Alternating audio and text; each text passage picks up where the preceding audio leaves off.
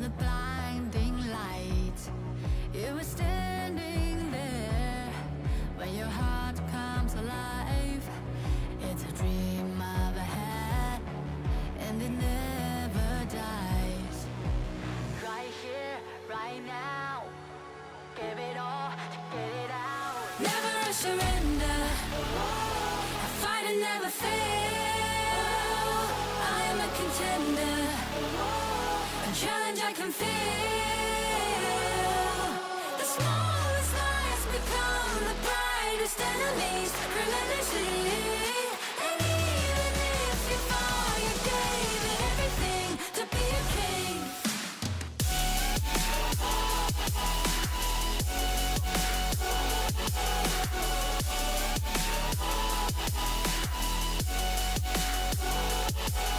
The smallest lies become the brightest enemies, relentlessly.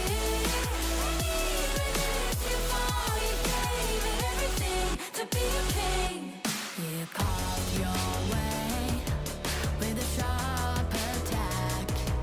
You watched it all burn, and you never looked back. There will come a day when your fears will arise. You protect your crown, so it never dies. Never a surrender, I fight and never fail. I am a contender, a challenge I can feel. The smallest lies become the brightest enemies, relentlessly. And even if you fall, you gave it everything to be a king. On my way, on my way, find my way, find my way. On my way, on my way, dream my way, dream my way. Never a surrender, I fight and never fail. I'm a contender, and challenge I can feel. The smallest lies become the brightest enemies, relentlessly. And even if you fall, you gave it everything to be a king.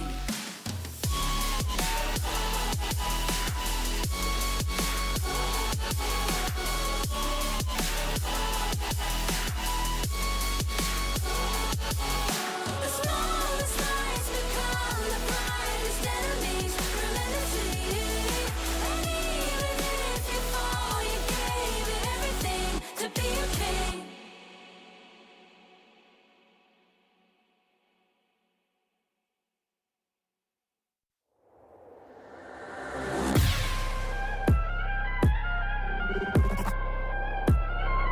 Turn it back. Yeah. Gear out a weapon, getting ready, counting down. Pay attention to the challenge, tell me where you from.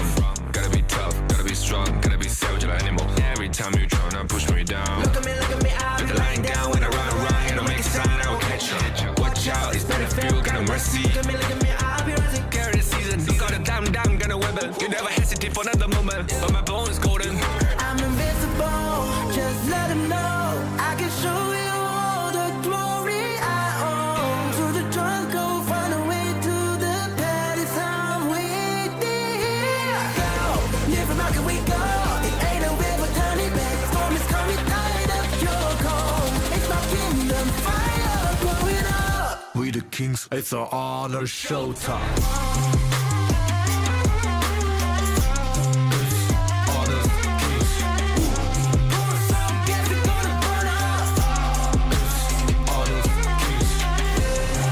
On a careless spree, I told you all this. All my enemies, they go on silence. Wipe them out for only 6 seconds. We got honor. You wanna get me juice, kind of the one who made the rules. You have night to choose, only one way, got night to lose. I'm gonna show them. We got no crime. We barely five as one. Crash in pieces, you can cheat. First blood, double trouble, then I take a pen, I kill. All you do is sweat and look at me still victory. Say. I've triggered my soul Follow down. my pace. We the champions, screaming, I'm invincible. Just let him know. I can show you all the glory I own. To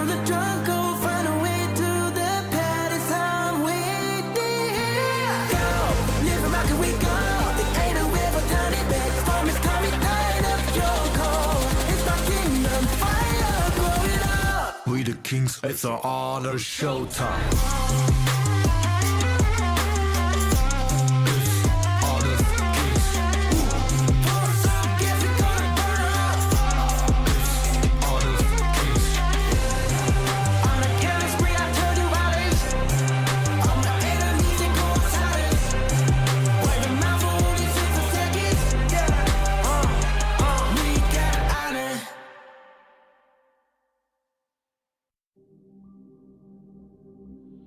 In this world,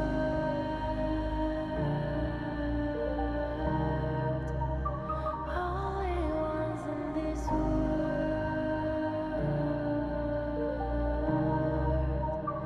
only ones in this call out my name, cut through the sound of the rain. No matter how I feed the flame, you know I feel the darkness and the pain. All of the ways we tried to break free from the night.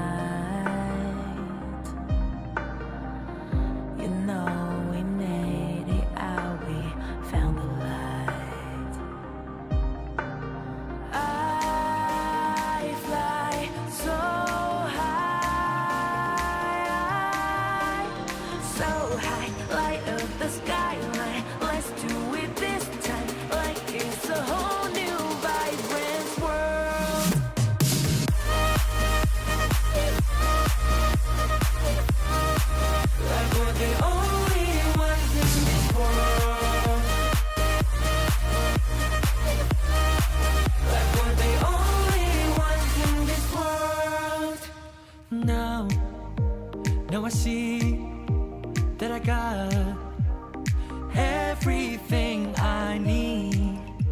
It's alright, I'm on fire, I'm alive, 'cause now I fly so high, so high. Light up the skyline, let's do it this time, like it's a whole new colorful world.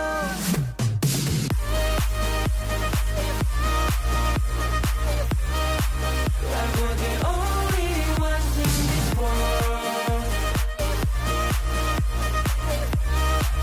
Like we're the only ones in this world. Never thought we'd get this far, burning like the stars. How we get this far, like we're the only ones in this world.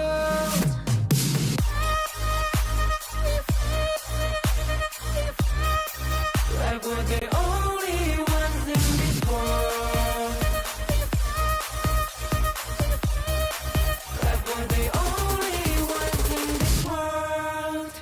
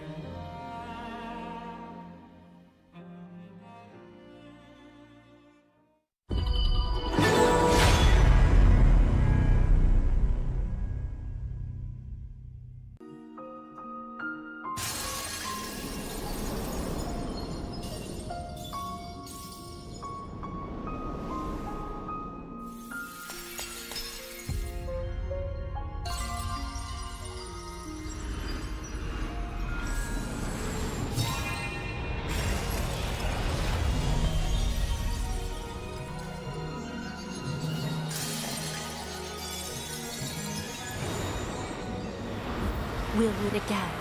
I'll make sure of it.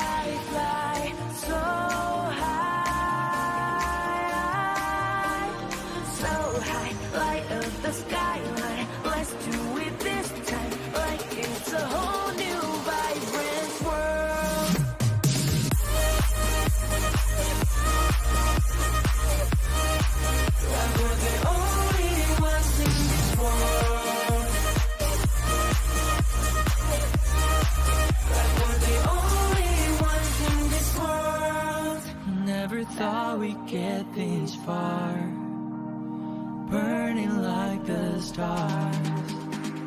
How we get this far, like we're the only ones in this world.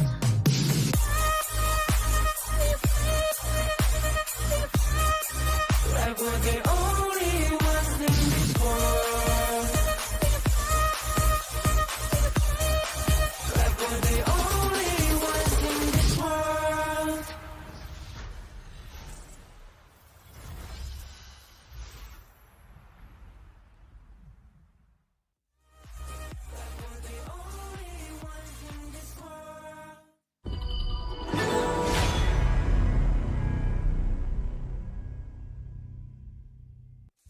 Grandpa, what happened in the monkey story? Anoman. Yes, he made a promise to bring Cinta home. Was he lucky? He got caught, and flames rose. A huge fire.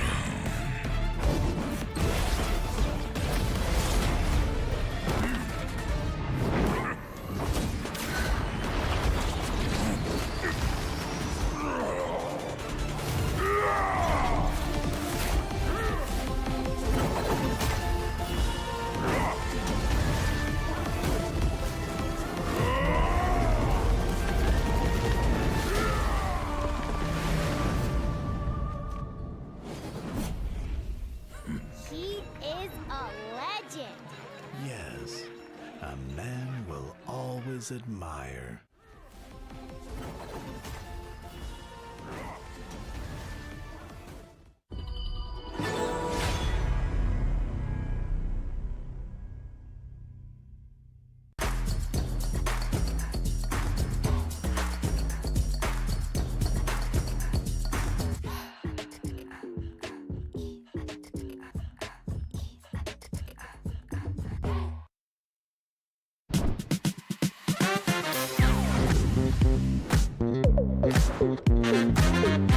Halo guys, balik lagi bersama aku Mocan. Dan aku lagi di Museum Nasional Indonesia. Tapi aku nggak sendirian, karena aku bareng sama teman-teman aku di sini.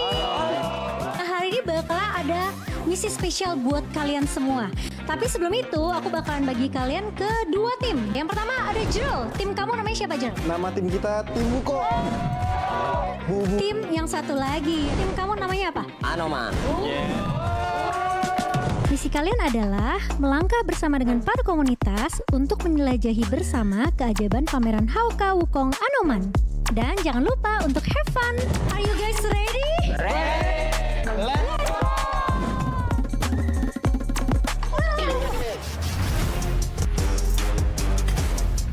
Loh, kok nggak boleh masuk? Kenapa ya? Kayaknya kita harus buat konten dulu deh sama mereka. Kontennya kayaknya harusnya gampang sih. Tapi kalian siap gak? Let's go!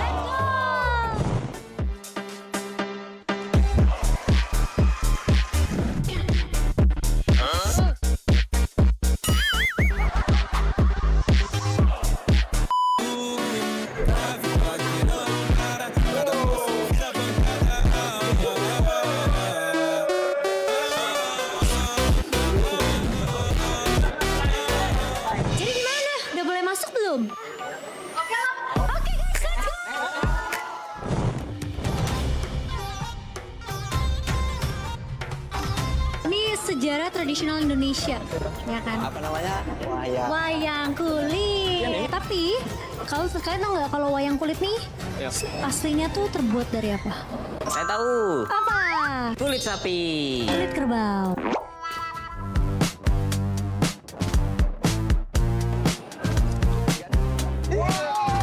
Bang toket itu. Izin, Mas. Oke guys, jadi karena kita udah selesai nih di exhibition yang keren ini, gimana kalau kita lanjut ke immersive di sebelah sana? Let's go!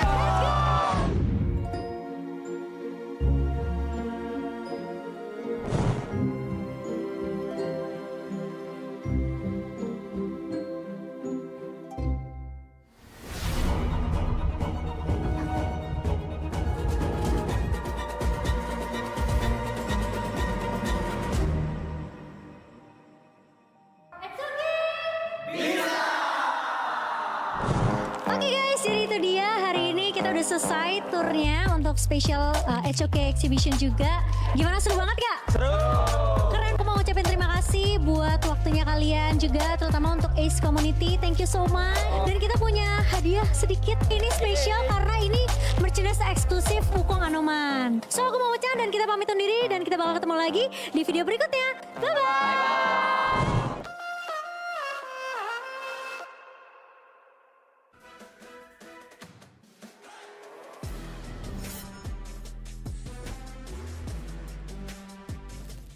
In the right way. Xuan over here taking a 1v2. Flashes in with the squad coordination here. Finds the 1v2. Yes, the assassination of the 1v2 situation. Also in the backside here, Mushi flashes away from Just G.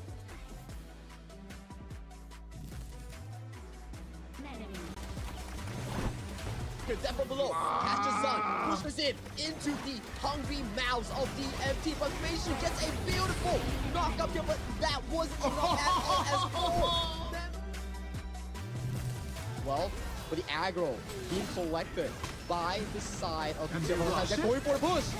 They got it! Secure by the side of BGM, but now the battle looks more engaged with the battle.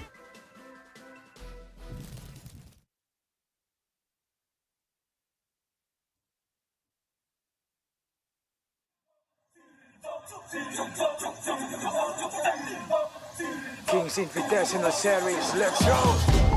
Bertahun-tahun ku ditempa, harap yang karang murka, enemy di setiap langkah, Ganten datang mencoba, panggil ku one man army, satu orang 1000 nyali, bel spirit dalam nadi, sini maju ku ladeni.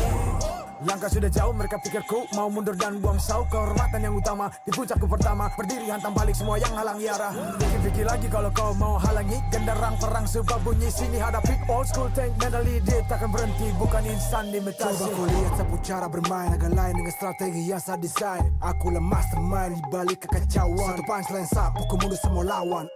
Insting tepuku deteksi ancaman, enemiku libas seperti Anoman. Show satu pukulan tangan kosong, musuh jatuh runtuh panggil aku Wukong. Power hantam lawan yang menghadap, sapu cakar lebih tajam lebih dari kopong pedang. Yang saya incar turawana bukan tata hingga sana, maka wajar apabila dong bilang sampai jasana.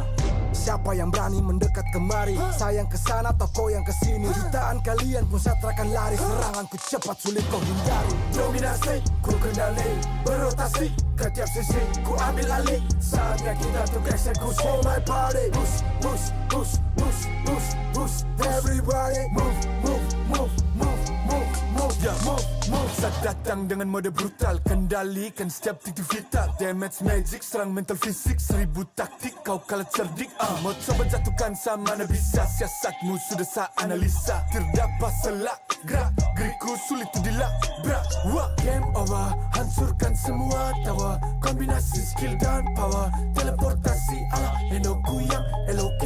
Kau tahu ku tak bisa redam, pula tekadku yang takkan padam. Tu kehormatan yang tak bisa dibeli, saat saya genggam jangan harap kembali.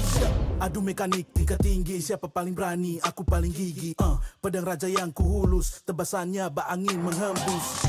Long life the king, akulah raja, dentuman zira, ini mental baja. Akulah hukum dalam wujud nyata, seni tempurku susah tu kau baca. Y'all better run, I've already won, nowhere to run, your time is done. Tidak bisa kau atasi, berat untuk kau hadapi, Kalau pedangku menari, kau balik kanan dan lari.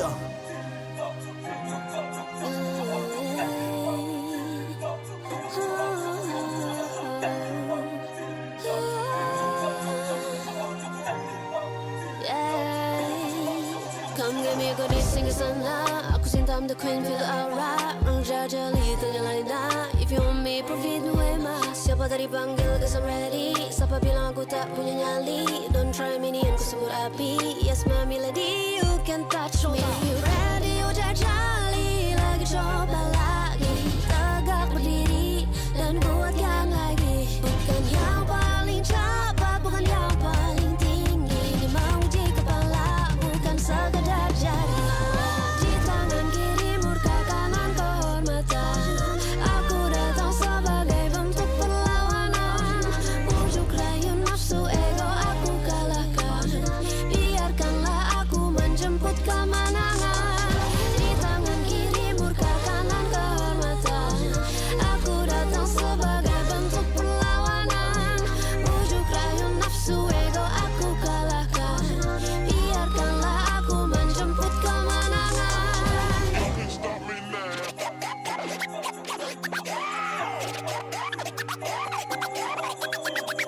I was born with the crown.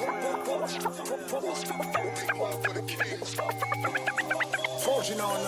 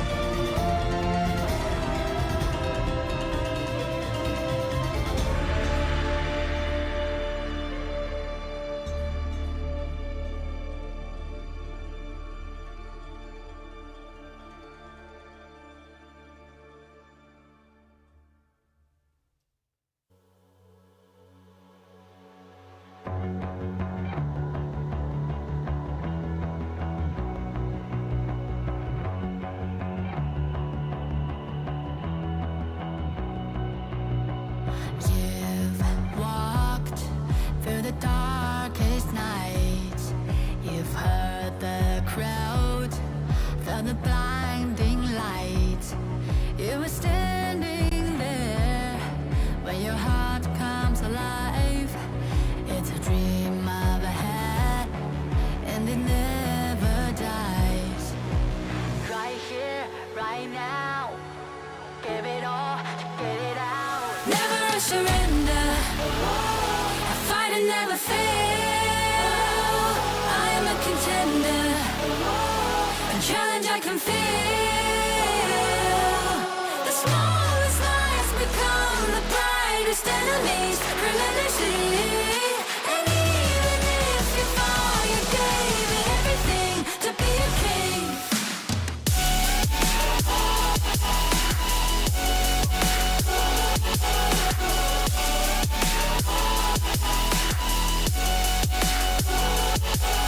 The smallest lights become the brightest enemies relentlessly. And even if you fall, you gave it everything to be a king.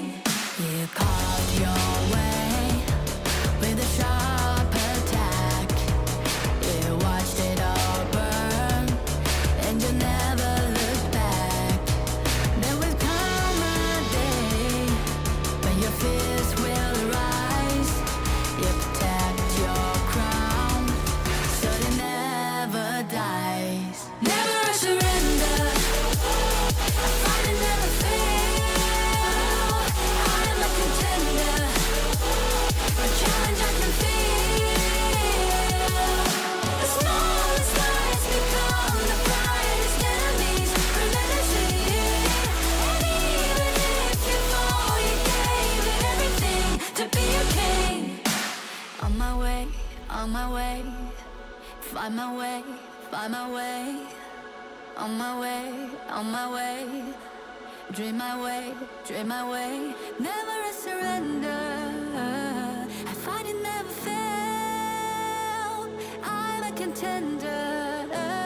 And challenge I can feel. The smallest lights become the brightest enemies relentlessly. And even if you fall, you gave it everything to be a king.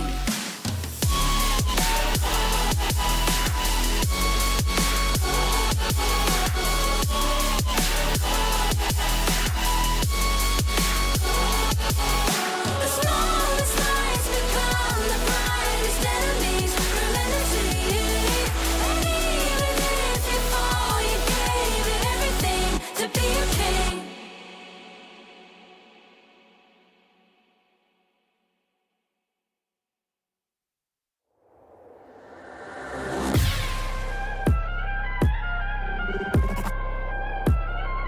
Turn it back.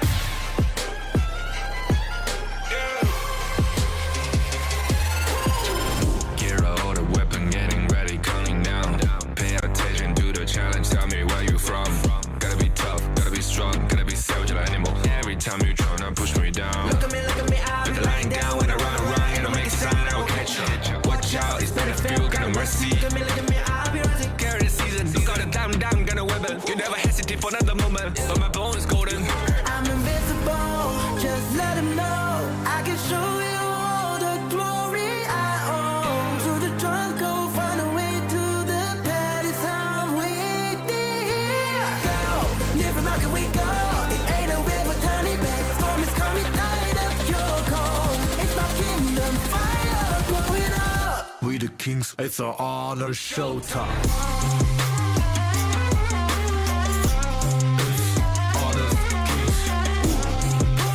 Guess we're gonna burn up. On a killing spree, I told you I lace. All my enemies, they go on silence. Wipe them out for only 6 seconds.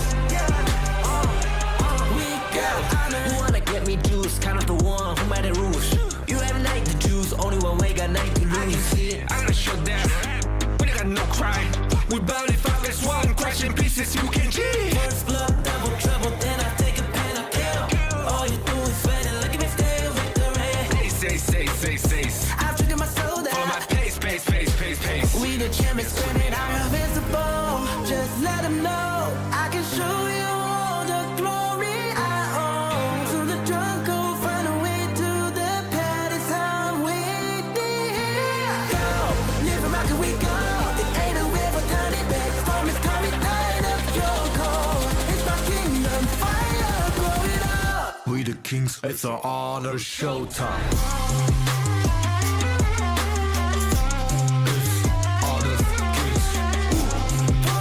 Guess we're gonna burn up. On a killing spree, I told you I lace. All my enemies, they go on silence.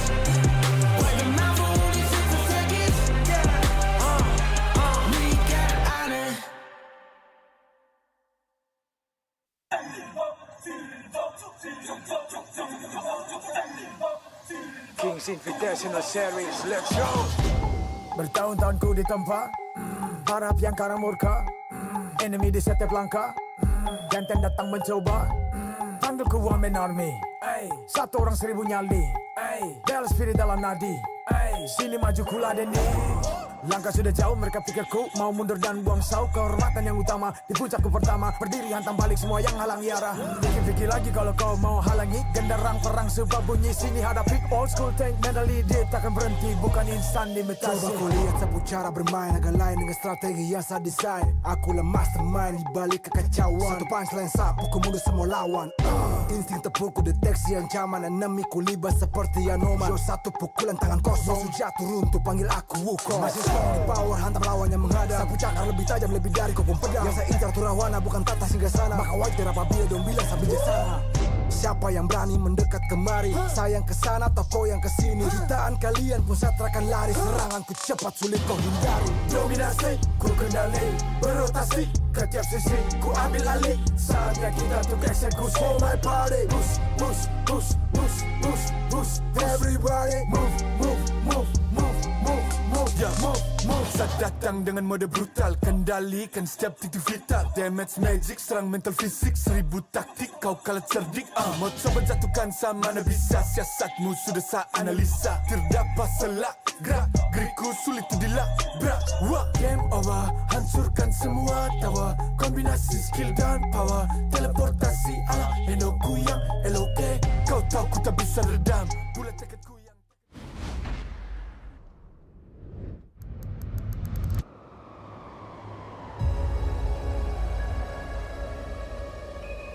Jakarta. Today, the city isn't just a capital, but a home ground. To the Honor of Kings Invitational Season 4, it's our game! The battle lines are drawn. The first match saw brother fight brother. Dominator took control of the gorge with impressive performances from CC and Tian X. And though KAGENDRA fought their hardest, double unending sorrow. Dominator showed that they have what it takes to represent the strength of Indonesia. And now at KS4, we can champion at Jakarta also. We want to bring the trophy to Jakarta. In match 2, it was the clash of kings. The code breakers sought to break the code, but both Schwen and Wendy proved unbreakable. 4-2 exchange in favor of Nova Esports on towards the crossmat side, making a double coming in from Nova Esports mid lane. With a 3-0 sweep, Nova showed why they are the defending champions of KIS. I think Shun's playstyle is really like discipline and more like tactical than other Clash laners, so it's kind of hard for me to fight him like that. In the final match of the day, with exceptional performances from BTR's new roster, The Grandmaster's force, hiding already 2 members, slicing them down. Make that a tree before he falls down. Triple kill in towards the hands of BTR's. John Q was able to make incredible plays, even with a surprise lead buy pick in Game 3. They got it! It was a show of force for BTR as they protected the home ground. We have shown you BTR chemistry. Watch out for us. The missions only get harder from here as rivalries deepen. What will the Gorge reveal for us today in Day 2?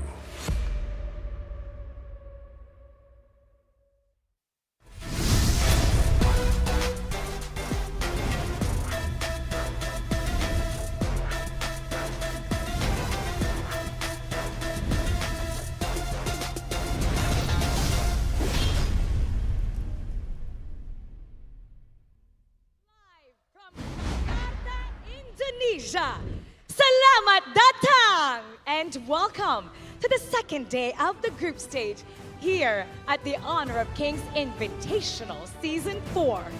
Today we'll witness the birth of a new contender, ready to introduce themselves and show their desire to become kings of the world. And it doesn't end there. The heat between the IKL and PKL continues as we'll witness 2 exciting matches that will be centered around a rivalry.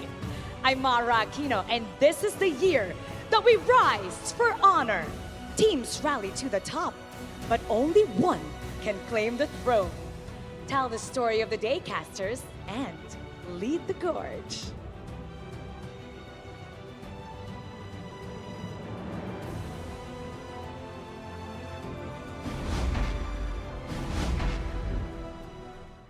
Ladies and gentlemen, welcome back. This is day 2 of the Honor of Kings Invitational 2026. This is the season 4 of our Invitational. I'm gonna be your caster for today, Isaac Peña. With me, your favorite kind of tofu. It is Kin Tofu. Kin, thanks for being here with me, man.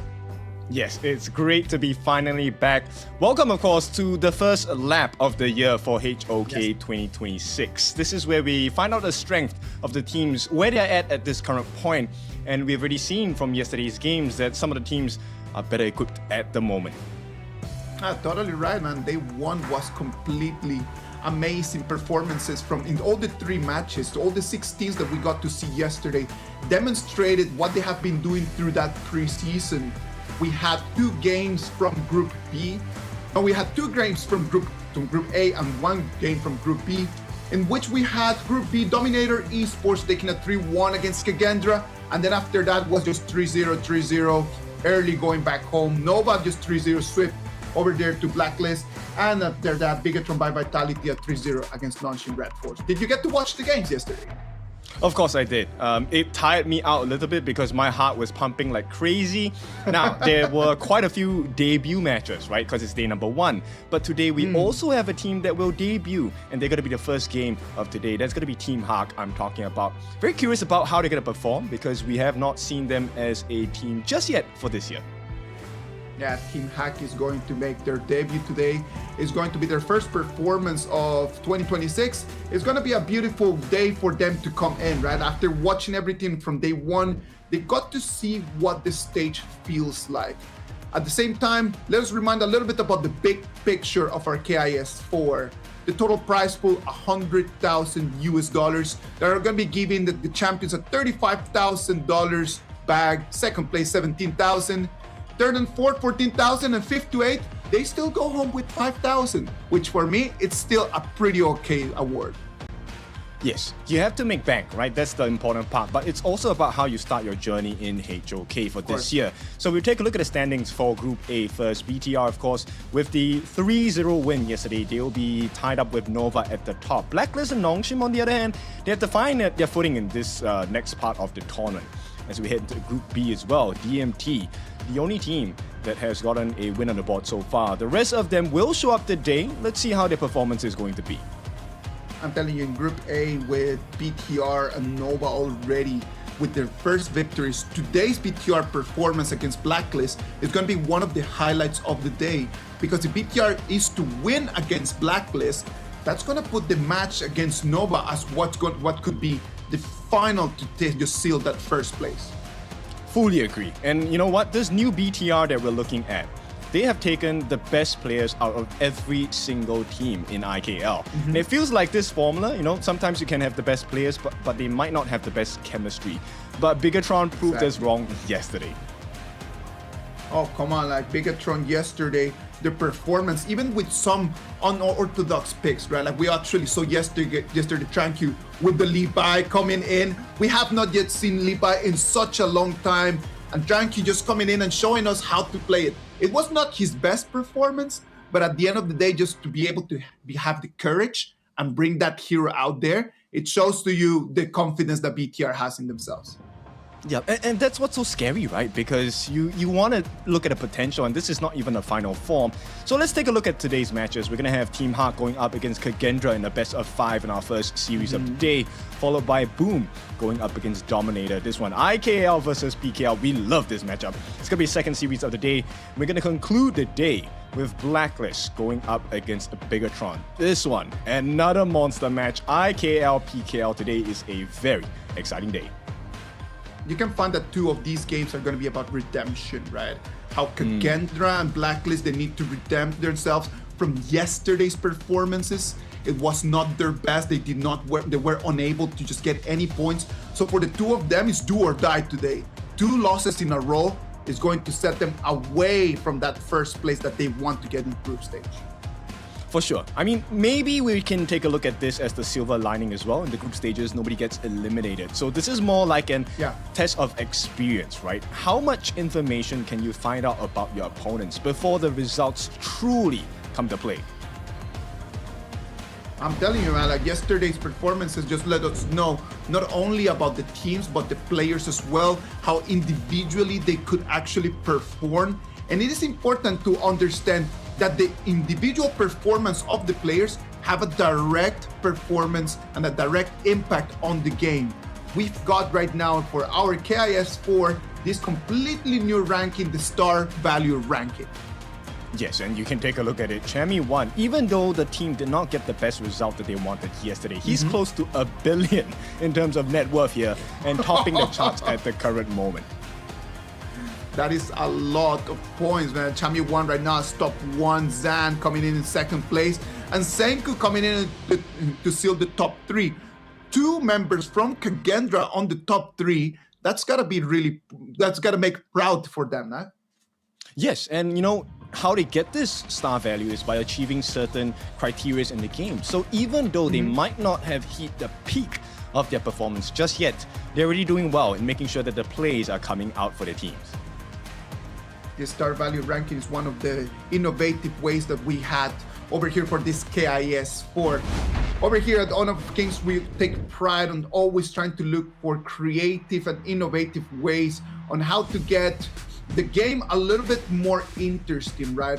Remember that this star value ranking does not only apply for the players over there on your screens, but you as well can go get online and then just keep increasing your star value ranking as well. So a lot of new things to like. And I like what we're looking at below, right? This is like a news channel. We kind of find out, okay, what's happening today. Now, Team Hawk, this really is their first step into the world of HOK as a team. And it's quite a challenge because you're going up against the past champions of IKL KAGENDRA, and I think they are a force to be reckoned with. They have not really found their footing just yet, but it's day number 1. Well, when you look at KAGENDRA from yesterday, let's not make it sound that it was all bad, because yesterday in the 4 games that we got to watch, their performances, besides the first game that was a total stomp from Dominator, every single other one they could actually fight. They had good performances. The problem is that they do not understand how to really capitalize from their advantages. They got to the 10-minute mark sometimes with an advantage that they could not just take into a victory. So from yesterday's performance, I'm not really worried about KAGENDRA as much as I am right now curious about what Team Hack could actually do.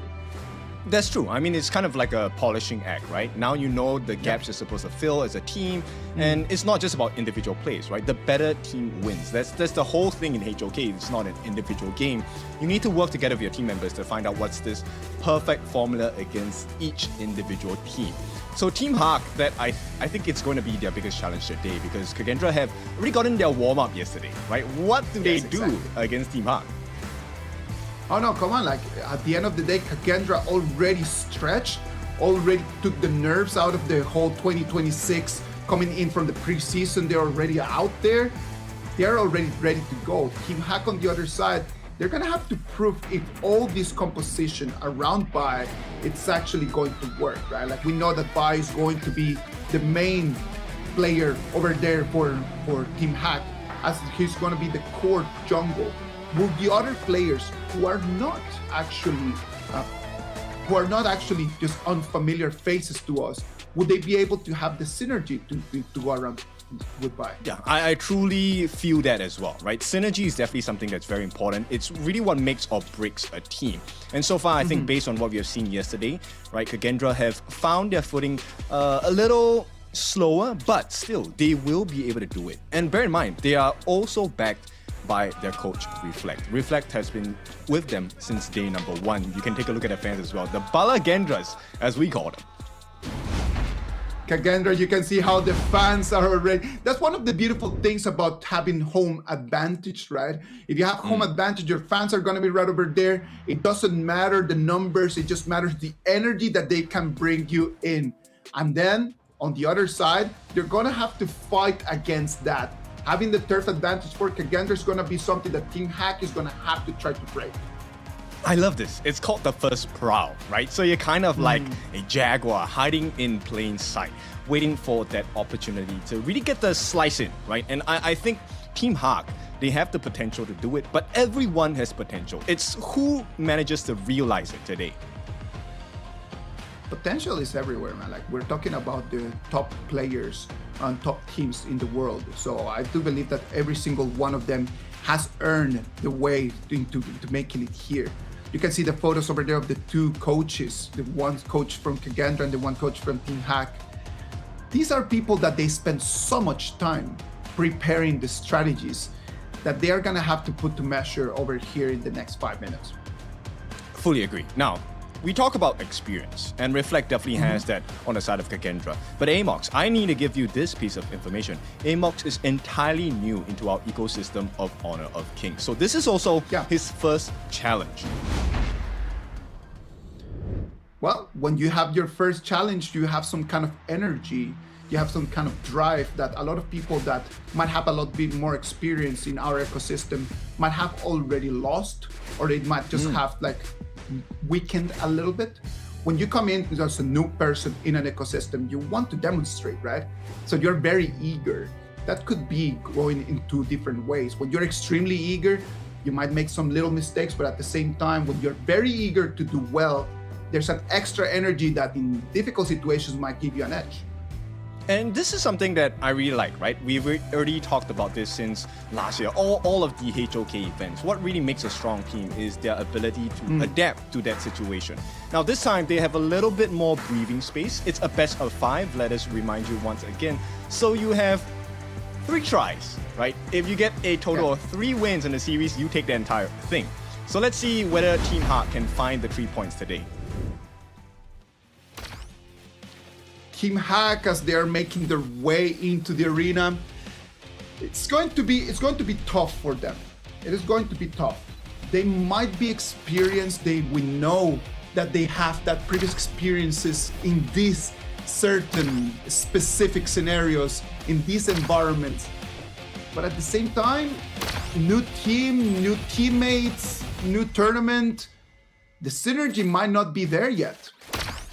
Fully agree. I mean, they have accepted the mission. That was Team Hawk as they take the stage down here. A lot of points that we can kind of talk about. I think let's focus. I want to zone in on one of my close friends here in Team Hawk, John, in the Clash lane. John, he also has something to prove in this tournament. Well, for John, it's going to be a very difficult competition for him. We know that he is a very popular content creator. Well, he's gone and earned his spot over there for Team Hack, not based on popularity, but actually in his performances. There's always going to be a line of doubt over there where people would say he's right over there just because of the amount of people that he can pull, but actually today he has an opportunity to show to us that he is actually able to play this game. Right, walk the talk, right? And now this is not going to be an easy challenge because on the other side, for the side of KAGENDRA, we're talking about Saule here. Saule used to be a sub for the team, but right now he's on the main roster. So he also wants to prove a point here. Saule yesterday had some good performances. Me personally, seeing him yesterday on the Baitsi, for me it was really nice. A hero that has not been seen a lot. The way that he initiated, in my opinion, was really good. From Dominator, they said that Saule gave them the opportunities to actually be able to turn things around. But in my opinion, from my eyes, what I saw was Saule understanding completely the mechanics of the hero, jumping in. And it was not a problem of his mechanics, but it was a problem of the coordination with his teammates. Yes, I fully agree with that point as well. Now let's take a look at Team Hawk here. It's going to be represented by Bai, Lola, John, Nornor, as well as Man. So we talked about the chemistry of Team Hawk. That is their first challenge of the day. And of course, going up against KAGENDRA is no easy feat. To do it in your debut match in KIS 4, this truly is a tall mountain to climb. it is a tough mountain to climb. Let's wait and see if they can actually be victorious by the end of the day. In front of them, they're gonna have a team that is one of the strongest in IKL. It's gonna be KAGENDRA. Same 5 members as yesterday, Sole, Feisha, Zan, Senku, and Lu. Can they change what they did yesterday? Do you think that they had enough time to actually make the changes necessary to have a different result today? I think it's really just about the mentality, right? My gut feel for Facial yesterday was kind of like, okay, it was an introduction. Has he calmed his nerves yet? Because Facial is not bad. I think it was really just the composure that got to him. And it's hard to expect more because you're playing in front of a live audience. Playing in person is definitely a very stressful scenario to be in. It's a completely different beast, right? But that's why they are the pros, man. That's why they are the pros. That's why they are there and we are here. It's just that simple. When the stakes are this high, you need this different set of skills that's gonna allow you to bring the best value to the team that you are representing. Before we jump into the BP, let's talk a little bit about the heroes from yesterday. Yesterday, it was a very clear trend on the most picked heroes. Channel was in every single match it was played. There was 5 picks out of 6 possibles, and Diadia, it was the same 5 picks out of 6 possible. I like it a lot because we talk about single target burst damage. This is something that Channel definitely offers as the pack leader as well. With multiple targets you have to deal with, the wolves and as well as the traps, it's really hard to tackle that problem. And to add on to that, the Diadia with the heals is something that most teams, if you don't have the burst, they outlast, they outsustain, and then they finish the job. I remember talking to Sky last year in December when we were discussing about the heroes that we like. Sky just mentioned that Diadia is the hero that for her is the most complete out of all of the heroes in Honor of Kings. It's got initiation, it's got sustain, it can deal some sort of damage, it can be good on the ones, it can be good on the group battles. For us, Diadia is one of those heroes that it must be picked. As long as it is part of the meta, for me, Diadia should always be part of my roster. Yes, very flexible pick as well. And of course, if you want to cheer for your team, we're going to put you on screen as well. Metro, we felt your love. Rua Yudin as well. Thank you for all of the messages to your team. Team Indonesia here.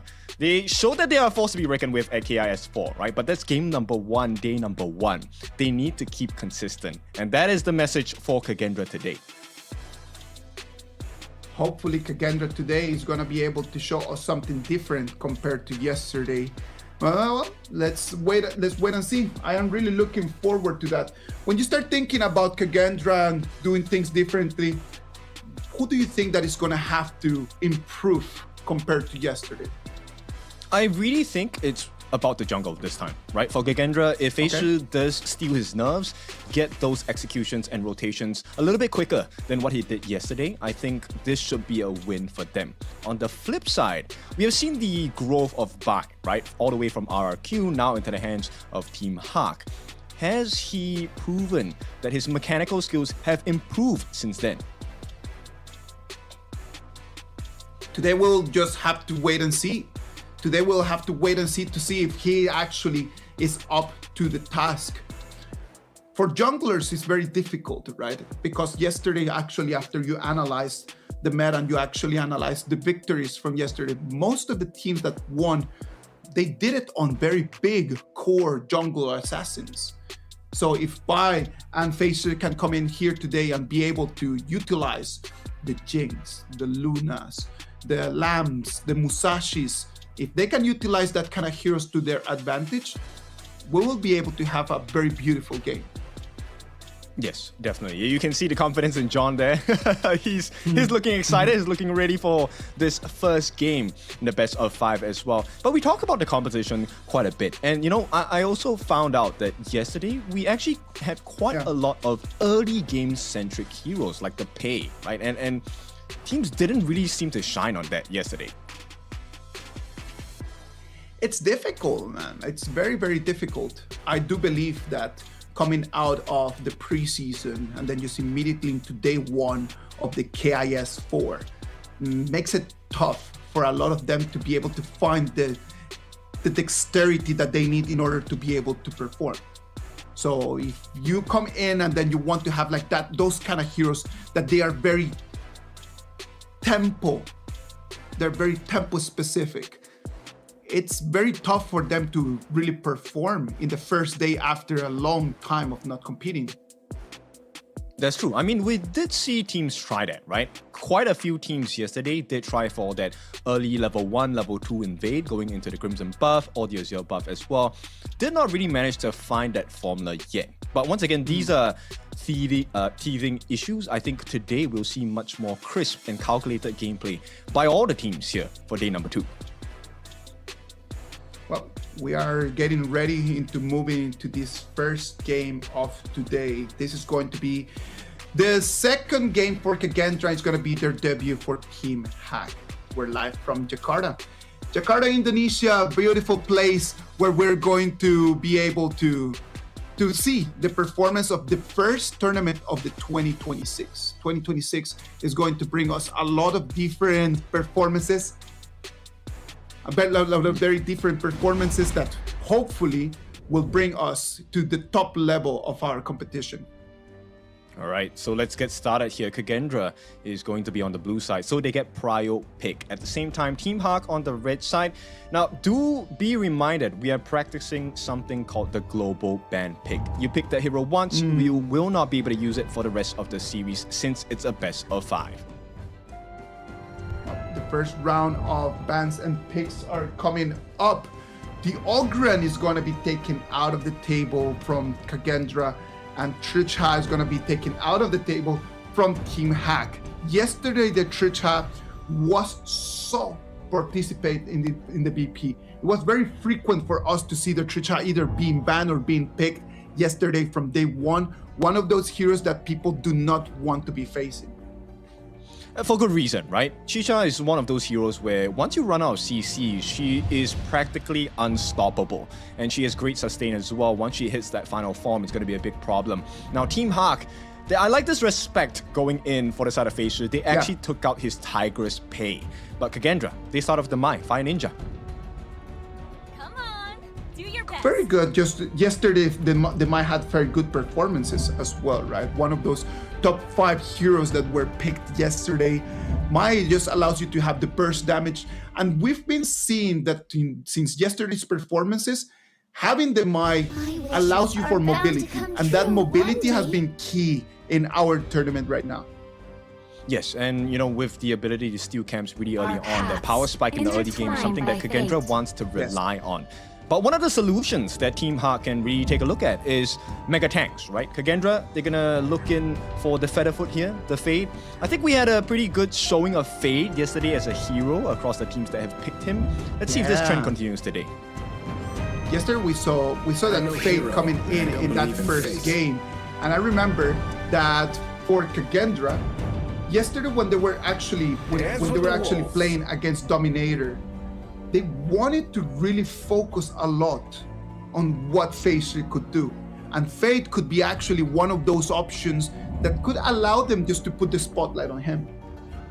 Yeah, for sure. I mean, the ability to JD fire any member within range and get the insta-kill, that is a very useful tool. And like we talked about before, Team Hawk here, looking for that Flowborn tank, Peaceful Fist here, going to be a great answer, right? Because you can't really burn him down too fast. Flowborn tank yesterday had a lot of very good performances as well. One of the beautiful things about the Flowborn tank is just the ability to be able to initiate multiple times consecutively, just being able to knock back your opponents. Yes, and it's a very useful tool, right? We've seen teams use the diversity of it, right? In terms of the roam, we have like the Da Chao Lantern Light, where you get the TP back home, the second skill. But Team Hawk wants to go for a more aggressive approach here. With the Bond Weaver, the idea is going to be able to provide the heals. My concern now, if KAGENDRA does not position right, they might get wiped out immediately. The positioning right now, like Team Hack knows that right now they need to target on that channel. That's why Tranfei and Lapu Lapu just completely banned out. It's going to force that channel just to get a roamer or a support that might not provide that much vision And we know that the channel needs time to or actually get his damage online. For sure. And my concern now is KAGENDRA, where is the sustain? Where is the tank, right? Because they have damage on hand, but then this also means if they get caught out by Team Hawk, now there is a board master, the I Ching, one of my personal favorites. Once the board gets laid down, they're caught inside. I think it's done deal. I think that every single time that we have played together, Kin, I think that you have been playing that I Ching every single time. It is literally your favorite. It is. It truly is. Because I know what it's like to catch people on the board. You get that very nice combination of your first and second skills. And you know what? It would have been great if the Dharma was in the hands of Team Hawk. But KAGENDRA knows better. Coach Reflect knows better. They pick it for themselves along with the Immortal Peacekeeper. Now that puts Team Hawk in a very big trouble, right? Because right now, in terms of Clash Lane, right now there's nothing that could be a really good option in there. Guan Yu, it is meta right now, but the problem is that you've got the Kachusens coming in from the mid, you have the Cannon Blast coming in from the mods, and so there's a lot of options that could slow down that Guan Yu, and we know that Guan Yu does not want to be slowed down. For sure. And KAGENDRA, for KAGENDRA, the fight starts even before Team Hawk enters within range, right? There's so much poke. They have the Lupine Traps by the Pack Leader, they have the Cannon Blast by the Peacekeeper, and like you said, the Kachosens coming in from the Fire Ninja. These are all big poke abilities, and Team Hawk, even before the fight starts, they might be low already. Well, this table has been set. We have already locked in what the heroes are going to be for this first game of our match number 4 of the tournament. Remember that this is going to be best of 5, right? You do not have a lot of pressure over here in this first game, but at the same time, losing here might put you on your back heel for the rest of the series. Agree, because we have some pretty big picks here, right? The War Saint, Guan Yu here already picked up. The Parasolar, one of the stock standard picks we've seen from across the board for all teams, because she's so mobile, she has a lot of burst potential in the late parts of the game. This is something that is going to cost Team Hawk if they do not take this game. From what I saw yesterday, the Arlie had a very good time yesterday in her matchups against the channel. So what different can Team Hawk do right now to continue doing that? Because I know that the channel has been extremely favorable pick, and the fact that for Arlie she needs to really just be dealing damage into one single objective. In terms of the laning stage, it might give the advantage to channel. What do you think? Definitely will, right? Up until the point where the farm laner on the side of Team Hawk, Lola here, gets that first lightning charge, right? Once he gets the massive magic damage coming in, multi-target attacks, that is where Team Hawk can really shine. I can see right now the mid laners in here just having a very important role to play. We know that mid lane might not be the most important lane right now at this moment of the game because of the damage they can deal, but the rotations are going to be critical. Well, this is gonna be our first game of the day. We're gonna have KAGENDRA on the blue side, and we're gonna have Team Hawk on the red side. All right, so we start off with the usual here once again. If you have not attended the event, Jakarta Assemble, in the game as well, you can actually vote for your teams and get some amazing rewards by making sure that you add on, support your team in the game as well. All you have to do is to claim those event points. It will be popped up on the right-hand side of the screen. KAGENDRA with a very clear opening right over here, right? They can take the Firehawk, and right now the initiation over here, like the 3-man rotation, and they will be able to just cut in that one more resource. Yep. So it actually slows down the farm of Lola. Nuonor was the one that actually got that camp. Now Zan is going to make sure that he gets his own. So this is going to be a slight advantage going to the side of KAGENDRA. A nice start for now. No big action, no rush. Look at that. The rotations from Team Hawk just showed you that they do have that communication. They do have that synergy. They know that they need to help the Flowborn to very quickly start to farm. So the 3 people rotation helping him clean up the jungle It's a very big tactic. That's true, because if Vi is unable to tank, then they don't really have that survivability that they need on side of Team Hak. At the same time, KAGENDRA, you know that they see this overnight, right? So they're going for the pokes down here, but it's not looking good for Lola. The heals will come in from Nonoa for the time being, but KAGENDRA looks like this farm lane is going very well in their favor. Yeah, we said that the channel was going to have the opportunity, right? Well, before we keep going on with the game, remember the CD key for today is going to be Sunblaze. Sunblaze, if you want those 50 Dragon Crystals, please go in there and then use Sunblaze as the first CD key. Our second one is going to be Flare Up. Flare Up is going to be our second CD key. If you want to join the game, go in and get that 1,000 experience. Yes, it's very important. Get the rewards as well, right? Honor Pass, we have so many things in store for the Honor Pass, so you definitely need to get your rewards here with the extra 1,000 EXP. Now, I want to put some focus onto this playstyle by KAGENDRA. They have left the Clash Laners alone and put a lot of pressure onto Lola. This tells me that KAGENDRA puts a lot of faith that Saule is going to win that 1v1. Well, Saule can win. If he cannot win it, he can still stall, right? And that's going to be still a win for them. He does not even need to win that matchup, he just needs to keep Guan Yu over there. As long as Solid with the Dharma can keep Guan Yu there and do 4v4, it is a lot better for KAGENDRA than it could be for Team Hak. I like this time here. 3 minutes in. This is the time you want to force the flashes or the common spells out of your opponent. So Team Hak here, Lola needs to know that something is going on because there's no one else showing on the side of KAGENDRA. Exactly. If you paid attention to Senku with that match, you know it was just waiting for the right angle, but the opportunity just completely disappeared. Now it's going to be a 4 against 2 right over here, Ken. It's going to be first blood going to the side of Team Hak though, and they will get the punish. So KAGENDRA, they get the better of this exchange. Lola with the fall. Once your farm laner falls as a Parasola, this is not good news. KAGENDRA win big. Yeah, KAGENDRA wins big. It's a 2-1 trade for them. Even though Team Hak just took that first blood, but at the same time, KAGENDRA responded with a double kill in there. Now, that puts them in the moment of the 4 minutes. The Fade makes the rotation. Immediately, Facer is going to take this star for his team. I mean, this is why you pick him, right? He is essentially a soft guarantee you get all these neutral objectives. As long as Facer does not fall when he uses his ultimate, it is a guaranteed take for the side of KAGENDRA. Team Hak right now a little bit the back foot. It's going to be already a 1,000 gold advantage for Team KAGENDRA. So Team Hak, on the other hand, they need to start thinking about just starting to make some moves. Look at how the Guan Yu has already been released from the Clash lane. The E scene is going to set the board, but nothing that they can do to capitalize out of that all.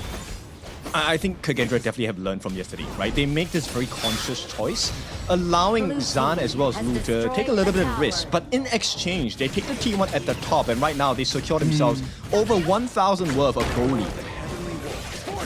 Well, right now we can see that KAGENDRA has control over the waves, and they start just putting pressure over here to the mid lane. It's taking almost 50%. Look at that, kid.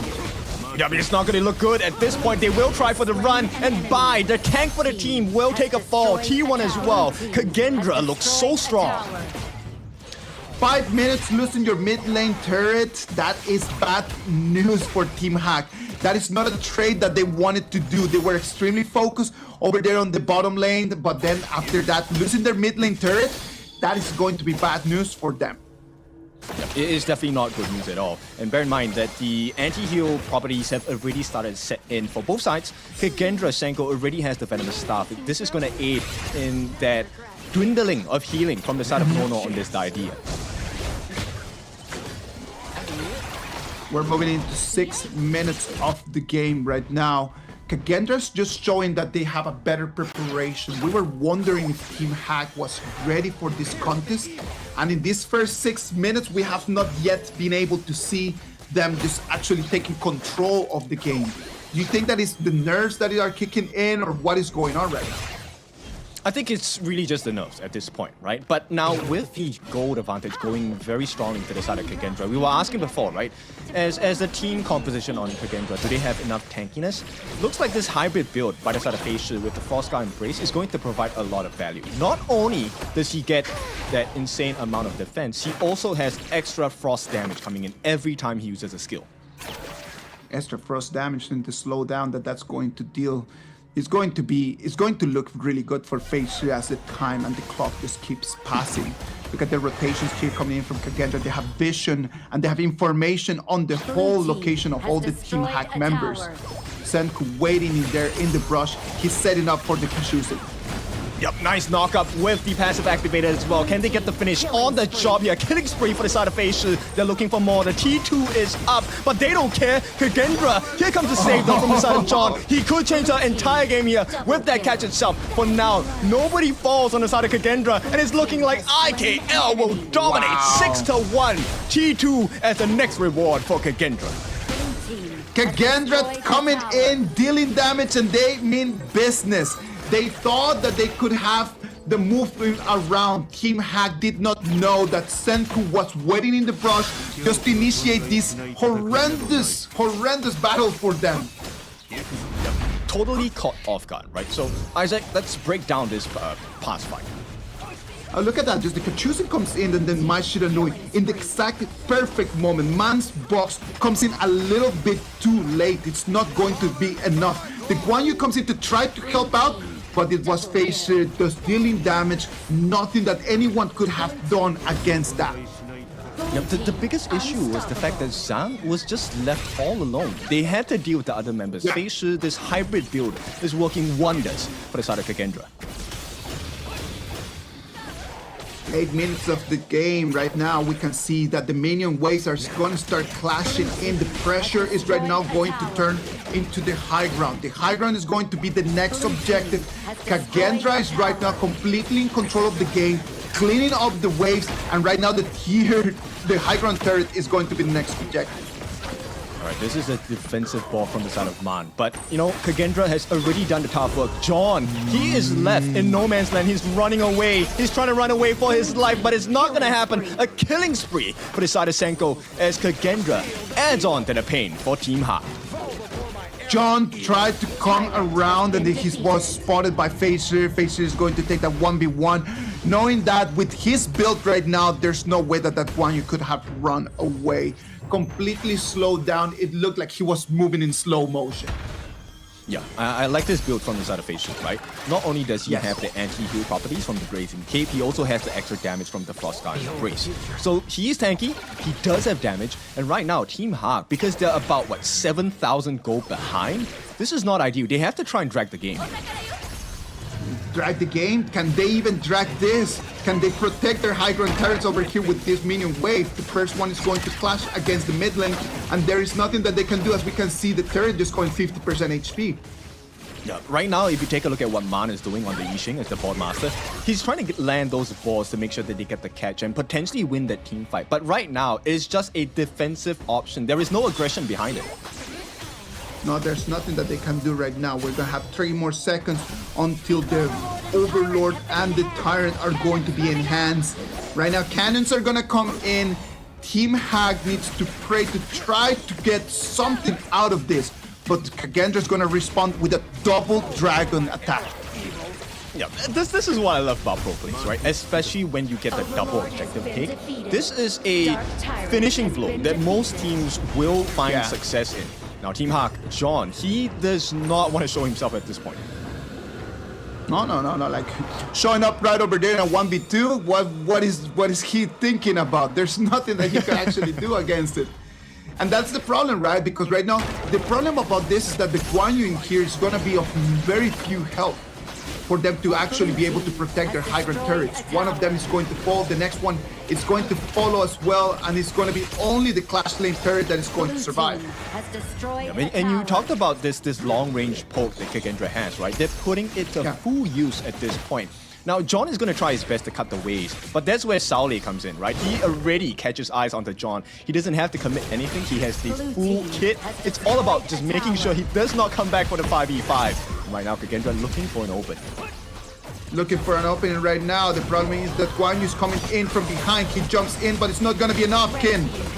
Yep, it's not going to be enough. They do get one kill, but man falls in return as well. Zan, there is not enough damage for the time being, but KAGENDRA, if they get a nice setup from the side of the team, it's going to be success. Game number 1 could go into the hands, but the pushback from Team Hak is going to be successful for the time being. KAGENDRA needs a little bit more time. It's still more bangers coming in from the mid lane and from the bottom lane, as well as the fight goes one more time. Yep, they lock the members on the side of KAGENDRA, and Saule is the first to fall. Zan is going to be coming up in the next 5 seconds. KAGENDRA feels the risk is too much. They will back off. Losing Zan so early right over there in that high ground attack, it was the reason why right now Team Hak is still alive. The problem of losing the channel is that you lose a little bit of the damage and then you're just going in with melee attacks. Well, right now Team Hak, they were able to survive that double dragon. Let's see what KAGENDRA wants to do right now. They have full control over the resources, but do they want to push or do they want to wait for the next overlord? I think it's safer to get that secondary overlord, especially if it's Shadow Overlord. But right now, John, not the same here. Zan gets a finishing blow onto him. As Team Hak now find themselves in a 4v5. The flank is coming from the side of FaZe. Jumps, leaps through the walls, looking for the opening. Just a bait at this point. With the ball being laid down as well, they can't find an opening. KAGENDRA see a chance. They want to get the finish. Zan will be the one to make that happen. As Team Hak get completely destroyed. Nice catch by the side of Saule as well. And this is looking like game number 1 goes to IKL's past champions, KAGENDRA. The triple kill is going to seal the deal, and this is going to be KAGENDRA taking the victory. Congratulations to them. A 1-0 advantage in this best of 5. Congratulations to KAGENDRA. Yep, beautiful work here. And we talked about the synergy, right, earlier today, right as the broadcast started. Yeah. Have they found their footing? Have they found their chemistry? I think the answer is yes. Yeah, of course. Like, I do believe that right now, this performance, I wouldn't even dare to say that it's better than yesterday, because yesterday they did not play badly. They did not play that bad. They did actually play really okay. The problem was that they were unable to just seal the deal. This time around, it's completely different. They are actually being able to seal the deal. They come in, they execute properly, and they were able just to finish with the last punch. So KAGENDRA today just fixing the little mistakes that they had yesterday. It really is KAGENDRA's game, right? At this point, Team Hak, I think the draft was okay, but there was quite a bit of damage lacking, right? Simply because Lola had no space. There were no options to explore. Man, as the Yixing on that board master, couldn't find any boards at all. One of the issues in here as well comes down to the VP, right? Like the way that they are forced into playing that Guan Yu in a composition where KAGENDRA had already had all of the poke abilities that they needed.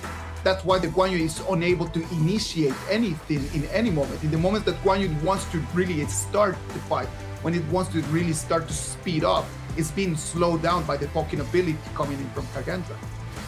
Yeah, quite a bit of pokes coming in, and not only are they giving damage, it's the stuns that are coming in from the side of the Mortar Peacekeeper. That really was a huge issue, because not only were you unable to get the boards, you're stopping the Guan Yu, the War Saint, from coming into the prime positions. And to complement this, I really like the fact that FaZe went for a hybrid build. Get the Rapacious Bite, yes, damage as the jungle item, but you complement it with tank, so you don't dive too heavily and get your life taken away. Beautiful performance in here from him, right? Like, it was being able to make the right decisions in terms of items. We saw that FaZe on that fade with a 6-0 and 6 for the KDA. He just came in, dealt the damage, got the kills, and then just run away immediately. Yep, I like the answer on the itemization, right? The Demon's Bane, beautiful work to make sure that he is able to handle the damage coming from both Nono as well as Man. At the same time, with the physical attributes on the side of the Blood Rage, he has more health, so the Blood Rage helps him get more damage done based on his health as well. From Team Hak, I see the biggest issue in here was they're not very familiar to how to fight a team like KAGENDRA. I do not know in their preseason if they had opportunities to scrim to this high level. But what I'm seeing right now is that Team Hack came in with a very monotonous approach to what the game is. They came in, they read the books, they were trying to really try to help out by just to build up more items early on. But then after that, in the moment that KAGENDRA tossed a question at them, it didn't feel like they had the knowledge to actually answer back. Yeah, for sure. I mean, if you take a look at the idea behind the trap, I think Team Hawk, the idea was there, right? Bai as the mega tank, he's supposed to be able to soak up all the damage that KAGENDRA is able to deal. But if you take a look at the goal difference here, that big spike starting at about the 4.5 minute mark, Bai was behind his counterpart Fei by close to 4,000 gold. That's one whole item away. One whole item away onto the Fade, into the IKL champions. It is a difficult feat. There is nothing that they could have done differently. I do believe that if they could have bought a better composition for their heroes, if they would be able to actually get a Byron, for example, instead of that Guan Yu, maybe they could have done something different. Because if you analyze here, just when you see the map, Sole had a very big advantage in the most important elements when you're looking at Clash. You're looking for assist, you're looking in for damage, you're looking for gold per minute. All of those areas, he was having a better performance than John. Yes, and based on the common spells as well, the kit given by both of the Clash laners really was the difference maker, right? For KAGENDRA, they had plenty of angles to set up from. From Team Hawk, you only had that few. You either get Bai to dive in, and hopefully the team follows up with Man's board, and hopefully the catch by John as well. All of which you can predict, you can see. But for Saule, it's completely different. He has the Flash Truth Mantra. You will not see him. By the time you see him, his Truth Mantra is already on the multiple members on the side of Team Hawk. You are gone. Senku and Zan's performances in there, as you analyze the data, tells you that those were the openers for KAGENDRA to actually be able to win this game. When you see the biggest difference in terms of the one-to-one, the head-to-head with their counterparts, those two players really built the opening for Patient to come in and deal the damage.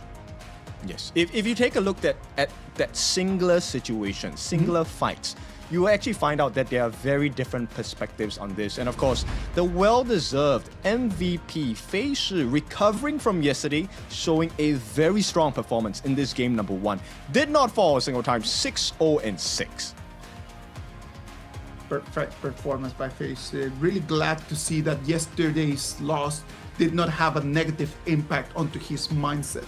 He comes in, first game, forget about what happened yesterday. I am here to demonstrate what I am made of. Let's look at the replays and the highlights from this first game.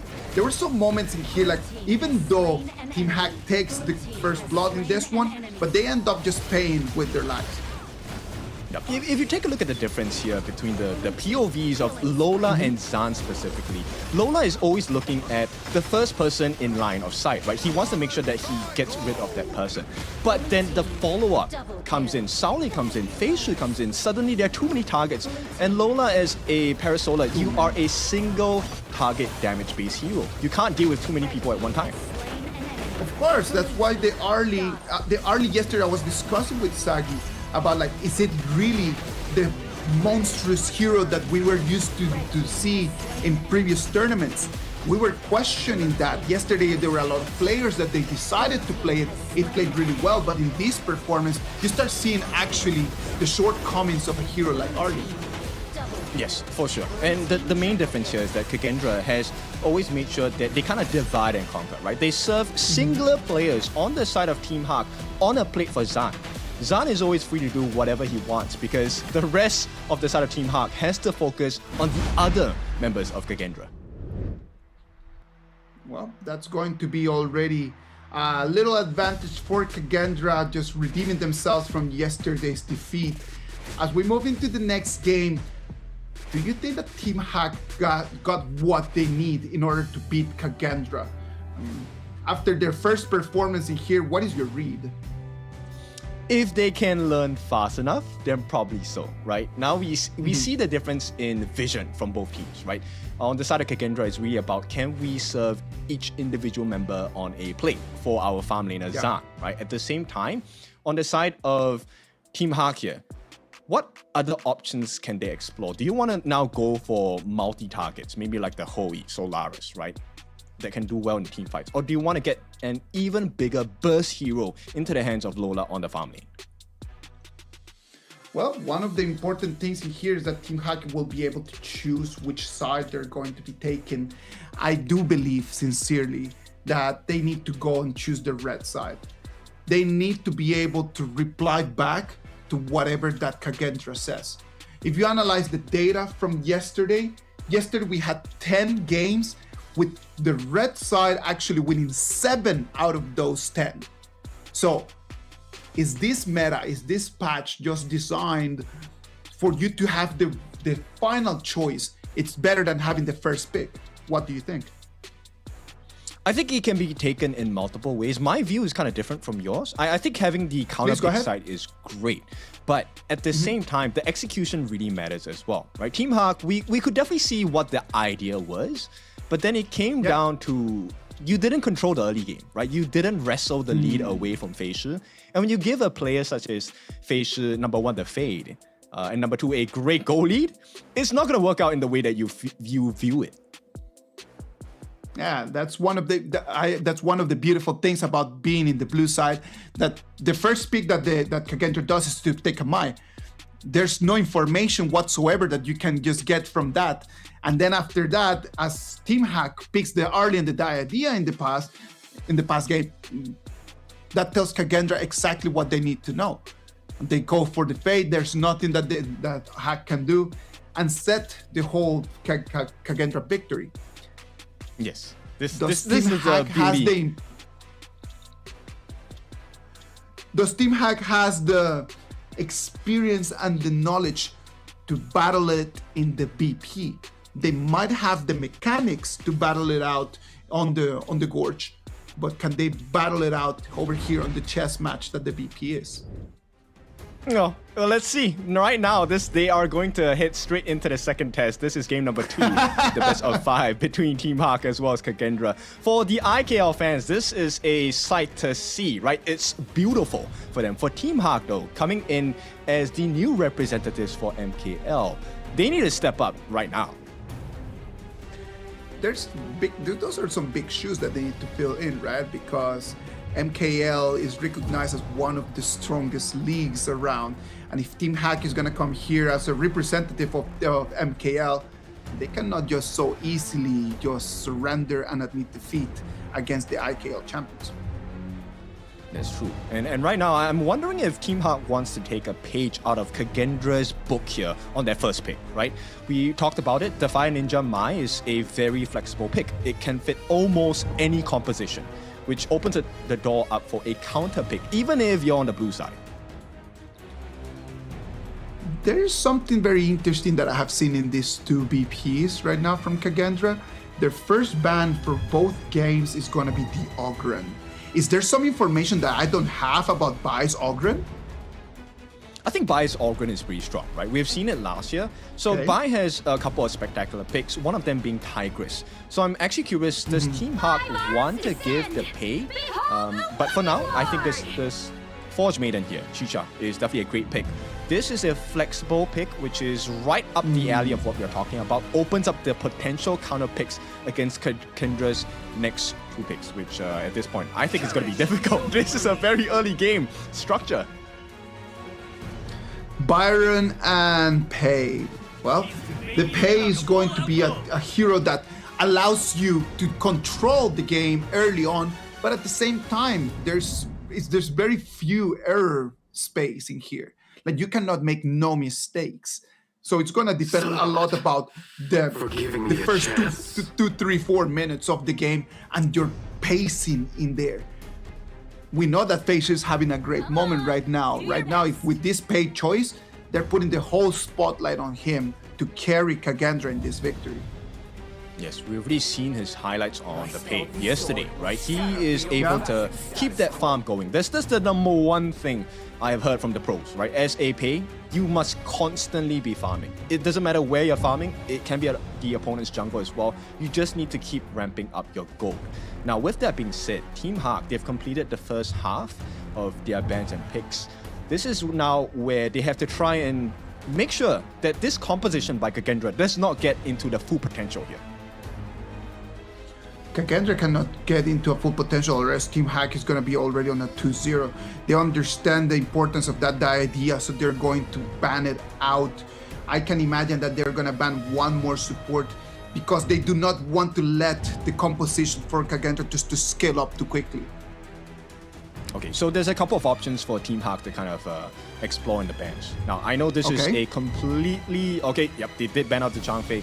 The other option I feel KAGENDRA can really pick up is actually the Sun Bin, right? With his second skill, the Time Flux, they're able to out-sustain the poke damage coming from Team Hawk and get the silence in as well. But KAGENDRA going for a slightly different feel here. They're gonna go with a flex pick. The Yuan can go into the mid, it can go into the roam as well. Onto your point of the Sun Bin, right? Like the Sun Bin would give them a little bit of advantage in terms of balancing the early and the late game. The problem of that is that they do not want to make the late to enter the late game, right? There's something that they are not really willing to get into. Sun Bin option right over there would contradict their strategy of trying to dominate the game early and finish it early. Agree, and there we go. This is where the Tunecaster Yuan will be going into the roam once they lock this in. Welcome, the new hero, Haya, a absolute menace if you know how to use it. Yesterday we saw a lot of Haya. Actually, I do believe that yesterday we saw some Hayas that were completely unnecessary. We saw a lot of Hayas yesterday that it was more like a pick because it's new. So since it is new and it is available, I think I'm just gonna get it. We did not see excellent execution yesterday, but well, let's wait and see if Senku can show us something different today, right? I mean, that's why we were talking about potential, right, earlier today. Like, potential is everywhere, but for you to realize it, it's not as easy as it sounds. Now, KAGENDRA, I like this lineup. They have very strong early game. The wave clear in the mid is going to be a problem for Team Hawk. Evernight Aspirations, 3 uses of your first skill, a couple of your passive basic attacks, you have the lane clear, especially if you have help from your Roam Yuan. Yeah, that's instant level 2 for you right there.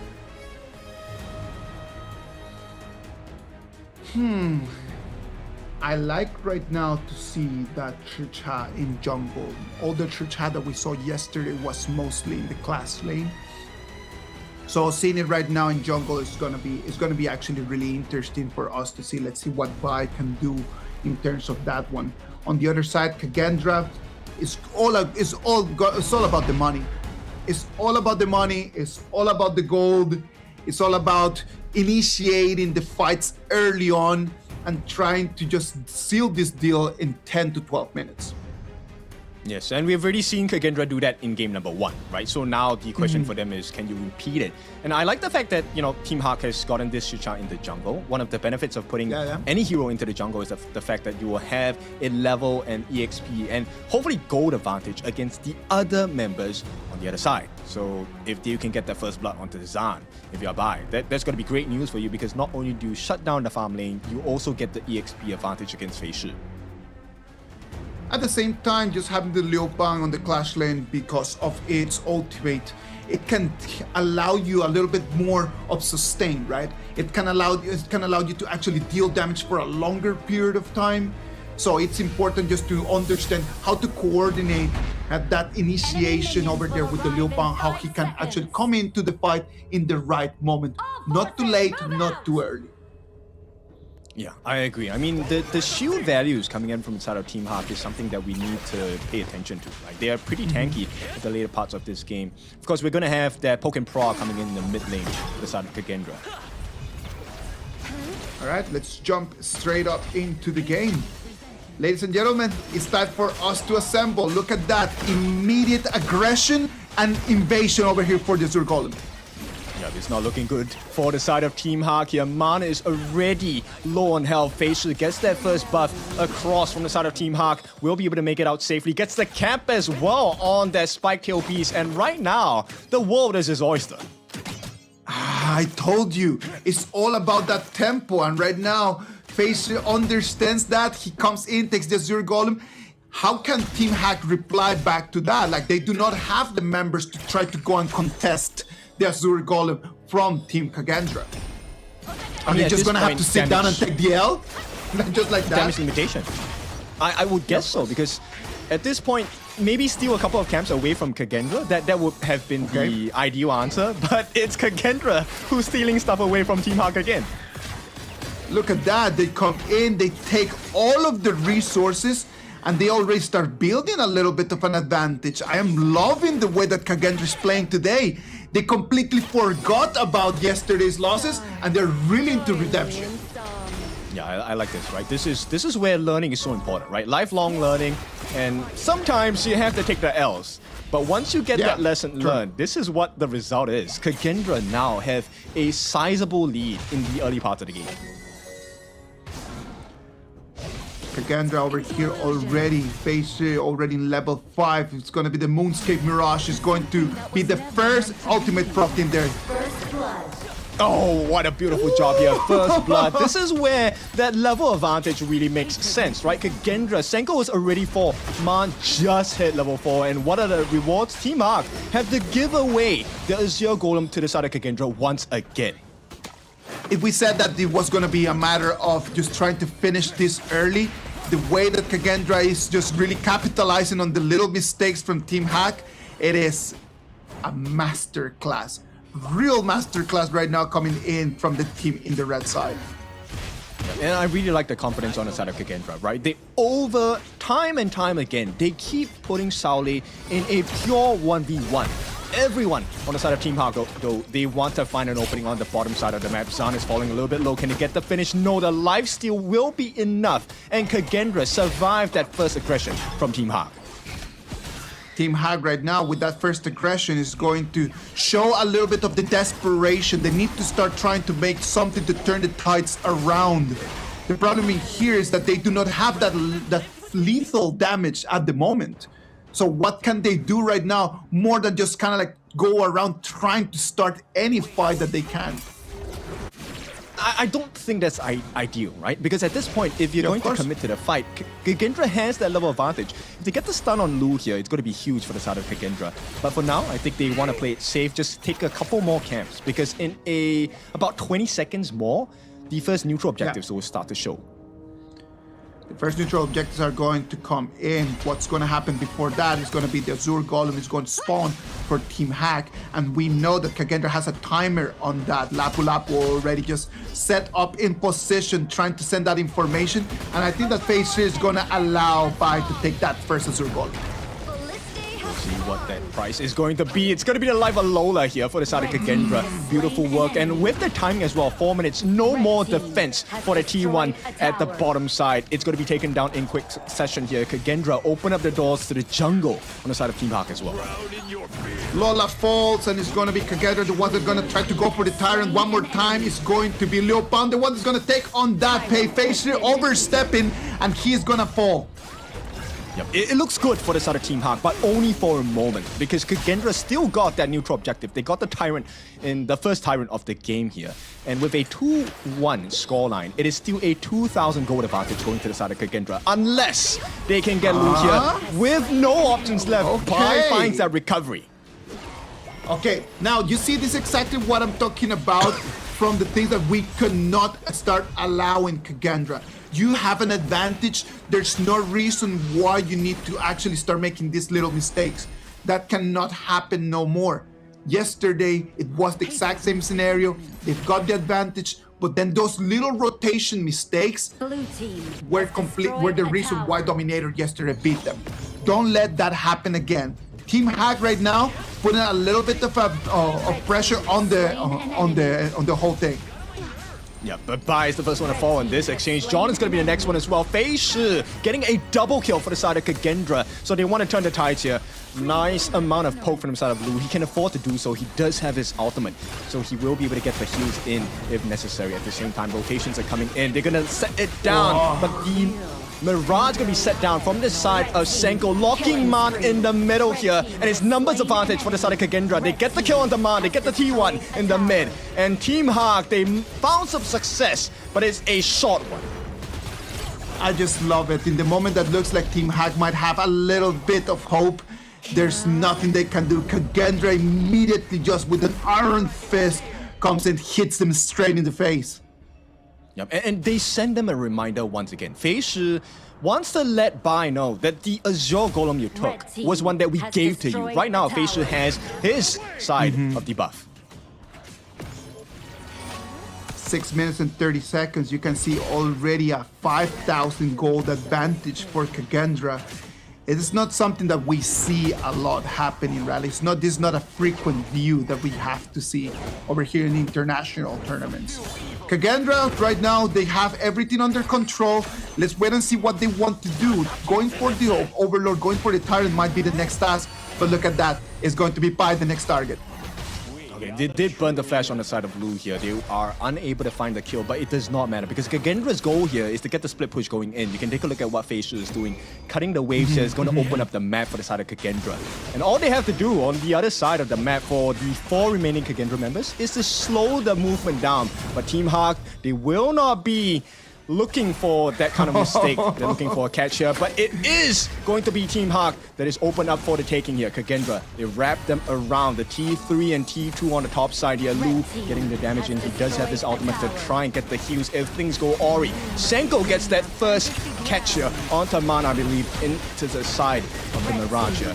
Man is going to be taken down. The T2 taken in quick succession as well. KAGENDRA find an opening, a rampage for the players as they want to lay down Sam with the finishing blow. And with that, T3 is taken off the ball for the side of Team Hawk. This fight could very well be over. Fei Shi will have to pay with his life, maybe at the cost of the game. Game number 2 goes to the IKL champions once again. The IKL champions come in, take game number 2. It was such a beautiful and long fight. They started it right over there on the tier 2 turret and then immediately just start taking kills, start taking bodies, start taking resources, and they took the crystal to finalize this advantage. I mean, the way that Fei Shi knows about the advantage that he has and pushes his hero to the absolute limits, it's insane. I agree with you. Completely insane the way that they were able just to use their mechanics and they just be able to just to close in the game. It was such a beautiful performance. There were some moments where I was actually wondering if KAGENDRA was able to just finish this because it looked like, oh, the old mistakes started coming again, and they just closed the door immediately, went in, and then they just completely destroyed Team Hack. Yes, it's a very scary notion, right? Because for a moment, you could see that Team Hawk was like, hey, you know what? Fei Shi's alone. 5 of us versus one of him, we definitely can get the job done. But because Pei is such a mobile hero, he's a tiger, right? He's going to be very quick on his feet. And that's where the opening came up for the side of KAGENDRA. Yeah, exactly. So once they cornered them at the bottom, at the top side of the map, T2 taken down. Now you have no more defense. No, exactly. I completely agree with you in terms of that, right? Like you cannot just go and try to hunt a tiger. Trying to hunt a tiger in that way is not the smart choice in this moment. Well, Team Hack right now is going to collect 2 defeats at the moment. I'm a little bit concerned about how their mindset is gonna be right now. It's very difficult to come in for your debut and then just losing 2 games straight in this fashion. It's not only losing, but the way that they lost these 2 games. Yeah, it really puts a mental barrier onto you, right? Because it feels like you have all the answers, but every move you make is shut down. Let's take a look at the kill score. Fei Shi once again, beautiful game by him, 5-1-2. This time going for damage, another hybrid build, right? Frostguard Embrace with the Axe of Torment for the armor pierce, as well as the frost damage and slow.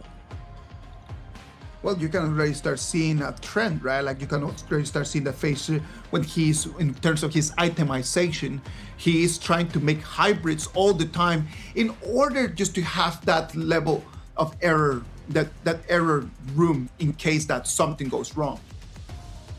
Yeah, and I like the fact that Senko recognized the fact that, hey, we have a lead, right? I already have the level advantage against Man in the mid, and he actually went for the Twilight Stream as the first core item on this higher pick. And that means you get additional Magic Pierce and quite a lot of damage, close to 30,000 worth from Senko alone. Only 8 minutes of the game. We did not even make it to the 10-minute mark in this one. This was really a sprint. It was very, very quick. Yeah, it definitely was. And now, we were talking about, hey, Lola did not find options for the team fight. He was completely out of this game. Everyone on the side of Team Hawk was a target for KAGENDRA. It's gonna be such a tough day for Lola. Like, can you imagine just coming in, just trying to make your debut as a farm laner, and then in this match, there's no damage for you to deal. There's no gold, there's no items. Can you imagine just coming to your debut in your first 2 games and then not being able to be part of the game at all? That's gotta be tough. I mean, it came down to that first initiation from KAGENDRA, right? That level 1 invade. Not a lot of teams have done that. Even last year for 2025 of HOK, very few teams tried it. Very few teams even found success in it. But KAGENDRA has been one of the first teams this year to make it work. I'm really happy to see KAGENDRA just turning things around. This is really good. I know that all of the fans, all of the KAGENDRA fans over there in Jakarta are feeling elated with the performance of their team today. Just showing us a new face compared to if yesterday was the first day of the tournament. Let's just leave that yesterday in the past, the same as 2025. This is the KAGENDRA we want to see the whole 2026. Yep, actually, this is what I expected out of Fei, right? The aggression coming in. This guy is an academy player, meaning he still has a lot of years in his bag. He still has a lot of fight in him. And to start the year off at this kind of standard, I feel like KAGENDRA is set for success. Well, when you're an academy player, it might be a new face for a lot of the people over there at home, right? Like a lot of us might be completely new to him, but it does not mean that he's inexperienced. It is just the fact that he's new to our ecosystem. It does not mean that he's new to the game. So Facer right now, just coming into KAGENDRA, just probably might be the solution that the old KAGENDRA needed to the old problems. Okay, before this scene changes, right, that kill participation rate is 100% for the side of Man on that mine, right? And that tells a very big story of how KAGENDRA won this game. When they were making the choices, KAGENDRA was able to farm. But in every aspect of the game number 2, Team Hawk had no space to find farm. They were constantly trying to fight against the members of KAGENDRA. And of course, Haya being a big pick for the side of KAGENDRA. Props to this man, MVP Senko bringing in the win here, 2-0-1. Senko yesterday was the first Haya of the KIS4. Today brings the Haya back and is going to take the victory. Not only the victory, but it's going to take the MVP for the Evernight aspiration. Haya. I like it a lot, right? And this is where you truly get to see this is not a individual game. This is where the team composition matters. How you complement each other's weaknesses is going to be how you get the wins as well. Lou, I want to give a silent shout out to him in this entire match. Yes, he got taken down at this particular point, but if you take a look at the rest of the game, he was constantly in the faces because he could afford to do so. His ultimate used to perfection. At the end of the day, Lou's performance in here as a roamer, his job is just to provide vision, to provide sustain, and to use his ulti just to be able to nullify the front versus attacks. Yeah, and take a look at this guy. We talked about him since yesterday. Saule has really impressed me so far. This game, he was just all over the place, and it's a good thing, right? Normally when we say all over the place, it might not be the best situation, but he was playing to the nines today. Wow. 8 minutes, come in, KAGENDRA takes the victory. They put one more in their bag. we're gonna come in and move into game number 3. And when we go here into our game number 3, it's gonna be very difficult for us to say that Team Hack, or to try to sell the idea that Team Hack can turn things around. What about if we just try to sell a different narrative? What can Team Hack learn from these 2 games and try to apply into the next one? Study your opponents. I think this is a very clear sign that not only has KAGENDRA studied Team Hack, maybe not as a team, but the individual players themselves, because we have seen them in our ecosystem, right? Their favorite picks, the rotations they make, and stuff like that. So KAGENDRA now, I think it really shows you that doing your homework is really important. Even if it's a new team, there is information online. So I do believe that the coaches did a very big part of that work, right? Because I know that in terms of how an esports club works, like there's so many people that they are behind the scenes doing the hard work that they should get a shout out, right? Like not only the players that we get to see on the screens all the time should be rewarded with the victories and with all of this. There are coaches, there are analysts, the people that are going around just kind of like trying to get the footage, that analyze the footage, that bring up those summaries. All of those people are the ones that created this KAGENDRA advantage on top of Team Hack. Yes, everything adds up together, right? Accumulation as well. And, you know, once again, KAGENDRA goes for the red side. Or in this case, we have to focus on Team Hack, right? They still go for the blue. And is that going to be a big problem? Because the way I'm going to just call it now, KAGENDRA goes for the Dolia Yangjian combination. Right here, right now. Oh, really? Just like that? Yes, Dolia Yangjian. Yeah, I mean, it has to, right? We've seen that yesterday. What makes you feel like that? What makes you feel like that?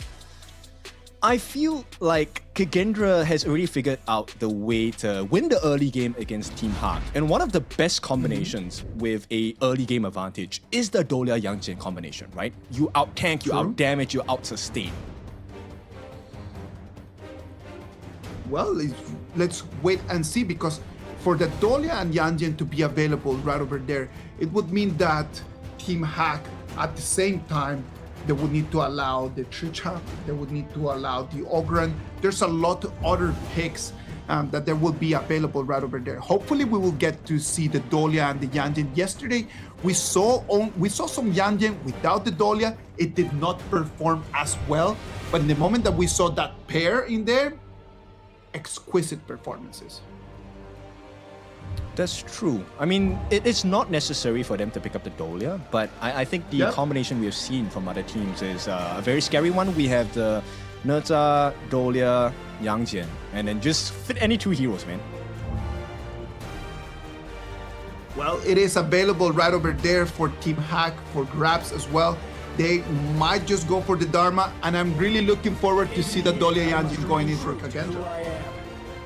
Okay, we'll see Team Hack here. I like the idea of the Martial Monk, right? Dharma fits in any great competition as well. It really comes down to the team fight. Can you find those openings? But KAGENDRA straight away teasing us with the Magistrate, the D-Range tier here. And hey, it looks like the Dolia is on the cards here.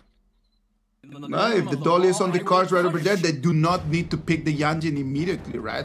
The opponents already have the Dharma. Having the Dharma and Yangjian in there would not be an option for Team Hack. So what about if they just seal a D-Range beforehand? Ooh, really? Team Hack, they're going for the potential Luna pick here. I mean, we do have the distractions of the Luna, which will allow for the Dharma to get those beautiful catches.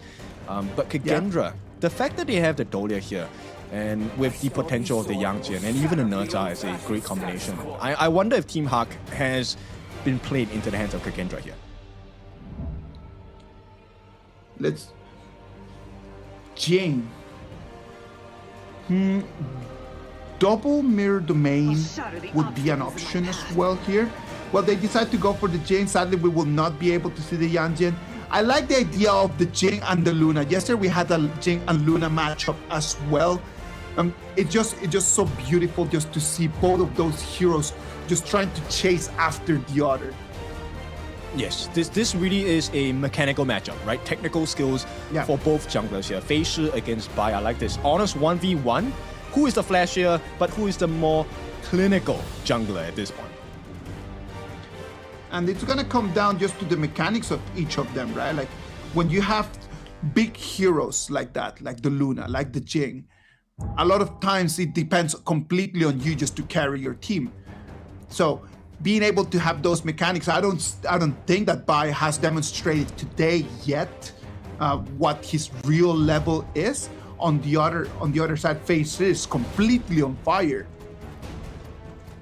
Yeah, fully agree. I mean, it's really just about permission, right? You have to ask for the consent. And so far, KAGENDRA has said no to Bai multiple times. You're not allowed to play your game. You have to play KAGENDRA's game. Yeah. And right now, it's looking a little bit sticky here because Celestial, the Nua here, major burst damage, very great answer against the Lung's ultimate infinite fastness as well. So Team Hawk, they have to do their work here. Yesterday I was talking to Sagi about that, right? Like about how the new one could use the annihilation, just waiting for Lung to come out. Because that's one of the things that Lung does, right? Like he's just coming in, just going to deal damage when his HP is going to be extremely low. Infinite vastness out of there, and then this Nuwa could actually just play to work as a sniper, just waiting for him to land. Yes, so this only tells us one thing. The common spells in this game, really important, right? Because if it comes down to the situation where Lola does find himself potentially gonna get sniped down, the flash can save his life. But we'll see how this goes, because the Animus is here. Guikus is one of my personal favorites, but it's really hard to pull off if you don't have the coordination, right? If it happens the way Team Hawk wants it, it's an instant ace. Again, like Guigutse, as you just mentioned, in terms of that, number one, you need to have the flash. You need to have the flash available in there, just to kind of just take your flash and your second ability, be able to jump in to really get multiple targets. Without your flash, Guigutse, not as mobile and not that big a threat as he should be. That's true. And at this point, I think I like this composition from Team Hawk, but this is an even more difficult composition to pull off than what they have done in the first two games. So, I agree with you in terms that they might just be being very greedy in terms of like, oh yeah, this composition looks good. This composition might work. Do they have the coordination? Do they have the coordination today? Because it's not a matter of like, oh yeah, will they have the coordination in the future?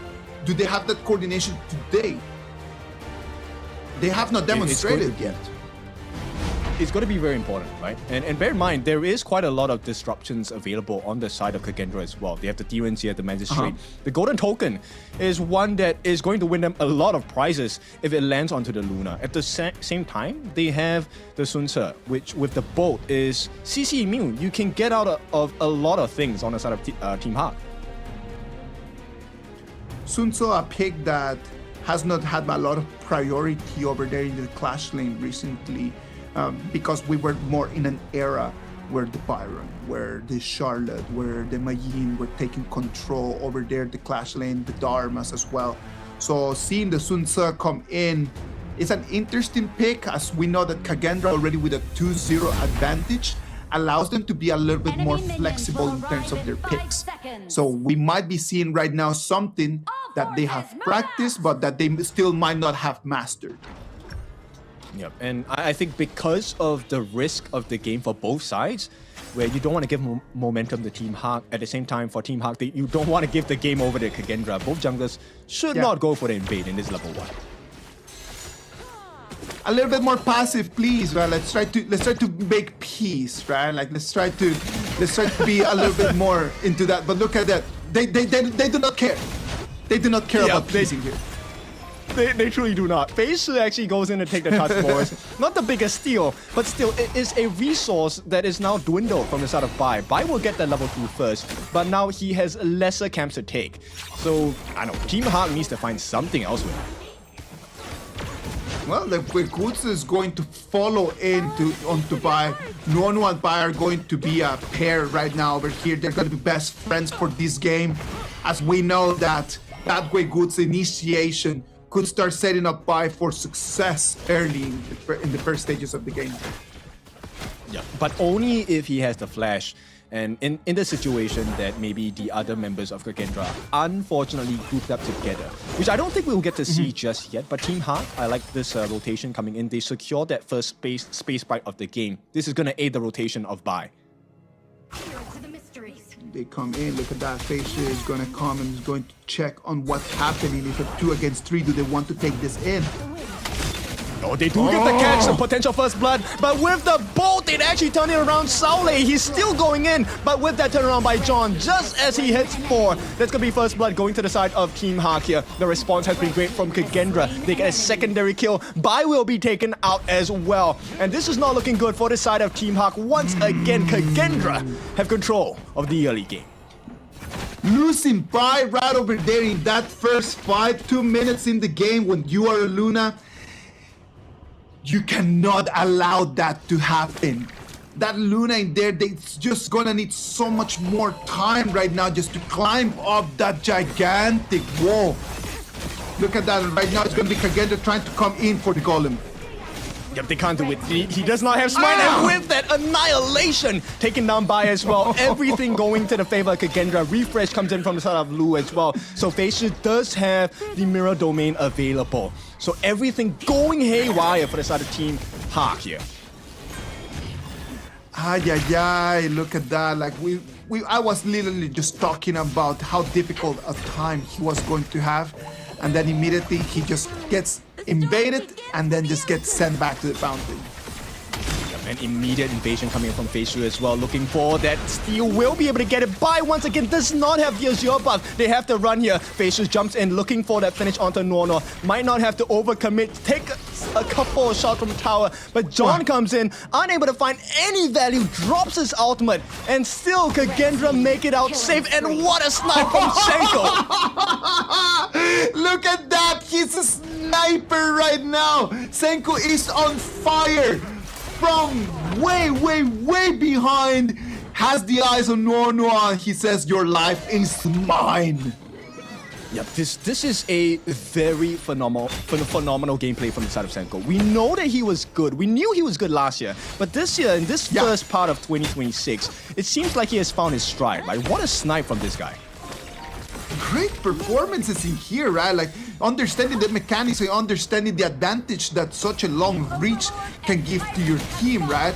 Only 4 minutes and already KAGENDRA leading by 3,000 gold.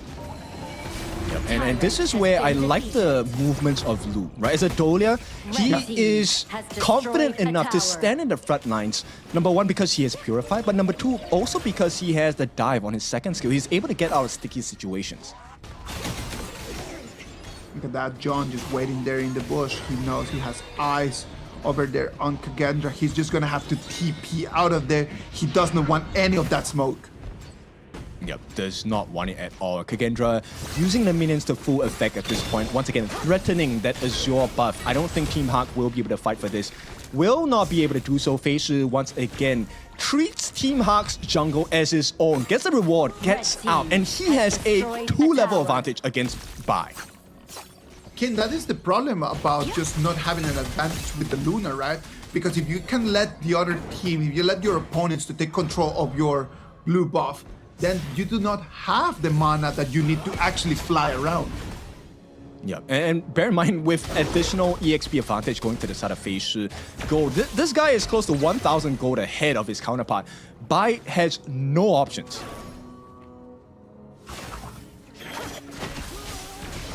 5 minutes and 30 seconds of the game. This is just looking exactly the same as game number 2. Now it's going to be a 4-man rotation here to the mid lane. A 5-man rotation.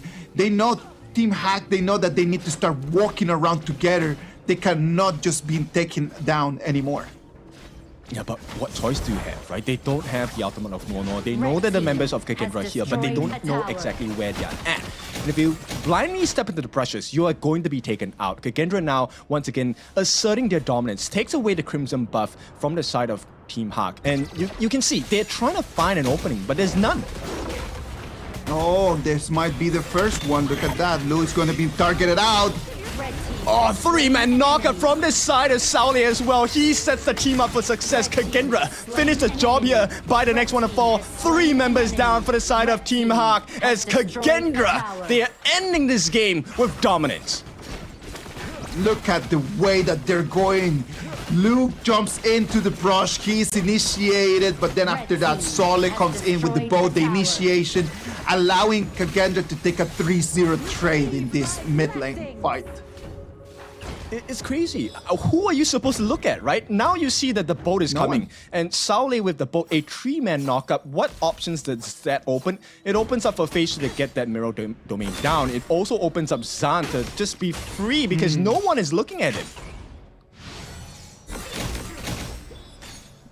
When you look at the gold right now, look at the new WoW ready with 4,500 gold, a 2,000 gold advantage compared to the Princess Frost right now. At the same time, the DRNG already with 5,700 gold, already 2 items in, building over there for the 3rd one. Oh, beautiful emergence from the side of Senko. He is so smart. He knows where to look across the map.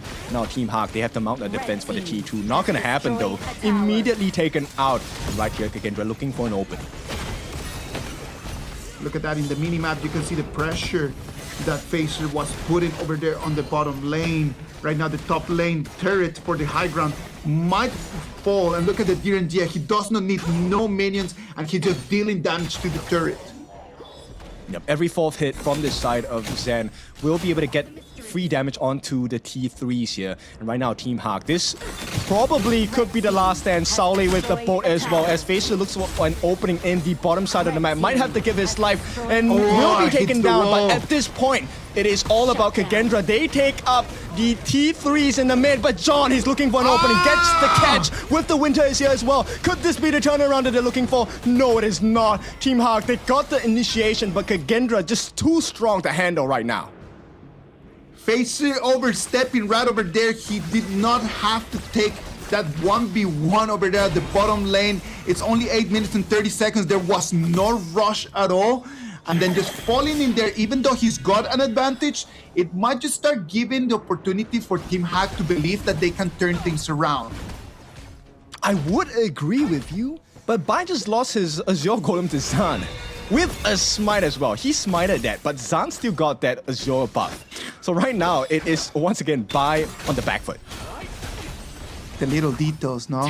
The little details, like just losing your Azure Golem right over there with the smite. There's going to be DRNG, it's going to be ganked, there's going to be 3v1. There's nothing that he can do out of that, and he's going to fall.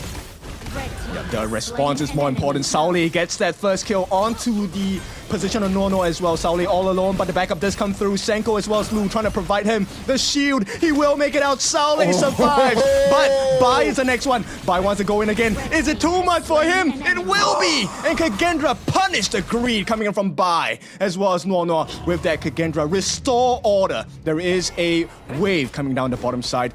Team Hawk, this is a problem.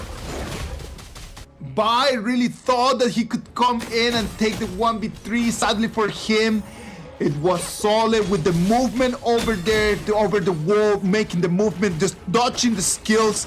And it was a 3v1 that Bai should not have taken. Right now, as we're gonna hit the 10-minute mark, it is almost a 9,000 gold advantage for Team KAGENDRA. This is the moment for them to actually finish the dunk. You know a team is successful when your Roma is taking camps, right? Lu is taking the camp away from Team Hawk. At the same time, KAGENDRA, once again, repeating that same story, a double objective take. Once they have this, it's looking like the end of the road for the side of Team Hawk. Every single time right now, KAGENDRA is just going to apply the exact same strategy.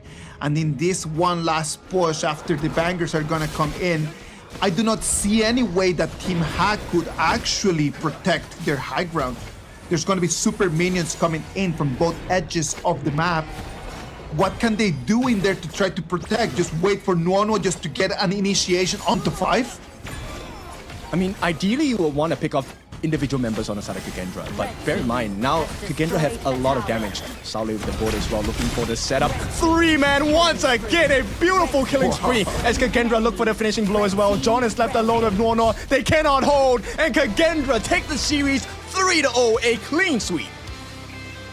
Congratulations to the IKL champions. It's going to be KAGENDRA, the ones that they're going to come in and demonstrate why their pedigree is like that. We thought that they were only good in national tournaments, but look at that. In the international stage, KAGENDRA being very, very dominant today.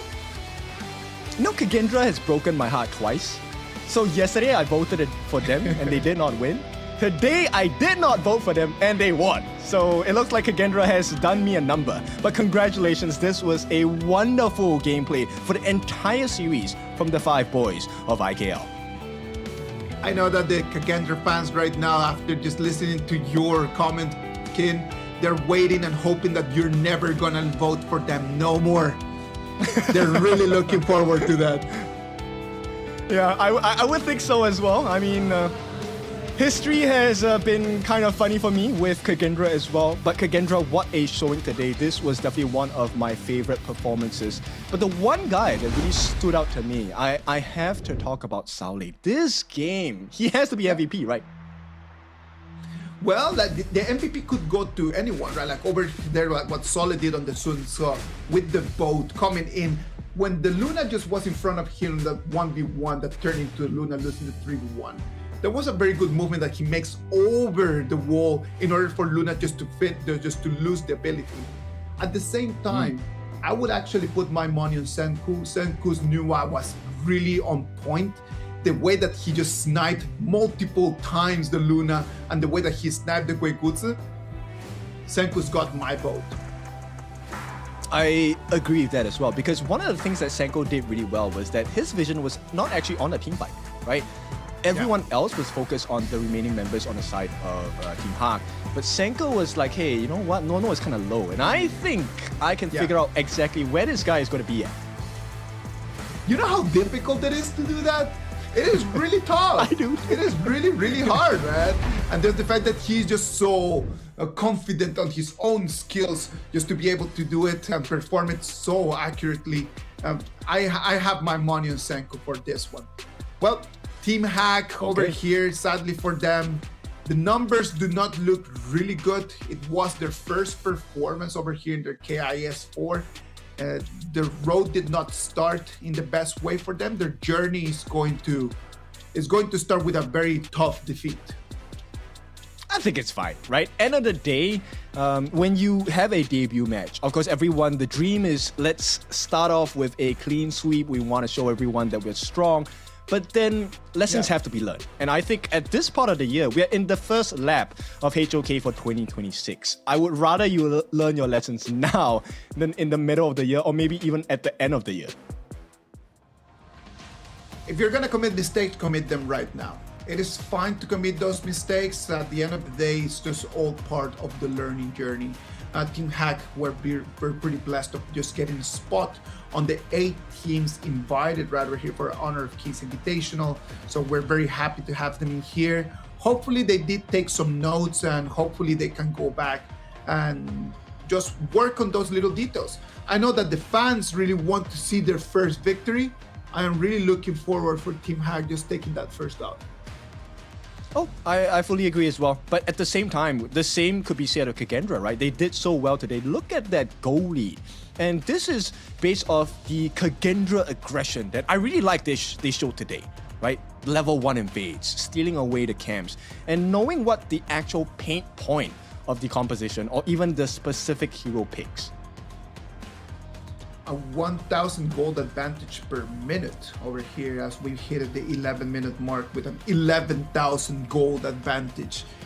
That is crazy. That is a trend that we saw from KAGENDRA yesterday as well, right? Like they're really good, at least in these 2 days, they're pretty good at just getting the gold advantage. Today, they were very good at solidifying that and just getting the opportunities to take the victory out of it.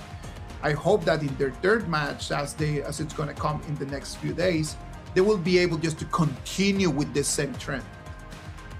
I think they will, right? Once you have gotten a taste of success and you understand why that formula worked, it's easy to replicate the result again, right?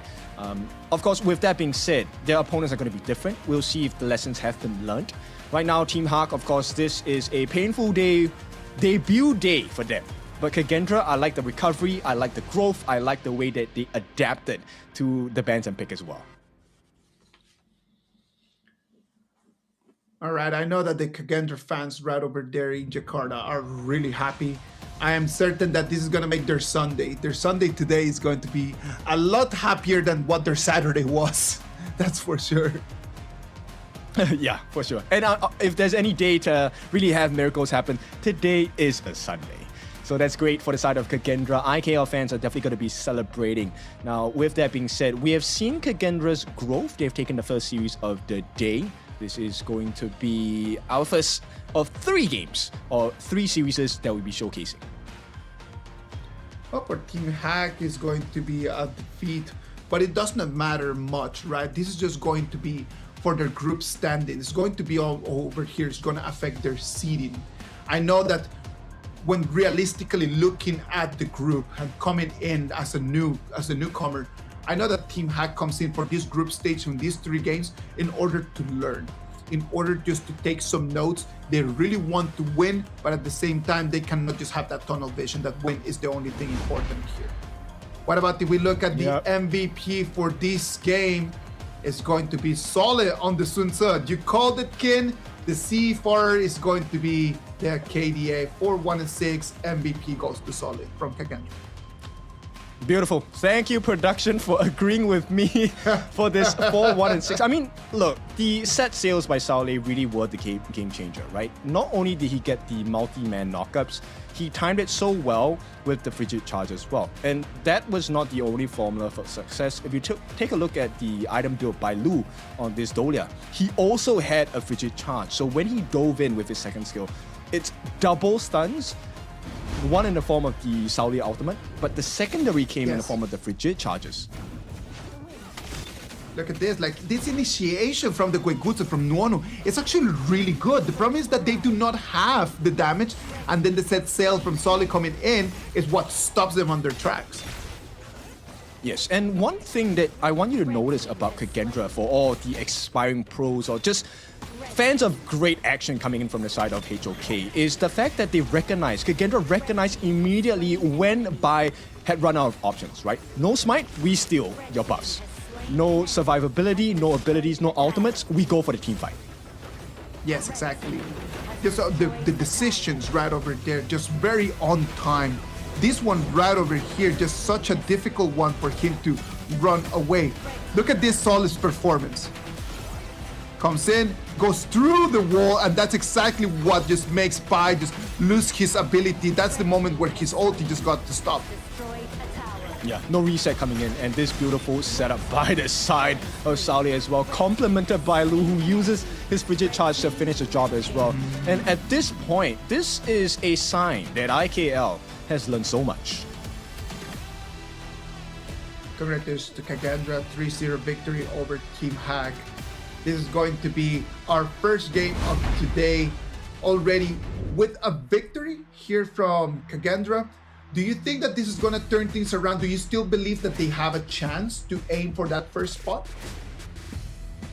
For KAGENDRA, maybe. We'll see, we'll see. A lot of things can change. It depends on how fast Team Heart grows, right? And of course, the performance of the other teams within their group as well. But let's hear from Mara. I'm curious to see who she's going to interview in this second part of our day. So let's hear from you. Mara, over to you. Clean games from KAGENDRA with that 3-0. Salamat, Senko. Congratulations. Thank you, thank you. I don't know if you're aware, but Game 2 has been the fastest yet. 8 minutes and 3 seconds. That was so amazing. So what were you guys, with the adjustments that you made, share it with us, because yesterday you were able to bounce back from that loss against Dominator Esports. Yeah, basically we just review our game yesterday against Dominator, and we fixed our early pace in early game, and we fixed our communication. So you fixed the communication and you talked about the early game, and it was so effective because that was such a great series. Now, the next match, which is going to be on day 4, it's going to be against a Boom Esports. Technically, Boom didn't pick you in their group because you were the last to be chosen. why do you think that Boom or Blacklist didn't pick KAGENDRA? Maybe they scared of us. Oh, they're scared. Maybe. Maybe. You know what? It makes sense. Yeah. You know, let's look at the camera. Let's look at the camera right over there. What would you like to say to Carl and to Boom Esports, because you're gonna go up against each other next? For Boom first, we will revenge, and especially for Car, Homan Daka. Wow. Revenge, humandaka, and that means get ready. For sure, Carl is watching. He was right there watching you, and he's gonna take it to heart. Let's see what happens when you guys face each other. Now, what do you want to say to all the Indonesian fans? Because this was a full house, and they were all cheering for KAGENDRA. Can I use bahasa? Of course. Terima kasih buat Balagendra dan semua yang udah datang di sini. Support kita terus sampai turnamen ini beres. Makasih. Bole! Boleh. Bole! Congratulations, and we hope to see more of your amazing plays because we were impressed by that. And if you were impressed by what Senko showed and KAGENDRA, let us know in the comment section below. And you know what? The game has not finished yet. We have 2 more coming up, so stay tuned only here on KIS4. We'll be right back.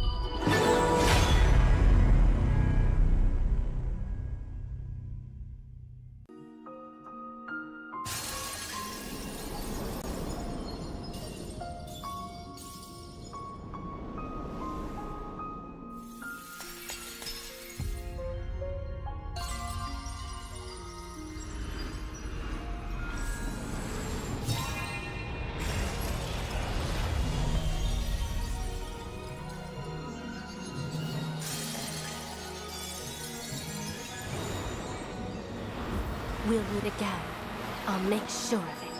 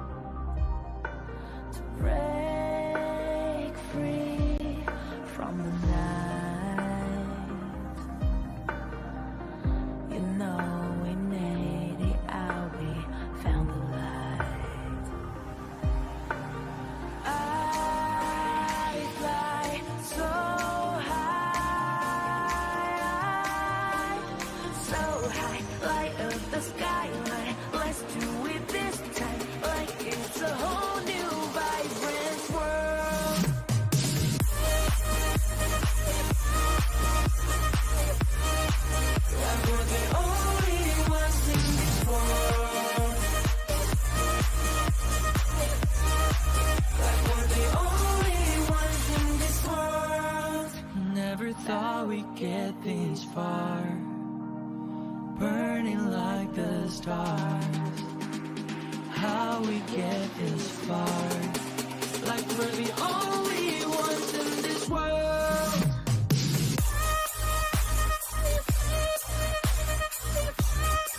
Like we're the only ones in this world. Like we're the only ones in this world.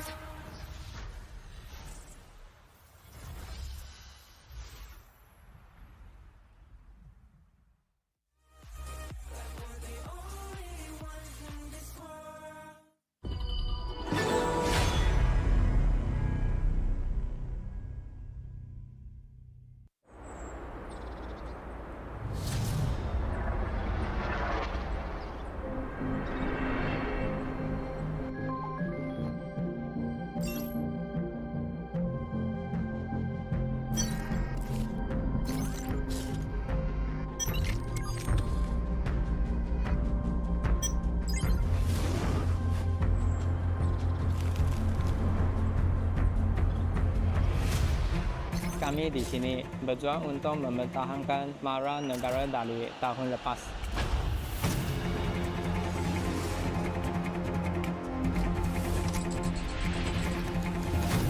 우리의 목표는 간단해. 쟤들을 끌어내리고 그 자리에 우리가 앉는 거야.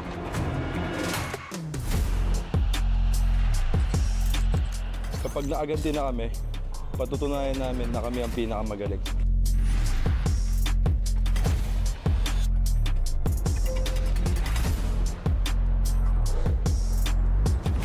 Tapos na kaming manood lang sa gilid. Kumandaan ako sa isang explosive na palabas.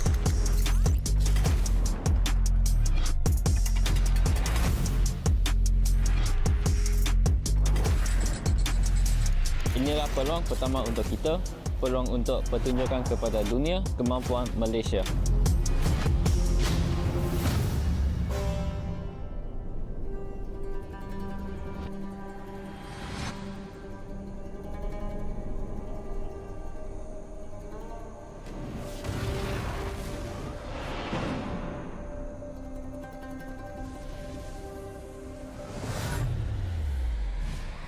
Kami akan membuktikan nama kami dan menguasai permainan. Kebanggaan nasional kami dipertaruhkan.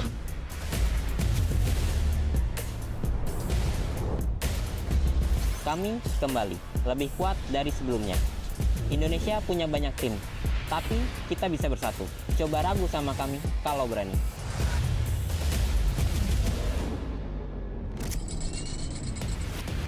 Tim kami telah kembali pula. Kandang ini milik kita. Bhinneka Tunggal Ika, kami akan menunjukkan kemampuan terbaik yang dimiliki Indonesia.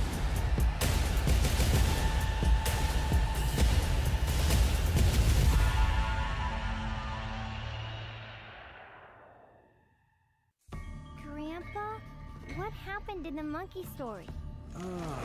Anoman. Yes, he made a promise to bring Cinta home. Was he lucky? He got caught, and flames rose. A huge fire.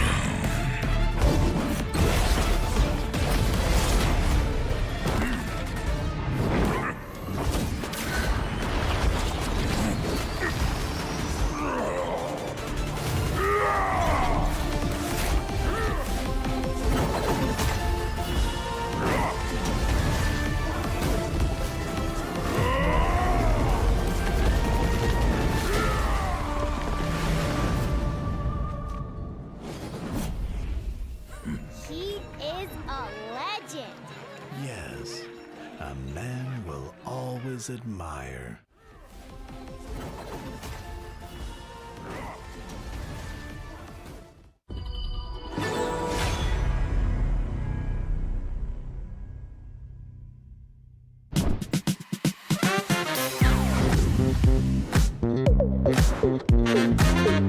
Halo guys, balik lagi bersama aku Mo-chan. Dan aku lagi di Museum Nasional Indonesia. Tapi aku nggak sendirian, karena aku bareng sama teman-teman aku di sini. Nah, hari ini bakal ada misi spesial buat kalian semua.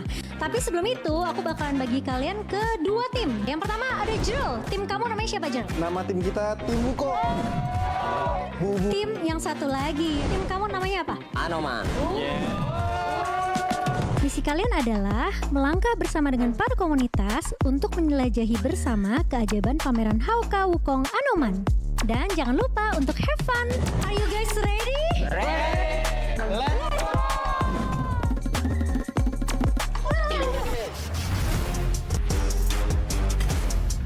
Loh, kok nggak boleh masuk? Kenapa ya? Kayaknya kita harus buat konten dulu deh sama mereka. Konten apa? Kontennya kayaknya harusnya gampang sih. Tapi kalian siap gak? Let's go.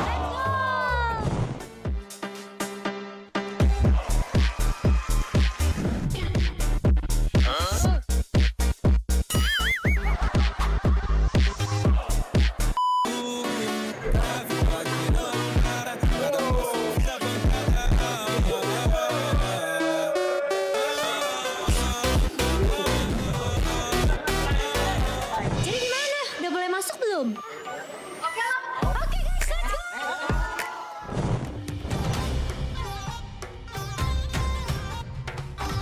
Ini sejarah tradisional Indonesia, ya kan? Apa namanya? Wayang. Wayang kulit. Tapi kalau kalian tahu nggak kalau wayang kulit nih aslinya tuh terbuat dari apa? Saya tahu. Apa? Kulit sapi. Kulit kerbau.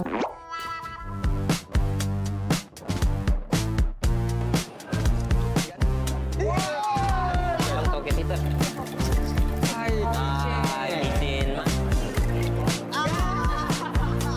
Oke guys, jadi karena kita udah selesai nih di exhibition yang keren ini, gimana kalau kita lanjut ke immersive di sebelah sana? Let's go!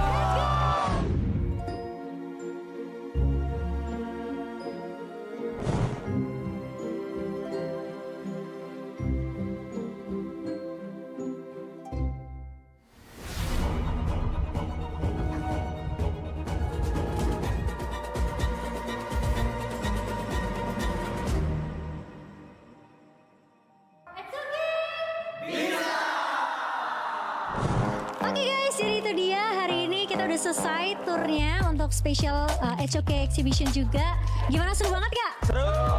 Keren, aku mau ngucapin terima kasih buat waktunya kalian juga, terutama untuk Ace Community. Thank you so much.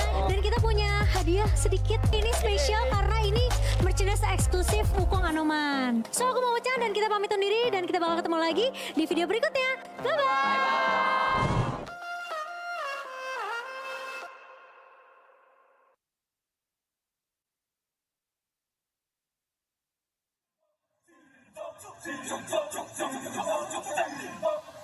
Kings Invitational Series, let's go.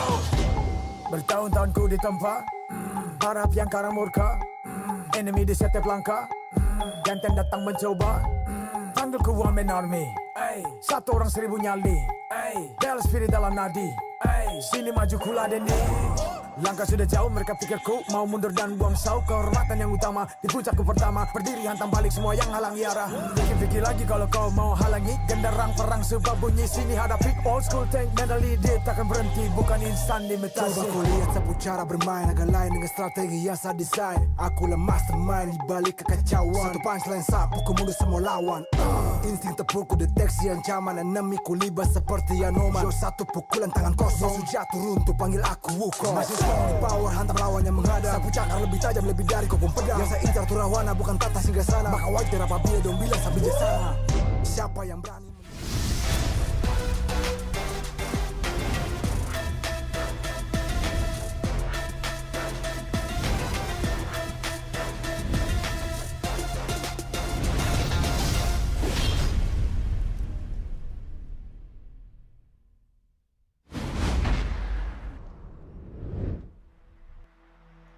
Welcome back. This is the Honor of Kings Invitational Season 4. We're live from Jakarta, Indonesia. Our game number 1 of the day had KAGENDRA take a 3-0 advantage on top of Team Hack, completely making the sweep. And right now we're gonna move into our second game of the day. Boom Esports is gonna be playing against Dominator Esports. Ken, what are the highlights of this game that we're gonna have ahead of us? I think this one is definitely not going to be a 3-0. That's the first thing for sure, right? This is going to be a very tightly contested battle. And there's so many things we can take a look at. But I want to point you to a conversation I had with Miggy the other day. So he feels that they are 100% confident against Dominator. But I don't know if that's going to be the case today. How so? Why would you say that? Like, if he's coming up in a 100% confidence in this IKL against PKL showdown, what make you feel like it's not the truth? Because we know the history of IKL and PKL, right? Yeah. These two teams, they are going to go for each other's necks. They have motivation to not just win, they want to dominate. That's the main point here today. This is not just a game of learning about your opponents. It's to make sure that you can make a statement to the later parts of this tournament as well. Of course, like in terms of domination, I'm totally sure that Dominator Esports, after yesterday's performance, they want to continue riding this wave. They already are in a very good place mentally. I know that this PKL IKL first showdown in 2026 has a lot of spice behind it. Yesterday, after Dominator won in their game, Gerald came up to the stage to make a very bold statement. Gerald comes up and he says, Boom Esports make a mistake by choosing Dominator for their group during the live draw. He wants today to come in and prove that Boom Esports should have steered away from Dominator. What are your thoughts on this comment from Gerald? So let me add in one more thing we know about this entire story, right? We know that Boom was expecting that Toshi was going to be part of the lineup against Boom Esports, but Toshi's not here. In his place, it is CC, another Academy player. And right now, the stats are looking pretty good for Dominator Esports here. Do you think that this was just a little bit of a fumble coming in from Boom Esports? Should they have chosen just to take Dominator Esports and send them to the other group? I love that you asked me this question because Miggy also told me another piece of news. And this is directly in regards to CC, right? Nothing about CC, but for Boom's own farm lane, Danny. He feels that Danny can be the #1 farm lane in all of HOK Global. Oh, really? He does have that kind of confidence on Danny's performance. He does have that kind of belief onto his teammate, which I completely love. I hope that today Danny is going to come in and is going to demonstrate, because CC yesterday, he completely demonstrated through his performance, right? I don't know if you watches the games, and then for everyone at home, CC came in a flowborn marksman in a game where he dealt around more than 200,000 damage in a whole game. Yes, he's Is that something that Danny can do? Player. I don't know, but it feels like there is a potential for it. We'll have to see how this runs down, right? Because end of the day, this is a team game. And Miggy did say, it does not matter how strong of an individual player you are, the better team wins. Yeah. Well, if we start talking about teams, these are two completely different teams in terms of the process where they are at the moment. For Dominators, right now overhauling, there's the 2026 rebuild. And for Boom Esports on the other side, it's just more about the stability, right? Remember that Boom Esports, they have chosen to keep their same roster as they had in 2025. 2025 was one of the most successful years in their history, and they're betting on long-term chemistry and consistency right now in terms of that. Do you think that just staying with that same roster is going to give them an advantage? I think it definitely does, right? I think it's different styles for different teams. And Boom Esports, I think that it's a great choice to stay with this 5 members on the side of Boom Esports. On the other hand, for Dominator Esports, I feel like this change is well warranted. Right now, there is even more stability for the side of Dominator Esports. They used to rely so much on TNX as a jungle. If he does not find success, the team does not find success. But we have seen DMT now, there's so many different angles of success for them. We have Tufts, his Dharma was on fire yesterday. CC as well, his Direnzier, absolutely covered by the team. So Dominator, new form, new style, new strength. but I'm curious because this is debut day for Boom Esports. Let's wait and see. As we can see on the screen, the Dominator Esports boys are already taken on the stage. These 5 boys already coming in on stage, ready to demonstrate that yesterday was not pure luck, and that actually today against Boom Esports, they can tell the world that they're here to try to call in the trophy theirs. Yeah, I like that saying, right? If it's done once, it's luck. If it's done a second time, then it is a chance. But if it's done more than 3 times, that is consistency. So we take a look at consistency for the side of Boom Esports. Danny, Draw, Miggy, Carl, and Tatsui. These 5 members have represented Boom since last year. Let's see if this is going to be an even stronger Boom Esports. They've been riding a very good wave over there for Boom Esports, a team from the PKL. In front of them, they're gonna have the IKL representatives from Dominator Esports, TNX, L, Gerald, CC, and Top Z. Top Z yesterday with an amazing performance as well. That Clash laner yesterday owned the whole map. Yes, his Dharma is really on point, right? It's very surprising, not in a bad way in a sense. Tufts, I think he has always been impressive as a Clash laner, but today his challenge is as high as well because Miggy is no slouch. Miggy can perform. So it really comes down to, I believe, the ban picks. Well, let's wait and see what the coaches have been cooking in terms of that, right? I know that they've been analyzing the new patch and they've been analyzing the nerfs and the buffs that we have had in terms of heroes. And I know that they're gonna come and show us something different. We can see over here how the fans from all over the world are just choosing and just sharing with us their thoughts on what they expect their teams to have today. Yeah. Aishiteru, welcome, and we feel your love as well. Thank you for giving your support to your team. And I like this. It's okay to lose, just not to Indonesia, right? Not to IKL. And so you know lose to anyone, a lot on but the not line. them. Lose to anyone, but not them. Please, please, please, please, please. It's alright if you come in second last as long as they are last.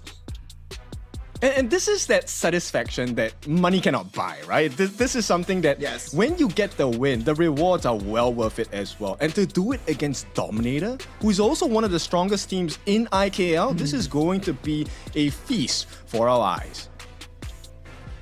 That's what I like about rivalries. Rivalries should always exist because they take the whole sport to a new level. To a level where the people on stage represent us. They represent me, they represent our dreams, they represent our hopes. So when the rivalries start happening, you can start feeling that our game and our clubs are really start to build a culture and a tradition. So this IKL, PKL first showdown of 2026 is going to set up the stage to a lot of these matches coming in this amazing 12 months of competition.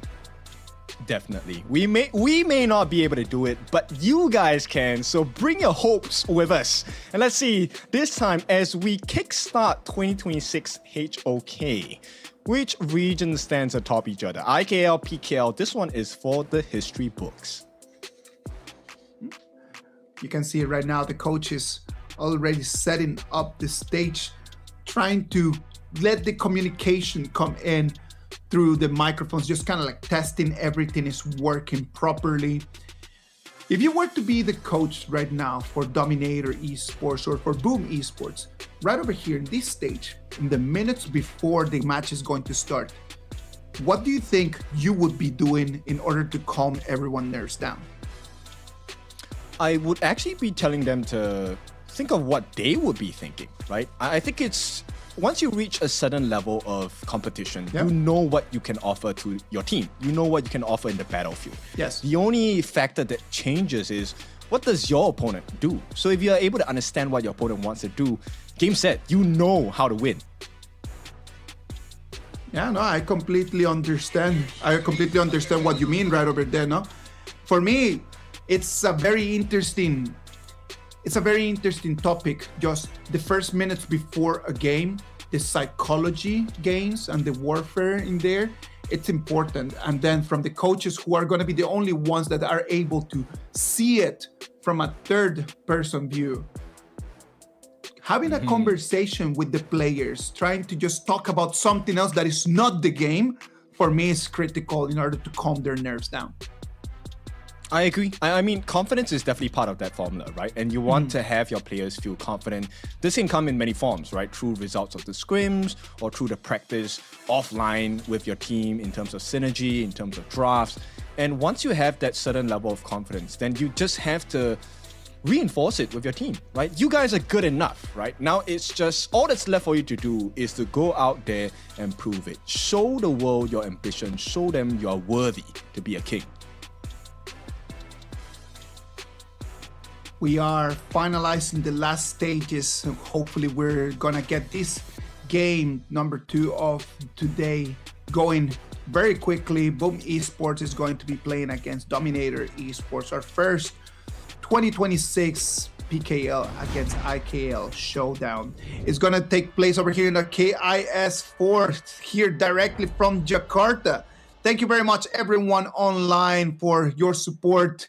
Let's jump straight into the banner pick. Dominator Esports is gonna take the blue and Boom Esports is gonna take the red.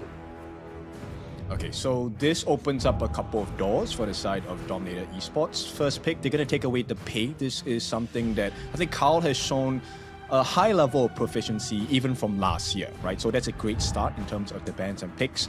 Boom Esports responds with the Luna. This is one of TNX's specialty heroes. We know he can perform on it. The Luna yesterday showed up a lot of times. We know that TNX can really deal a lot of damage on that hero. Just taking it out is going to be a lot of respect towards him. Are they going to ban another jungler just to completely put the pressure on TNX? They decided not to do it and then just go and ban the Dharma. The Clash Laner option is going to be taken out. Yeah, Boom Esports, Coach CN, he knows, he was watching yesterday. You don't give Tough Z that Dharma, right? He's just gonna smack you in the face. I shall protect this mortal world. Lovely performances yesterday from Tough Z, right? I remember one over there in the mid lane where he just flashes in and then just straight up through Mantra, straight up against the wall 3 members of their opposing team. Yeah, and they really capitalized off of that first big win in the first ever team fight of that game, right? So this is something that Boom Esports needs to watch out for, and I like this. We were kind of considering, hey, every time we see the Yangjian, the Dolia is definitely one of the considerations here, but Boom Esports, they snatch it away, and they take up the Forge Maiden as well. Well, it's going to become a very trendy behavior in this whole week, right? As long as you can see the Yanjian being the first pick on the blue side, then immediately you just need to just take the Dolia and just break that combo apart. The Dolia is a better pick than the Yanjian, I would dare to say, because it's just a lot more flexible. You can pair it up with a lot more other heroes. Most likely, Dominator Esports already had this in mind, that this was going to be the result, and they answered back with a Mods and a Loam. Right now, my consideration for Dominator Esports is, do you try to even up the heals for the side of DMP's draft, or do you go for tank, right? Because Boom Esports now, there's a couple of options that they can explore. The Musashi is a great answer against the Yangjian. They also have the great answer of Nerza for the anti-heal as well. So Boom Esports, this goes in line with like the reset from the Dolia's ultimate as well. So Dominator Esports, I'm curious what's the next plan here. They decide to take the Haya out of the conversation, and then Boom Esports just keep putting pressure on the mid laner options. They denied the Ganon Mo, and they denied the new that we just saw in the previous match had amazing performances. Yes, and even though, you know, heroes like the Liang are open, it's not the most ideal choice, right? Because Boom Esports, they have quite a lot of disruptions. You can stop that ultimate coming in for the power of word control. So Boom Esports, I like this kind of strategy they're going with. And they're going to play safe and slow Lady Jun with the Cascada pick. You don't need a lot of farm on her. She just needs to make sure the CC lands. Lady Jen and that CC, it's gonna be one of the targets of that Dolia reset of the ultimate, right?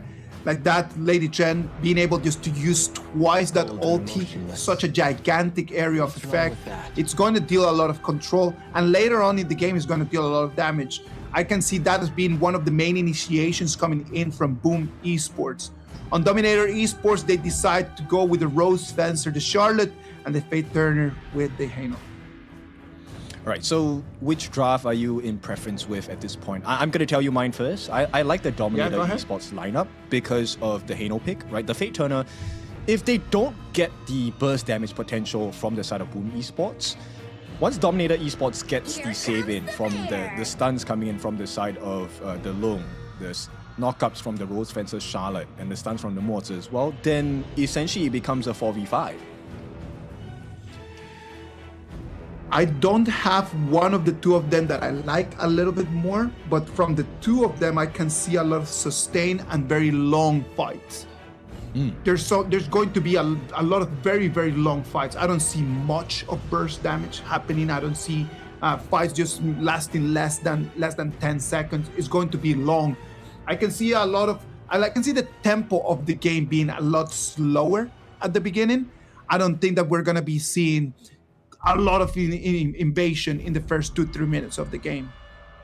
Yeah, I totally agree with you. I think this is a very macro heavy game, right? It's all about the turrets before the 10-minute mark. Yeah.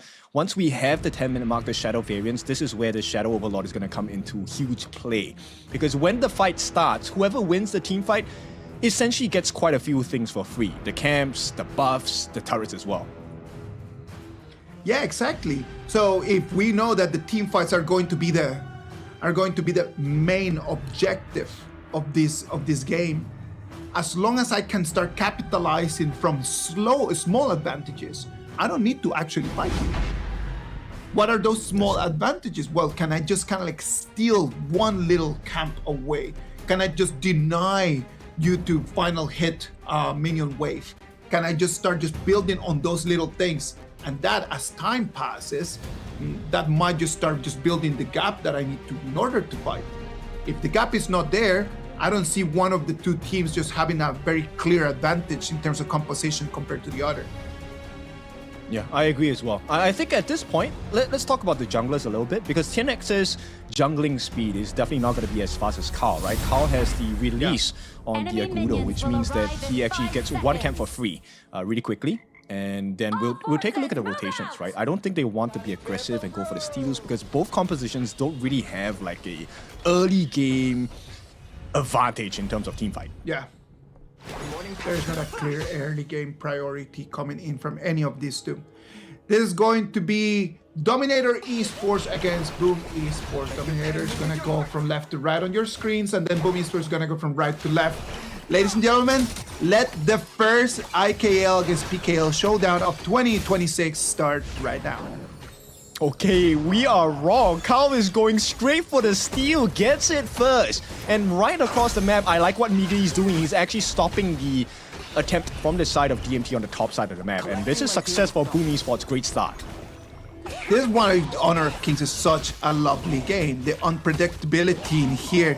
We know that this is based on the composition, what they're supposed to do. It's not what they are completely going to do. And look at that, TNX wants to answer back, just coming in, but he does not have the speed, Kin. Okay, he will get it, but right now it's about the first blood. Here comes Carl as well, looking for the opening as well. Dive by draw, they're looking for an opening. Tatsuri uses the flash, catches all three, but there is no follow-up. And Boom will be able to escape for the time being. TNX is low, the flash comes and goes blood. Going to the side of Boom Esports, a great start. PKL starts strong. TNX comes in, he sees that he loses his red buff as he tries to stop the bleeding. Jumps in, but then bites a little bit too much. Takes the steal, but he's unable to run away with the bag. No, this is a double whammy, right? Because right now, there is no buffs for the side of TNX. And now Migi gets both buffs from the side of DMT. Carl is able to set up once again. The ultimate's going to be used for the side of Jill, but he's falling quite a bit low. Boom knows not to overextend. They will make it out. Just a poke. Well, remember, look at the screen. We're going to have the CD keys right over there, just showing to everyone. The first one, Sunblaze, the CD key, and the second CD key is going to be Flare Up. Remember to go online, get on the game, use the CD keys to get all these freebies that we are trying to bring you in this KIS4. Okay, I have a big concern, Isaac, and it looks like Joe is not able to tank right? So if Boom is able to stretch this goal lead, then Joe effectively becomes useless in the team fights. He's going to be cannon fodder. No, exactly what we talked about in the beginning, right? Like Gerald right over there, you see how he had to proc his ulti just to run away. That comes in on a cooldown, and at the same time, it puts him in a position where it sends a message to Boom Esports. It sends a message that he is vulnerable, and that they might want to just try to put pressure straight into him. Yep, and this is a pattern that's going to emerge, right? Then this is one thing that will give Boom the confidence. We're going to force out your Fate Rewind right before big objectives, and suddenly the power spike in terms of damage is not going to be there from Joe. Only time will tell right now. We're going to come into 30 seconds for the first big fight. It's going to be the objectives. Right now, after Dominator not having an advantage and losing some of the resources, going in for that first Tyrant is going to be critical for them to kind of like balance the game one more time. Yeah, they definitely need to find a balance now. 15 more seconds, we're going to have the first neutral objectives come out. The rotation's coming in. Migi as well as Carl, they're going to try and put a little bit more pressure on the top lane, which means that Space Sprite teleportation will be used, and Boom should get priority over this first Tyrant of the game. Look at that, it's going to be a 2 against 1. Kind of try to put pressure on the turret. They do not want to engage as Gerald is going to come in and join the party. This does not seem like the right choice here. DMT going to benefit off of that decision by the side of Boom Esports. Gets the first Tyrant of the game. And CC now putting a little bit of damage on the draw. Will be a standoff at this point. Boom needs to find something across the map. And that's exactly what Carl is doing. Gets the release on the Azure Golem. What more value can he find? Well, the Azure Golem is going to just be a consolation prize for them, as they could have actually take control of the Tyrant. They did have a little bit of an advantage, but he decides to do that. And Dominator Esports just completely replies back by stealing his, so there is no actual winning here for Boom. Yeah, and I like this composure from the side of DMT, right? Tufts actually manages to secure his own camp, so this is going to dwindle the growth that Boom are looking for. At the same time, if you take a look at what's happening, DMT actually have a 1,000 goal lead going on right now. Yeah, just out of nothing, out of thin air, out of just that little decision in there, like immediately just bank in 1,000 gold advantage, and that's going to be critical for them right now. Boom Esports had the advantage of just taking the first blood on TNX, and then they did not capitalize on top of that. And this is why I like the new Dominator, right? Look, they're funneling the farm, not the TNX at this point. They're putting it to CC. He has one of the highest gold on the roster here. And Boom right now getting chunked down bit by bit from the side of DMT. Has destroyed a tower. Not even 6 minutes in the game, and that mid lane turret is going to fall. Dominator turning tables around. Carl is going to be put some pressure, because Top C, look at him, he does not know that there's anyone in the brush. He needs to run away. It's a Charlotte, right? Even if a Charlotte gets caught, you know that Charlotte will be able to slip and slide out of dangerous situations. And the way that DMT is controlling the map, absolute beauty here. CC gets another T1 for free. I wonder in which moment of this match happened that Boom Esports kind of just lost control of it. Because it just looked like Boom Esports was doing such a good job, but then on paper only, because look at that. You know, it really came down to that first exchange, right? That neutral objective going to the side of DMT and having no return value from the side of Boom. That was the pain and critical point, turning point for the side of DMT. You can see they're playing with fire here. L is extremely low, but he does have the flash. The jump in from the side of Tufts. This is a repeat of yesterday. A solo kill onto the jungler. Carl's the first one to take a fall. More to come. Migi as well, the next one for the side of Boom Esports, as DMT just assume control of the Gorge. DMT showing us that yesterday was not only luck. Right now, with this very good performance, the way that they came in all together, they find Carl right over there, sent him back, and then Migi had to join him. An amazing 2-0 trade for DMT. And this is where it gets a little bit more difficult for Boom, right? Because yes, I love the Chicha to bits, but you need to get some stacks with her basic attack before you really unleash that magical beast form for Danny. And when you're behind on farm, you're not allowed to touch the minions. You don't get the free stacks. You cannot go into your ultimate form. Look at right now, Danny on only 4,300 gold, being very behind in terms of that. Attempt by the side of Boom, just a poke and prod for now. Members are falling low on the side of DMT, but they will not be able to find any more room. Boom Esports unable to force DMT into an awkward position, and right now it's just status quo. Now the problem right now is going to be Carl. He does not have any resources, as right now DMT is just cleaning the whole jungle so quickly. And Carl's going to start slowing down a lot. You can already see the Yanjian just taking about a 700 gold advantage in terms of against him. And a game that Carl started winning. This is very important, right? Because Carl needs to be the damage dealer. And if you take a look at the tankiness on the side of Boom Esports, they don't really have it. Now at the 8.5 minute mark, Joe will get his hands onto that Tyrant for the game, as Top Z is going to try and make the split push happen as well. DMT just all across the gorge at this point. Well, it might not look like a lot right now, but good news for Boom Esports is that Danny just got his Doomsday online, and that's going to give him a little bit of an advantage. The kind of like the item that he really needed a minute ago. So that's like the first part of the formula. He needs time, right? And right now, CC is going to be going on a 1v1, but here comes the backup as well. L looking for the finishing blow. Can they escape? Miggy, you are caught! And with that, DMT get another one for the books. 2-1, 3-1 at this point as they maintain a 5,000 gold. Big problems in here is that CC is the one going to be claiming that kill as well, and that is going to keep just building wider and wider the gap in between marksmen. Right now, CC on that loom, I'm waiting for the item board just to show up because I can imagine that he's at least 2 to 3 items done.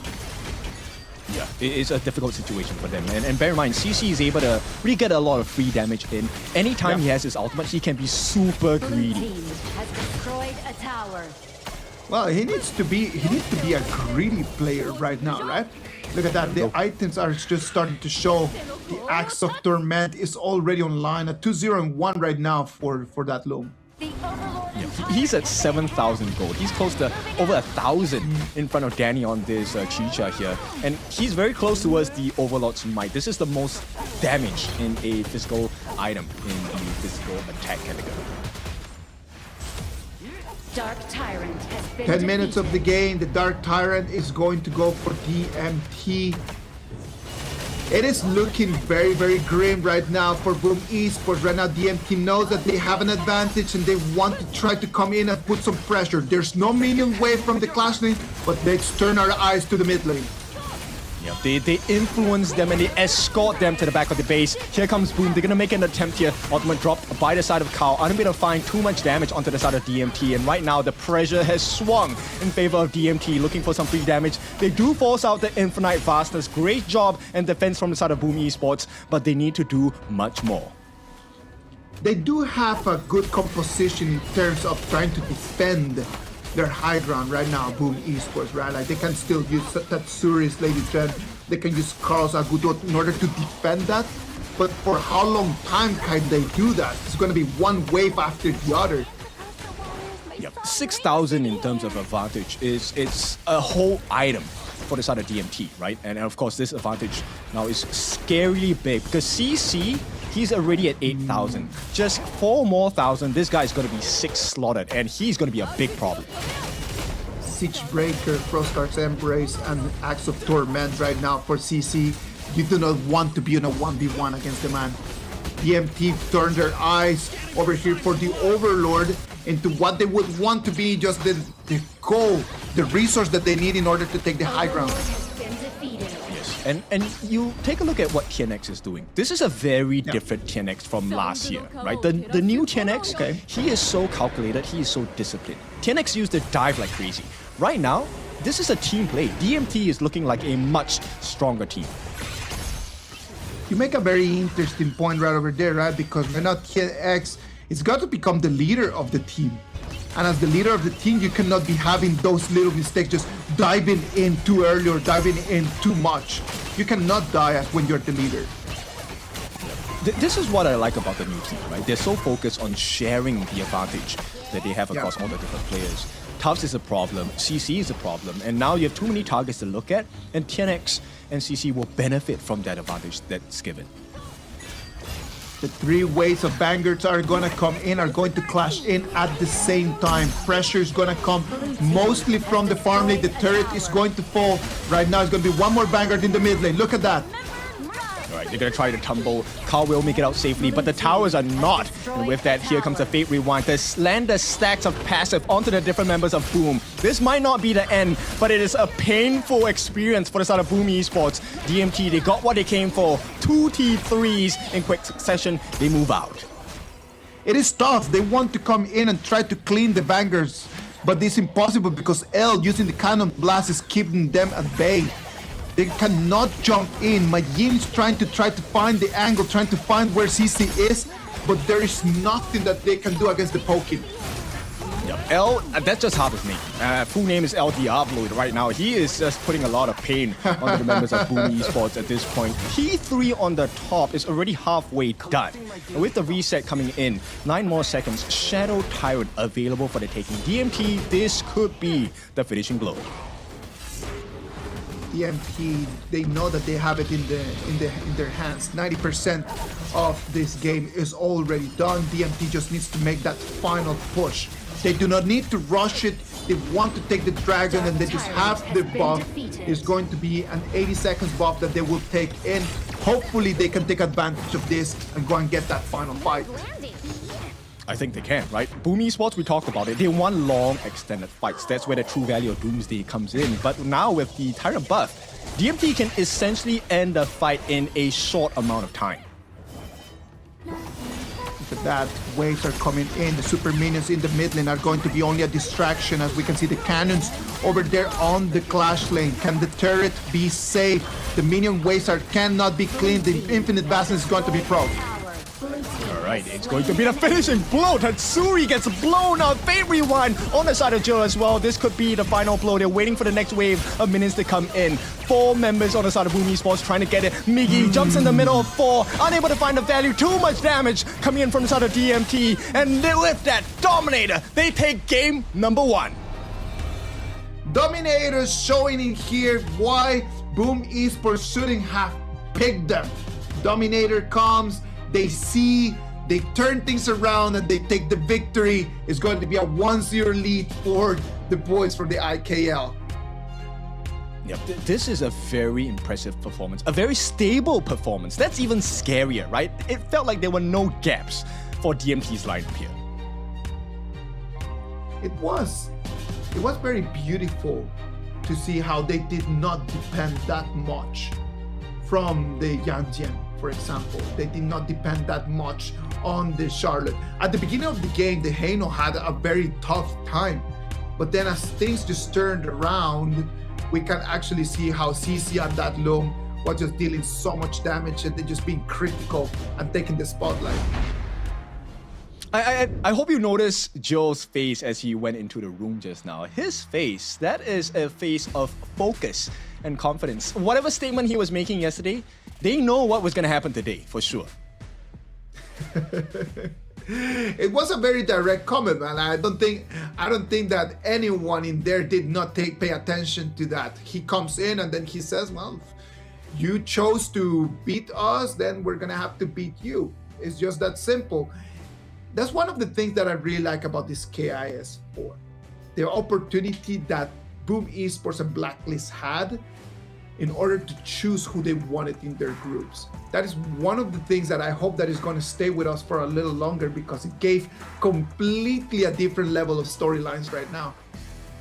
Yes, for sure. And this is something that's very important, because it's not just individual players with their titles online. This is also about a regional advantage. You want the IKL, for IKL fans of course, to be over on top of PKL. But here's the scary thing about Dominator's game just now. I can't tell who's going to be MVP. No, I cannot tell who's going to be the MVP either, man, because everyone played such an amazing game. Like, everyone was really doing their part. I do believe that this was just like 5 members just that knew exactly what their role was, and they were able just to deliver what needed to be done. It was not even a game of a lot of fights and a lot of kills, right? Like we talked about this at the beginning of the game. Yes, it really was just the macro game. This is what we expected. But for me personally, the way that DMT executed their macro game was so spectacular. CC got the gold advantage because he was always free farming, got 2 T1s for free, one at the bottom, one at the top. And once you have the gold advantage, boom, there's no way to come back. Oh no, there was nothing for them to do. There was nothing. Like, they were just slowly. It's just the same as if they would have been in a room where you're just taking the oxygen out of it. So they slowly were just suffocating until the last moment that their crystal just blew up. There was nothing that they could have done in terms of that. When you analyze the gold, it was never just a very big spike. It's just a very straight line, very slowly, very continuous, very steady up until the last 10,000 gold advantage at 15 minutes. Yes, and you could definitely see the difference. Danny's options started getting smaller and smaller, right? Because as a Chicha, you want to be able to dive in, use your ultimate, get the lifesteal. But you're going up against members that not only have stuns, they have good sustain as well, right? Charlotte on this Tufts taking this Charlotte to a completely different level. He was pulling members out individually so that DMT could take the macro game up to a next level.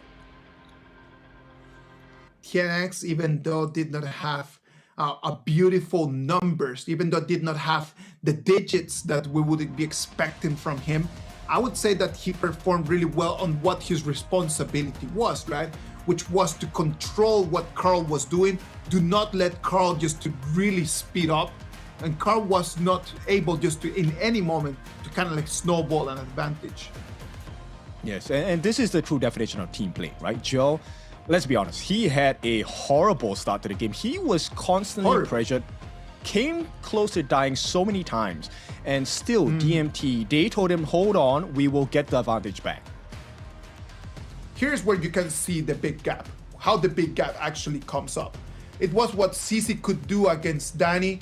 Danny on that chap, sadly, it's a hero that needs to have an advantage and needs to have items in order just to be able to be dominant.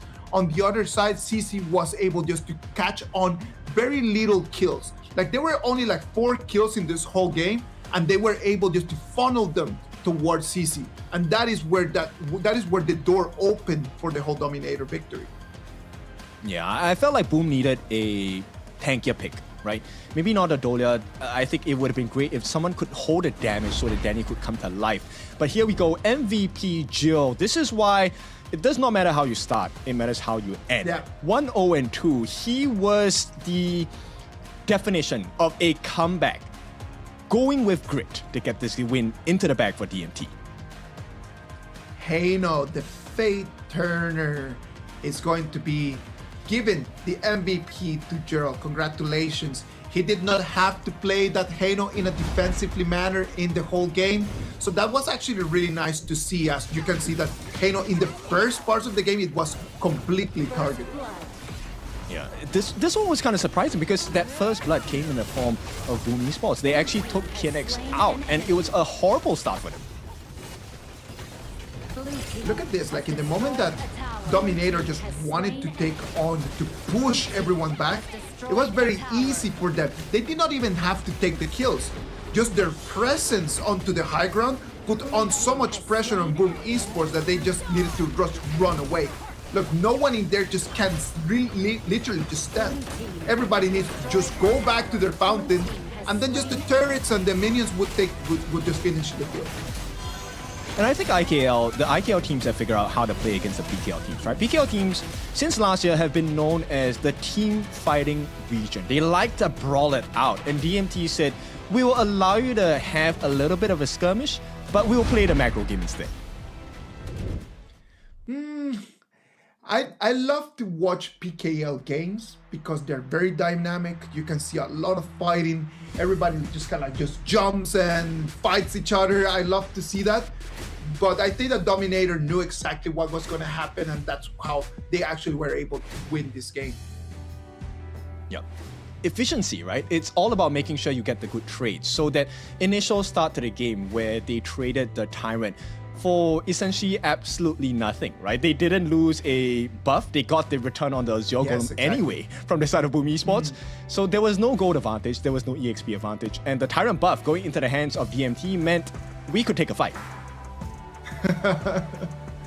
It was just that. It was just that little detail that allowed them just to take whole advantage and control of the game. Now we're gonna move into game number 2 of this series of best of 5, and that's the main idea of this, right? It's gonna be a best of 5 where they're gonna have to win 3 games. It is global band pick, so it's going to test us at the same time how the players' dominance and control over the hero pools is going to be determined in here. I'm curious what kind of draft DMT will go for, right? Do you want to open up the TNX Luna again?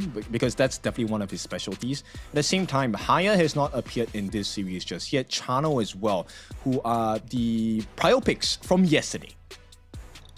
Well, Boom Esports is going to have to allow the Dahlia at least.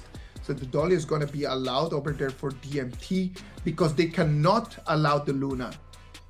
So if Boom Esports allows the Luna just for TNX to be able to play onto that, it could just spell just desperation for them. And that's a very scary notion, right? When you have to give the Dahlia over to the side of DMT, it opens so many doors up. We've seen the Dahlia Yuhuan combination come into play many a times. Yeah. And DMT, TNX is a very flexible jungler. He can play both assassin and tanks. Well, let's wait and see if that is going to be the answer that they have for us.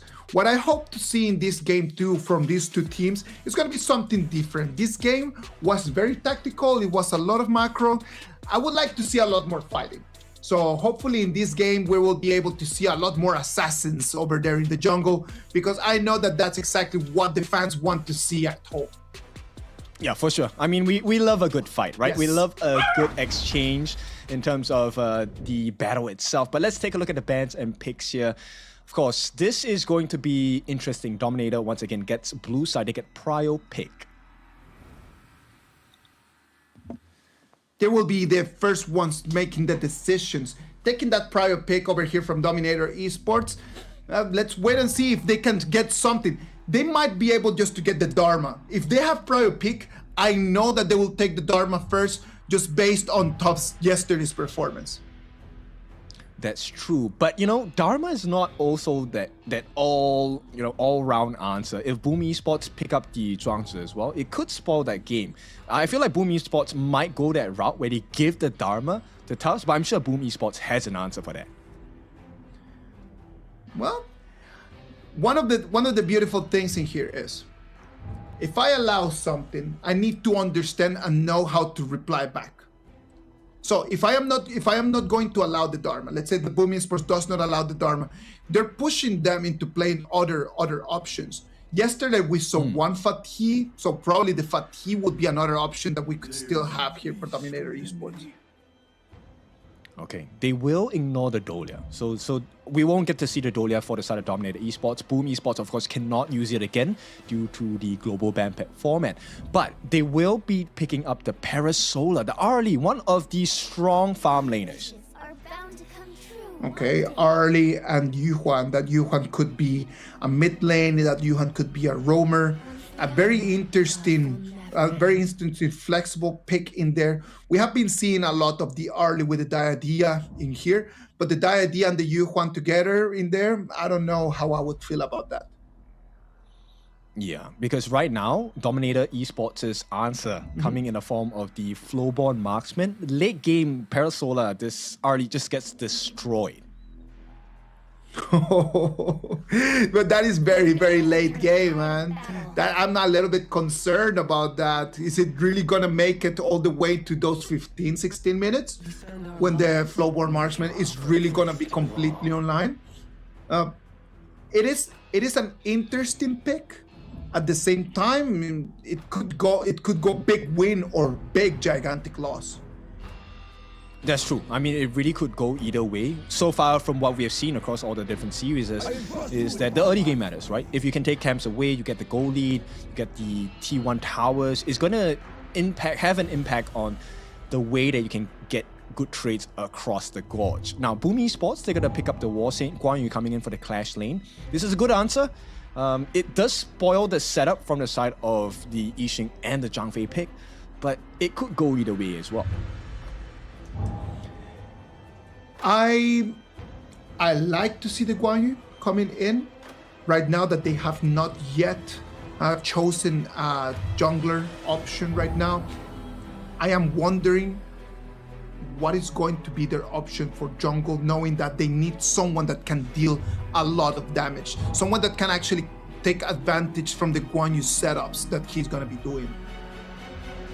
I think it has to be a tank jungle, right? At this point, for both sides actually, because you need to set the scene up where your farm laners are not going to be targeted. You need someone to take the attention. The very first moon. If it is going to be a tank jungler from both sides, then we'll be looking at very bare minimum amounts of damage. The damage per second is going to be very low. I like a lot more the option of going in here for the Jing, and then on the other side from Boom Esports, if it is not going to be an assassin jungler, who is going to deal the damage? Protect the memory of you, whatever the cost. I agree. I mean, I can see it now, right? You do have quite a lot of CC. If the stuns from the Yuhuan, you have the catch from the side of the Haya as well. And there we go. Featherfoot potentially going to be locked in, going to be locked in. So Boom Esports, this truly is a battle of the assassin junglers here. Who gets the catch first? Let's analyze the laning matchups right now. We've got Sun Ce against Guan Yu. So both heroes right over here, great mobility. They can just go from one side of the map to the other in very short amounts of time. So we can already just see them just having the 1v1s over there in Clash Lane, not actually wondering or caring about anyone else. Let's put our attention to the farm lane. That farm lane actually is going to be the Arlie and the Yuhuan against the Tranfei and the Flowborn marksman. In the early stages in here, I can see Boom Esports having a lot more advantage over there in the farm lane than what Dominator Esports could actually do. Interesting. Okay, I'm on the opposite end. I feel like this is a great matchup for the side of DMT, right? Because the Steady Will, right, Flowborn Marksman does have the pierce effect. So you are actually able to clear multiple minions at one shot if you get the angles right. So this one to me is a positional warfare. If Danny gets his placement right, then yes, it's a horrible game for the side of CC. But let's see how this runs. Let's wait and see. It's going to depend completely on the understanding of the mechanics of each of these players. They cannot be playing this on their own. And if you say, and if the two of us are correct in what we're trying to bring and what we're trying to say, at the end of the day, it's going to end up just to be about what Carl and TNX can do, how fast they can move, clean the jungle, and then just come in and try to make a numbers advantage. That is going to define everything. When all the laning stages are so close to each other, then it all depends on the junglers, how the junglers can actually join in to those fights early on. I like that you bring that up, right? Because then if there is a point where either of these junglers attempt to go for the initial camp steal, that is a huge risk they're taking. Let's wait and see what's going to happen. Ladies and gentlemen, this is going to be our second game. Right now it's going to be Dominator Esports on the blue side and Boom Esports on the red. Boom Esports really need to take this one on. TNX comes in, keeps a little, just checks a little bit, just comes in, get his eyes on, sees the buff, gets out of there. Information warfare. Yeah, this is a very good plan from the side of DMT, right? They don't lose anything, but this provides Tatsui a little bit more room. And this is why the higher pick I think is great for the side of Boom Esports. And of course, we talked about this in the farm lane. So far, it is looking like a Boom farm lane here. Let's see. Let's rotate right over here to the mid lane. We know that TNX is going to come in, going to take some of that. Fade tries to make it on time. but it's Tatsuri the one that ends up cleaning that way. I mean, for now, I would consider it neck to neck, right? I don't think there has been a major advantage going to either side. I mean, we do have that Firehawk at the bottom going into the hands of Danny. So there's a slight advantage in a 1v1 matchup between CC and Danny.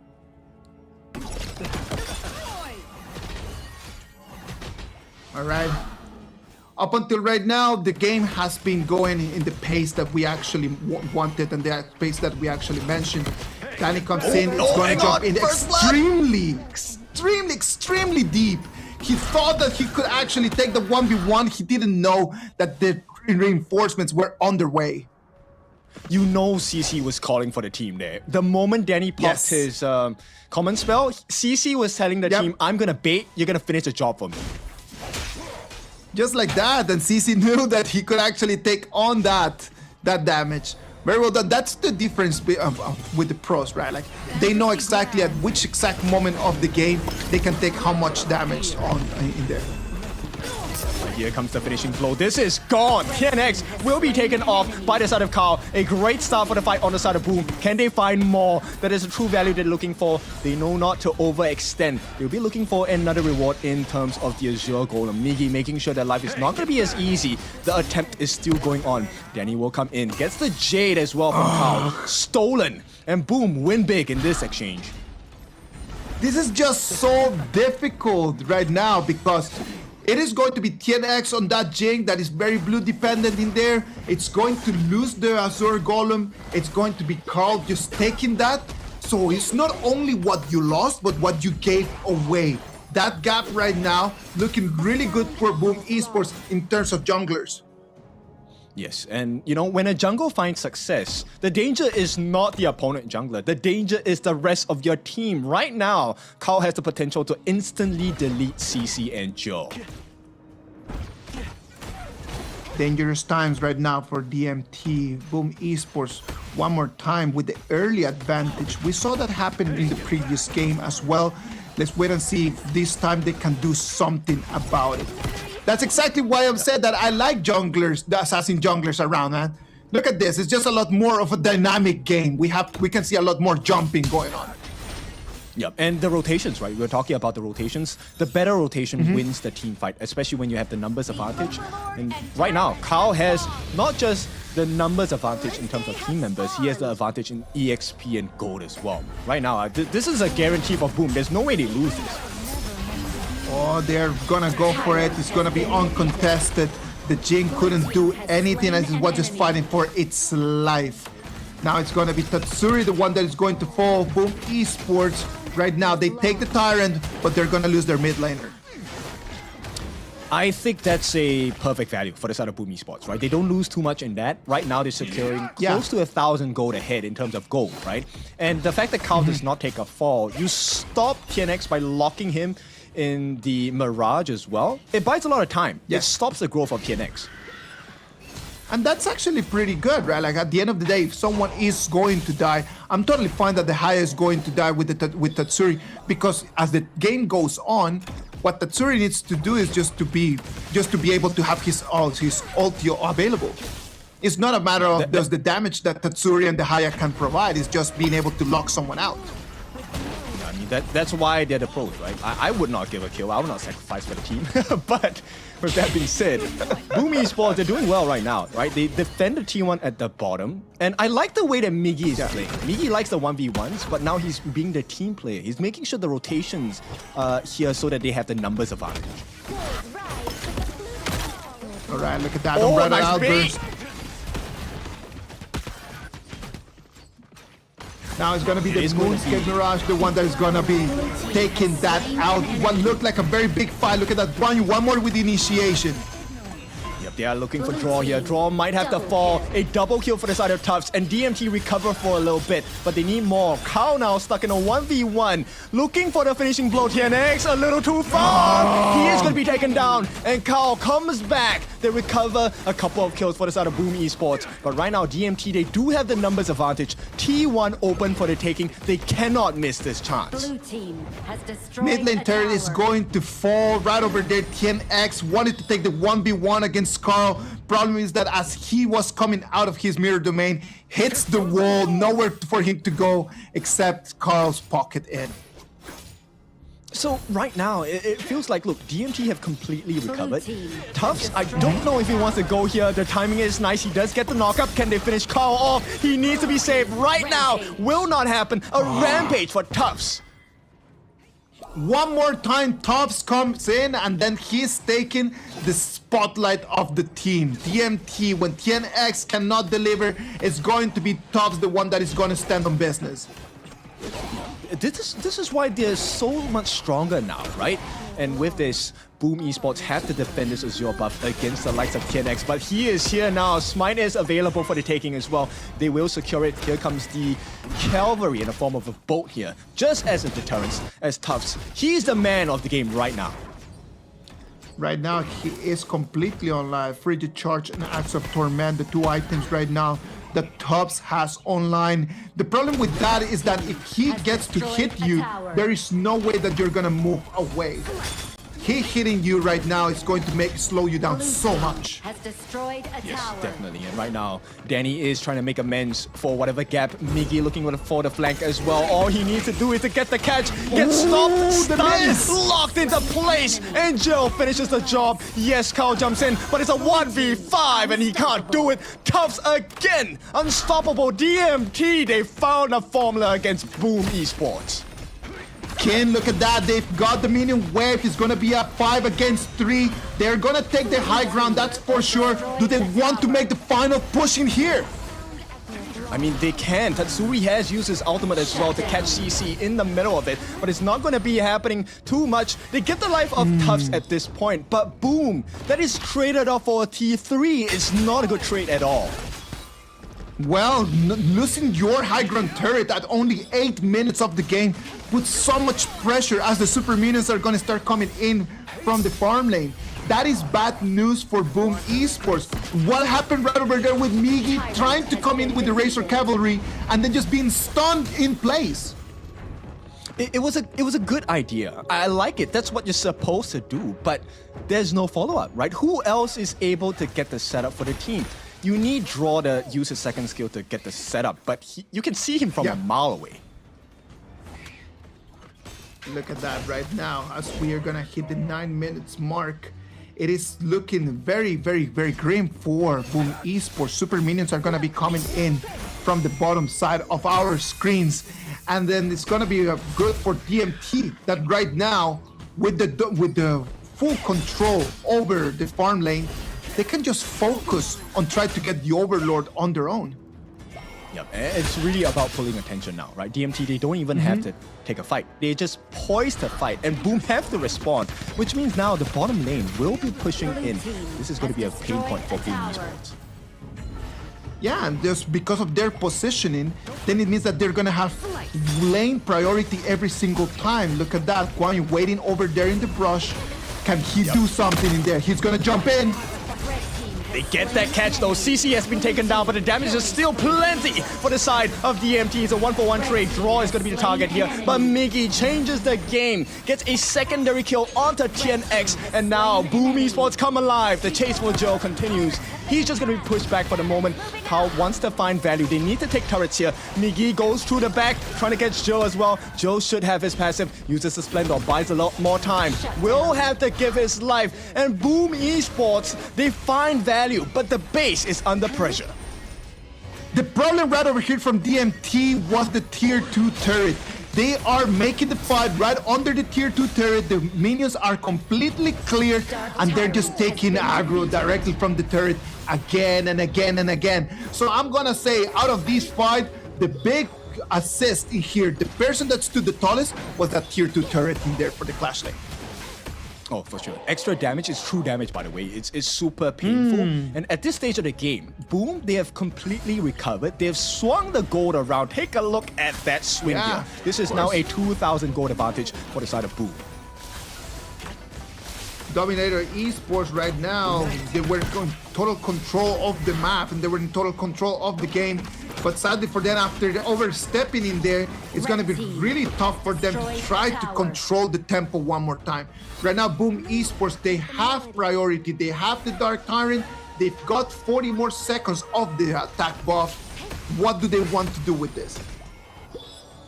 I think they have to buy time, right? 30 seconds is not exactly a very long time, but they need to find out the positions of the side of DMT. And we know the man that needs to be watched out for. That's Tufts.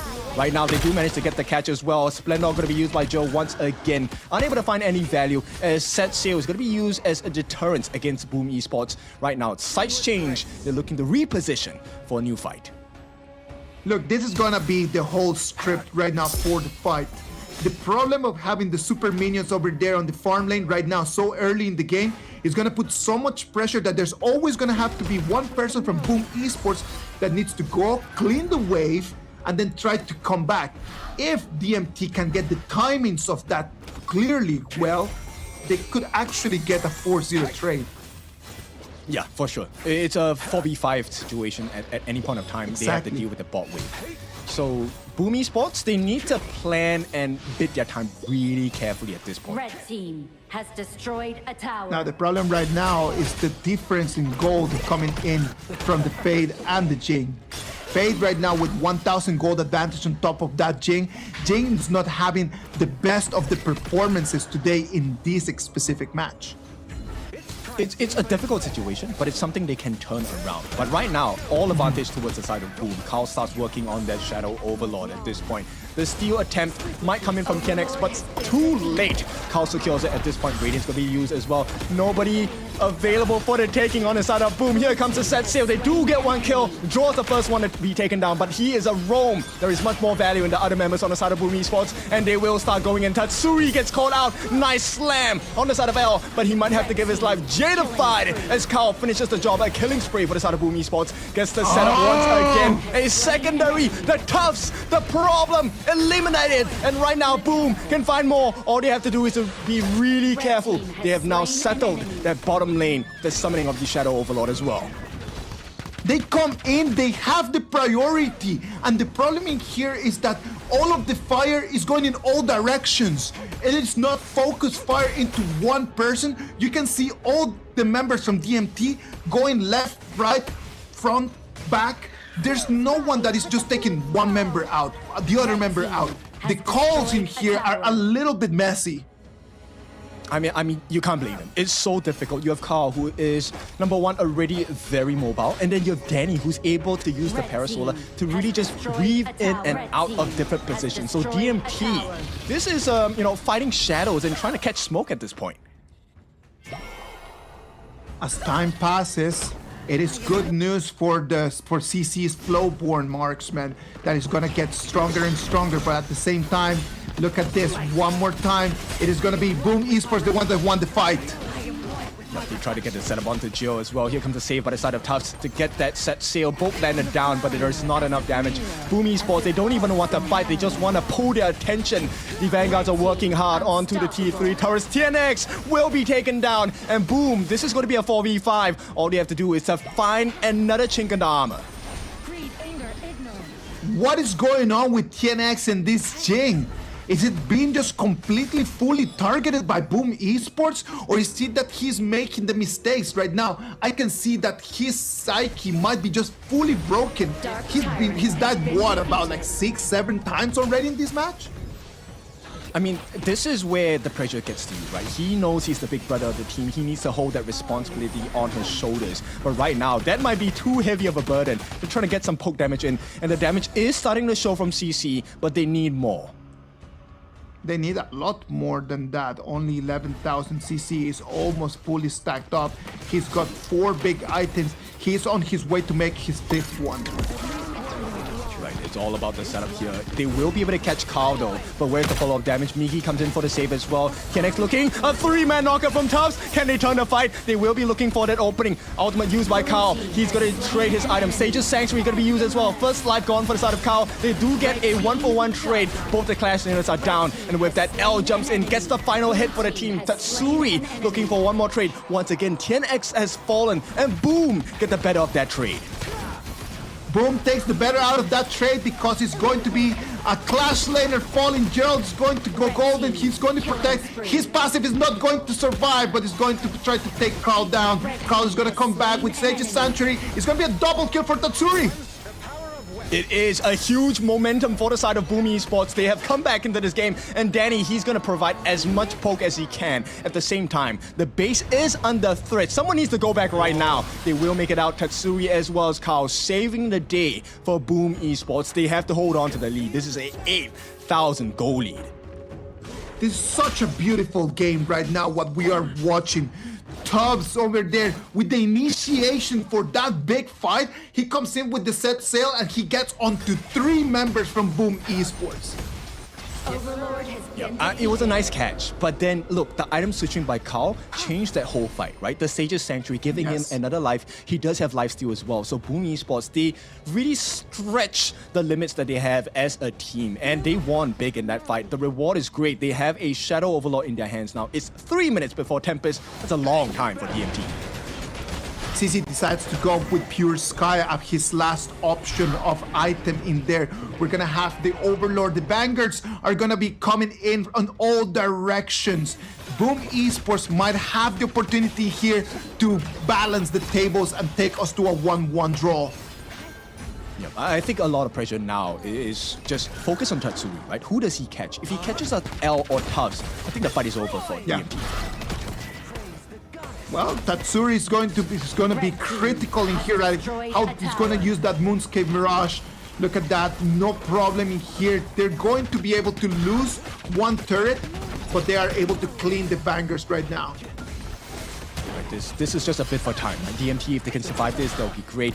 Nice catch from the side of Tatsuri. Who did he actually catch? Looks like it's going to be the Romeo. It's going to be L. So with that, this is not going to be enough tankiness on the side of DMT for the moment, but they do find an opening. Ultimate going to be used by the side of Draw. Gets the save in, but here comes the damage from the side of DMT. They get the setup as well. Knock up onto the backline. Tubbs is trying to buy time for the team, but unable to find the kill. Nobody dies just yet, but the T3 has fallen. Boom Esports once again. What a play.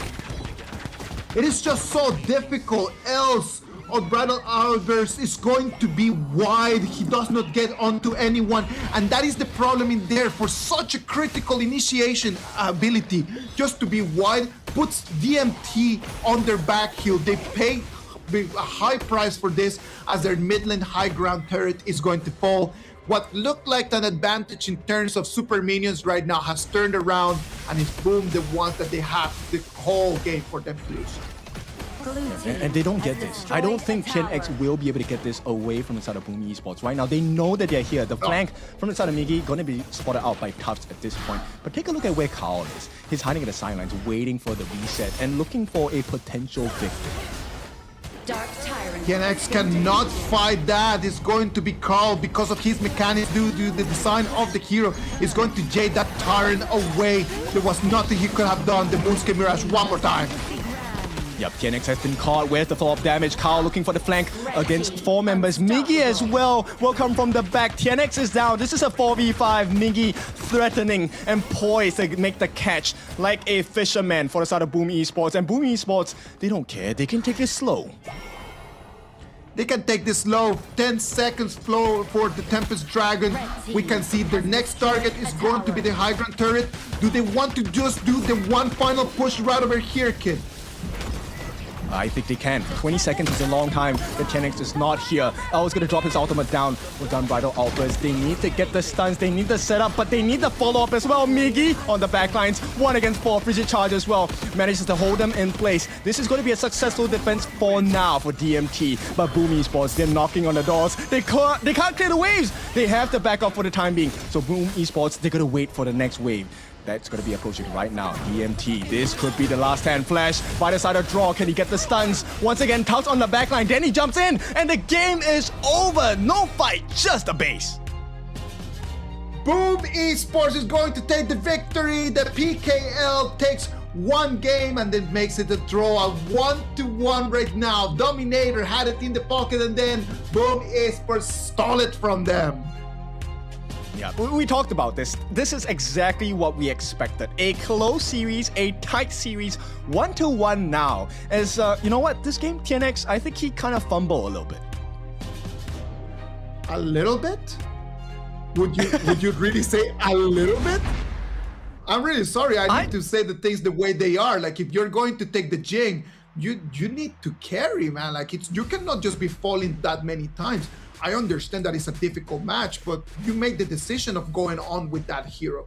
So I expect that TNX can go, he can clean up, he can actually drink some water, and then just come back with a better performance to what we just saw right now, because the numbers are very ugly.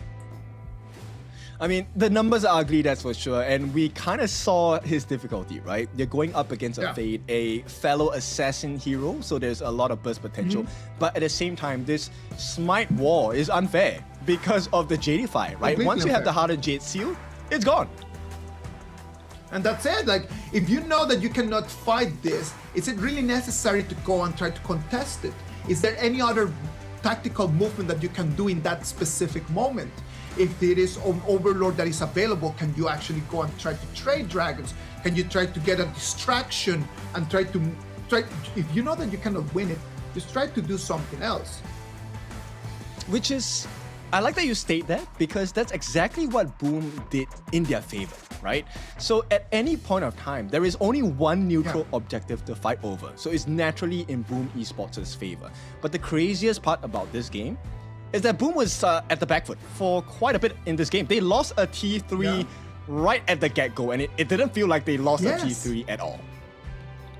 No, come on, like, if Dominator would have actually won the fight that they had at the Clash lane, the fight where the T2 turret just started just dealing damage, if they would have won that fight, it would have been a 2-0 advantage for Dominator. Easy at the 10-minute mark. Yeah, I fully agree. And this game shows you why the better team wins. Boom Esports here, Tatsuri taking 5-1 and 8. Very long, sustained build for the higher. At the same time, Carl as well, probably MVP, 8-2 and 6, going for a hybrid build of tank as well as damage. So Danny kind of became like a support. He's 1-2 and 10. Yeah, no, at the end of the day, when you have this game like this, Carl did what he needed to do, which was to come in and then just to finalize just those last hits and come in and just deal some damage. I love the way that Tatsuri played. So that Haya, for me, it's got to be the MVP. I do believe that they followed the strategy. The strategy was that Tatsuri is going to pull one person out, and then after that, we're going to, all of us, just go and take the 4v4 and win the 4v4. The strategy worked, and then I believe that he deserves the MVP because of that. I fully agree with you. Tatsuri was kind of doing like limit testing as well, right? There were certain moments in the game where he used his Moonscape Mirage, his ultimate, to catch Tufts out. Didn't really find too much value on that, so he changed his target to L. And once the Beast was out of the picture, it felt like Boom had full control because Danny just walked all over CC's face. Look at that. Just right over there at the 8-minute mark. In the moment that they lose that big fight, it was all for Boom Esports then. Completely full control from the PKL team. That is a problem that DMT cannot let happen. And it's actually it's a pity for them, right? Because they had such a big loot in just taking that high ground turret so early in the game. And then after that, they just squandered their advantage. They squandered such a great performance with Tubbs. Tubbs, even though they lost, he had an amazing performance in that Sunso. You know, I feel like 2026 is a year of Clash laners. That's definitely one thing we need to take a look at. Taos, this guy, his Dharma was scary yesterday. His Sunso was pretty effective today. But once again, it's a team game. And Boom is definitely the better team in game number 2. look at the map, look at the data right over there. You can see here, like, look at how Tatsuri dealt more damage, had more assists. Goal to damage efficiency was higher. The only thing that Gerald was better than him was in the first 10 minutes participation. After that, it was all Tatsuri. Yeah, also because I feel like Joe didn't manage to find the appropriate boards, right? He couldn't get the setup that he wanted as an Yixing. And then we talk about this matchup. CC against Danny. Danny really exposed the weaknesses of a flow-born marksman, right? When you use her skills, it's a one-directional, one-dimensional skill. Once you get out of range or you get out of, you sidestep that skill, Danny just has free reign over you, gets free damage. Yeah, the problem is that the reach is not that long either, right? So that is a very big problem. Well, the MVP for this game is going to be Tatsuri on the Haya, the Evernight Aspiration. 5-1-8, the KDA. Congratulations to Tatsuri bagging in that MVP. Right, we need to pay special attention to Tatsuri later on during the highlights. I want to see his positioning here because he managed to get the insane catches. Catching Tufts, I think, okay, pretty straightforward because Tufts was diving in. But catching L, that was a completely different challenge. No, I agree with you. Look at this. As you analyze the highlights of the game, everything just started really, really well for the blue team. Like the blue team had such an amazing start. And then right over here into this one, look, they jump in and then they're just taking turret damage again and again and again.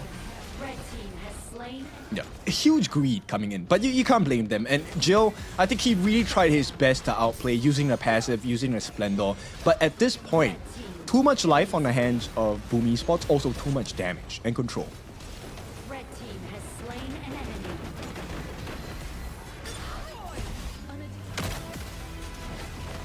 This fight right over here. There was a good moment where DMT could have actually been able to turn tables around. The problem in here is that Carl just stayed online for too long time. Look at him, like Carl I think they was able just to deal so much damage. They weren't expecting Tatsuri to come out at that point of time as well. CC in this position, I felt like it was a risky decision to go in a 1v3 in that particular part of the game. And down here, you know, Boom Esports, they've learned their lesson. We don't need to fight all the time. Let's just get the crystal and take the win. Well, this is going to be the first PKL against IKL showdown of 2026. And what a great match we are watching. First game, it was all Dominator Esports. And in this game, second game, we saw how Boom Esports can actually turn things around and really control. Great performances by both teams. Let's start thinking about the game number 3. We've seen two completely different matches. The first one a lot more tactical. The second one more about the fights. Can Boom Esports just capitalize out of this, understanding that in the fight game, they might have an advantage today? I think we will see another assassin jungler coming into game number 3. And my gut feel is, I feel like the Tiger is going to come out. Yeah, you think that the pay is going to be an option? Yeah, definitely, right? There's the Byron available for both teams. There is also the pay available for both teams. Both junglers have also shown that they shine on that particular pick as well. Well, if I were to be the coach for DMT, right now after seeing these two performances, I would go back to what we did well in game number 1. Game number 1, they were really good at playing the macro. So if today, for some reason, you come into this game number 2, and then the skills and the fight is not working, just go back to what it works. There is no shame in just going back to what works. A lot of people say that, oh, if you want to be a jungler, you need to be able to fight and you need to be able to win fights. If you want to be a professional esports player, you need to be able to win. That's simple. And winning has a lot of different shapes. Agree. Definitely has a lot of different shapes. And let's bring you back to game number 1 of this best of 5, right? DMT played the absolute cleanest macro game ever. Let's see if they can repeat that performance here, because if they do not and they fall prey to Boom's plans of team fighting again, I think Boom is going to take this win. right now we come back to the same topic that we had at the beginning of the stream. IKL and PKL, they have two very different styles on how their teams compete. They have analyzed this. Do you play to your own advantage, to what you're good, or do you try to play to the weakness of your opponent? Those are two completely different strategies. And the coaches right now need to make decisions on that. Do I play to what I know that I'm really good at, or do I play to what I know that you're bad at? Interesting point. I think at this point, Boom should just play their own game, right? They have learned from last year's experiences as well that they do have the ability to play the macro game. Right now, it's just integrating it into their fighting style of BKL. All right, let's jump straight into the BP. Boom Esports is going to be taking the blue side. Dominator Esports is going to be taking the red. Boom Esports is going to have the first pick. As we move into the third game, you can start already seeing that a lot of the meta heroes that has been banned in the first two games are going to start being available out there. I definitely agree. I think you have to switch it up at this point, right? Now, when the stakes are high, you are 1-1. Next game or next win sets you up at series point. You really want to make sure that you destroy not just the base of your opponent, but destroy the confidence.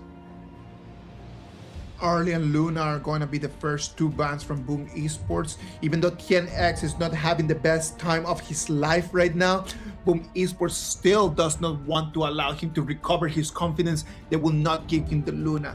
And on the other side, I know that you wanted to see the Tiger coming out, but Lung and Kay are going to be banned by Dominator Esports. Well, there's plenty of other options as well. Now, Boom Esports, they're going to pick up their own national hero here. That's going to be the Lapu Lapu, also known as the Reef Heart Datu. DMT, though, they now have access into the Tufts special. That's going to be the Dharma. And potentially the Mai as the Fire Ninja in the mid. Dharma and Mai Tubbs. I'm going to tell you the truth. If it was coming down to those two first bans, and you know that you cannot give any of those three heroes, I would have allowed the Luna instead of allowing the Dharma. That's just my preference based on this specific game. In the name of the law, yeah, I like the mobility of the Luna as well. But, you know, when Tufts gets the Dharma, I'm pretty sure Boom Esports have already researched his gameplay. They know about his tendencies. So Boom Esports, they are looking for the two win conditions here. One is the ability to remove CC, of which Magistrate has, and the other is to set the catch with the Silk Imprint for Shi. So this is a great idea from Boom. Can they execute it well though? Well, Tatsuri is having such a great game right now that most likely giving him that Shi is going to be trouble for Dominator Esports. He's right now so locked in that I can see that Silk Imprint landing multiple times. Dominator Esports decides to go with Erin for the matchup against that Direntie. That laning stage between the Erin and the Direntie, who do you see having a little bit of an advantage? I think it's dependent on the first skill for CC, right? If you use the first skill of CC well on the Erin, I think it puts you in a much better position against the Magistrate Direntie pick. Right? At the same time, the support picks do matter. You will get a lot of free poke damage coming in from the side of draw on this Lapu Lapu. But you do have sustain on the Earthshaker as well. So we'll see. Skill matchup. Lian Po is going to be the option for Roamer for Dominator Esports. It is an interesting pick to have that Lian Po. It's not really that mobile. It is very tanky. It provides initiation. It provides vision. But it's kind of slow. So in terms of the rotations around for Dominator Esports, it just seems a little bit clumsy and a little bit slow right now. I think that definitely is one angle to see. I think, you know what, Boom Esports, I feel like their draft this game is a lot better. I think it's more robust. They have the tank from the dominant ruler, the Liu Bang, and look, they have so many options to dive in. That combination of ultimates between Stealth Fin, the Lam, and Liu Bang is going to be scarily powerful from the side of Boom Esports. Boom Esports takes the Lamb, and then with the Liu Bang, it's going to be able to give us what we saw yesterday. Yesterday we had a lot of Liu Bang just matched up with other here. We saw the Liu Bang and the Musashi. We saw the Liu Bang. I think we saw the Liu Bang and the Lamb as well. It just has become part of that meta. We love to see that pair of Liu Bang and an Assassin because it allows you so much more mobility. It allows you a little bit more of the timing of jumping into the fights. So it is a good matchup. I like a lot more Boom Esports in this moment. I'm on your train for this one as well. I think this is a much easier composition to coordinate that Boom Esports have crafted for themselves. But this also is a weakness, right? The same strength can be a weakness. So if Dominator Esports manages to burn the battlefield command from the Liu Bang early or before critical moments in the game, that could be that tipping point for DMT to win the entire fight here. Well, ladies and gentlemen, this is going to be the tiebreaker after this game. One of these two teams is going to be at match point. Boom Esports is going to be on the blue. Dominator Esports is going to be on the red. After what we saw in game number 2, Dominator Esports better just wake up right now.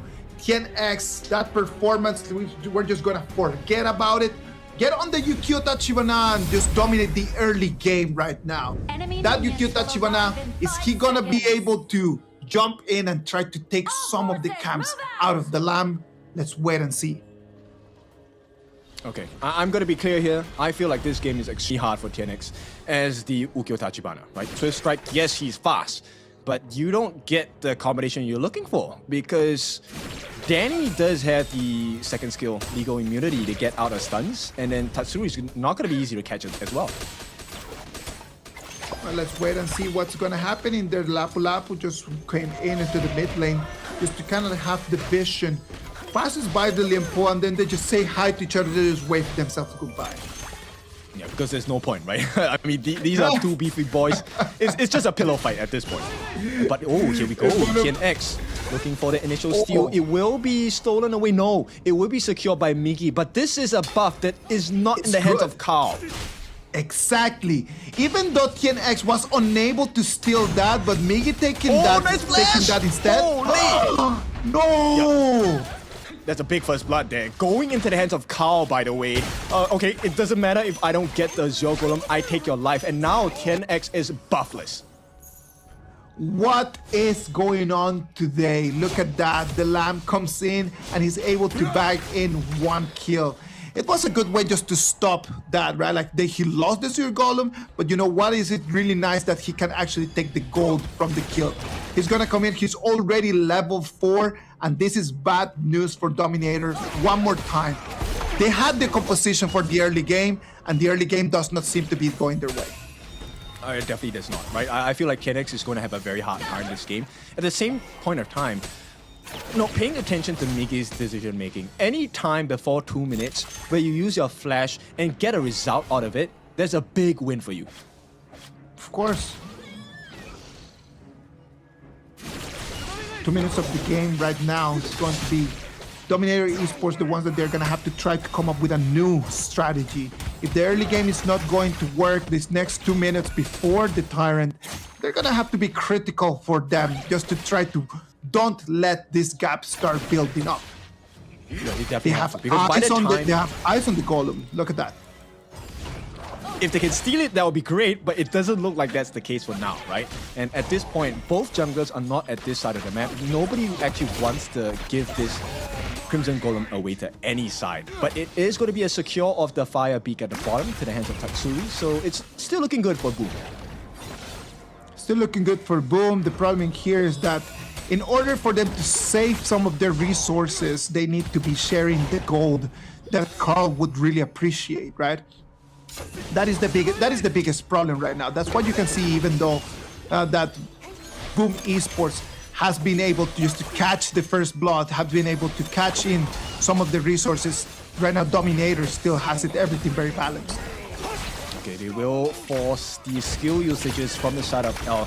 No flash committed just yet. They don't want to do so. It is 3.5 minutes. This is where the neutral objectives are going to spawn in 30 seconds. Nobody wants to waste resources. That rotation is going to be a 3v2. It's going to jump in. Look at that. The Unbridled Outburst is going to come in as well. CC is going to fall. Yeah, and what a time to do it as well. 15 seconds before the neutral objectives come out. Boom, make that initial rotation and a lot of value because you shut down CC, your farm laner. He needs to grow, and right now he is 6 foot under. It is not looking good for DMT, TNX falling, CC falling. Who's gonna carry right now? If all of their carries are just kind of just keep falling down, it's the whole chain is going to fall apart. Okay, interesting though that Boom Esports actually give up the space of that first Tyrant. They give it all the way to DMT. It feels like Carl wants more priority over that Azure Golem because he needs mana as well. Well, right now we can see that Boom Esports win the fights.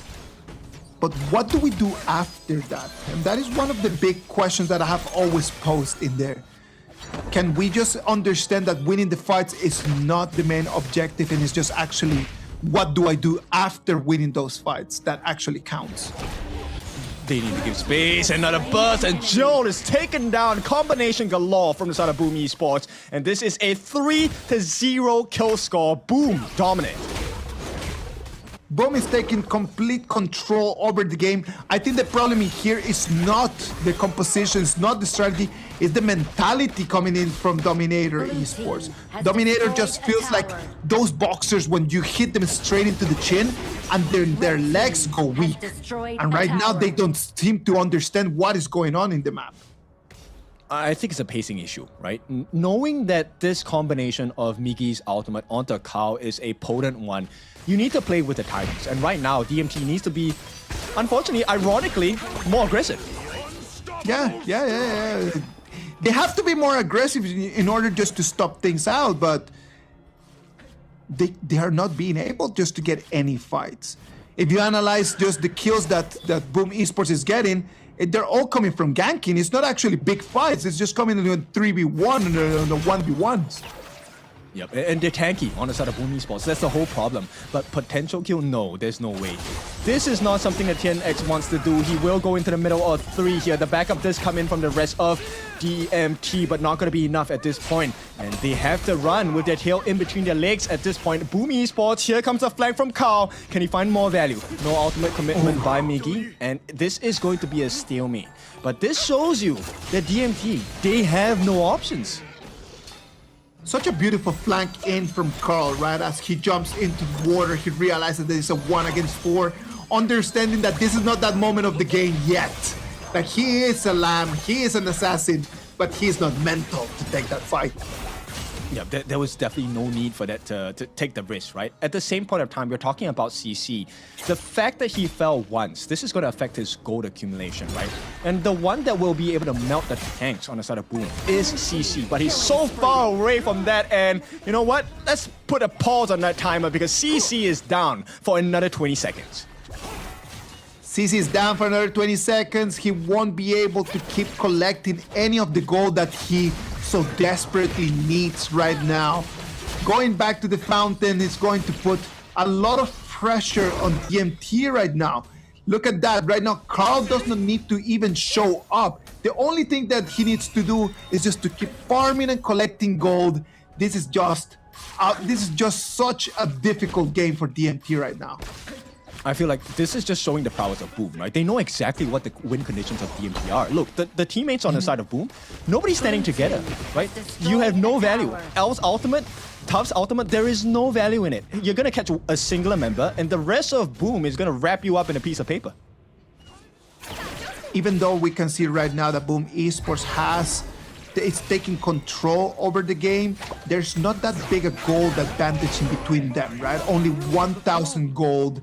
The advantage right now for the PKL representatives. It is not sizable just yet, but give them a couple more kills, right? Boom will be able to kind of wash DMT away. TNX looking for a catch there, unable to find it. Look at that. The Lamb comes in, takes the Azure Golem. is going to deny the resources for TNX. That Ukyota Chibana with only 6,500 gold. Oh, look at that. What a play. Miggy baits out the ultimate from the side of CC. They get the rotation in, and now they get a 8.5 minute Tyrant for free. Boom Esports, this is the macro we are looking for. Uncontested, that Tyrant is gonna go. Nothing that DMT can do at the moment.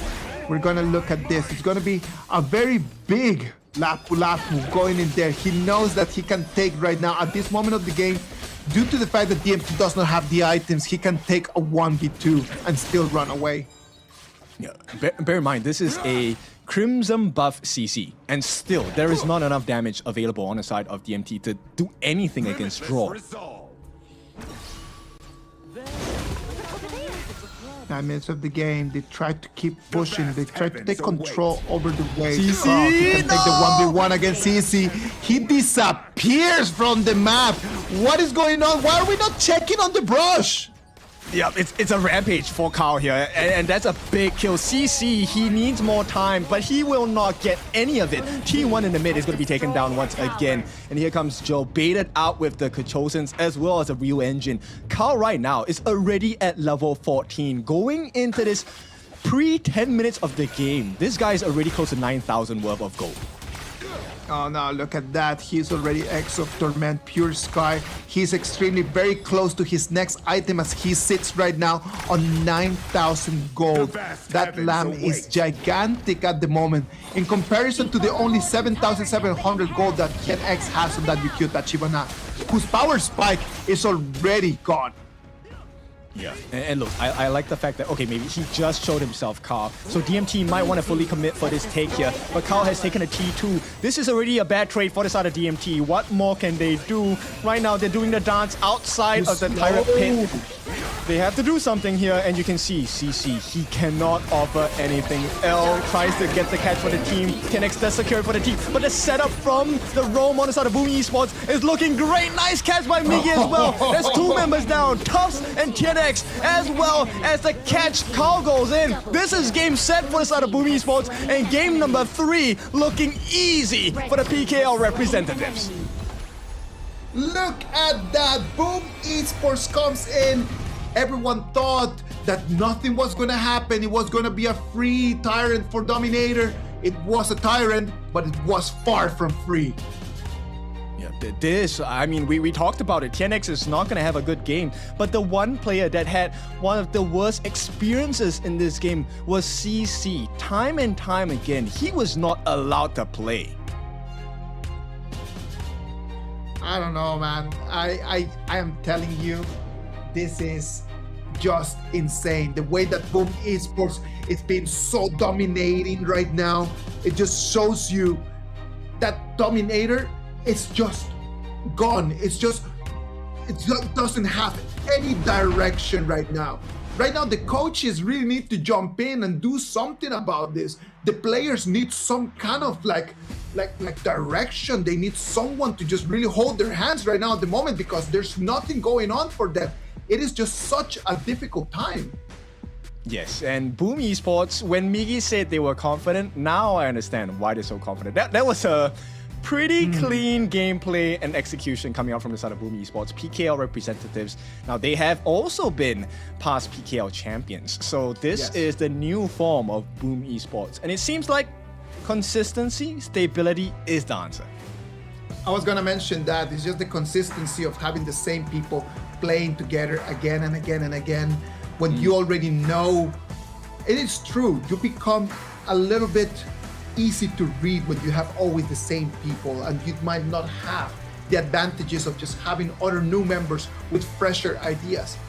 But when you understand exactly what your teammates are gonna go and what they're gonna do, the communication cost becomes so low. So low. It becomes a little bit easier for you to actually execute on very old-fashioned ideas. Yes, I like this execution of Boom Esports for this game number 3 because it shows you a couple of things. Yes, we all know you need to get the gold advantage, but what you do with the gold advantage is what makes the game so much easier for you, right? The fact that they only committed 3 members at the Tyrant at that point of time, while Carl was just running rampant on the backlines, And the save by Miggy to come in with his Battlefield command as well to just make sure that they got the knife into the back of DMT. That was absolutely beautiful. No, since the beginning, we already mentioned that Boom Esports had a very composition for this game. They looked a lot stronger, the composition looked better, and at the end of the day, they just sealed the deal by just not only outperforming them in the macro, but in the 1v1s, in those little fights, they were always the best team. Yeah, and this is really where I like Coach CN's mindset. Let's give Tufts the Dharma, but we don't give you the multi-man catches. There was very few moments where Boom was like, okay, we're gonna have 5 members here. Do you want to use your truth mantra on us? I think that never appeared in this game. I don't know, man. I am really sorry. I'm really sorry to see Dominator Esports just kind of just falling apart in like this. I think that they lost in that second game right now was such a strong hit to their confidence. They are not being able right now just to be able to rebuild themselves back. And if the game continues like this, it's gonna be a 3-1 for Boom Esports. Dominator needs to show something different in the next game, and hopefully the little break in between games is gonna allow them enough to just talk it out. Maybe it's just that. Maybe it's just like someone needs to just yell at each other a little bit. That's it. Just yell at each other a little bit. Okay. I mean, we have seen that, I would say, performance between team members, right? Make sure you iron out all the issues before you go for that potential series point game here, because once again, Boom, this is 2-1. The next win nets them the entire series. DMT have some serious work to get in here right before game number 4. Look at Carl's data over there, man. Like, it was just playing that Lamb to the perfection. Lamb is a hero that you do not need to participate in all of the fights. You need to be always just scaling up in gold, scaling up in items, scaling up in gold, scaling up in items, jumping to the fights in the last minute of them, right? So that's why it's very important just to understand the timing of them. And the way that Carl played it, he played it to perfection. Yes, he played with the vision so well. In fact, the entirety of Boom Esports played the vision game so well, because you realize if you take a look at the highlights as we run through them later on, DMT, if you take a look at the game from their perspective, you don't really get much setups, right? L will see maybe 1 or 2 members on the side of Boom Esports, but it's not the members that he wants.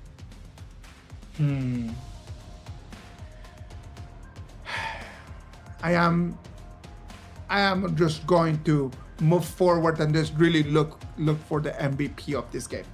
The MVP in this game is going to be very difficult because the whole Boom Esports played so balanced. All of them had a very specific role to play. He is going to take it not only because of his performance, but because his team set him up for success. This is going to be Carl on that Lamb, the Stealth Fin, the 401 KDA. Congratulations to Carl, bagging in the MVP of this match. Yeah, for 4-0-1. It would have been better if he had 4-0-4, so we could say that he was not found, because he really was not founded at all in this game. He came in like the silent assassin that he needs to be, and Carl really has improved. So PKL, the hope is high, and that initial message we got, right, from the fans, you can lose to any team, just don't lose to an Indonesia IKL team. Looks like that has really put into effect for the side of Boom Esports. I think that the first time they did not see it for game 1, and that's why they were not actually that locked in. Most likely the coach just came back and they just told them about it, and that's the reason why they were like, oh yeah, sorry, our fans cannot let us lose this game. Yeah, look at this, Miggy not showing as well, and all of this is a distraction play, right? Miggy, once he understood that, okay, this is a lost cause here, we don't really have to win the big fights here. While they did take 2 very big kills, the immediate decision and call out from Carl, I need help, we're gonna end the game right here, right now. And Miggy playing the team member here, sacrificing his life to make sure that they got the crystal. This is what teamwork is, this is what a hive mind is, and Boom Esports showing that they're a better team in this one. Congratulations to Boom Esports, showing us how the PKL plays this game. Fighting, trying to be stronger than you. I'm just going to flex my muscles and show you that I'm stronger. I am the big man. Yeah, one snap gone, right? And this is where I'm so excited because we were asking last year for our PKL representatives, you have the fighting ability, where is the macro game? And now, Boom Esports has shown up. They're telling you, yes, we know how to play the macro game now, but we're going to dominate in the team fights while we're doing it. So this is making my expectations for Boom Esports a lot higher. It is right now a 2-1 advantage for Boom Esports. But well, ladies and gentlemen, what about if we go to a short break? We're going to get something to drink, get something to eat, and as we come back, we will see the 4th game in between Boom Esports and Dominator Esports. Stay online.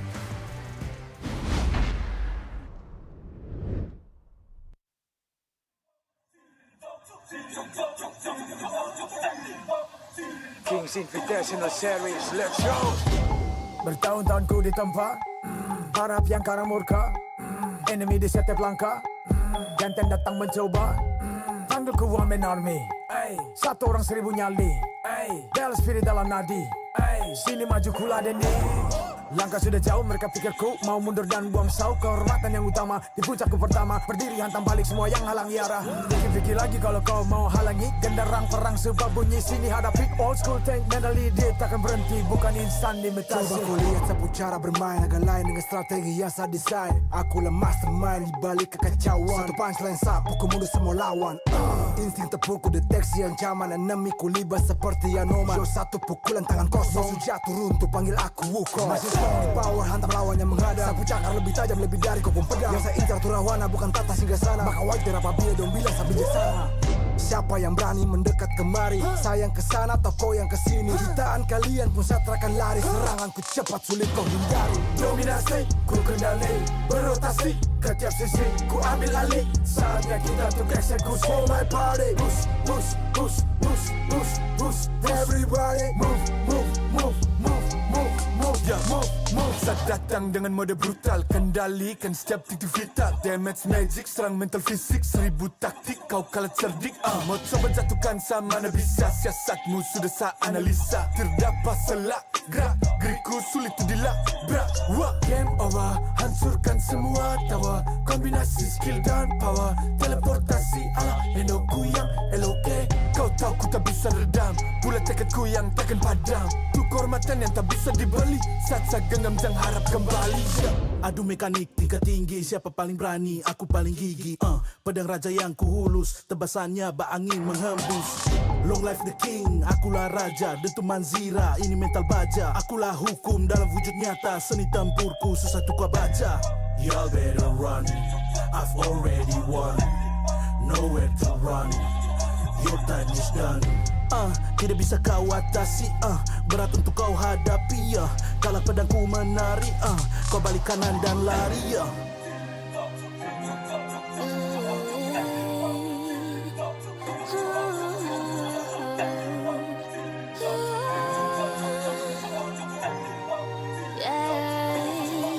Come get me, go this sing sana. Aku cinta, I'm the queen, feel the aura. Orang jajali, terjalan dah. If you want me, profit me way mas. Siapa tadi panggil, cause I'm ready. Siapa bilang aku tak punya nyali? Don't try me, ni aku sebut api. Yes, my melody, you can touch me. You ready, you jajali. Lagi coba lagi.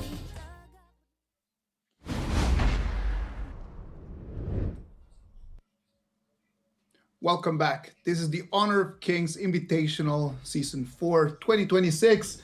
I am Isaac Peña, with me Kintofu. Right now, Boom Esports with an advantage 2-1 on top of Dominator Esports. You can already see the heroes that has been spent. Who do you think has been spending more expensive and valuable heroes, Kin? I think at this point, it has to be DMT, right? Because more expensive because they did not get the rewards that they were looking for. They wanted the super plays from Tufts on the Dharma, they wanted the insane burst damage potential and meltdown from CC, which did not come. And right now, if you take a look at the bans and picks for the side of DMT, the only mega tank left in the roam position is the Lapu Lapu. Exactly. That is the only one in there available that could actually be able to just tank in some damage. Besides that, everything else is just very utility, and that is a difficult thing to play with. So with that being said, does Boom just ban out the Lapu Lapu at this point? Now, why not? What about if you just ban the Lapu Lapu, you already force them into a utility roamer, you know that you're gonna have the tankiness. You can set your whole strategy around that, isn't it? Yeah, you can see the confidence in the Boom Esports players already. I feel like they have a game plan. This is all according to what they're looking for, right? DMT, on the other hand, we were asking, where is this recovery going to come from? And that is a question they need to desperately answer right now, because if they lose, this series goes straight into the hands of Boom Esports. Boom Esports has been preparing a lot for this game. 2025 was an amazing year for them. They were actually really happy with their performances for 2025. They had a lot of ups, very few downs and a lot of ups. And I would dare to say that they're expecting just to keep riding that same wave for 2026, right? Same people, same mechanics, same strategies. Hopefully this year they can even become even stronger. Yes, and I want to focus on a player that we didn't really talk about today on the side of Boom Esports, and that is Draw. So let me bring you back to a moment last year in 2025. Draw actually was put in a very peculiar position because there were 3 or 4 bans all on the roam position heroes, and Draw still made it work.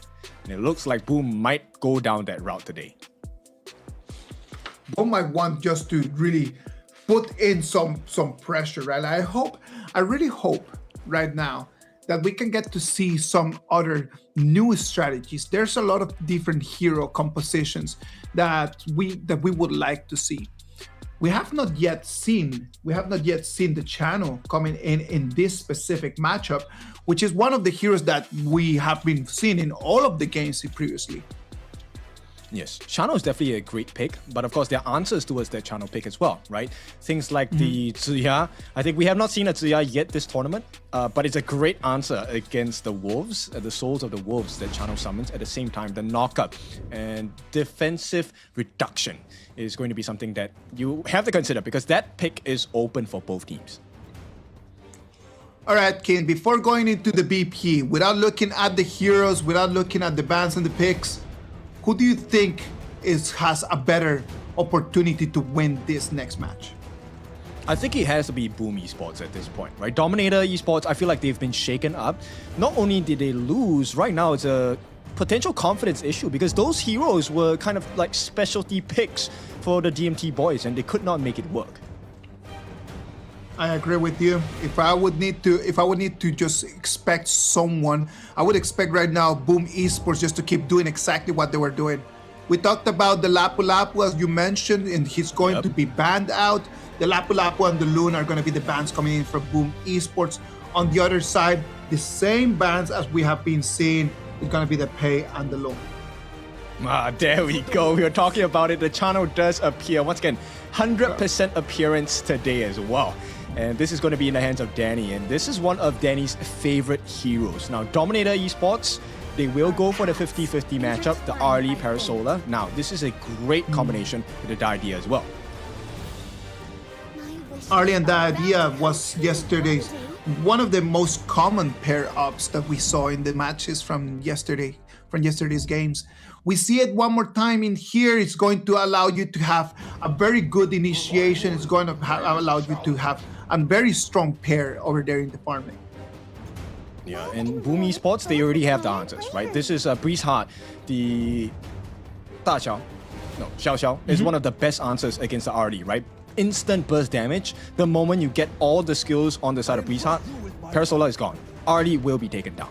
Right now, Boom Esports, I think the next answer is a tank.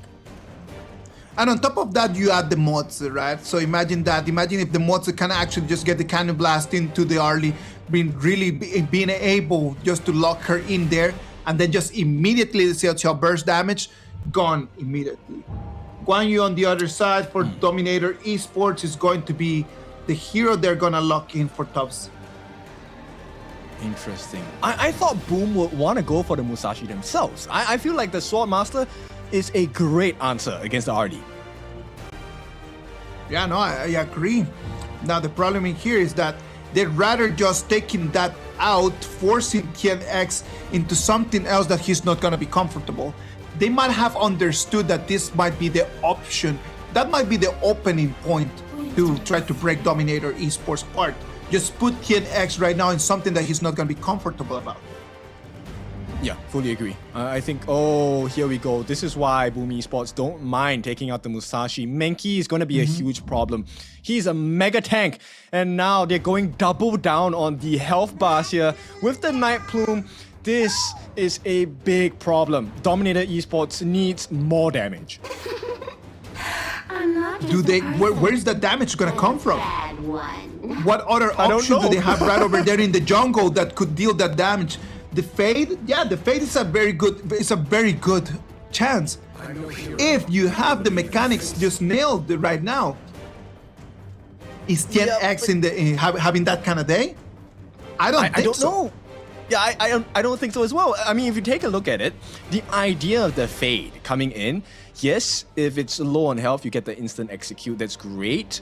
But you're now dealing against a, number one, Kao has a stun, Tatsuri has a stun, Draw has a stun, and Danny has a knockback.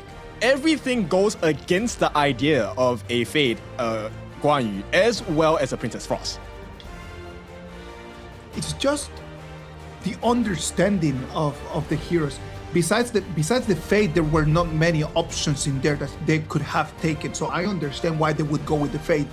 But that just tells you that Boom Esports just laid the whole BP in there just for Dominator Esports just to kind of just fall in there and then just being pulled into it by Boom Esports.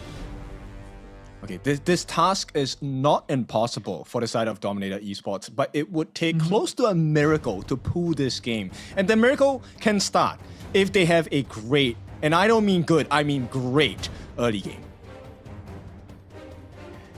Great early game is going to depend a lot on what Tufts can do over there in the Clash lane. If Tufts and that Guan Yu can just liberate himself, clean the wave, and then just make the rotations early on, then they might have a chance. They might have an opportunity. The problem in there is going to be the Umbrosa, right? The Umbrosa over there is going to be very difficult for Guan Yu to try to just get out of there quickly because Umbrosa can clean wave actually pretty fast.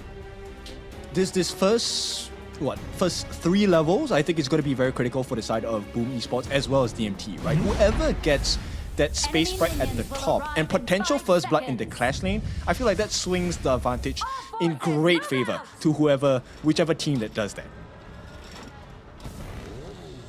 All right, ladies and gentlemen, we're going to go into our game number 4. This is going to be our game number 4. It's going to be Boom Esports on the blue side, and it's going to be DMT on the red. Boom Esports, if they are able to just take this victory, they're going to get the first points that are going to get him over there at the top of their group. Dominator Esports, it's your call. What do you want to do? Well, I like this decision making, so they actually make that lane swap here, but the support immediately comes in. This is going to be quite a bit of poke damage as well. Very good rotations by Boom Esports to try and stifle the growth of DMT here. Slow them down a little bit, right? If you cannot actually beat them, if you cannot win against them, at least slow them down. That is just the main goal right now. Look at this, 3v3.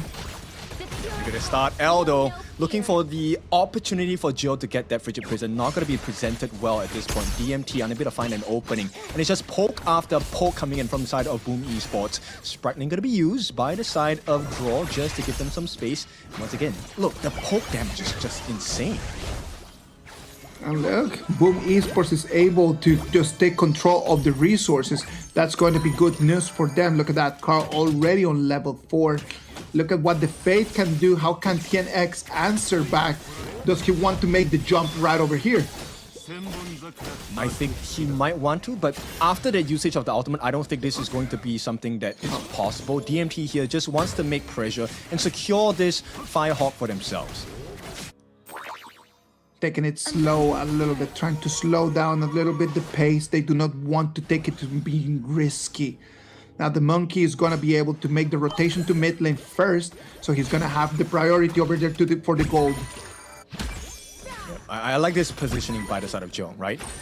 If he doesn't walk there. If he does, okay, the stun comes in, they will get it, and the knockup. Oh no, it's not enough! First One blood more time! goes to the side of Tatsuri as well. And Boom Esports, they start off on the right foot. DMT, that miracle has disappeared. It's just the one only place that they should not have jumped into, and TNX and his fate decide just to put both boots in. He goes 2 feet in, jumps in there, and then it's just burst out of humanity. Break the pattern or your lesson will be repeated. And it looks like DMT unable to learn from that experience. And this is going to be a costly first blood because it's TNX who was taken down, meaning this guy has no buffs at this point. He is not going to be able to match up in levels and EXP against Carl. I don't want to be a hater, man, because I really hate that, but I need to analyze things from a very cold-minded point of view. The problem here right now with Dominator is just individual. It's individual mistakes that are building up into the team not being able to work together. That is the big problem today with Dominator. I mean, the stress gets to you, for sure, right? You know how important this series is, right? There's so much riding on the line, not just as a team, but as a region as well. This is, the faded IKL, PKL rematch everyone has been looking for, and this is the first lap of 2026. So you want to have a good showing, but right now, DMT, it's hard. It's everything but a good one. Right now, it's going to be the Umbrosa that's going to have to proc the ulti in order to run away out of that. This is not ideal, and here comes potential turnaround from the side of Boom Esports. Kao is already at level 8. He's 1 level ahead. The knockup comes in, lay it like a cake, and he's lucky. TNX does make it out, and CC does come in for a little bit of damage as well. But unfortunately, this is not where they want to be. Boom Esports have priority over this first timer of the game. They should be able to get it unless TNX is around. They know not to. The trade does come in the form of nothing for the side of DMT. Well, Boom Esports right now just playing their game, just taking advantage of those little rotations. They know that they have more damage at this moment of the game. So in the moment that they see a 2v2, a 3v3, they do not hesitate and just start throwing hands. Yeah, it's a great idea, right? Because right now, if you take a look at the options that DMT have to explore, in terms of like making sure you have a win condition, one of the win conditions is let's shut Miggy down before he even gets online, right? Now that door is closed. Yes. Miggy is level 7. He's a level ahead of Tufts. And then the second one is, can we shut down Danny? Danny is so hard to catch. He's playing so safe. And that door is closed as well. And Carl, he's ahead in EXP and gold as well. Not a lot, but he's ahead. You mentioned something very interesting about the way that Danny is playing, right? Like Danny's just playing one of those games where you're just waiting under the turret. You're just waiting for the wave to come in, and then you're just gonna collect gold. Your job is not to try to put pressure on the marksman. Your job is just to try to stay alive and try to farm a little bit. Oh, this one is not looking good. L is the first one to fall. CC should be able to survive this, but here comes the backup from TNX. They need a result so much at this point, but a stun comes in from the side of Draw, and this is going to be the end of aggression coming out from DMT. And like you said, he's playing safe, and this is the rewards of playing patient. And Danny gets a T1 at the bottom for free. Easy right over there for Danny. He saw the moment, he knew that it was the moment to push, comes in, backs in that turret, and right now he's going to be free, right? Like his responsibilities are going to shift a lot, but look at Guanyu one more time. Oh, Danny gets taken out instantly. This is one of the answers they need from the side of DMT. They did have to commit quite a lot, and right now it is going to be a consolation prize. They're still trailing from the side of Boom here, close to about 1,000, but DMT, that's a great start.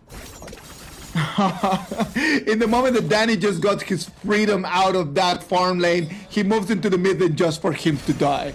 That was actually just his first step into the wilderness, and then he sadly just misstepped a little bit too much. Yep. This is your box. You stay inside. That's the message that DMT has sent. And right now, they have successfully defended the T1 at the top. But the real issue here for DMT is I don't think they have the macro advantage at all. No, they don't. They do not have the macro advantage in terms of composition. In this moment, they do not have momentum to try to do anything. Look at right now the decisions coming in from Boom Esports. Umbrosa already making the push over there in the farm lane. trying to take on to that. She knows that he can run away. Yep, and this will not be a guaranteed T2 because TNX is around here, but it's all about, hey, what else can we do on the other part of the map? There is going to be a setup, but here comes the ultimate here. Think inside the box, going to be used by Draw. He's going to have to drop and give his life. Miggy does not have the ultimate to expand, so he needs to play really carefully. DMT, they're showing signs, right? They know about the gaps here. Can they find more? Well, that was a very good decision coming in from DMT. Just taking whatever that they can. If you can just back in, draw in that Mozu, please just take that and just take a little bit of that gold.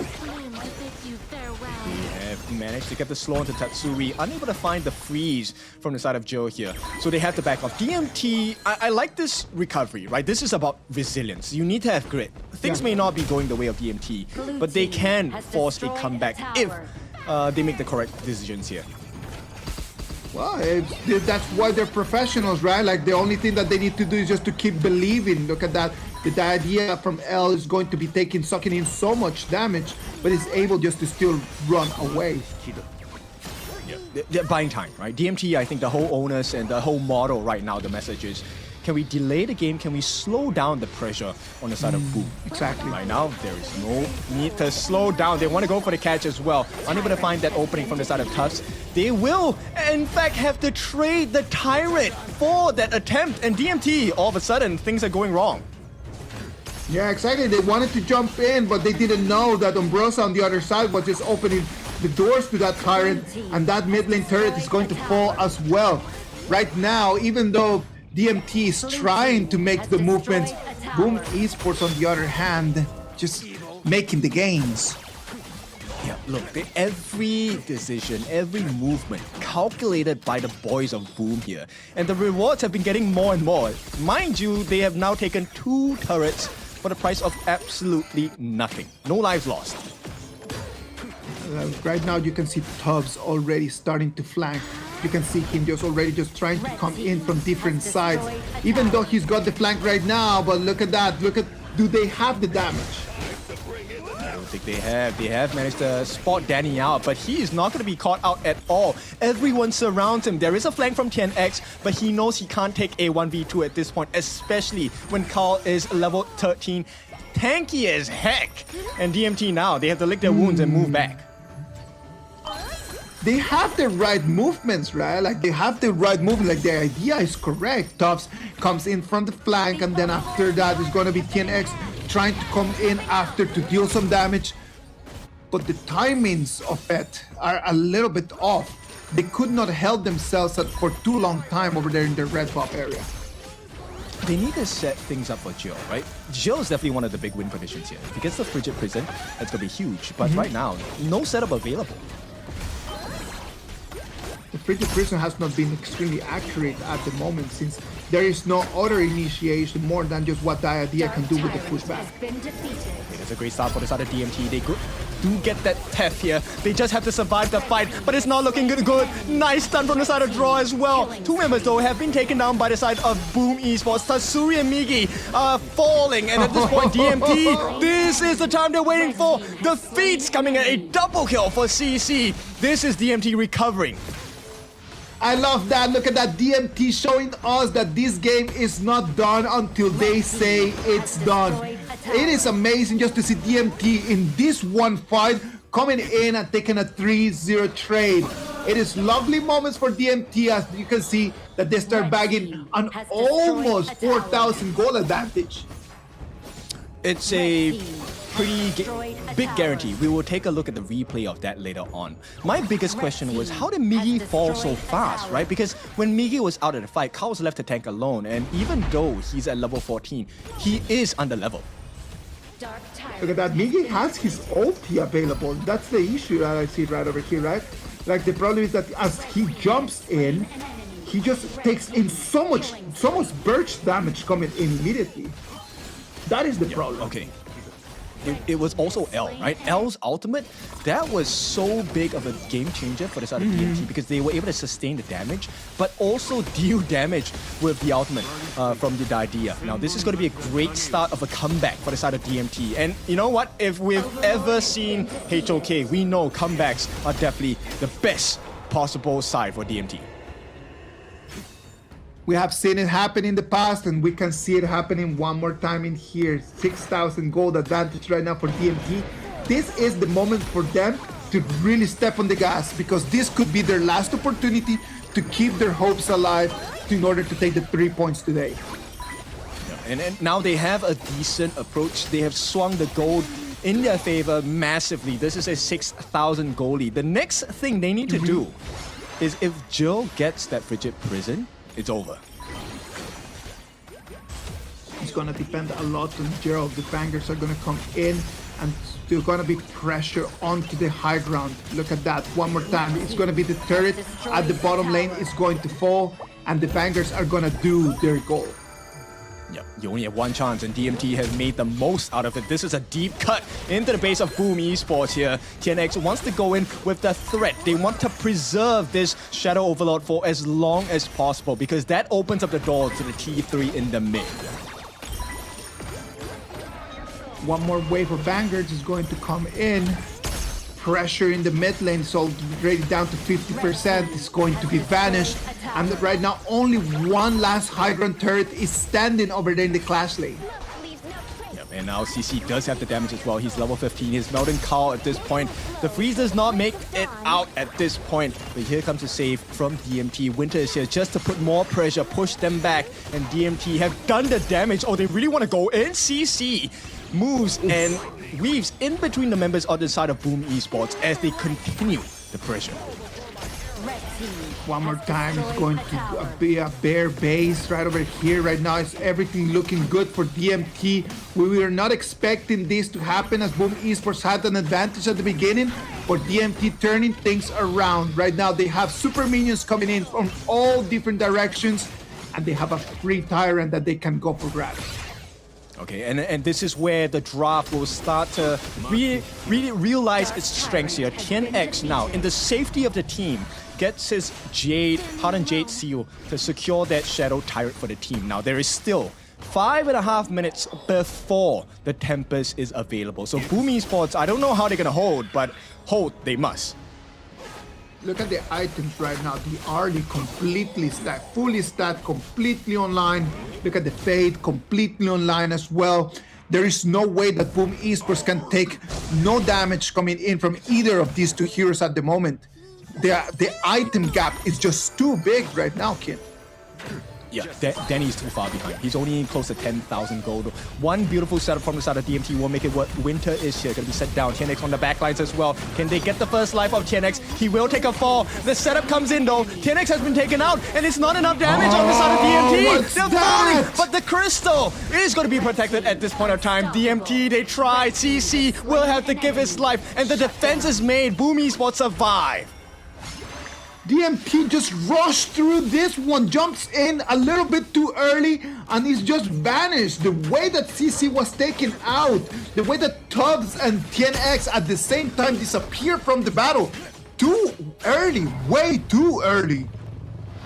Yeah, I think that was really just a little bit of impatience coming up from DMT, but here comes the freeze! They get it, and they will be able to take Tatsui out. He is gone for 40 seconds. This means when CC comes back, he's not going to be at real threat anymore. They can have a 4v5 as well. DMT, the next objective here is going to be the Shadow Overlord.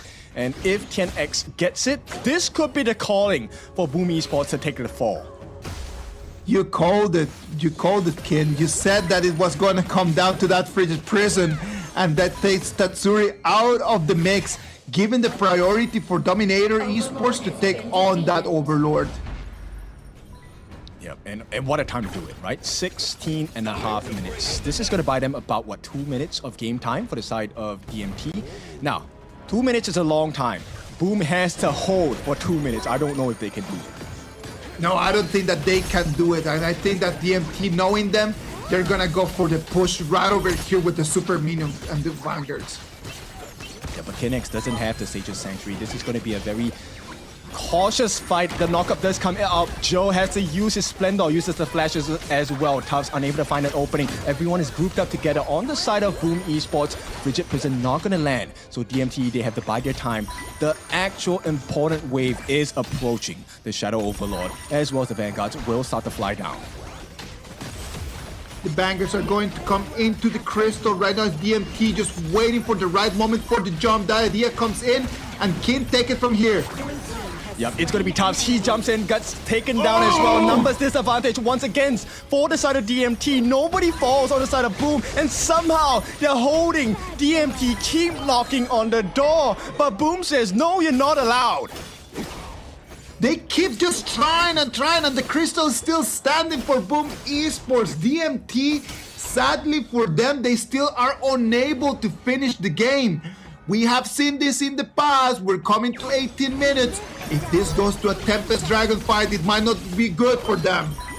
Oh, they fully commit. CC will jump in on the Ambrosia. Migi will be taken down. CC does have the Sage's Sanctuary as well. Winter is here. Is going to stop the growth on the side of Boom Esports. On the backlines, 10X, he finds his target, but the lockdown and the CC is going to be enough. 10X does have double lives here. CC as well as L. They start working onto Kao. The jungler might have to give his first life. Kao's first life is down. Where is the follow-up? 10X on the backline. Gets Tatsuri as well. All they have to do is the finish off draw. That is going to be 2 members left. Danny as well as Kao. Kao will be taken down. No Destiny saves his life for the time being, but the minions are here. Mega minions, by the way. DMT, the comeback could be complete. They just need to hit the crystal. DMT, they find it as well, and they will finish the job. Game number 4 goes to IKL.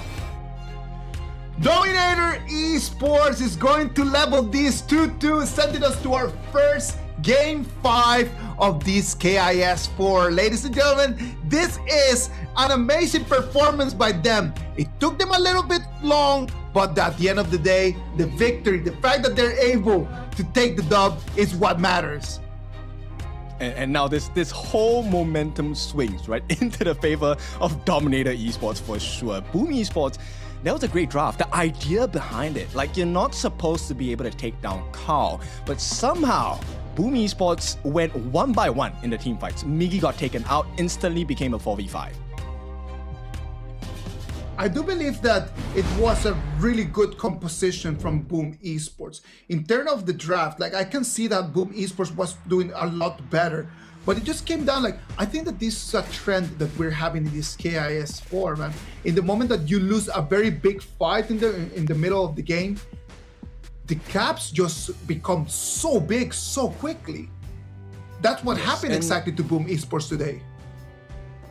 This game, I feel like it was gifted to DMT here, right? Simply because I feel like Tufts did not have a good time at all. He couldn't find the initiations. So it then came down to the mid laners, right? Jill as well as Tatsumi. Yeah. Can you get the knockups? Can you get the freezes?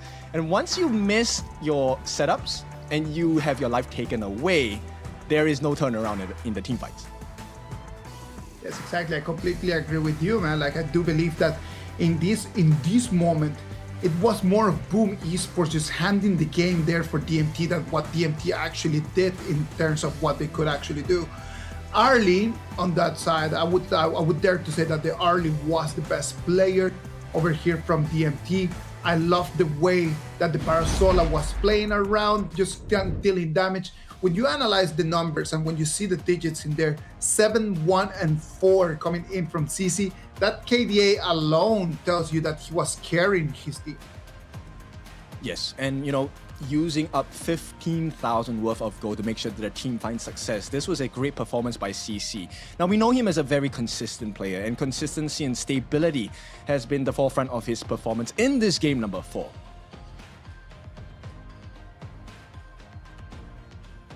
Let's see right now, when you look at the other side, that monkey coming in from Carl, it had a very good start, but then it kind of just dropped dramatically in the mid game. Right in the mid game, it just kind of just dropped to just become like completely not part of the whole strat. I feel like Carl was missing at some points of the game, right? I didn't see too many Dream Roams coming in.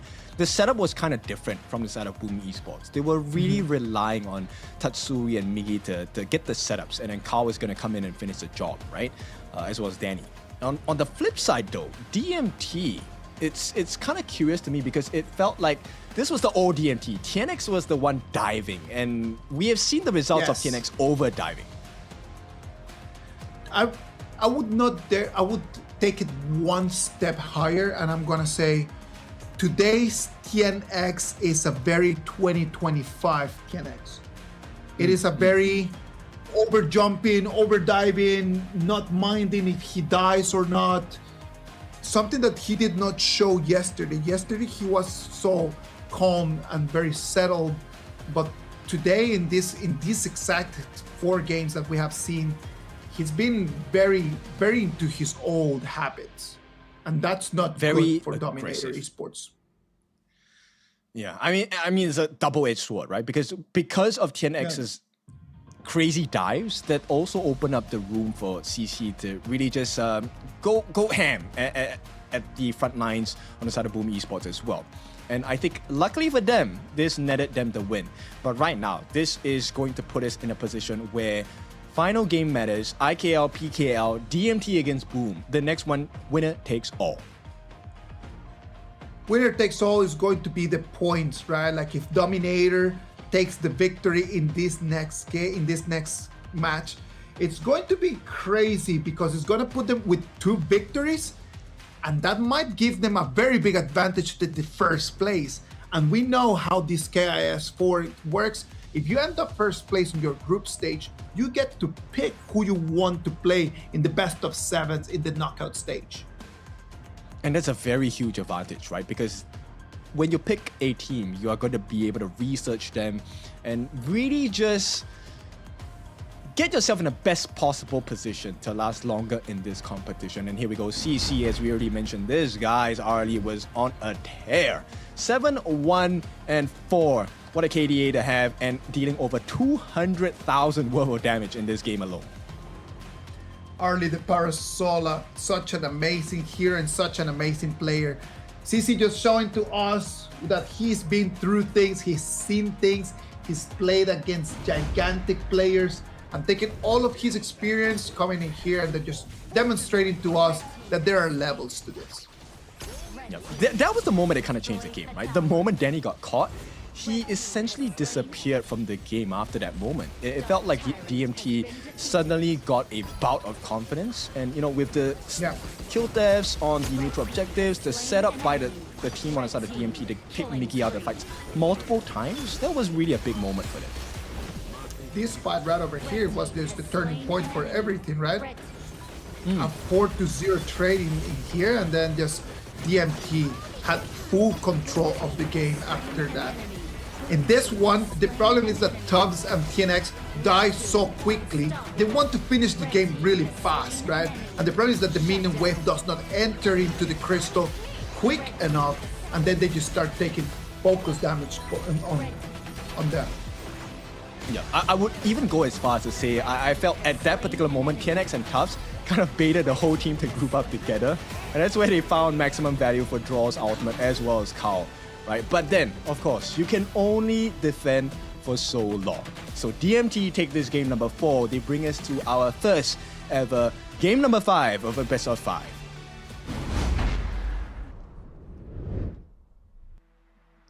This is gonna be our first game 5 in this KIS4.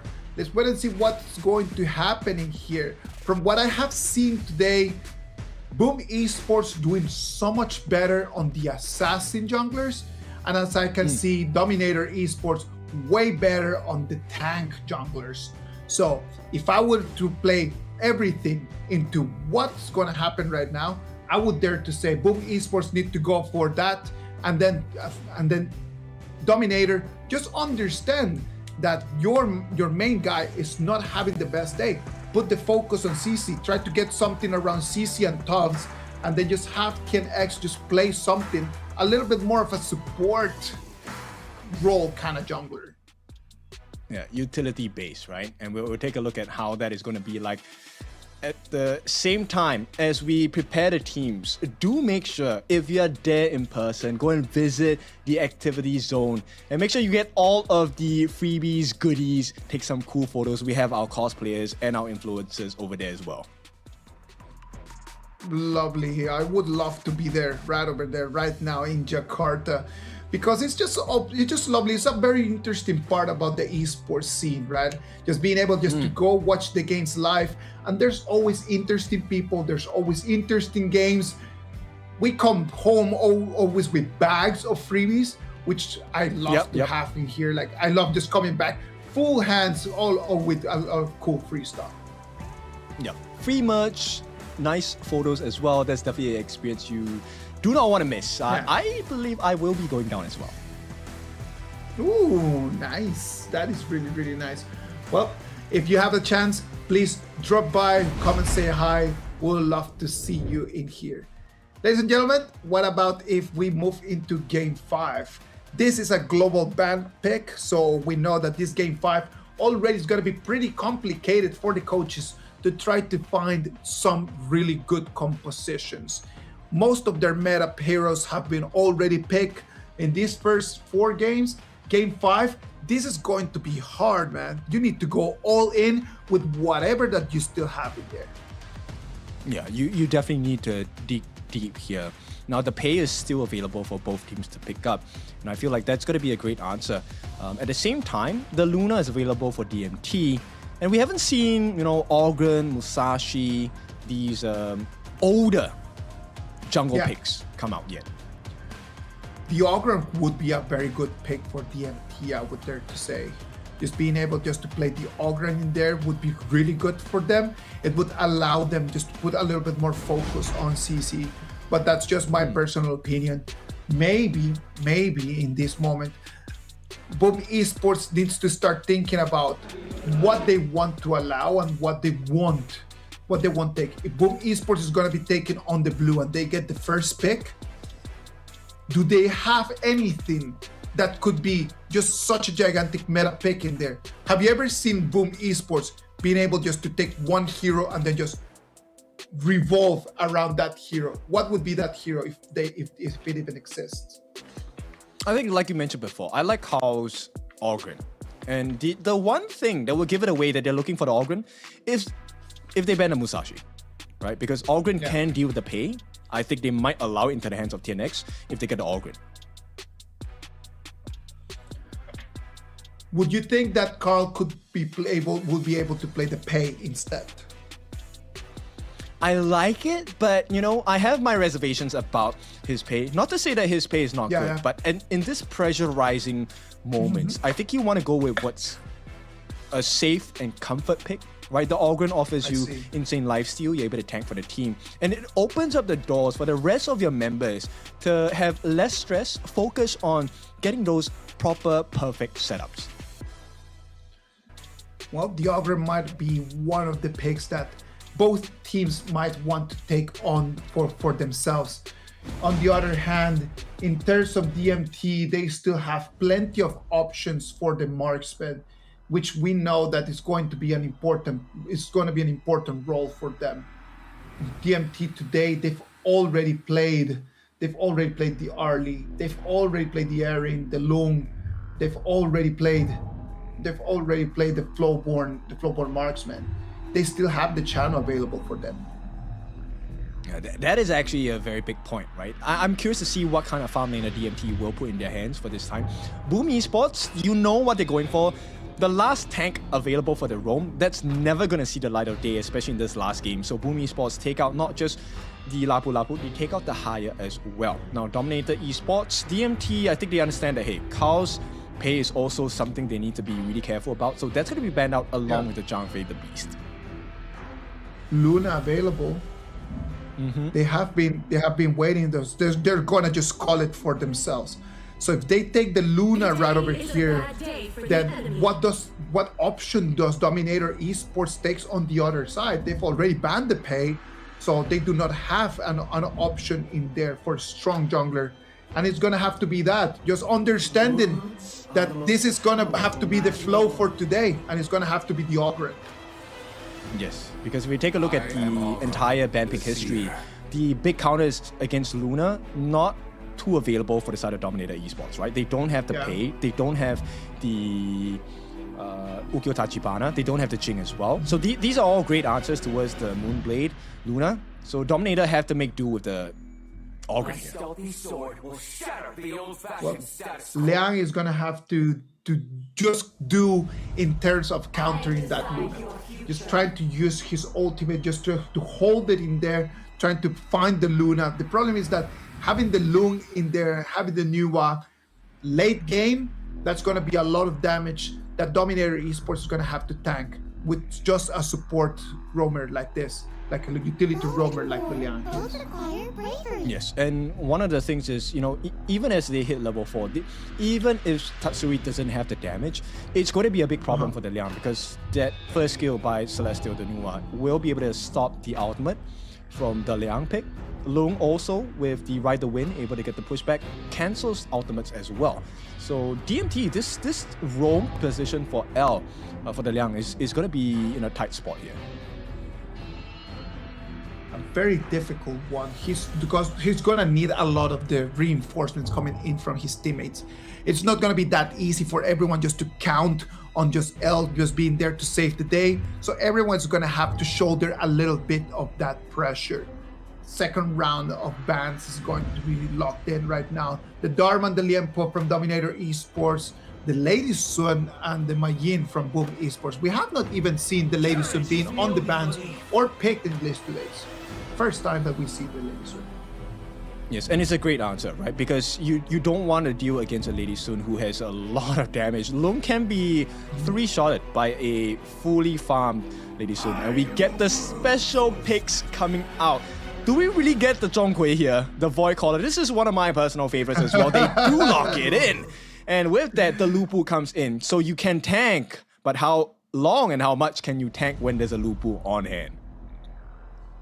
Lupu and Quay. Now we're talking about Boom Esports is going to be pushing for the late game. They do not have an advantage for the early game right now. We don't see right now how Boom Esports can shoulder the damage in there in the first 6 minutes of the game, we could say. On the other side, Dominator Esports answered back with the Byron and the Fan. I sincerely believe that as the time passes in this game, Boom Esports is going to start growing more and more and more and more. Yes, and look, late game Lupu, late game Nuwa, late game Long, I don't think you have a lot of fun with them. Dominator Esports needs to win this game within the first 15 minutes or this game is over. There's no answer after the 15-minute mark. After the 15-minute mark, there is no answer coming in from them. The only hero that could actually shoulder in some damage is going to be the Byron. But when you have the Lupu, when you have the Long coming in and dealing so much damage in that moment, one Byron might not be the answer. That's true. I mean, at this point, I'm curious whether they will go for the damage-based Ogren or are they going for the tank Ogren? Because I feel like they might not have enough tankiness on the side of Dominator, but at the same time, if the Fang is taken out of the fights early, you have no damage. Yeah, exactly. No, and the problem is this, right? Like, if you have the Fang against the Lung, it's not a fair trade in there. It's not gonna be an easy laning stage for Fang. It's gonna be really hard right now for CC to be able to take an advantage with Danny, and at the same time, having the Quay always around there is going to slow down CC a lot. It's not gonna be an easy game for him. The moment you get hooked, yeah, you have to use a flash. You have to use your flash or you have to use your wheel away as a private ear Fang. And that is going to be very costly. So one of the difficult situations that can present itself is, you know what? How accurate is Draw's hook here? That is the one question that never changes. That is as old as time. Anytime that we see a Quay player, the first question we ask is like, how accurate can he be? Quay is a very interesting hero, but can he actually get the job done? Invasion coming in from Dominator. Nice pushback. This is going to save the members on the side of Boom Esports from giving their life away. But in exchange, TNX gets the buff. Crimson buff in his hands, free reign, instant access back into this Azure Golem as well. So a beautiful start for the side of DMT. Beautiful start. That's exactly what I'm talking about, right? Like when you have the tankiness that an Ogren can give you. Now you need to be doing this kind of moves. You need to be a lot more aggressive and you need to just start denying a little bit more. Carl right now, without that Crimson buff, it's not going to be very painful for him, but the problem is that the gold that he's going to be missing, he's gonna need it very soon. Yeah, it's going to be a big difference maker, right? And the fact that, look, Joe is actually in a position to make sure that he holds the wave so that Ken X can get the gold sharing and EXP sharing as well. So beautiful teamwork from the side of DMT to make sure they get maximum value out of every single wave. Look at this. One more time, we can move over our eyes to see CC just being targeted one more time by Danny. That matchup in there is extremely unfair for CC. Sadly for him, he's been having such a great day. I don't know how he's going to turn things around in here if he does not have any support coming in. I mean, this really puts a lot of pressure on the supports for both teams, right? If Draw gets a hook, then essentially that's going to be a great opening for the farm laner for the side of Danny here. But that's not going to be the case for the time being, because Boom's message now is they want to get more pressure on the jungle instead. Hook not going to land on the side of Draw, and this is going to be potential freebie Crimson buff for the side of TNX. Oh, I don't think about that. Look at that. There's a lot of members from the blue team. Boom Esports still here, and it's going to be stolen by TNX finally. Just the smite, very on time. Yeah, very clear understanding of what they need to do. DMT, this is a very dominant performance. And right now, they have good control. They have about 1,000 gold in advantage. And here's the beautiful part. DMT, right now, Tufts is actually holding the Crimson buff for his jungle. That is actually a very good, advantage for them, right? Because if CC can just kind of like try to share some resources, we know that CC is going to have to carry later on. So if CC can start just getting some resources from TNX, that's actually going to be beneficial for them. They do not want to gank up over here on Danny. They decide to make the rotation to the mid lane better. Okay, they do get the hook. Can they get the true damage? The denial by TNX here and the potential turnaround here with the ultimate Tremble Mortals as DMT will be pushed to the brink of death. Elbow survive for the time being, but it's going to be first blood. Tatsuri, the savior for the side of Boom Esports, and they have completely turned this around. DMT falter and Boom stay ahead. Double kill. L just comes in with the ultimate very early, and into whom? Into a Lupu. And that Lupu answered back with his ulti, and it was a done deal after that. A 3-1 trade for Boom Esports, and that mid lane turret is going to fall. Boom Esports takes control of what Dominator looked like. A pretty balanced game. Dude, this one, when it rains, it falls truly. Boom Esports, they get the kills, they get the T1 turrets. And this is now a big swing. This is not 1,000 gold lead for Boom. They took 2,000 gold in advantage to swing this back. Oh my, I'm telling you. In the moment that I was actually thinking that Dominator Esports was actually having a very good opening of the game, these little mistakes just turn things around for Boom one more time. The PKL representatives, they see the opening, they see the opportunity, and they say, thank you. If you want to give me something for free, I'll take it for sure. And now you get to see the power spike of Kao. He's level 9 against the level 7s, level 6s. Who cares? Because when Kao gets his hands on you, you know you are done. Blue team has destroyed a tower. As long as Carl's got the blue buff, right?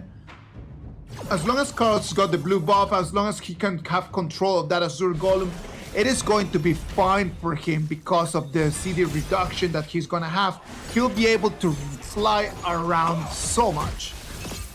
Yep, he definitely will. And it's going to be complemented because they have a lot of crowd control as well. And the biggest difference maker is that there is true damage. Draw tries to go for the hook, unable to find that latch at this point. So DMT, they will walk away safely.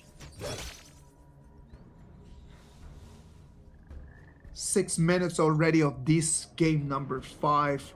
We can already start seeing from the itemization, the Venomous Staff coming in from the new is going to be the first item, and that's going to be very lethal since then in this moment Nuwa does not have that much of damage, but being able just to utilize that item in order to slow down that DMT is going to be Red important. team has destroyed The a anti-heal tower. against TNX is going to be very effective, right? And bear in mind Yeah, that of course. because Miggy, every time he gets that first skill slash down, once the trust happens, DMT now will face a even bigger problem because it's every first skill landed by Miggy is going to hurt more and more. A monster crushed with every hit. I am really wondering right now, have we seen Draw actually land a hook? He did. That was the one situation that caused the team fight to be a horrible trade for DMT. But you know what? That may be a rarity. Let's see if that happens again. That may be a rarity. I love that. Look at that DMT right now taking control over the Overlord. Understanding that they need to make things happen right now. At least they're gonna have bangers to help them out with the lanes, with the minions. Try to take control over the map, at least if they cannot have control over the gold. I mean, at this point, it's all about the ultimate from Miggy, right? Until Miggy's ultimate is dropped, the DMT have to be very cautious about the way they take fights here. And once again, Miggy's just getting free slashes over and over again. Ultimate gonna be dropped down. Tremble Mortals once again. Miggy with the flash gets that kill. Tatsuri adds on by taking a T2 at the bottom as well. This is looking like a great fight. Once again, Kao looking for an opening. And no answers from DMT as Boom extend their lead. It comes in, Miggy with the ultimate comes in with the flash, takes on to Tubbs, slowing down that Byron. Byron tried to flash his way out of it, and Miggy just flashed himself just next to him to send him back to the fountain. Boom Esports in full control of this match at the moment. 8 minutes mark and already 2,000 gold advantage. This completely silences the lineup of DMT, right? Because until Miggy uses his ultimate or Tatsuri gets the catch, L cannot drop his ultimate. Oh, they will try here though. Can they get the kill? They will finish Kao off, but the price is survival. Can they do it? Miggy jumps in, gets the ultimate, the nice hook bomb from the side of Draw as well. With that, a 2-for-1 trade. Beautiful movement by the side of Boom Esports. But here comes the Cavalry from the side of DMT. Unable to find that catch onto Danny as well. The lifesteal is insane. TNX is all alone. He's going to get some help from Joe, but he does not have enough life. He does have his ultimate. It is not going to hit. And he will have to pay the price for his insolence of Boom Esports. Punish them heavily. Danny over here, in the moment that it looked like Boom Esports after Carl dying was going to be bad news for them, Danny decides to turn things around with a double kill in there. He turns the tides around in Boom Esports' favor one more time. They're gonna take this last Tyrant before the 10-minute mark, and Boom Esports, even in the moments where they are caught off guard, they're still able to turn things around. Look at this, like they start like very easily. They take on to Carl, and then after that, they know exactly how to respond. Yeah, there's no answer, right? When DMT drops their skills, it's a one-time usage. Once it's over and you're alive, then DMT is caught in a very awkward space. No, exactly, and the problem here is that TNX is just not finding the right timing and the right moment just to come in and to jump and to try to either deal some damage or just to try to participate in the fight. He comes in extremely late and he's unable to take on that 1v3. Yeah, I mean, and look, this is where Tatsuri already has the Venomous Staff, right? So TNX will not get that lifesteal that he's looking for. And at the same time, just as a nod, right? As a show of power, display of power, Tatsuri actually waited to use his splash so that TNX cannot get the lifesteal. Who's gonna take this one? It's gonna be the Overlord. Is gonna go for Carl, but TNX is gonna have to take the Tyrant. Yep, Joe will escape for the time being. Here comes the setup. Nice hook by Draw as well with the Dread. Unable to find the target, which is Tubbs, but on the backlines, they have found a kill. 10X finishes the job onto Miggy. Can this be the opening? I don't think so. Carl has other ideas as the stun comes in from the side of Tubbs as well. DMT, they may not have found the answer just now, but this is a great response. That is exactly why you want to go for this Dark Tyrant, like, because they have the damage buff. They can take on to this big 5v5 fight and they're able to still win it. They come, they take a 2-0 trade, and right now those Vanguards that Carl had worked so hard to get are gonna be all in vain. There's not gonna be any benefit from the Vanguard right now. I mean, I would think that the value is just much lessened, right? Because end of the day, Boom did lose 2 very big members, and the Vanguards kind of helped them stall the game for a little bit. Right now, it's about the catches, right? Every time Boom gets a catch, what can they do with it? Now, Boom just needs to be able to really capitalize on that. We're gonna depend a lot on how Draw can become a little bit more accurate over there with the hooks, because Carl dying already 2 times in here before the 12-minute mark, it is actually trouble. Now, let's talk back to what we said about the BP. As we get to the 14th minute, to the 15th minute, Danny and Miggy are going to be indestructible. That it's a completely different gameplay, right? DMT then has to switch to a macro gameplay. This is where CC is going to provide a lot of value, right? He is a tank trader and a turret trader as well. So DMT needs to play a different game. Here, Tremble Maul is going to be knocked down as well. Can they get the finishing blow? Not enough life on TNX for the time being. He is sustaining. Draw will be taken out, and TNX is still alive for some reason here. And on the backlines, Tufts might have to give his life for the cause here. It's going to be a 1-for-1. Tufts for the life of Draw. But at this point, TNX will be the next to fall. They don't want this fight to end. Boom, they're looking for the opening as well. L goes for the catch, but here comes the damage. Danny with the rampage as well, and DMT are suffering. It is just too much damage coming in from Boom. In the moment that KNX thought that he could actually run away, Boom Esports dealt the final blow to send him back to the fountain. Now, this is going to be the turret that is going to be the next target, and that turret is going to fall as well. Openings right now to see the crystal. Has destroyed a tower. I like this aggression from Boom Esports, right? Now, they have successfully pushed back the members of DMT. They have taken a T3 as well. And this timing, for the next 40 seconds, this is going to be a very critical point for the choice of Boom. 10 minutes and 30 seconds right now. An advantage for Boom Esports, not only on the gold, but an advantage for Boom Esports on the compositions. The compositions right now, even though the Luna might start just falling off a little bit right now, but it's the moment for Tatsuri, it's the moment for Danny, it's the moment for Miggy, for all of their damages to be completely online. So what can Dominator do in order to answer to that damage? Is there something that they can do?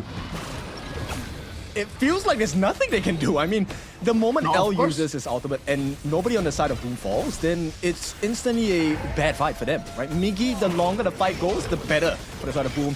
Hook will not land, and with that, Tremble Maul is going to be landed down as well. Tufts trying on his own 1v4. Where's the follow-up damage? They're trying to get rid of Miggy. They do get rid of it. The lockdown by L as well is successful. They get the Tyrant and DMT to turning this around. Can they run? The nice stun and knockup by the side of Tufts as well. It's not looking good. DMT, they have found the formula, and they will be successful. Boom, take a fall. TNX with the triple kill. Congratulations to him. It is crazy. In the moment that we were just doubting if DMT had any answers or any opportunities to actually win this game, it is TNX that stands up with the Ogren and the triple kill.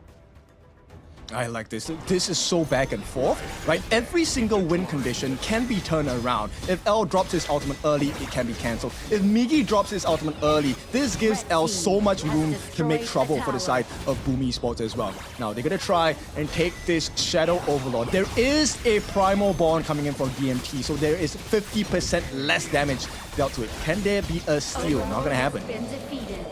No, there cannot be a steal. You gotta remember that they've got in here, not only they have TNX, but they have Fang as well, right? So it means that just taking onto the jungle, taking onto the dragons is gonna be so much faster for DMT at the moment.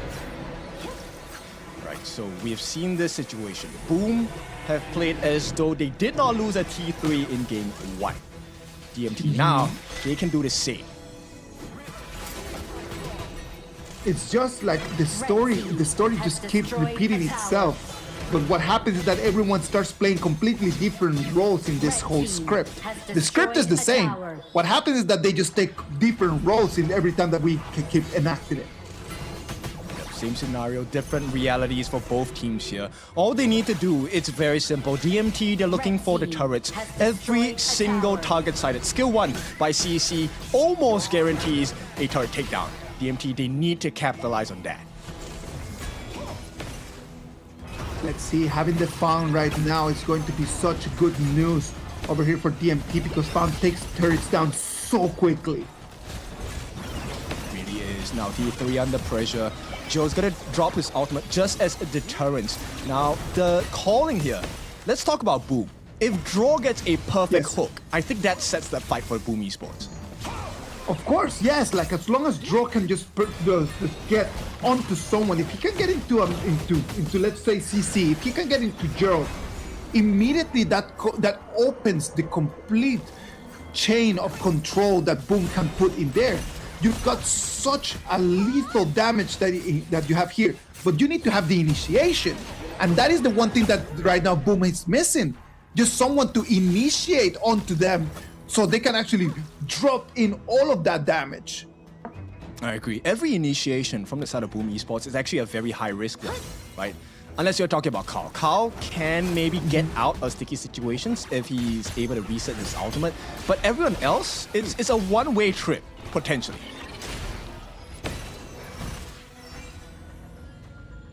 "20 seconds until we see the last Dark Tyrant of the game coming online. We're almost hitting the 18-minute mark. Ken, this is going to be the moment where those super minions in there on the Clash lane might be the help that Boom Esports need in order to just kind of like get priority over the Tyrant. Problem is, TNX has his eyes on it and he's going to initiate quickly. Exactly. At the same timing, this is also why DMT is placing so much pressure on the top lane, right? They want to even out that engage that Boom has, taken a T3 on the top lane. So with that, now Shadow Tyrant in the hands of DMT. This is probably the second last neutral objective before we get the Tempest. Shadow Overlord will spawn in 30 seconds. 30 seconds is going to give priority to Boom Esports to try to go and grab that, right? And if they are able to get on the Vanguards before the Tempest Dragon is going to come out, that could give them an opening. The problem is right now, the waves are coming into the high ground and it's too much pressure. Luna needs to really get out of here and the red team is not gonna allow them to get even eyes on that Overlord. Yeah, this is gonna be a timing issue here. Boom Esports unable to find that position they're looking for. L will be caught by the Tremble Mortals. Here comes TNX in the middle of 5 members on the side of Boom Esports. The Annihilation is gonna be dropped down as well. Can they find the damage? TNX unable to sustain for too long at this point. Dread gonna be dropped down, but Draw falls first. Not enough damage from the side of Boom as they're looking for the finishing blow. TNX will give his first life, but CC gets rid of Miggy. There is a whole lot of true damage gone. Now, if you take a look at the base as well, they do get the shutdown, but there is a minion wave on the top side for the side of Boom. But DMT, they've gotten an ace, and this will be IKL's story to tell as they finish the game in style. Who cares about the minions? We got your crystal. Look at that, if one Canyon comes in and it's going to be Dominator Esports, the ones that are gonna drop that crystal, take the victory in a 3-2 fashion. Victory goes to Dominator Esports. Okay, that was super intense. I felt like Boom Esports had it in the bag. They were able to sustain, but then Miggy fell. That was the main difference maker. If Miggy stayed alive in that fight, got the true damage, there was no way DMT would have won that fight. Oh, I'm telling you, just the way that TNX just turned things around for CC to just finish the dunk, right? Like, just imagine that. It's just TNX with the setup, and CC elevates himself, puts the ball through the rim. Lovely coordination here from Dominator Esports in a composition where we actually thought that as the late game was gonna come, Boom Esports was gonna have it in the pocket. Dominator Esports already with 2 victories. They are really starting 2026 in an amazing fashion.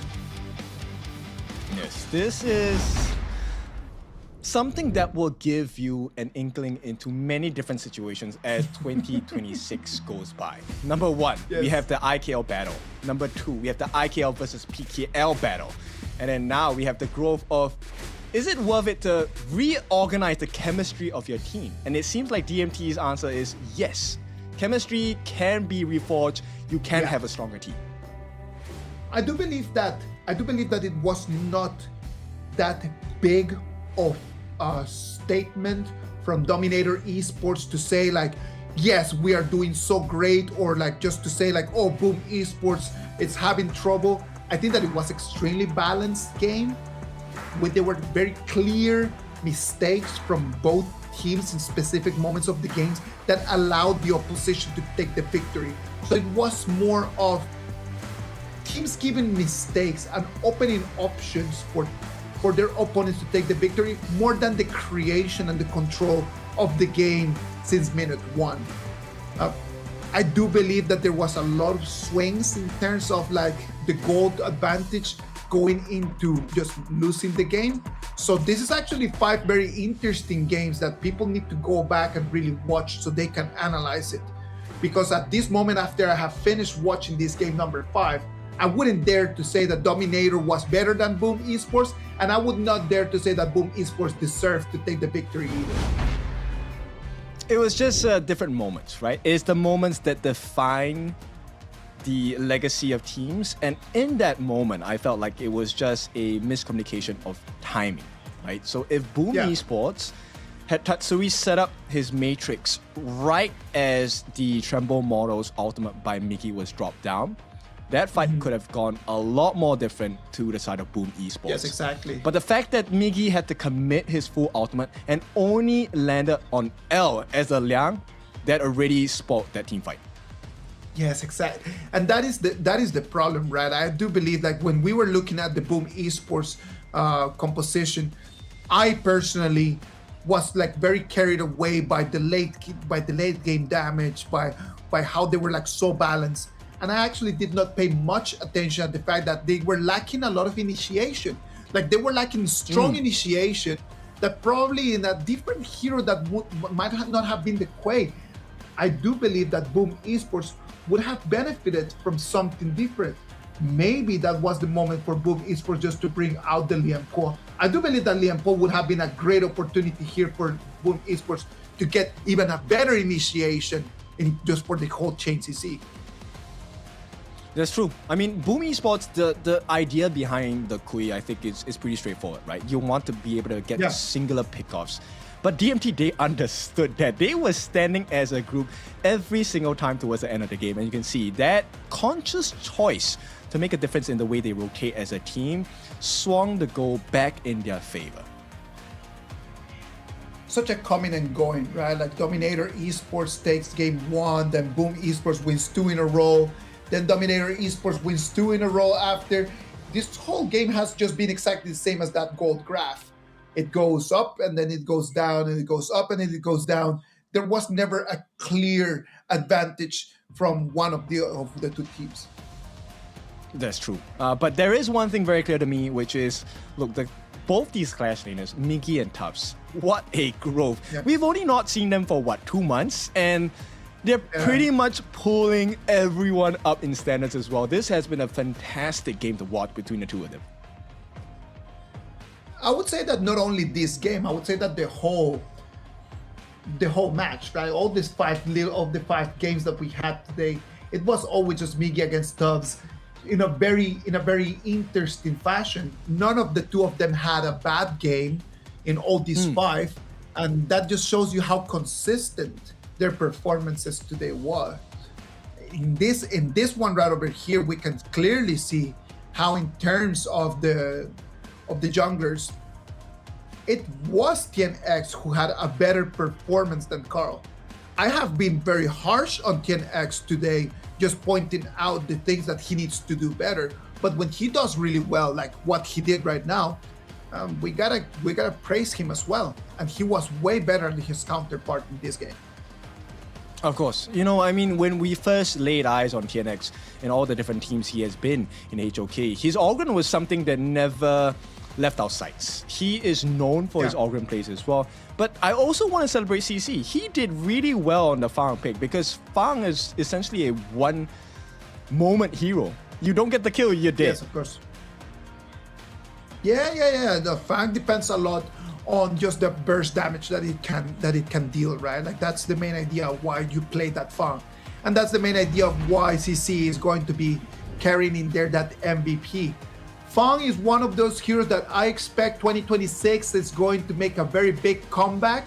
So I hope to see more of the privateer. That Fang, which is my favorite hero of all, gives that MVP to CC for 1-9 KDA.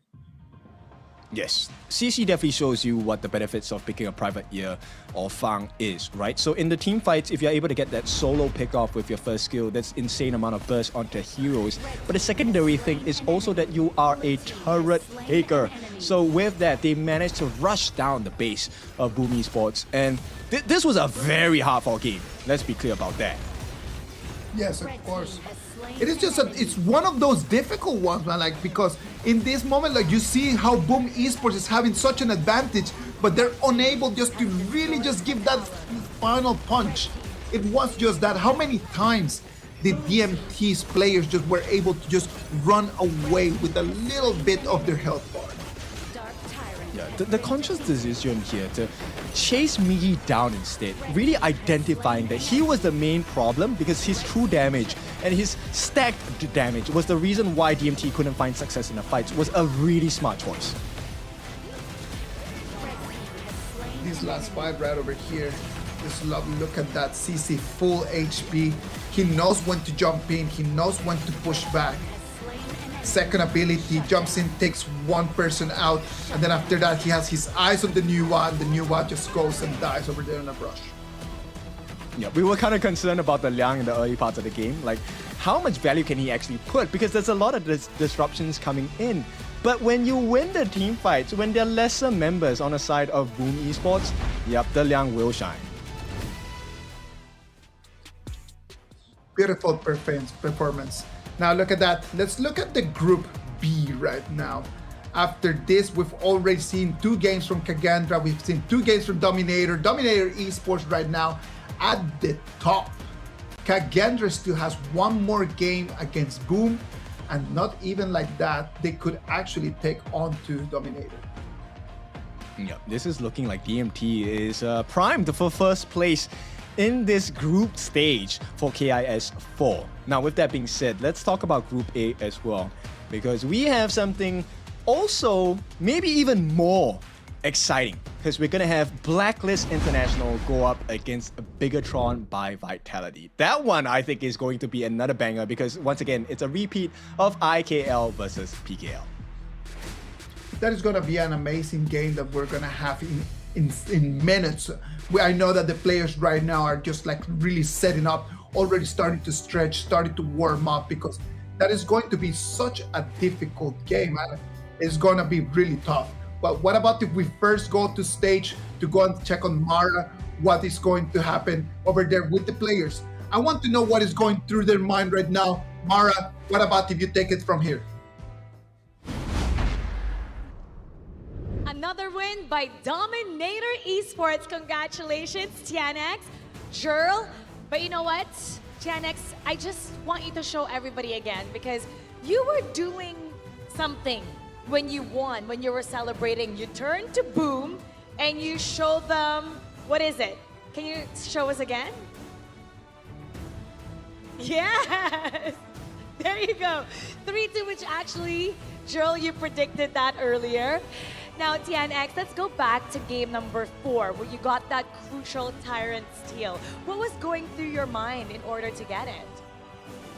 For my mind, actually in the game 5, we already lose like 2k goal. So I really thinking so more how to win like this. So, but finally we win because enemy mistake also very more. So I will say, Boom Esports, tell me now who are the king is in the Group B. Tell me now who's the king in Group B. And you guys were really great at capitalizing on your opponent's mistake. Now let's talk about your new teammates, CC and Tufts. What do you feel that they bring to your team to make you guys this strong? For CC, I will say now for me he are very very important now. When we lose in the game, he will give very very more success for us. How to win again in the game. How to win back. Yeah, like this lah. So for Tough, I would say he are the very very strong people because he always can 1v5. Always can 1v5. 1v5. Yeah, for me lah. Did you always have this good chemistry, the synergy, or did it take a while to build? With your two new teammates, how long did it take to build this chemistry? How long did it take for you guys to gel together, to be like one? Was it right away? I think 1 month lah. I think 1 month, yeah. 1 month? No full. I think just half month. Yeah. Half month to build that chemistry. Now, for Gerald, you said yesterday to Carl and to Boom, humanda ka. And now you have proven that they made a mistake in choosing you in their group. Who's the next on your target list for KIS4? Our target, we wanna beat Nova Esports because if we beat them, I think we can be champion at this tournament. Oh yeah, everybody wants to beat Nova. Nova right now, all eyes on you, Nova. And what would you like to say to all the fans that kept on cheering for you throughout this series? Buat Domination yang udah datang tadi, ramai banget. Udah sampai teriak-teriak, thank you yang udah datang. Tetap dukung kita terus sampai turnamennya kelar. Would you like to translate in English? Thanks for your guys' support. I love you guys. And they love you. Once again, congratulations to Dominator Esports. Let us know how you like their performance. Leave it in the comment section below. We have one more match coming up, so don't go anywhere. Keep it here on KIS4. We'll be right back.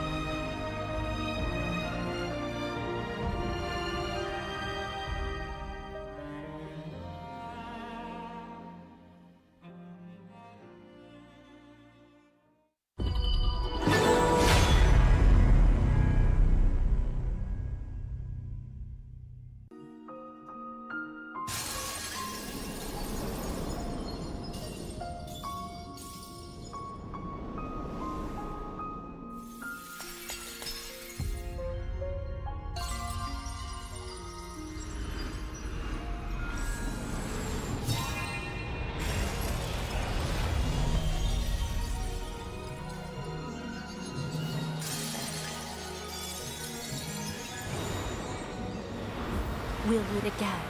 I'll make sure of it.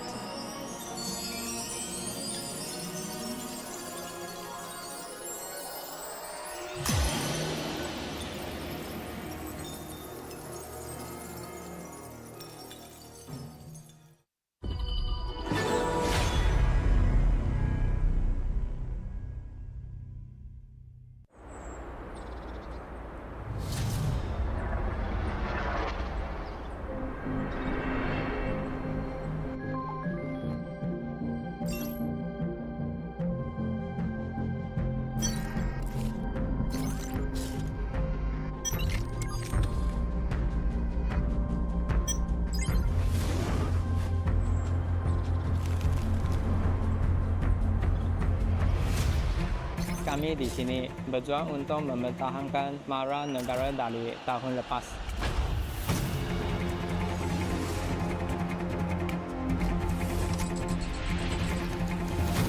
우리의 목표는 간단해. 쟤들을 끌어내리고 그 자리에 우리가 앉는 거야.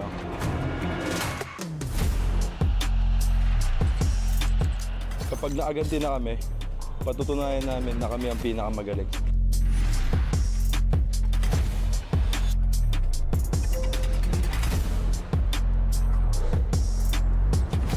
Tapos na kaming manood lang sa gilid. Kumandaan ako sa isang explosive na palabas.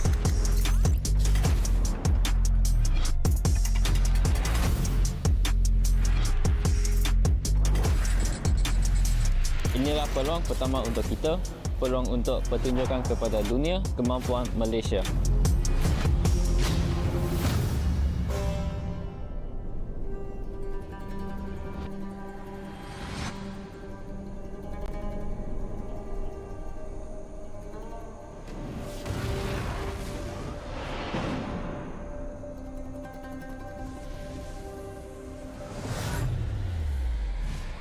Kami akan membuktikan nama kami dan menguasai permainan. Kebanggaan nasional kami dipertaruhkan.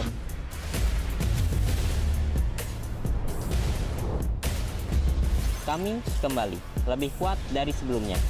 Indonesia punya banyak tim, tapi kita bisa bersatu. Coba ragu sama kami kalau berani.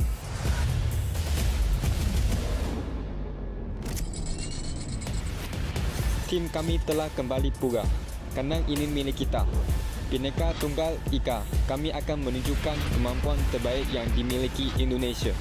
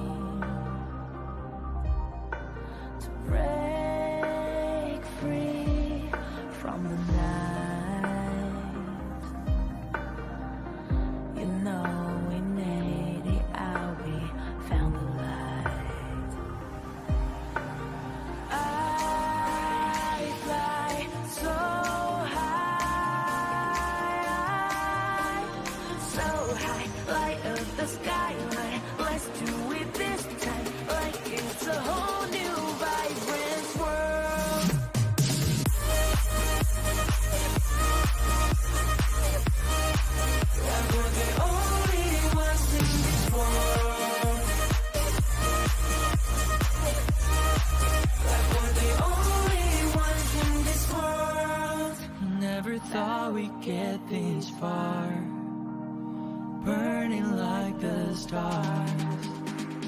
How we get this far, like we're the only ones in this world.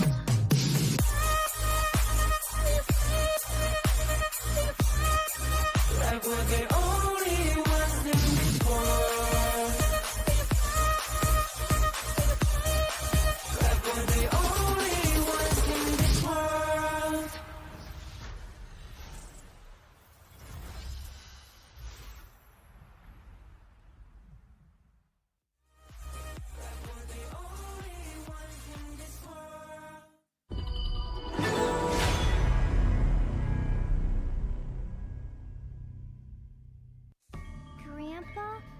What happened in the monkey story? Anoman. Yes, he made a promise to bring Cinta home. Was he lucky? He got caught, and flames rose. A huge fire.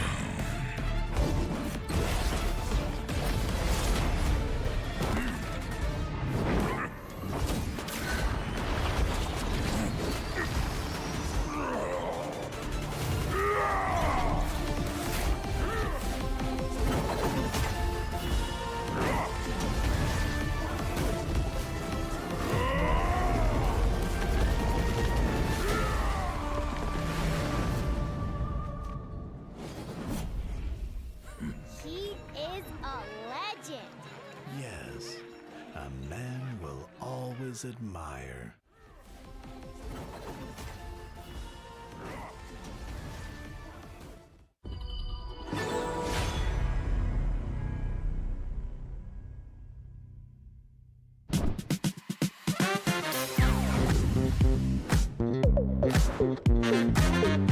Halo guys, balik lagi bersama aku Mocan dan aku lagi di Museum Nasional Indonesia, tapi aku nggak sendirian karena aku bareng sama teman-teman aku di sini. Nah, hari ini bakal ada misi spesial buat kalian semua. Tapi sebelum itu aku bakalan bagi kalian ke dua tim. Yang pertama ada Jrel. Tim kamu namanya siapa, Jrel? Nama tim kita tim Buko. Tim yang satu lagi, tim kamu namanya apa? Anoman. Misi kalian adalah melangkah bersama dengan para komunitas untuk menjelajahi bersama keajaiban pameran Hauka Wukong Anoman. Dan jangan lupa untuk have fun. Are you guys ready? Ready. Let's go.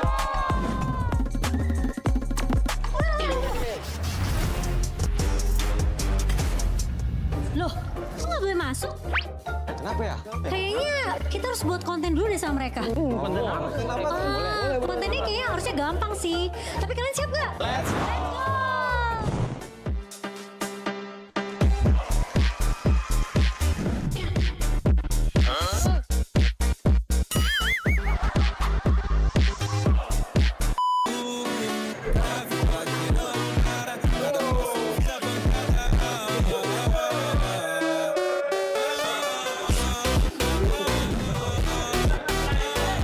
Jadi gimana? Udah boleh masuk belum? Oke guys, let's go!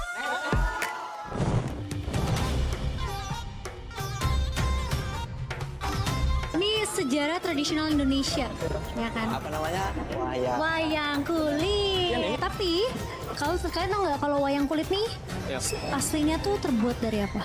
Saya tahu. Apa? Kulit sapi. Kulit kerbau.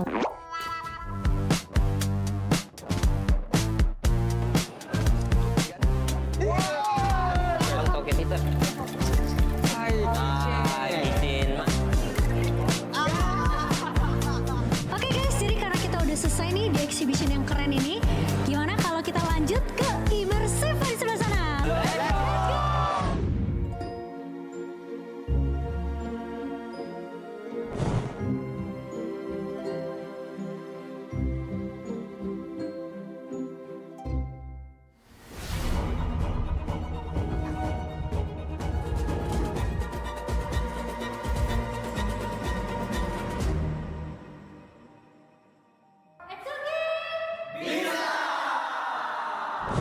Oke guys, jadi itu dia hari ini kita udah selesai turnya untuk special HOK exhibition juga. Gimana, seru banget gak? Seru! Keren, aku mau ngucapin terima kasih buat waktunya kalian juga, terutama untuk Ace Community. Thank you so much. Dan kita punya hadiah sedikit. Ini spesial karena ini merchandise eksklusif Wukong Anoman. So aku mau ucapkan dan kita pamit undur diri dan kita bakal ketemu lagi di video berikutnya. Bye-bye!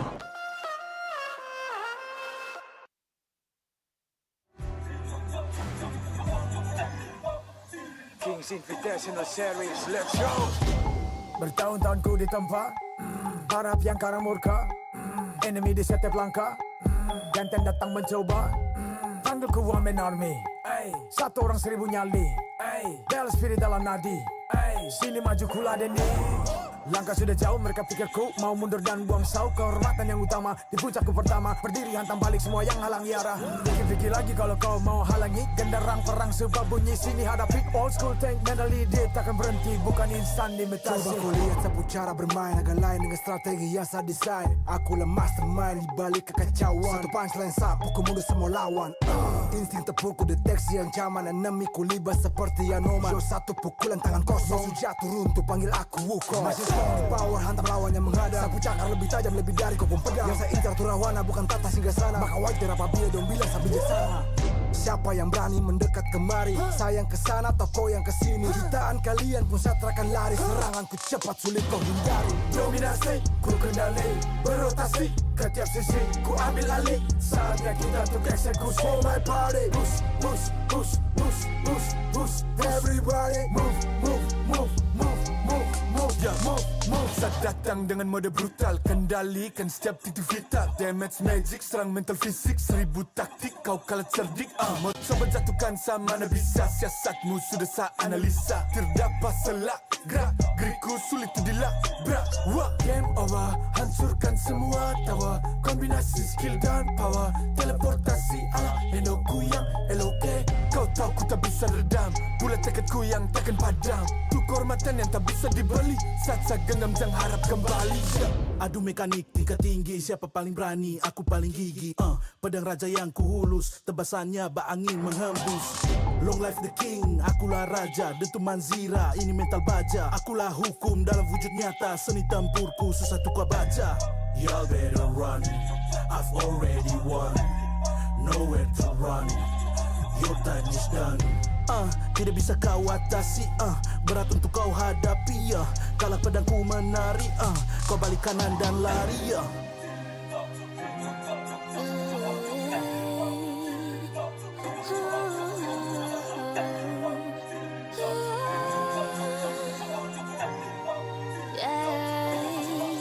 Come get me, kau di singgah sana.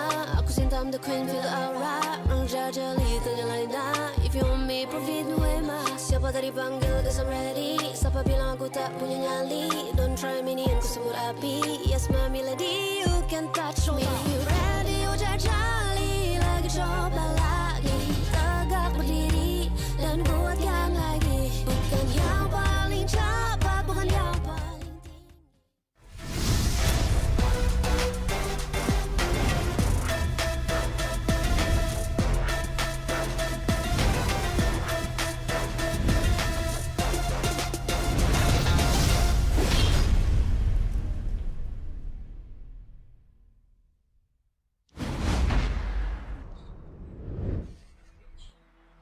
Ladies and gentlemen, welcome back. This is the Honor of Kings Invitational Season 4.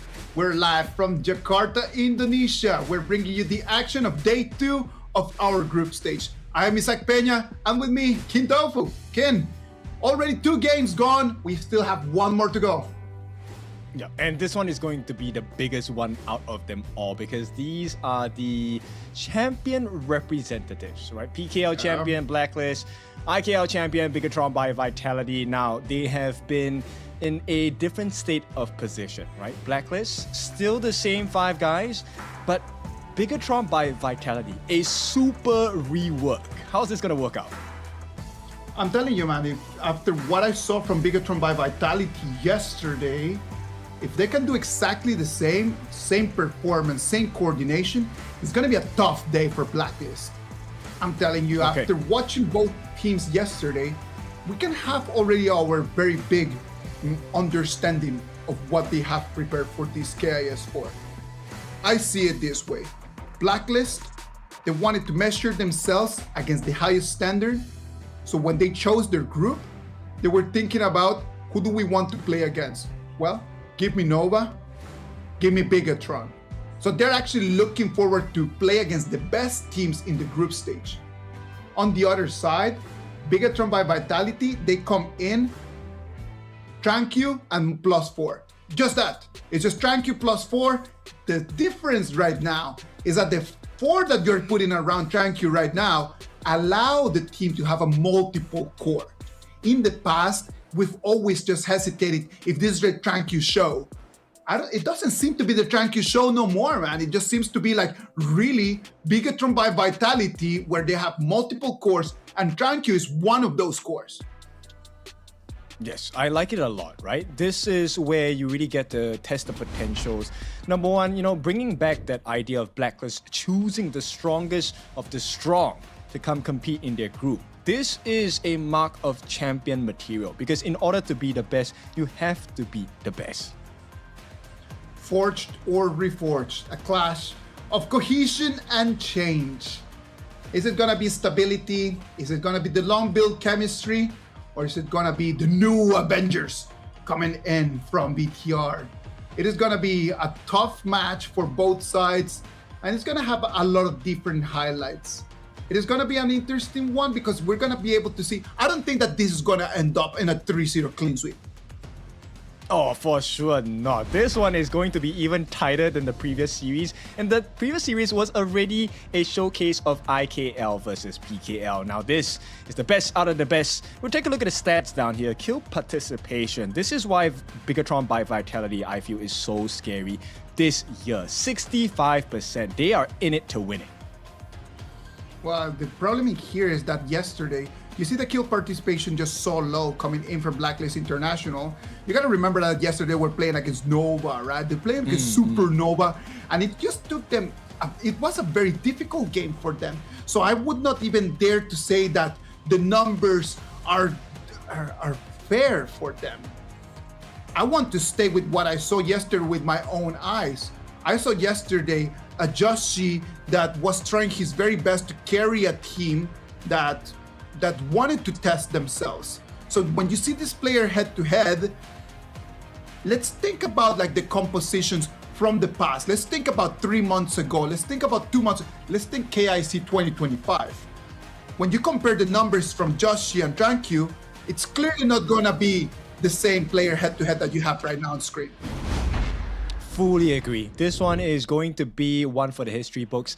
I believe we will get the actual stats at the end of this series, right? That is the one that you can use to kind of preempt and calculate, okay, what's going to happen for the year of 2026? And of course, these stats will continually change because both players will improve, both teams will improve. From yesterday's performance, I could say that Tranquil helped his standard. We know what he can do. We know that he is such a gigantic jungler in the Honor of Kings scene. He helped himself. He had that weird pick of the Levi at the end that did not work really well for him, but at the end of the day, they were able to take the victory. But besides that, Tranquil yesterday's performance was actually pretty level. Joshi on the other side, you can see him right over there on the screen, already locked in. Hopefully, he's gonna be able to come in today and start taking some victories, his first victories of 2026. Yeah, we will wait and see because arguably Nova is going to be the strongest team in this competition based on the results of KIC last year. Now, they have done as best as they could. The next challenger here is probably going to be Bigetron by Vitality. This new revamped lineup. I'm curious to see, does Joshi fall under the pressure or is he going to be hardened by the steal? Blacklist comes in today with all the pressure on their shoulders, right? They know that losing against Bigetron by Vitality puts their chances to the first place very far away from where they would like to be. Losing today, just collecting 2 losses in a row, would put them on the edge, knowing that they might be the ones being picked and not the ones doing the picking. Yeah, that's true. That is a lot of pressure onto them. So let's take a look at the players. Let's start with Bigetron by Vitality here as they take to the stage, right? Very impressive results, right? All of them have very good individual performances. And we were questioning yesterday, does this superstar of a team come together with maximum chemistry? Answer seems to be like yes, but I feel like today, if they can perform the same way again, like you mentioned, then we really get proof that they are a team to be feared. Yesterday, game 3 again, launching Red Force was a very big flag for Bigetron by Vitality. But well, let's talk about it a little bit after we see the list of the starters for this game. Blacklist International, Chami1, Chaz, Dragon, Joshi, and Golden Kite. It's going to be the 5 boys from the PKL trying to get that victory after the IKL took the first dub of this showdown in the previous match. Yes, it'll be interesting to see how it's going to turn out. Obviously, IKL fans will be very excited by this matchup. Let's talk about the Bigetron boys, Lanfeng, Genmith, Bao, Zhangqiu, as well as F1. These are your 5 hopefuls taking the mantle of Bigetron by Vitality. And if they have it their way, it is going to be an IKL day. Lanfeng yesterday, great performance. Really liked the way that he was dominating in the moments that Zhangqiu was just kind of like taking a little bit more of the back seat. Lanfeng was able just to take the driver's seat and then just completely control Bigetron by Vitality in some moments of the match yesterday against Nongshim Red Force. Yeah, I'm curious to see how this difference in terms of skill level is going to be. Nongshim, obviously, they were also a very newly composed team, so there were some gaps to fill on that side. Right now, this I think is the best type of challenge for Bigetron, right? Where they face off against a team that has played together for years, and at this point, probably going to start hitting their peak in HOK 2026. Blacklist International is going to be taking on the blue side, and Bigetron by Vitality is going to be taking the red side. When you start thinking, let's play coaches for a bit, Ken. I love playing coach, man. Me too. Let's imagine that you're Blacklist International's coach, and then you start thinking, what is going to be the strat? Do you really are going to go and just hyper focus on what Zhangqiu can do? Or would you start just thinking about like, okay, the synergy of this new Bigetron by Vitality might be a problem? What would be your edge in here? I think I would go with, let's go with what Blacklist seems to know, which is the old BTR. If you destroy Zhangqiu's game, then BTR lose the game. But that's no longer the case, right? So I would still put Zhangqiu as the main call, and I want to see how Blacklist reacts to that. Well, if I would be the Blacklist coach, I would understand that you cannot just focus on the one man. Zhangqiu right now, he understands that his teammates are here to help. And this is going to be the smoke screen that Bigetron by Vitality needed all these seasons. Just having some more other people that could actually take the lead role. So if I would be the Blacklist International coach, I would actually start focusing, trying to do all my analysis on what the other lanes could actually bring to the table as well. That's true. And I think if we were to really select a lane, the one lane I would want to put pressure on has to be the Clash, right?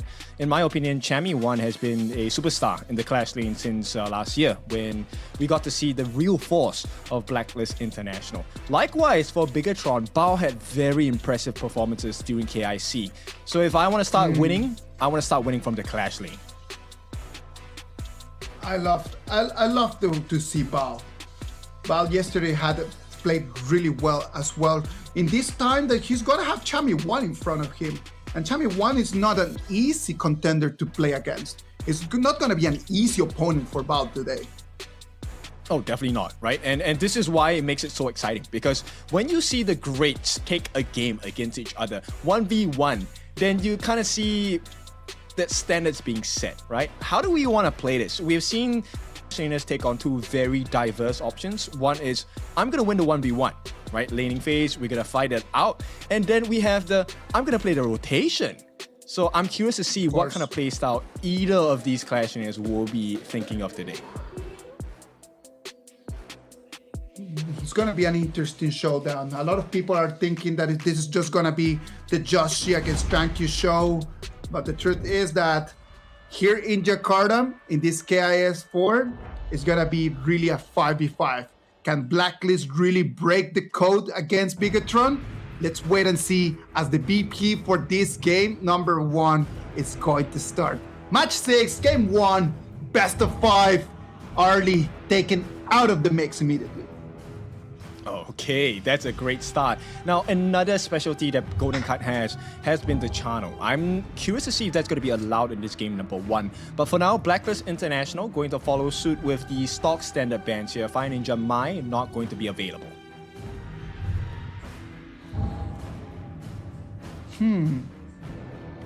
I think one of the interesting things in here is Blacklist might not ban any of the junglers from TranQ, and then Bigetron by Vitality, will they just immediately just pick a jungler just like that? If everything is available, do I just take priority and then just go back to my 2025 ways? It's gonna be a swing pick over here with the Tricha. I like it. It's a very flexible pick, right? It can go into multiple lanes. Yeah. This opens up the door for counter picks for Bigetron by Vitality. It's now up to Blacklist. Do you want to show your cards? Well, they are gonna have to show something, that's for sure. The Dharma, it's a very good pick. The Dharma against the Tricha over there in the farm lane could be a little bit of a problem, but in terms of the initiation, it's gonna be a good one. 2 very good initiators over here from Blacklist International. That's going to allow them to be pretty tanky and take the initiative of the fights. And that's a good game plan, right? One of the things that Chicha might struggle with, especially if she does not have the lead, is taking down mega tanks. But Bigetron by Vitality, they're gonna double down on this burst potential. They're gonna ramp up the speed here. Pei as the priority pick for Zhang Q. And with Gen Mist special, the Nua Celestial. I like it. I like it a lot. Look at that, the Pei just for the early game, and then after that the Tricha and the Nua for the mid and late game. Pretty balanced right over there. Very well done here from Bigetron by Vitality. Blacklist might answer back with the Yukio Tachibana. If you want to go fast pace at the early game, I'm going to match you as well, and this is going to be an F1 race. Big burst damage potential, very high mobility for both of these heroes. The Swift Strike, of course, for Ukyo Tachibana, and with Tigress for the Pei. Now then, this kind of puts a different focus, right? Blacklist International definitely going to be banning out majority of the roamers, and as well as the potential clash lane or farm lane, because the Tricha can go in either of these lanes. Exactly, and that is one of the reasons why the Tricha has been just so frequent in the BP, because it's such a flexible pick that you get such big advantages by taking that as your first pick. It just sets up the stage for you to be able to really just hide something at the same time that puts your opponents to try to guess what your movements are going to be. Great mind pick. I feel this is going to be a big change. This Chicha is probably going to the farm lane. Right? A clash lane, sorry, because they've taken out the Xiao Xiao. So this is going to be interesting, right? And I like the fact that both teams, they know the strength of the composition, right? Oh no, they actually put the Chicha in the farm lane. Farm lane Tricha against the Eren. Well, this is going to be the first farm lane Tricha that we have seen, right? Like, we've seen it in the jungle, we've seen it in the clash lane, but this is going to be the first time that we actually see it in farm lane. For giving me a chance. In the pro scene, at least, I mean, there are varying results. We've seen one earlier today, I think. Danny did play it. But, of course, that was a pretty tough game for them to pull off. Now, let's talk about that ban. The Zhuangzi ban coming in. That's a great answer towards the Dharma. They didn't want to allow that. So Bigetron will have to make do with the Lapu Lapu here. I don't know if this is enough, though. Well, analyze the composition here from Blacklist International, right? They want to fight. Initiation from Dharma, initiations from the Sura, initiation from the Tranfei.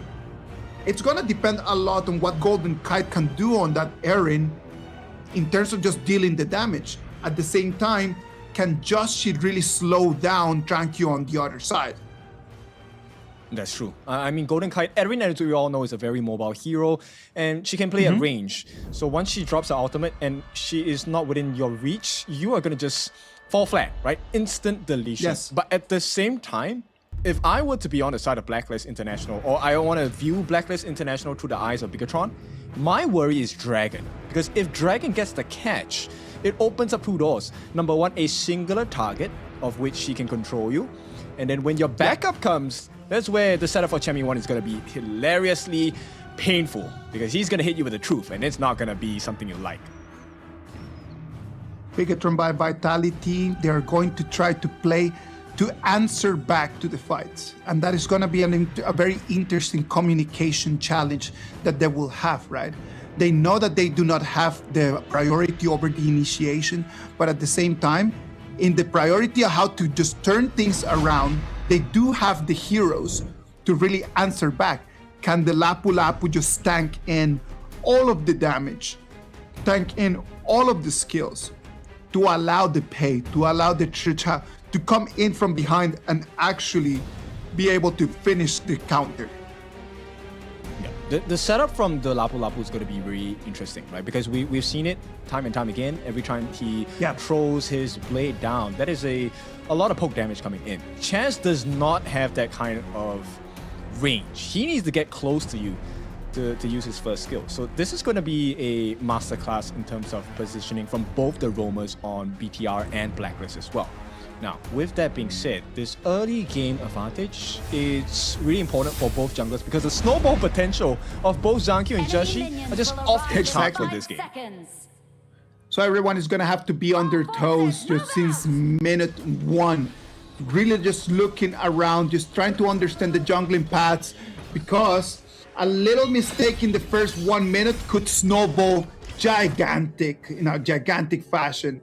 Well, this is going to be our last game of today. This is going to be the last best of 5. It's going to be BTR on the blue side, and it's going to be Blacklist International on the red. Very different mindset coming in from the side of BTR. Actually, they're putting pressure on the bot lane, but this means Joshi gets to go into the jungle for free. And if they don't respond in time, you're losing camps away. Now, Joshi will be able to get that camp, and he is trying to go in, interestingly enough, unable to run over the wall. He needs to be safe. Look at that, the understanding of that, right? Like Joshi comes in, gets the camp. That is actually a very good movement from him. Do we think that Tranquil was not actually aware of that? Maybe he's just trying to allow it. We will only know with a little bit more time. What we know is that Tranquil immediately, since the beginning, coming in to share some of the waves directly with Lanfang. Yeah, it's a risk, right? So that is the risk you have to take, because as coaches have already told me in the past, in HOK or any MOBA game, right? You can't win everything. You have to make a choice. I agree. It's a matter of trade-offs, right? Like you cannot just expect to win everything. In some moments, you're going to have to let some of these things go. Now, letting things go is not going to be good for any of them, as right now we can see the rotations already just Chaz sucking in so much damage in the middle. He's not even level 4. That's going to be a little bit of a concern, right? Until he has his ultimate Unbridled Outburst, it's a risk that he's taking. But that risk, that window of risk is going to be a little bit cut down. He's going to be level 4 soon, and you can see F1 as a Lapu Lapu, tanky as heck. Very, very big. I love the Lapu Lapu, man. It's so nice. Golden Kite taking extremely low right over there. The reinforcements are going to come back. Ooh, Annihilation coming in. He knew. He was waiting for that. Yeah, this is the mark of like strong players, right? They know exactly what their opponents are thinking of, and that was a nice juke by the side of Golden Kite as well. Probably has the help of his teammate to let him know that, hey, there is a potential the Genmyth Nuwa is going to try and come for your life. Play safe. Yeah. Communication is going to be key in order to find success in this game. We can see in terms of the jungling, Joshi being a lot faster than Tranquil on that side, right? You can see that he's got a faster control over the resources. So you can see him being a lot more mobile. Yeah, and this level advantage is scary not just for Zhang Q, but more importantly is members like Genmyth as well as Lanfeng. These are the two primary targets that if Joshi gets his hands on, it's almost a soft guarantee they will be taken down. Very balanced in terms of gold. And okay. BTR, but look at a Golden Kite. Nice save coming in from this side. Annihilation will not hit the mark as well. Golden Kite knows exactly what they're trying to do. And with that Unbridled Outburst, it's going to be landed down onto F1. But this guy is a tank. He should be able to escape. Lanfeng maybe not as lucky at this point. Joshi unable to find that marker, that timing as well. But look at who's hiding in the corner. Chami1, known for flanking and getting the responses that he needs to. Chami1, he's going to start walking towards the sidelines. Comes in with the flash. Finish the job as well. It's going to be 2 kills for the price of none. Look at that, great coming in. You called it, Kin. Chami1 just waiting for the moment for him to jump in. And it's going to be a 2-0 trade for Blacklist. BTR, they've been trying to gank onto Golden Kite. And there's going to be the answer coming in for Blacklist, taking 2. Not only the first blood, but it's going to take 1 more kill into their bag. And this is a beautiful movement from the side of Blacklist, right? So not only do they get the rotation by Chami1, look at the comms from the team. I know you can't hear it, but the fact that Golden Kite is already in the clash lane, making sure they don't lose out on the waves, Blacklist has a rotational plan in mind, and they're doing it. Now that they have the opportunity, it's time for them to start just snowballing with disadvantages. They decide to come in. The Blacklist got the turret, and look at that one more time. It's going to be a 4v1 over there in the mid lane. Nothing that F1 could have done in their kin. Yep, he was tanky, but that is no longer the case. Blacklist now has a 3-kill advantage. They may not have the biggest gold advantage, but the burst potential, like we mentioned before, these are heroes that have huge burst potential, especially Joshi. Venomous Staff already done by Dragon. He's sure he's going to have that item available. This is important for us to see, like, Venomous Staff has become such a popular item for the mid laners in this KIS.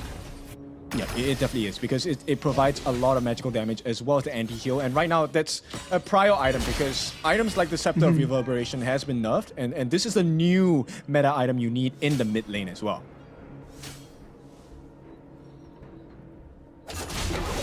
Almost 6 minutes of this first game in between Blacklist and BTR.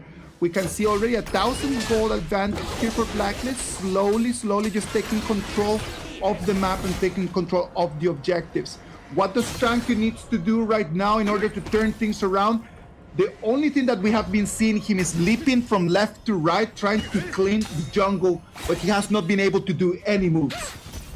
Yeah, this is where Blacklist is very scary, right? Now, if you notice that goal lead, most of it is actually in the hands of Joshi as well. And this spells disaster for the side of Bigetron by Vitality, because this essentially means Joshi can get the kill on almost anyone in Bigetron. The kill that Shivana just due to its mechanics, right? Like, it's got stun and it's got damage. Like, it's just such a complete hero, right? In terms of melee heroes, I would say it's one of my favorite ones. Yeah, I like him too, but unfortunately I don't really perform too well on my own Uko Tachibana. So we'll take a look at how the pros do it. And right now, Blacklist rotation, I have to say, it's really clean. They've taken a T2 in a matter of 7 minutes. That's really fast. Well, there you go. They come in with a very clear plan, right? And look at that, 4 against 4 over there in the mid lane.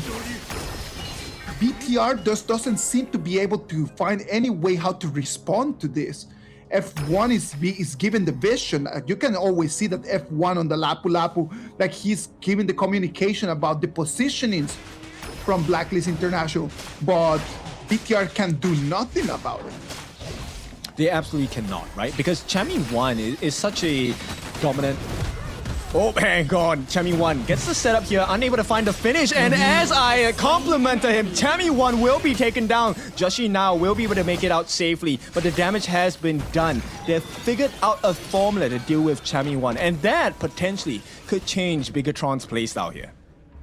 Chami1 comes in with the flash, but then the ulti is going to be wide. That's the reason why he stands in the middle of all BTR members, and that's going to be fatal for him. Chaz right now is going to be set on air, as right now he's going to be targeted one more time. Look at that. slain an enemy. Yep, it's not going to be a nice picture for the side of Lanthang. Goes in solo, 1v4 here, unable to find a kill, but Zankyo will finish the job onto Dragon. That is 1 CC taken away. And at this point, BTR, that was a great play, but they need more. Chammy1 does have his truth mantra, will not expend it at this point. They lose the T1 as well. Blacklist International need to hold off. Blacklist International loses Dragon, but that's not extremely painful for them. Not as painful as it was for BTR to lose the Tricha. That Tricha is very item dependent and they need him to be online right now. They need to get that steal. The setup by Bao as well. No follow-up from the side of Bigetron. It does not matter at this point, right? Blacklist and Bigetron both understand there is no need to overextend. Right now, it's about control of the Gorge. And Zankyo has secured the Tyrant. And this may be in trade for the Azure Golem. No, it's not even there. Blacklist had a little bit of a gold advantage, and right now that has already vanished. There is no advantage, no more for Blacklist International as we're gonna hit almost the 10-minute milestone. You can start seeing that it's very, very tight in between those heroes. It is only a 400 gold advantage for Joshi, even though that he's had been doing a lot of better jungling than what Tranquil has been doing. Okay, it looks great for Blacklist at the moment in terms of like overall, because there is the magic damage coming in from the side of Golden Kite, but that advantage will start to dwindle down because right now, nobody on the side of BTR has actually built up too much magic defense. When they do, Golden Kite is not going to have value here. Exactly, and then when Golden Kite is not going to have value in there, who's supposed to be dealing damage there? That is the one question that I have about this whole composition from Blacklist International. In the moment that the Succubus cloaks are going to start showing up, who's supposed to be dealing? Well, we'll see what the result of this exchange here. Both teams playing very patient. They get the reset coming in. And with that, Joshi will try to reposition himself. Right now, Blacklist, they're looking for that opening angle for Chammy1. Tanky does not want to take part over here on this first Dark Tyrant battle. He might want to come back, but he's still pretty far away, 50%, and the battle might start right now, Ken. Oh, he actually got it! He steals away the Tyrant! And with that, BTR get a great start. Can they get the back of Joshi as well? Joshi will take a fall. It's a 2-for-1 trade though. Lanfeng is out. Do they have enough damage on the side of BTR? They do! And the chase down happens. Not only that, they also reward themselves with the Azure Golem. BTR walk into Blacklist and take everything. It is a 2v2 trade right over there. It's going to have to be Golden Kite that's going to run away. Dragon is going to fall. Trank is going to claim one more kill right over there, finishing in what we could actually say a 3-2 trade for BTR. Yep, it's a beautiful trade, right? And it's a big swing. That's the biggest thing. BTR, it looked like the game was pretty much on standstill for them for the past 2 to 3 minutes. And in a blink of an eye, they have taken 2 T2s, one in the mid, one in the top, and Blacklist find themselves behind by 3,000 gold. I'm telling you, in that moment, I actually thought that Tranky did not want to take any part over there in that Dark Tyrant fight. If Joshi and the whole Blacklist International would have just rushed into it, I don't think that Tranky would have had enough time to make it all the way from where he was to come in and smite out that dragon. Fully agree. I thought he would not make it. I thought Zankyo was out of time. But here's where information is so valuable. Blacklist did not know that Zankyo was not around. Right now, they are looking for a potential setup on the side of Bigetron here. It's not to get a kill, it's actually just to push them away so that they have access into the Crimson Golem, successfully secured. F1 here, maybe taking a step too far. Quite a bit of burst damage coming in. They're laying down the ultimates from the side of Dragon as well as Golden Kite. They do get that neutral objective on the side of BTR, and the big fight ensues. They will be able to finish Chammy1 off. There is no return here, and with that, Shaz is going to be taken down. Bigetron, they find so much, but it's going to be a decent trade as well. Blacklist, they will not back up too easily at this point. Chammy1 for the life of Zankyo as well as F1. Can they get the snipe? Not going to happen. Annihilation does not hit the mark, but T3s are open for the taking. They do get the pull onto Bao. Does he have to sustain? He does not, and Blacklist survive, but this pressure is going to be cut off soon. Bigetron cannot push any further. Bao jumping in a little bit too deep. Right over there, taking in the tower damage. He thought that he could actually take the kill onto Golden Kite, and he just was unable to do that. They lose Bao right over there, and they won't be able to put any more pressure onto the high ground turrets. Look at that, Joshi comes in, gets the steal. Can he run away though? Oh, he cannot, and that is an instant deletion. Joshi just wanted to take a little bit of an advantage, but instead has given a huge advantage to the side of Bigetron. Bigetron by Vitality right now, after those two scrimmages in there, you can see they've already cemented that 2,000 gold that they had before. Right now, the 14 minutes mark, we can see how Bao already with the Succubus Cloak, we're going to be able to withstand a little bit more of the damage coming in from Golden Kite. And that's going to be a huge issue. They do get the catch. They found Lanfeng. He is not going to survive that. And with that, the big burst damage coming in from the side of Bigetron. Can they find the opening? There is going to be chance. He uses ultimate. And here comes the turnaround. They have stayed. Overstayed their welcome. Bao has to use the flash. Here comes the chase down. Joshi as well. Can he get the stun? All he needs is to get that stun. It does come through. Dragon trying to get the catch as well. Unable to find it. And Dragon finds himself now in the middle of too much damage. Bao, can he finish his job? He will. And at that, the traders come in for the side of Blacklist though, and with that catch, Bao, he did get the catch, but at the price of 4 lives on his team. Blacklist recover. Blacklist right now just turning things around. BTR taking 2 rush decisions over there. Instead of trying to slowly taking in the high ground turret, they tried to go in for the kills, and in 2 different attempts, 2 different losses. And right now it's going to be Blacklist, the ones that they're going to level the gold, and they have control of the game. Joshi just will not be denied, right? You get picked off for the attempt on stealing that Crimson Golem. Failed once, doesn't matter, try again. This time, Joshi gets it with no fight back from the side of Bigetron. And Bigetron, this is not a good fight to have. They have Golden Kite as well as Joshi, both having the Crimson buff. Golden Kite right now just having such an amazing performance, man. Look at that numbers right over there. He's already fully stacked, almost 14,000 gold. His counterpart on the other side, Lanfeng, just being the opening that Blacklist is finding every single time. His positioning has not been on point. I think he's hoping that the team is able to cover him. But at this point, it feels like Lanfeng is just moving a bit too fast for the team to catch up. So if they can fix that timing issue, Blacklist might not have the best time. But right now, Blacklist, they feel strong. They want to push and put pressure on the T3 at the bottom. A huge amount of structural damage coming in from the side of Joshi. Annihilation not going to hit the mark at all. So Blacklist get a healthy amount of damage to get out. But this comes with the trade as Zhang Q has snuck away the Overlord, Shadow Overlord, mind you. Shadow Overlord at the 16-minute mark is going to be a good news for Tranquil and the boys from BTR. This might be the push that they need, the element that they need in order to actually get the super minions. Not getting the super minions early on in this fight actually has slowed down BTR a lot. If they would have been able just to get on to the high ground earlier on, they would have some advantage right now. For sure. I mean, right now, it's the same story on both sides, right?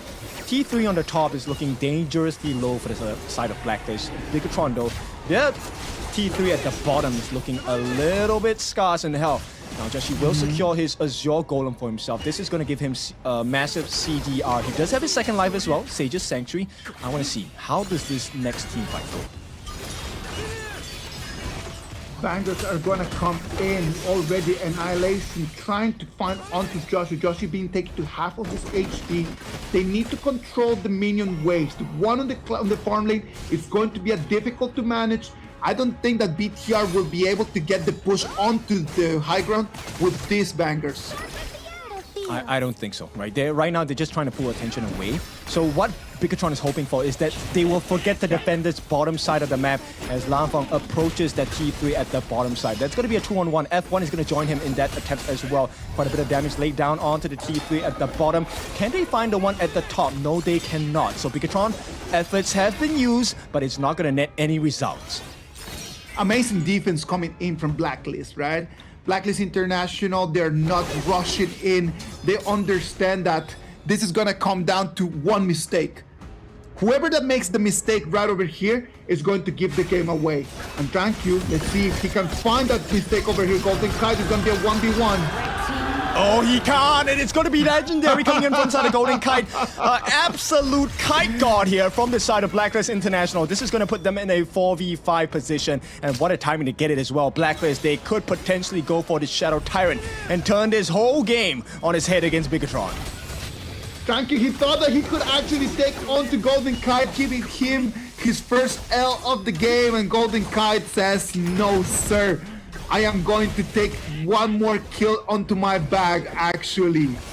Look at this. Right now it's going to be Blacklist. We talked about the one mistake, and that mistake triggered that right now it's going to be Blacklist International taking that last Dark Tyrant, 80 seconds off the buff, and we are 60 seconds away from the Tempest Dragon. This is perfect for the side of Blacklist International. They just have to play the cards right. As long as Chaz gets that perfect initiation with his ultimate, that unbridled outburst, this should be a guarantee here. They will be able to push away the minions for the time being, but Golden Kite is just too strong. He gets the T3 at the bottom. Blacklist, they find a gap in the defense on the side of Bigetron. Ultimate used by the side of Lanfeng as well. Will just push Blacklist back. Blacklist, they don't care, because at this point, 30 seconds away from the Tempest Dragon, it could be their game to win. I don't know if it was just an illusion, but I just saw Lanfeng just dealing damage and then HP bars not even moving. Is it that he does not have the items? What is going on right now with that Tricha? Okay, they did miss the ultimate onto the side of Chaz here. This could be a big win for the side of Bigetron. They just have to finish the job. But Blacklist, they know what to do. They're going to start backing off. How it's going to be used. Zhang does have his double life here with the Sage's Sanctuary. The chase down does come in. Where is the support from Bigetron? They need to protect the jungler. 2v1. He will make it out. Zhang safe for the time being. Safe for the time being, but look at that, at what cost, because right now it is going to be Blacklist International. They have control over the waves. Zhang is going to have to spawn over there at the bottom lane, and in the moment that he does that, Joshi and the boys from PKL, they know that it's going to have to be Tempest Dragon time. Yep, they will start to position themselves around the Tempest pit. So Blacklist International, they understand what's at stake. They don't have to rush this. They already have an open wound on the Bigetron base at the bottom. Right now, it's just making sure the waves are in their favor. 20 minutes and 50 seconds of the game. Chami won against Janky over here, taking on the 1v1. They know that they cannot take this. The only objective is going to be to clean the wave. Clean the wave and then just go and regroup with your teammates. The super minions at the bottom lane are going to be an advantage for Blacklist. Lanfeng at the backline though, he has found Dragon as well as Golden Kite. He tries to go in for more damage. Annihilation going to be used as well. First life gone for Golden Kite. Can he finish the job? Splendor going to be used by Golden Kite as well. Can they get the follow-up damage? Genliv tries to set it up. They do get the finish. Zhang as well. First life gone. No problem. It's going to be a 1-for-1 trade at this point of time. Zhang, he's doing his best against Chami 1, but the Spritlings have been used to give additional shields. Nice attempt by the catch from Dragon. Wants to push them back. Zhang will not be able to finish the job. Joshi on the back lines chasing Genliv as well. He will get the first life on the side of Genliv. They should finish this. Blacklist should win this fight. And it will be just F1 left with Bao. And it looks like Blacklist have all the advantage in the world. 40 long seconds that Bigetron do not have their damage dealers. Look at this, it's going to be very difficult. It's going to be a 4 against 2 defense. Can BTR do this? The crystal is falling apart. It is going to be the minions coming in. It's going to be a 3 against 2. Can they actually clean this skin? They should be able to. Bao does have quite a bit of lifesteal, but here comes Dragon. If he just buy time, get the control in, they should be able to do it. Lanfeng, you can't dive like that. He will give his life a rampage for the side of Joshi, and still Bao is alive. He's a one-man army standing between the hopes of Blacklist and Bigetron. It will not be that effort though. F1 falling low. Bao, somehow this man is still alive. What a splendor from both Golden Kite and Dragon. They saved, they bid their time, and Bao once again, this man is just made of another material. He's still alive, still life stealing, and this is not even his first life gone. They have found that damage onto Joshi. First life gone for him as well. Zhang left all alone. He will take a fall. Where is the follow-up damage? Stun comes in. That's going to be the end of Zhang. He's out for 45 seconds. Blacklist, nice catch by Chami 1, who slammed them against the wall, but it's not going to be enough. Right now, BTR, they have to be really calculative about this.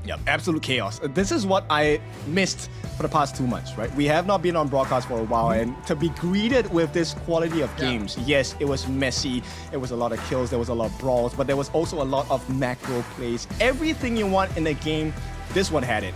And this is just game number 1. We still have potentially 3 more games to go. 2 more games to go. Yeah, 2 more games. It's a best of 5. So let's take a look at the stats here.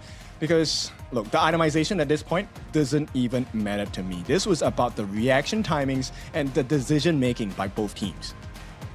I'm telling you, even though they cannot take the MVP because they got the loss, if there's got to be someone here that deserves the MVP, it's got to be Golden Kite, man. Golden Kite on that airing, the performance that he had today, dealing damage, taking kills, the millisecond splendors that we saw there 1, 2, 3 times. It's unfair to him not to be recognized. So I am gonna take my points and I'm gonna give them to Golden Kite, people like it or not. All right, I love that, right? And that's for Blacklist. Now, I want to talk about Bigetron because they won this one. It was a very tight situation, but the one man responsible for the livelihood of Bigetron because they were at death's door. My man, Bao, this guy on the Byron was unkillable. But that's the thing, right? Like when you have that Byron, you don't want to be taking on 1v1s, man. You're the one that wants to take on the 1v4s. Surround me with people, please. That's exactly what I want. I want all of you to come and try to jump me. That is what the kind of attitude that you need to have when you're playing on that Byron. And that ball in those last 2-3 minutes of the game, you saw him just jumping in again and again and again. Look at the damage taken in there, 221,000. Insane. And you know what? Even after taking all that damage, he only fell that mere few times. Yes, he did take a fall, but he saved the game. If Bao had not been present at that moment of the game, Bigetron would have lost this game way back then. Blacklist would have taken the first game in the series. I completely agree with you, man. Look at that. Tranquil and Joshi analyzed their data. Both of them did perfect performances. There were some moments where I just saw Joshi playing on that Dukyo Tachibana, and I was like, this guy's unkillable. Like using his ultimate just to recover HP so much, so quickly. It was really hard to kill. They needed to have multiple heroes from Bigetron just coming in order to actually focus fire to get him dead. Yeah, I mean, this match was messy for a couple of reasons because both teams understood that we have to split the fights, right? We can't give Bao on the Byron the 5-man ultimate. He will get insane amount of shields. He's going to make full use of his passive to get the lifesteal back. On the other end, for the side of Bigetron, it's more of, can we separate Chaz from giving the shield to the team? Can we isolate Golden Kite alone so that we can make him waste his life and his second life in the form of the Sage's Sanctuary? And that's where the fight broke loose and Bigetron took it by the skin of their teeth. Look at that. You called it. That's got to be the MVP for this game. It's gonna go to Bigetron's Bao on that Byron the Spark base. Crazy game by this guy. I mean, okay, damage taken, great. Damage dealt, great as well. There needs to be a new counter. How much life they recovered, right? We know we have that stat. Yes, true. And if you can show that stat, I think Bao he's gonna show you insane amounts of numbers here. But you know, this highlight reel is going to be insane. Look at that. Everything started just in here, like the 10 minutes fight right in here for the Tyrant. It was such a great victory in here for them. You saw that BTR took the Tyrant there, but at what cost? Like they were having so many kills. Yeah, exactly. And this is where, you know, the team is so impressive. Why is Bao the MVP? Because Bao is making space for the team. And many a times, if Bao is not there, look, he held this, I would guess, probably for a minute at least, right? Bao was just the thorn in their side. They couldn't get the push in. Did you see that double splendor right over there? Yeah, look at it. Look at it. Oh, exquisite, man. It's just exquisite. such a lovely game for us to watch. I know that a lot of you might already be tired of this day too because it's going long. But after this game, aren't you energized? I am really, really energized after this. This was the same as drinking 10 coffees. Oh yeah, maybe even more, right? This is a crazy start to the series, and this is a best of 5. And I think the fans are loving it as well, because this was not a game where it was clean cut. You take a look at the goal graph, it's up and down, back and forth as well. Bigetron and Blacklist, the two teams here, they have given us a wild start to the end of the day. A wild start right now is going to be Bigetron that has a little bit of an advantage. It might not mean a lot since we saw Blacklist being such a really good team. It's always a back and forth in between the two of them, right? Like that's why they are the champions of their respective leagues.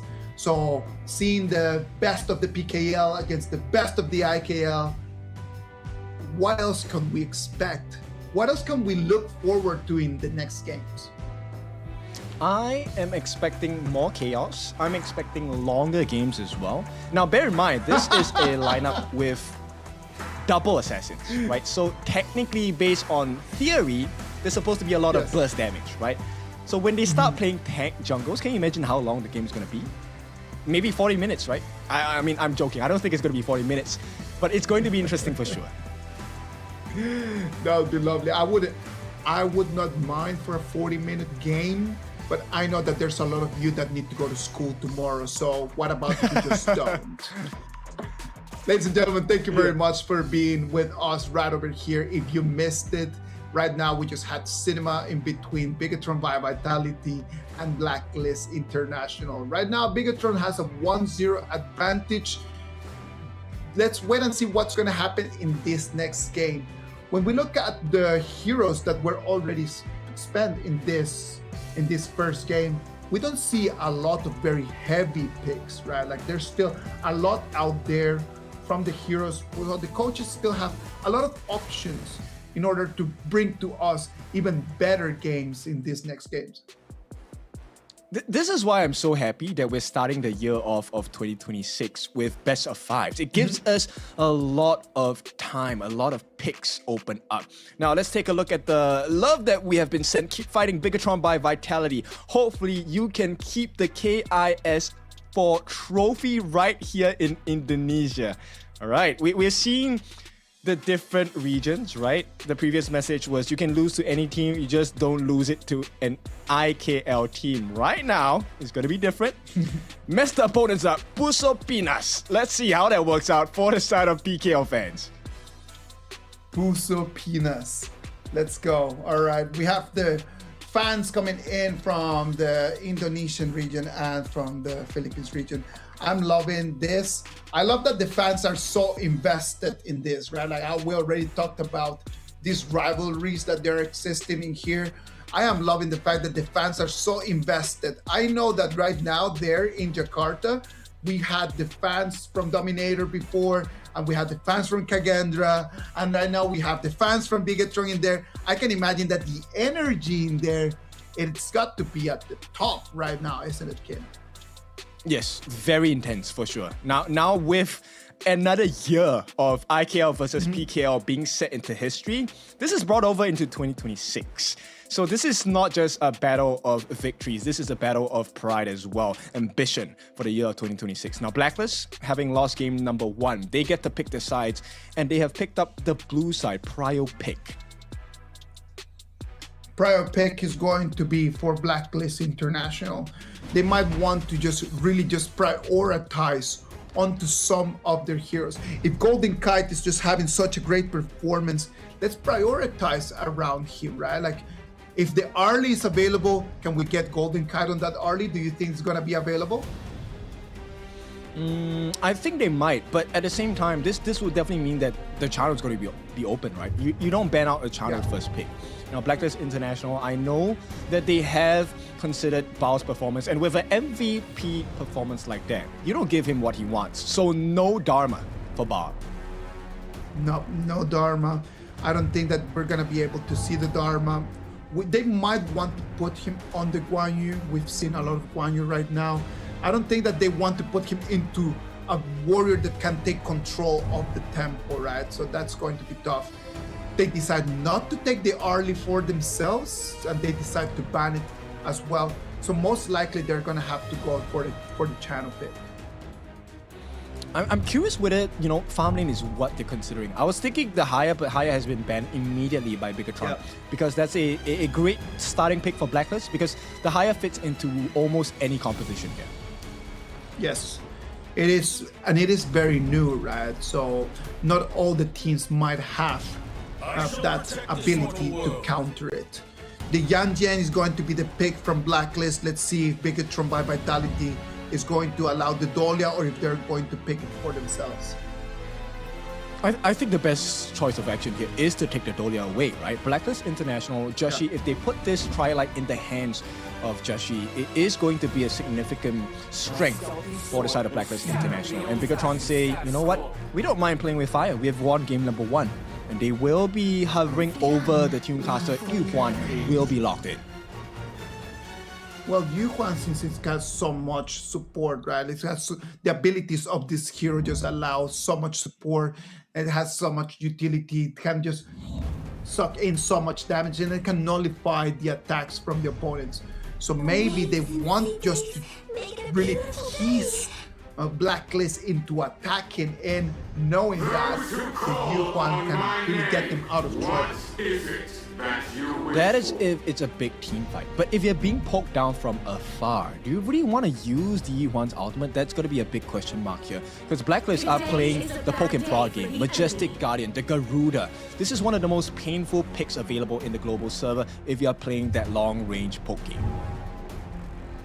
I love Garuda, man. I love Garuda because of the angles.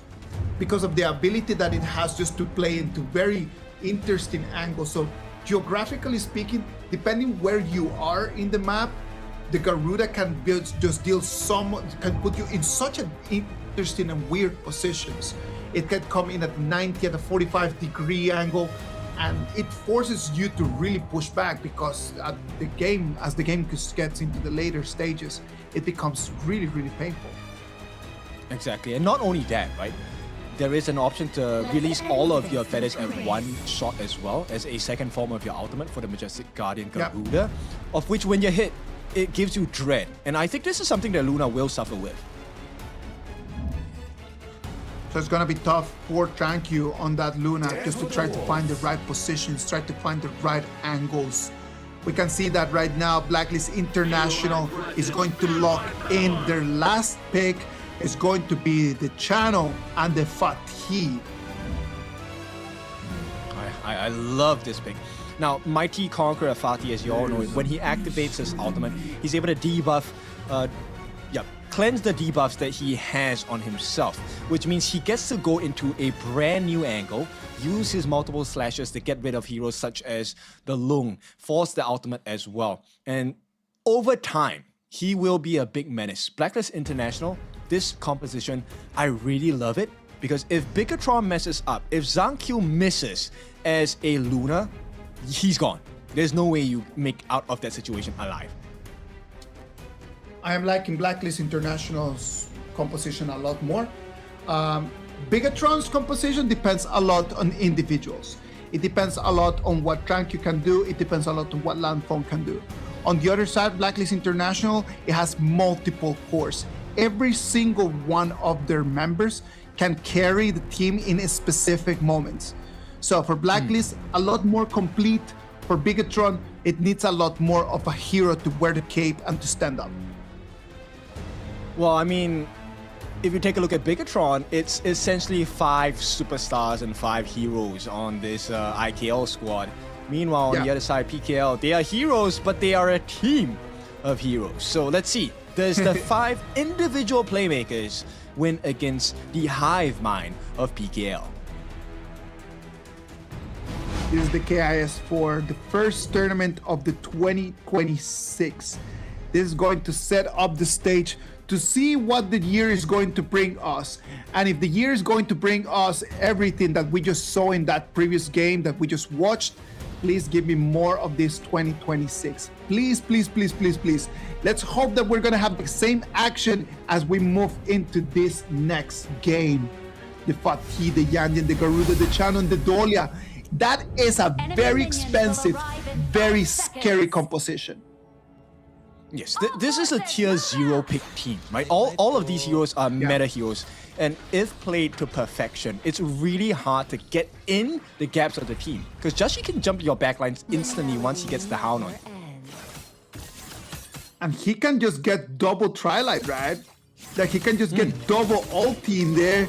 It is just gonna be so much sustain. So much sustain. It's a very scary notion because it means Jashi is, in this theory, unkillable. Once again, same kind of situation we find ourselves in game number 1, but this time it's going to be even earlier, right? The moment you're level 4, he essentially is unkillable at this point. Now Dragon will have to face off against Bao in a 1v1. It's going to become a 2v2 at this point. Spritlings have been dropped by both sides, but there is one in reserve for the side of BTR. Gen mid's mobility and Gen mid's ulti is going to be one of the answers that BTR can have, right? He's just gonna have to wait until the right moment to try to just proc the ult and just to try to be able to suck in some damage. 2v2 rotations right here to the farm lane. You can see Dragon easily just starting to take onto the resources. He doesn't want to come in for the kills. He just easily just comes in, takes in some resources, goes back into his jungle. Yep, this is one of the benefits of picking up the Garuda, right? So Garuda is actually able to pierce through with his auto attacks as well, which makes his lane clear extremely fast. So this is a very fast-paced gameplay from the side of Blacklist, right? And the question now is, BTR, they can match up to this pacing, but they cannot afford to give away first bloods, they cannot afford to give away kills. So if Blacklist gets a kill, and a first blood at that, BTR is going to be way back. They are playing at the edge of the abyss. They cannot allow no mistakes. Look at that Tranquil with the Luna comes in. He does not want to just jump in right now. He comes in, he just wants to get the gold. That Luna is gonna have to get a lot of gold. The one thing that cannot happen is Blacklist just having a timer on their Azure Golem. In the moment that Blacklist has an eye on the Azure Golem spawn times over there for Luna, for Tranquil's Luna, then that's gonna be the end of the game. And here we go. It is going to be ultimate landed by the side of Dragon as well. Flash going to be committed by Bao. He's going to be able to make it out safely. But this means at the 4-minute mark, Bigetron, especially for Bao, he's not going to be in a safe position. Might have overextended. Heals come through from the side of Genmith. Who is going to be the first to fall? First blood goes into the hands of Dragon. And Blacklist International rewarded for taking the risk. Yeah, that 2v2 over there. Bao thought that he could actually take on to Chami 1 and just get the kill in there. But the problem is that he did not have enough damage. A little bit of miscalculation in there. And right now, Blacklist already with the first blood. They're going to have priority right now. And that one is going to be a really good start for the PKL champions. Yeah, Blacklist, this is a great scenario to be in. Now, Zankyu does manage to steal away a task for camp, but we're 30 seconds away from the first neutral objective of the game, of which we all know it has to be the Tyrant Wrestle, right? Both teams will try to wrestle over this because it gives them fighting prowess across the map. So in 15 seconds, we can already start moving our eyes towards the river because that's going to be the cue for the first big fights of this game. As you mentioned before, Dragon just being able to rotate so much more faster than Genmith, it's going to be a problem for BTR, right? Look at this right now. Everyone already gathering together here close to the Tyrant. Oh, that's quite a bit of damage. Here comes a long-range poke from the side of Dragon as well. This is why the Garuda is such a pain. But they do have that ultimate from F1. All he needs to do is to buy the time. Gets a stun in. It's going to be a stall. A steal from the side of Zankyu as well. The fight and choose. They do get rid of Zankyu. Do they find a finish? They do. Bao once again the champion for the side of Bigetron. He is in a 1v4. Unfortunately, that's going to be too much for him to handle at this point. And Blacklist International, even though they lose the Tyrant, they win the team fight. They win the team fight, and the worst problem in here is that Tranquil and Ba are going to fall for BTR. That Tyrant advantage that they could have got just by those 2 kills, it just completely nullifies, and that's gonna be inexistent. Not only they lose the man, they also lose that golem as well. Yep, and this is not an ideal situation. If BTR had stolen that Crimson Golem in response, that would have been even out for Zankyu. But the fact that Zankyu fell once and now is buffless is a huge deficit. His Azure Golem should be spawning soon, I believe, but you know, at this point, it is all Blacklist International. This is bad news for them. Like I told you, there's one thing that they could not happen. It's just the Blacklist just to have information on the Golem, and right now they have control of it completely. Now, what does BTR need to do right now? Well, BTR is gonna have to just completely regroup and try to start sharing gold. They need to regroup and sharing gold because right now they do not have the ability to fight against Blacklist. Yes, they need to make sure they can even up the gold. That's the first thing. And the secondary thing is to be able to try and get some split pushes going in. They need to have control over the turrets on the map. So Bao has been trying to achieve that. But this means if he shows himself, Blacklist knows, hey, we are in a numbers advantage. And right now, Lanfeng is looking a little bit low at the bottom side of the map. He will be chased down, not going to be taken out. He does have his infinite vastness to get out of trouble if it is required. But exactly what you just mentioned, right? In the moment that Blacklist just realizes that Bao is not in the equation, it's the time for us just to go and fight. There's no one else besides that could be an actual problem. Yeah, vision score is so important for both teams. This is the basis of how you make decisions in HOK, right? Do you know where the other members of your team are at? And if you do, then you can make a smarter decision, which normally nets a positive result here. Look at that one more time. It's going to be BTR coming in, trying to check on what's going on in this red buff jungle. It is 4 members of BTR in here. Can they take control of it? No, it's going to be Golden Kai, the one that's going to claim it. Yeah, this is beautiful work. Now, bear in mind, this is the numbers advantage for BTR. So the fact that they did not steal the Crimson Golem away, that's a big loss for them. At the same time, Zankyu, he is going to be caught out. Here comes the heals attempt. He's not going to be surviving that. Instant burst coming in from the side of Blacklist International, and they are angry with game number 1. They are looking for dominion over BTR here, and it's looking like a great success right now. All right, let's just call it the way it is. Tranky right now, Tranky's Luna is completely out of the equation. Someone else is gonna have to stand up. And the problem is that Lanfeng still needs a lot more time to actually be on. And even and that is the problem. In the moment that Lanfeng is gonna start having his power spike, it's gonna be the moment where the Channel, where the Garuda, where the Fatih are gonna be online as well. It's just an unfair fight, right? Blacklist International showing you why Garuda is such a problem.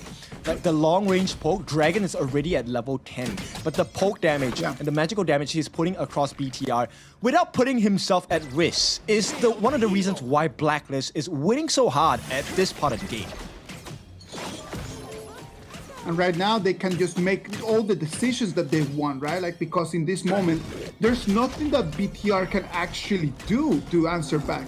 Even if they would want to take on to the fights right now, they do not have the damage and they do not have the ability to really coordinate an attack.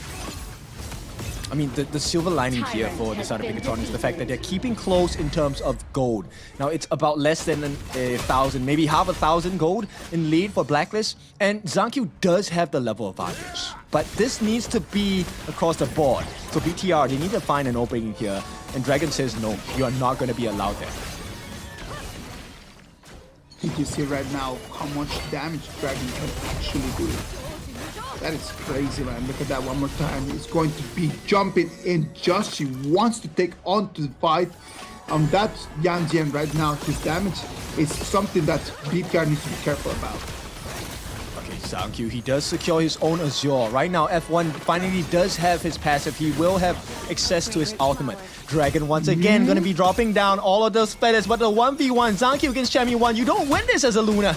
Chami1 will use his ultimate to lifesteal his way back to full health, almost at that point, and Blacklist still massive control over the gorge. Good decision from Tranky just to understand that he did not have a chance to win it there. Just kind of just coming in and then just pulling back because there was no scenario in there where Chami won with the ulti available was going to lose that battle. Yep, and you start to see the gaps here. Zhang Q, yes, he can dive in, but this is not an ideal fight, right? Joshi will constantly get the reset by Chaz, and at this point, if you're unable to deal with the poke damage by Dragon, and you're trying to find out where he is and try to catch him, that opens up space for Golden Kite. And we know about having a numbers advantage down here. Here comes Dragon, putting the pain down. Can they get the steal onto it? Zhang Q secures the Tyrant. Is it enough? They have taken the damage. Good job by Genmith. They just need to finish the fight. Bao trying to jump in with the Charlotte, unable to find the finishing blow for the side of Bigetron. And once again, Zhang Q will be taken down. Just too big of a dive, and Blacklist International push and pull, and they have pulled Bigetron to the depths of their strength. You have already won your Tyrant while you're trying to get even more. F1 being taken extremely low, and that Overlord is going to be for Blacklist for free. I don't know. I feel like Bigetron has something in their minds that they know we can turn the fights, but it's not working out in how they envision it. And right now, the cost is pretty high. The T1 in the mid is going to be taken for free here. They will have to eat a couple of shots from the side of Lanfeng, but those biscuits, they can eat them all day. They already won the Tyrant fight, right? If you won the Tyrant fight and then you come in, they tried the scrim, right? And that was totally fine. Like, they came in, they threw some punches, they were unable to just get the kills. Just pull back. That's it. You don't need to just keep following. Why do we do the follow-up over there all the way to the mid lane? I'm not sure. I mean, I'm pretty sure they have their reasons for it. Right now, Zhang Q has an important responsibility, and that is to deal with the Shadow Overlord at the top side. But right now, Golden Kite, he's going to get the T2 at the bottom for free. So Bigetron, they're starting to lose control over the Gorge. You can see Joshi, he is comfortable standing here because Chaz does have his ultimate. He will be able to refresh Joshi's ultimate as well. Look at that. We have a very good positioning in here from Blacklist International. They put some little pressure over there on the high ground turret, and right now their target is going to be that tier 2 that easily is going to fall. Beautiful work from the side of Blacklist. Like, the constant use of Chami-1's ultimate is not to take the team fights, it's to rush the tower down. And this is a great theory and practice put in place by Blacklist. T3s are next on the menu. Bao taking quite a bit of damage right now, F1. He needs to stop this onslaught of structural damage. And it's not going to be enough because BTR struggling to protect their T3s. On the backlines, Zhang Q, he has eyes on Chami-1. There is going to be a nice ultimate drop by F1. Can they find the finish? Not able to, because the positioning of Blacklist is just so clean. They force out the ultimate from the side of Genmith, and here comes the jump. Joshi! He's going to finish the job. Probably no. And right now, Bao, he's going to put it on himself. 1v5. He will have to take a fall. No. The entirety of Bigetron, they're so low. They need to start running. And Blacklist International, they are happy to do this all day because they are not even tickled at this point. We talked about this. It's just so much damage coming in from any of the members from Blacklist. The only opportunity that Bigetron had in terms of composition was not to give them an advantage. And did you see just right now? It was just very close to an ace, since every single member of Bigetron was just going back with almost no HP in their bars. No, this is where team play is so important, right? If you take a look at what's happening, Joshi, he may not be the highest farm on his team, but it's working out in favor for Blacklist because everyone else is winning their corresponding partners in their lane. And right now, F1, take a look at that. He's taking too much damage. He doesn't want to use his ultimate just yet. The stun comes in. Zhang Q looking for an opening. The team needs to step up. BTR are falling apart, and they're just poking. Blacklist, they might have found the answer. Unbridled Outburst going to be laid down. Zhang Q on the backline. They're looking for the target, but Bao is the first one to fall. They don't have enough damage. They don't have enough life. Joshi stops free in their tracks. And here goes Zhang Q. No superhero play. It is going to be a disaster as Bigetron will be taken out. The infinite vastness used by the side of Lanfeng, and this is just biding time. They cannot defend Blacklist. An opening is available for both the T3s in the mid and in the bot as well. Well, the turrets are going to fall, and let's wait and see if Blacklist wants to make the push. They do not have to rush this one. Just coming in and taking 2 of those high ground turrets is going to be more than enough. The Dark Tyrant in there was the bait. We knew that Bigetron was waiting for the moment just to come in and do one more of their classic steals. The fight never started. The steal never happened. And it was Blacklist the ones that they took control of the scrim right after that. Yeah, because there's too many members to deal with on the side of Blacklist, right? If you take a look at the composition on Blacklist, essentially it's a, 7v5? Joshi has an extra life. Chami1 has an extra life, right? And when Chaz gives the refresh on the ultimate for Joshi, he can fight again. So take it as 8v5 at this point. Oof. Look at that, Chami1 comes in, gets onto Gen Mid, a couple of pokes, and it's already 50% of the HP gone. Yep, Lanfeng unable to find the finishing blow here. They will commit the unbridled outburst from the side of F1. And Zhang Qiu, he wants to go in, but Dragon, the poke damage is just too much. They force out the heal from Gen Myth. Bao, he cannot do this. He cannot do a 1v5. This is not the place to do it, but still, he will try. They have taken all of the T3s from the side of Bigetron's base, and it's just slow, painful, burning death. How do you turn this thing around? There is no way. Super minions coming in from all different angles. And right now, Blacklist International wants to finish this game. Yep, they are trying. Bao is trying his best as well, but he cannot do it alone. He will be taken down 1v5 time and time again. And it's not going to be enough as well. Genmith drops the ultimate, tries to save the day. Will manage to buy a little bit more time for Bigetron. But as the game goes longer, Bigetron don't get any stronger than this.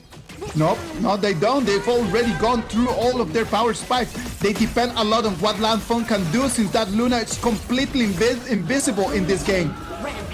Yep, Zhang Qiu, he did try to go to the backlines to get rid of Dragon. Not going to be good enough at this point. They have gotten a little bit of wave clear going for the side of Bigetron. They have to deal with one more wave, but Joshi, he is not going to stay patient. They can finish this off right here, right now. They do manage to get that final blow, and it's going to be a team ace, a rampage for Dragon as they await the arrival of the next wave of minions. Bao, once again, familiar sights, 1v5, there's no way he does this, and Blacklist International respond in kind, 1-1, PKL.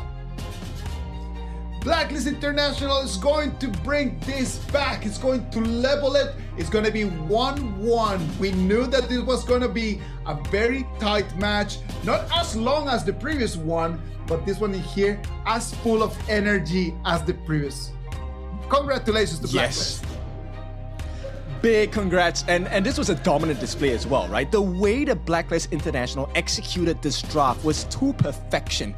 Now, we can already tell you, I mean, at least based on my perspective, Dragon has to be the MVP. The amount of ultimates he dropped down as the Garuda was just so sensational. They couldn't deal with it on the side of Bigetron.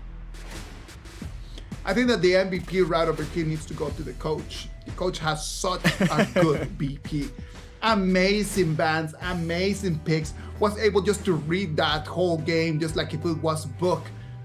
I would give the MVP to the coach, but if the coach cannot get it, well, I'm gonna go with you and just really give it to that Garuda. That Garuda with the reach and the positioning, amazing performance. Yep. It's because of Dragon's inputs that allow the team so much room, like Chami1 and Joshi, to really just die for free. Chaz, of course, is going to be that win condition where he just needs to make sure that Joshi stays alive, and Joshi is not someone you can ignore in the team fights. Meanwhile, on the flip side, we're talking about Zhang Qiu. Zhang Qiu wants to go in, he wants to get the kills, he wants the flashy plays, but if you can't even get rid of Dragon, what chance do you have of getting rid of the rest of the members of Blacklist International? Blacklist just lured him into picking that Luna, right? So that Luna pick was actually lured for him to just come in and to just like get that. They already had a plan on what they wanted to do. And just by that, they just nullified that Luna. It's completely out of the equation. And right now it's a card that Bigetron cannot play no more. And this gives me a lot of hope, right, for the year of 2026, because now we see the mind games coming in, and you know, people are doing their homework. You can be strong, you can have 5 strong players, but you need to play as a team. And like you see the headlines here, that definitely was a one-sided game. it was a one-sided game because there was no answer coming in from Bigetron. They needed someone just to do something supernatural, and none of them were more than just plain humans. Yeah, the goal lead and goal differential is just insane. I mean, at this point, I want to point to you the direction. Joshi was consistently behind in farm against Zankyu. But the rest of the team, Chami1, Dragon, Golden Kite, and Chaz, they all had leads in their respective lanes. They were out farming, and because they have the extra items, they're able to outplay the members of BTR. Golden Kite just had such a good performance as well, right? Like, look at him, like, look at all the items and the gold that he got. That channel was extremely well fed. Yes, this is one of his signature picks, even from last year in 2025. So this is a result that I expected. But what I did not expect was Dragon to perform so well with the Garuda. He's good as a player, but like this Garuda by Dragon was just completely different. Almost 150,000 damage dealt from both Dragon and Golden Kite, almost making to the 290,000 when you combine them together. Look at the gold graph as well. Like in the moment when we hit the 10-minute mark, it was just completely for Blacklist. It just shoop, took off, and it was no stop from there. Yeah, it showed you the strength and potentials that you can kind of explore with the draft, right? Chami1 on that Fatih, the master turret taker as well. Him as well as, the channel by the side of Golden Kite. And of course, we have the insane amount of Pierce from Dragon in that Garuda pick. He was able to poke towers from afar as well. Joshi had a good performance with that Yanjian. He did exactly what he needed to do, right? Like he just needed to come in, just use his hound, come in, use his double ultimate, sustain, and just allow channel, allow the Garuda just to deal the damage. At the end of the day, Joshi played in a very tactical way for his team. Yes, I like it. This is a definition of team play, right? And the success of that was that he forced out so many ultimates from the side of Bigetron when it wasn't ideal. He got, F1 to use his unbridled outburst at very awkward timings. He got Gen Myth to use his unending sorrow at very awkward moments as well. And all of this circumvented, complemented by Chaz. Because just all Chaz needed to do was to get the Celestial Melody, refresh his ultimate, and Joshi was in fighting form once again. Lovely performance. That was actually really nice to see. Everyone in Blacklist played really well. At the end of the day, there's always going to be someone that is going to take the MVP, and it's going to be the pack leader channel and Golden Kite. 505 on the KDA, MVP for Blacklist. Golden Kite in this game number 2. All right, so the other of the twins. With that being said, Golden Kite, I think he has been really consistent throughout his performances. And with the games from yesterday, you could see that he is definitely much more disciplined and he's able to find those gaps in between the lineup for Bigetron here. Look at the highlights one more time. There's every single fight, the Luna just dying first. How do you want to sustain these long fights when your main jungler is just dying the first? And I think the biggest thing is that there were multiple sources of damage coming in from the side of Blacklist International. It was never just Golden Kite on the channel, right? There's multiple sources, one in the form of Joshi, one in the form of Chami1 as well, and of course Dragon just constantly poking them down. And this forced them into really awkward positions. You can tell Zankyu was very frustrated. He wanted to make the plays. He thought, you know what? Let's just go all in. But that was the wrong call. Hopefully they will have a better performance into the next game. And right now it's already a 1-1. Look at this, the way that they come in for the crystal. They could have just waited for the minions, but they were like, let's get the ace. If we're going to finish this, let's just finish in a strong fashion. Yeah, I like this. Right now, it is already balanced. this puts them in a very confident position, especially for the sort of Blacklist, right? At the same time, this is where we really get to see the standards of a team, right? That was, let's be honest, a beating, right? Blacklist International gave them a spanking over there in game number 2. So how does Bigetron by Vitality respond? Because Blacklist got handed themselves on a silver platter in game number 1, and this was their response in game number 2. Does Bigetron do the same? I think that what made the advantage so big was the hero picks right over here, right? So we already saw, like in the first game, there were two very balanced compositions, right? In that game number 1. In this game number 2, clearly one side had a lot of a better hero choices. And that's what just made the gap so gigantic in between Blacklist and Bigetron. Let's wait and see what in game 3, if Bigetron by Vitality can actually level the field a little bit more. Probably will have a little bit more of a competitive game, I would say.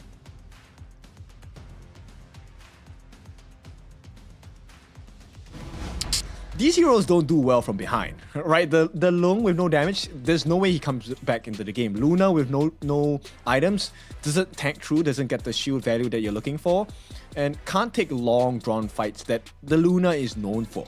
So with that being said, Bigetron, they will revert and go to the blue side this time. Well, blue side is going to be for BTR and Blacklist is going to be on the red. Blacklist, just taking their priority pick, did really, really well in the past BP. Let's wait and see if they can do something similar, if they can lure BTR one more time just to commit the same mistakes. Yep, I like this a lot because, you know, the conversation from last year with regards to PKL is how long does it take for both PKL and IKL teams to learn, right? How fast and how fast can they grow? And so far, whatever we've seen in this particular series, the first 2 games, growth indeed. No, the comparison, if you look at 12 months ago, where these 2 teams were, right? Even though BTR just had a completely different roster 12 months ago, the 2 clubs have grown so much. Blacklist International in this last KIC 2025, as we saw a couple months ago, making it all the way until the top 4. Bigetron by Vitality in these 2 days has shown a completely new face. So the growth is there, the speed of learning is there. I wouldn't dare to say that one of the 2 leagues is growing faster. I wouldn't dare to say that one of the 2 leagues is learning faster. I could just say that the 2 of them, in their own very specific way, are just embracing their styles and they're just really polishing the little details. Yeah, that's why I like the polishing is definitely, it has been great by both regions, right? And this matchup really shows us that, hey, this is just the start of the year. Can you imagine as we head into the middle of the year, end of the year, what PKL and IKL are going to look like? It's going to be a huge growth and surprise as well. Now, let's head into the bans and picks. The highest still going to be locked out of gameplay by Bigetron, so no teams will be able to have access. Blacklist, though, afraid of their own strategy, Trilight and Dolia. Yes. That Dolia is going to have to live in the bans right now because Blacklist cannot allow that combo in there. The Dolia can be paired with so many different heroes that right now that you can see actually the light at the end of the tunnel, do not even let it out. Look at the respect that they have over here for Bao, that the Dharma is going to be banned one more time. Okay, that is massive respect. I think Bao has been impressive, right? I mean, even just now when things were not looking too great, Bao did manage to find himself in the middle of 5 members as a Charlotte. So similar situation, you don't want the Dharma instead to be in the middle of 5 because that's a free truth mantra. So Blacklist International, I like this first half of the bans. Well, the Mai and the mods, they already had a very good result with the poking coming in from the Garuda in the past game. What about if we just try to emulate that with the long reach of the mods, not only with the poking, but also with the stun? And this specifically for Blacklist International is a very scary potential because Chaz's #1 hero is the Mozart. And Dragon has shown us since last year that his Ma is something you need to be very careful of as well. So it's just gonna just come into the stun direct into the burst. Because if it is the stun direct into the burst damage, that's going to be very scary for BTR to defend. So it's gonna put a lot of pressure over there on F1 on that Liam Kwa. Yeah, but I like it, right? Because if you have the gold advantage, then nobody bursts down a Earthshaker Liampo. There's no way, right? So, and also if, you know, F1 is in the face of Blacklist International, you don't get that combination. So what if you have the Cannon Blast, he is CC immune, he's gonna interrupt all of your skills. We run into the second round of bans. On one side, Blacklist International is going to ban the Flowborn, not going to allow the tank to be available in there, and the Jing. So Jing and Flowborn are going to be the bans from Blacklist International, just trying to narrow down the options that tank you can get. And on the other side, BTR is going to get on the Tricha and the Long as the bans, trying to just force Golden Kite into something not that strong. I mean, this situation for the side of Golden Kite is not going to be ideal for sure, right? He's left with what? Magistrate Demons here. There is the Garo, there is Aaron already used. So yeah, limited options here. And I mean, end of the day, you could go for a Gudo farm lane, but I wouldn't try that at this point. No, please don't. It is such an important game right now. I'm just going for a Gudo farm lane right now. I don't think that would be beneficial for anyone. The Heino and the Yanjian might be the options here for Bigetron. So that means that it's going to be that Yanjian jungler in here. Yeah, it has to be, right? So Heino is going to go into the mid. We have Earthshaker, the Liampo in the roam, and then, you know, Guan Yu is going to be in the Clash lane. Very interesting setup. I wonder how much value this Heino is going to bring to the side of Bigetron here.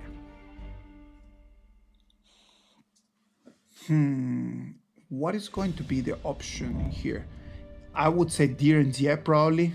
Yes, it has to be the DRNZ. It's the last of the options that could actually work in some sort of way. Now it's not the best one, but at least the DRNZ in there is going to give you, if you make it to the late game, it's going to give you a little bit of an advantage. The problem here is going to be the laning stages.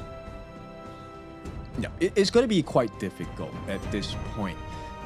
If we take a look at that mid lane matchup first, right? Dragon and Gen Myth. Gen Myth is going to be able to clear the lanes really quickly, so he's going to make that first few rotations, unless Chaz comes in for the help. And this is going to be a situation where things can definitely change, right? If Zanki or Joshi decides that, hey, I want to go for that level 1 invade, it shakes everything up. Well, if Joshi has been playing like that this whole day, right? Like he's been actually just being very, very brave into the first minutes of the game, not scared of actually going and jumping in there, being just daring to take some of the things that are not his.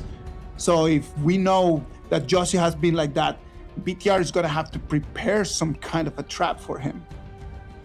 I hope they do. I mean, this is something that, at least for today, that behavior hasn't really been punished yet by any of the teams we've seen play today. And, you know, conversely, I think if BTR tries it, Blacklist needs to punish them for it as well. This game is going to be vital because whoever that wins this one is going to get the first match point. And this match point for BTR and for Blacklist would mean completely different things. This match point for Blacklist would put them back into the race to try to get the first place.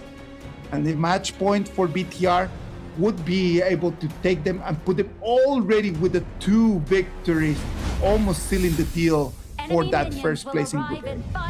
Yeah, I mean, getting to choose your opponents is going to be really important, right? Because you're choosing from the 3rd, 4th placing of the opponent group. And that could really give you the highest chance of getting that lion's share of the 100,000 prize pool, which is, you know, 35,000. 35K sounds like a great prize. I would love to start my 2026 with just an extra 35K in the bag. Me too. And here we go. This is going to be a start of the poking game coming in from Dragon. Very nice Kachosins to be able to lay down the pain. And looks like both teams will be not as greedy. They will start with their respective buffs in their own jungle. But did you see that Joshi on that Aguto, like immediately, first thing he did as the timer just went off was just to go and check if he could actually take onto something. Yeah. That's very important, right? Love That's it. a behavior you must always practice. Now, Dragon did find some value in that invade attempt. He actually got the task force camp away from the side of Bigetron. So this is going to be a little bit scary in terms of the Blacklist doing great in protecting their own Azure Golem, making sure that no attempt of steal will come from Zhang Q. Well, Tranky right now is going to be extremely behind because he lost 2 jungle camps in there at a very early stage of the game. Joshi, on the other hand, just being able just to easily just farm around, cleaning up all of the camps in his jungle. All right, so kind of a different style of play here. They will be able to share their mid lane wave on the side of Bigetron. Blacklist, they make a different kind of movement. Joshi here looking for some free damage on the farm lane T1. The rotations coming in for BTR, they know that they need to start making some moves. They cannot let the advantage go in for Blacklist X very early in this game. Trying just to rotate together, but there's nothing that they can do at the moment. Very, very passive. Yeah, I mean, they don't want to overextend. That's the main thing here. And Chance, this is his main hero, so I expect a good performance coming in from this mortar. But right now, Zhang Q and Joshi, this is neck and neck. Both of them are level 5. Oof, look at that F1 taking extremely low. The Kachusins coming in for Dragon, hitting extremely hard. Being very, very painful. I like this adjustment from the side of Bigetron, right? So knowing that Blacklist is known to put a lot of pressure on the farm laner, they have actually rotated Lanfeng to be more of a rotating farm laner. So he's getting farm from the mid lane, sharing gold in the jungle as well. And this is going to help him balance out his farm because people don't like this, but the Hano can play in the farm lane sometimes. It is one of those things that comes from design. The way that the hero has been designed, because it can be melee, it can actually have some reach. So it just gives you that flexibility to use it in different ways, right? So it allows BTR to be able to make decisions during the game, just to play it by ear. On the fly, they can actually bring something to the table that Blacklist might not be waiting for. That's true. I think the most important point here is that, oh, hang on, there is going to be a setup on the top lane. Ball will have to give first blood to the side of Blacklist International. And the rewards are going to be very nice here because there's going to be quite a bit of damage on the T1 on the clash lane for the top. Zhang Q does step in as a Yangjin. Don't think he gets the free kill here onto Chami 1. Chami 1 will be able to walk away. No, he will not. What was that? Why? The timing of the Hound, I think that it was just exactly that, man. Like, he comes in, jumps in with the Hound at the beginning, and then just stand it for such a long time. The Chami 1 didn't expect that the cooldown for that ability was going to be online again so early. No, but why would you stay? That's the whole point, right? So, at this point, Blacklist... Yeah. I think they have to find another angle at this point. No, none of the teams are going for the actual rush on the 4-minute neutral objective, which is the Tyrant here. They're more focused on making sure that they get the timing for the buffs. So this is where the wrestle starts to happen. Wow. I'm telling you, right over there, that is what happens when you have the greed of the gold and the greed of just trying to clean the... Yeah, it's going to be rewarding for the side of Bigetron at this point. Also, bear in mind, the reason why they don't really go for the buff is because they have the numbers advantage. They have that Crimson Golem available for the taking if they need to. But Bao getting caught out by Dragon here. They're looking to get the setup as well. F1 not looking too good. And oh, hang on, quite a bit of damage. Gen Myth will be taken down. And that's a lot of free burst damage coming in. Golden Kite showing you what he can do with the lead here. Level 8 for himself. Bao, unfortunately, will not share a different fate here. He gets taken down. And Blacklist are just all across the map. T2 under pressure as well. Oh, Chaz using the ultimate to come in as well. Will not be able to finish the job. This is a return for Lanfeng, but immediately shut down by Golden Kite. And Blacklist International, 4-2 now, seems to have all the answers against Bigetron by Vitality.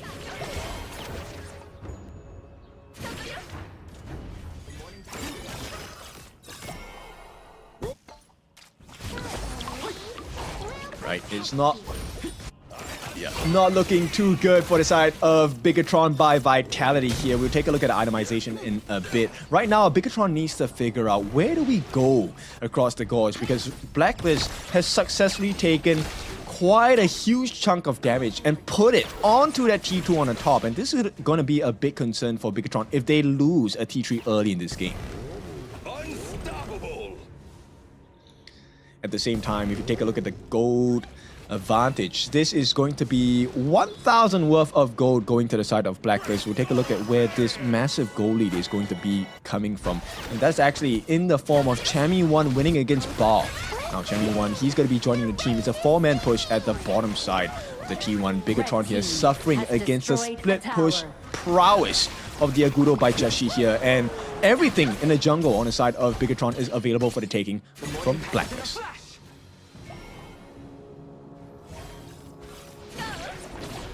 As we head into the 7-minute mark here, it looks like Blacklist will try to put a little bit more pressure. Here we go. Zhang does not know that they're taking that Overlord. This is not the Shadow Overlord. This is only 7 minutes into the game, but Jashi, this is all of the gold advantage you can squeeze off of the map here.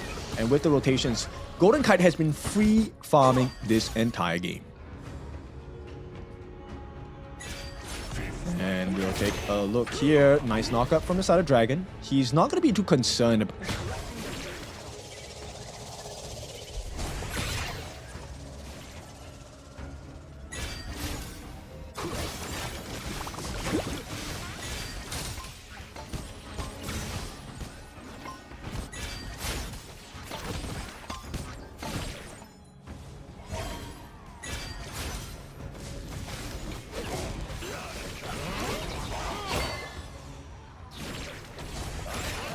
Secure his Azure Golem against that onslaught coming in from Blacklist. But that is not the true target. The true target here for this other Blacklist International is going to be that T2 on the top.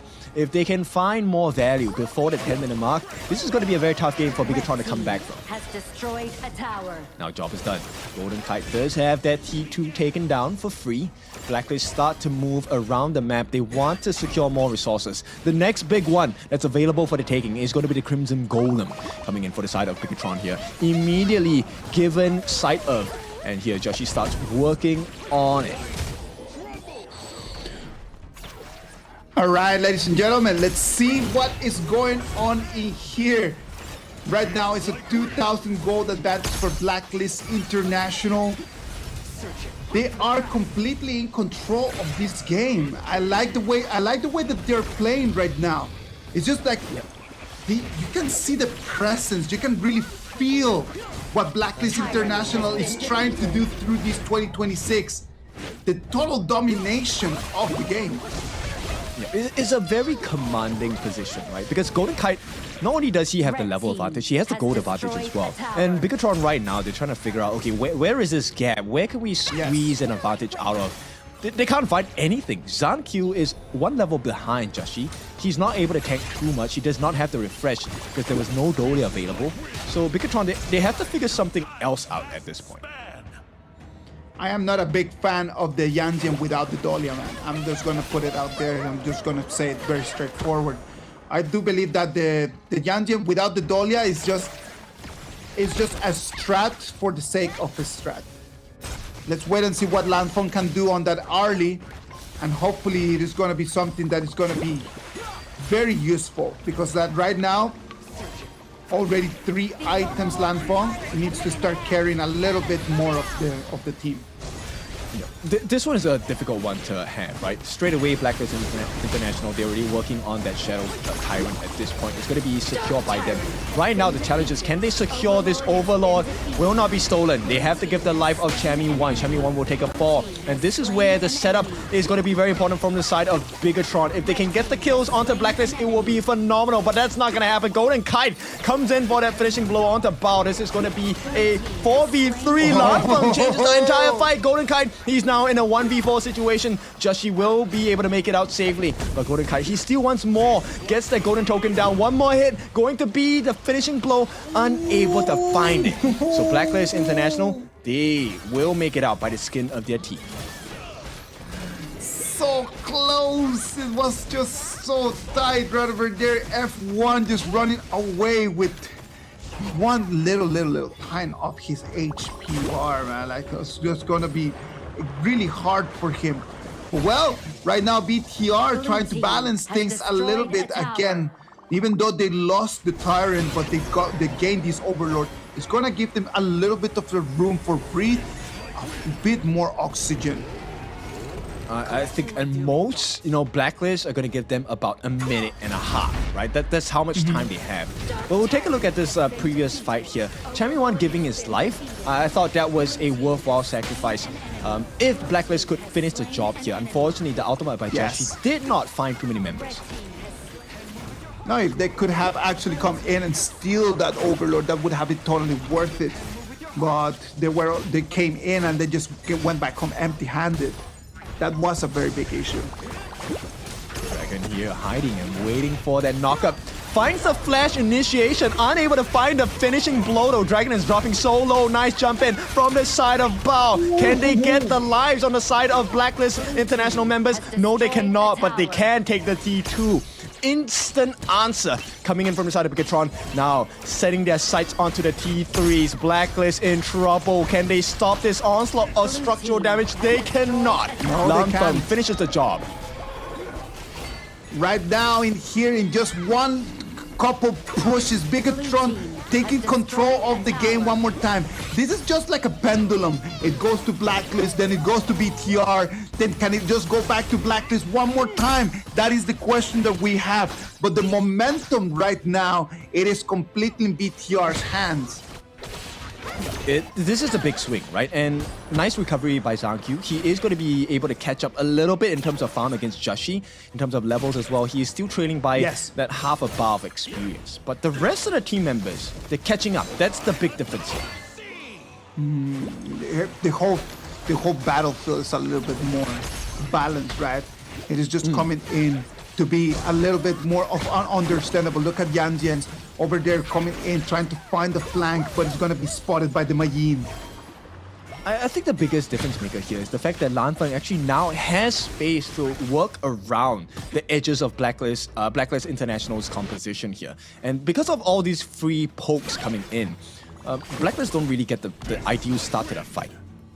Yes. And that's the issue, right? Like, it comes in when the fight is going to start already their health bars are already just pretty low.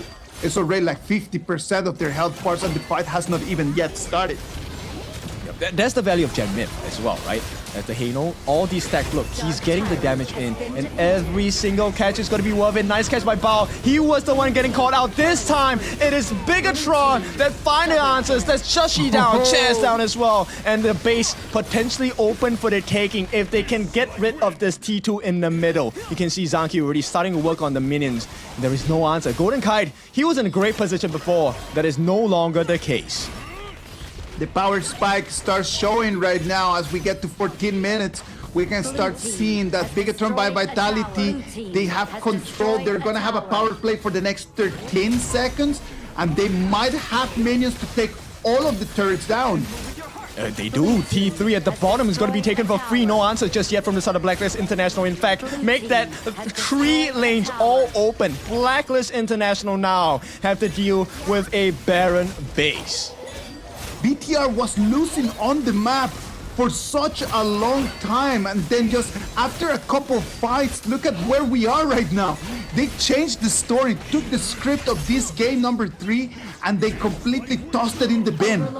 Yep. This one was Blacklist International putting their foot off the gas, but also because of the way that the draft works. Hang on. This is a huge catch onto Lan Feng as well. He will be taken down. Can they finish the job? Dragon needs to be punished for the sins. He will be taken down. Here comes Sankyu as well. Gets the lifesteal. Can they finish the job? The next one to fall is going to be on the side of Chami1. 44 seconds out of the fight, and they're still in fighting shape here. Genmyth lands that Super minions. Scepter of Fate as well. And here are the minions. Zangkyu looking for the potential end. Wants to go in. Does he have his ultimate? Finally has it. He will be able to push them out. And IKL recover in game number 3.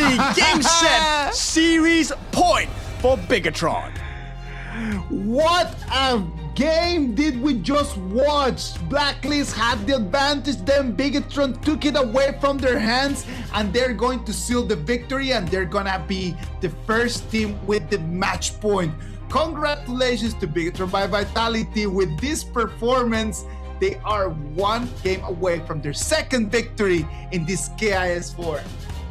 Yeah, we definitely need to look at the highlights here, right? Itemization, yes. They got to the late game, they got that power spike as well, but they were suffering. Bigetron was not having a good time at all in the early parts of this game. Love it, man. Like, if you can see, at the beginning, I was not loving the way that Bigetron was playing. Like, the truth is that BTR at the beginning of the game did not have any direction, and Blacklist looked a lot more dominant. It was just those little mistakes by Blacklist that allowed the 2-3 fights that just took all the turrets away. It was not even just a very big Bigetron move. It was just 2 or 3 fights that they just consecutively, in just that fashion, destroyed the Blacklist dream. I felt like they just lost vision of the farm laner, right? For the side of Bigetron, right? Lan Feng just suddenly went out of sight. And Genmyth was always allowed to use the Scepters of Fate to get free damage before the actual fight begins. That did not happen in the early part of the game. Dragon was able to get those real engine setups with the flashes. You know, Jashi was able to get the Tumble Furball setups for the team. And, you know, out of the blue, it just stopped happening. It was just BTR just replying back to it, right? It was just such a great game. I love the way that how Bao just played on that one. You just coming in from the flank. It just putting a lot of pressure on the backline from Blacklist. That sometimes you do not see that much that work, right? But just the fact that his existence around just makes the whole team just to be thinking about where is he, what is he doing, and just puts a lot more preoccupation on the brains of the Blacklist players. Yeah, I mean, in a high-stakes match like this is where information is really important. But focal point is also something you have to take a look at, right? So when you're so focused on the other members of Bigetron, Lan Feng gets the poke for free, and he had a pretty impressive scoreline here, 5-2-2. Lan Feng, another solid game by him. Another solid game. He stood up when the team needed him to do, which is going to be this 2026 BTR new DNA of having multiple people that can raise up their hands and they just take care of the team. On the other side for Blacklist, I love the way that they play, and I am not able right now to see exactly in which moment of the game things just kind of like started falling apart, and what was the reason of these things to start falling apart. What was the reason behind just losing all of those fights? I think one of the main things is the fact that Chami1 lost sight of Bao, right? Bao was actually punished pretty hard by Chami1 in the early stages of the game. And because of that advantage, they actually allowed Golden Kite to get an insane amount of lead, not just in the farm, but EXP as well. He was chunking the members of Bigetron down. And once they lost sight of Bao, who seems to be this big game changer as well, and allowing Genmyth to get those Scepters of Fate down. This is where the so-called downfall and turnaround happened, right? Really late into the game. This was what, 13 minutes plus. And really late and in a very short span of time. Look at how small span of time it is from the moment where we have a 4,000 gold advantage in gold for Blacklist onto the last minute of the last moment of the game. It is what, 2.5 minutes, maybe 3 minutes? Something like that. Probably so. I mean, if we take a look at the stats here by the Clash trainers, I don't think the issue is here, right? This is not where the critical turnaround happened for Bigetron to be able to take the series against Blacklist. As we work through our way from the different lanes itself, my guess is probably Genmith, right, in the mid lane, because he was really throwing many scepters down, and I don't think anyone dealt with him at the later parts of the game. Well, that's one of the beautiful things about having that Hano pick, right? Like you can just deal damage from either short distance or a long range. And then in some sort of moments, like you don't even understand what's going on, and then you just look at your HP bar and it's already like at 20%. So the way that Genmith played on that Hano, and the mechanics of that Hano allowed him just to be a very big trouble for Blacklist. In front of him, Dragon, I saw a couple moments where Dragon on that Mai was being a little bit over aggressive, and he ended up paying with his life.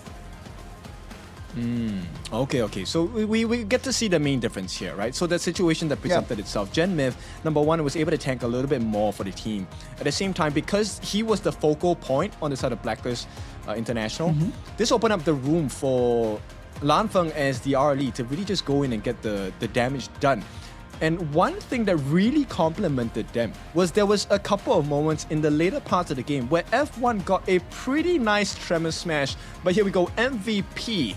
It's going to be Zhang Q for his performance on this Yangjian Trilight. 3-0 and 2 is going to be the KDA for Zhang Q, the Trilight Yangjian, the MVP. Did not have the best of starts, but then after that, kind of just took responsibility of what he needs to be as the captain of the team and came in and just allowed BTR to be one step away from their second big victory of this KIS4. Yeah, and this is where the lane matchup matters a lot, right? Chummy1 was really just giving all of the pain to Bao in the early parts of this game, and you could see when Golden Kite had the advantage, they could not do anything. Genmith could not even use his ultimate to full effect. Yeah, that's the thing, right? Like when Golden Kite has an advantage, there's nothing that no one can do. Like his mechanics are on point, and if his heroes have a little bit of an edge, he can really capitalize out of that. Right, we'll take a look at this. So Genmith is actually laying down the pain here, and this nice flank. Yeah, look, Lanfeng left all alone. Perfect setup by the side of his F1 roam as well. That was where the damage came in, and once they had the gold to buy the appropriate items, yeah, this game was over. In here, that's one of the moments where I'm saying that might have to just overstep in there. Like he comes in, he wants to go in for the kill, but then after that, leaves his team with one less player, one less key player in there. Now, this is a very stressful situation, especially for PKL fans, because right now, if you just joined us, our IKL champion representative right now, Bigetron by Vitality, are at series point. All they have to do is to win one more game, and this series belongs to IKL. One more game, that's all they need. But one more game against Blacklist, that's going to be really tough. If it is going to be the same level of performance that Blacklist has had in this 3 games, it's going to be really tough. Well, what about if we go for a short break, and when we come back, we're going to bring you this critical match of tonight.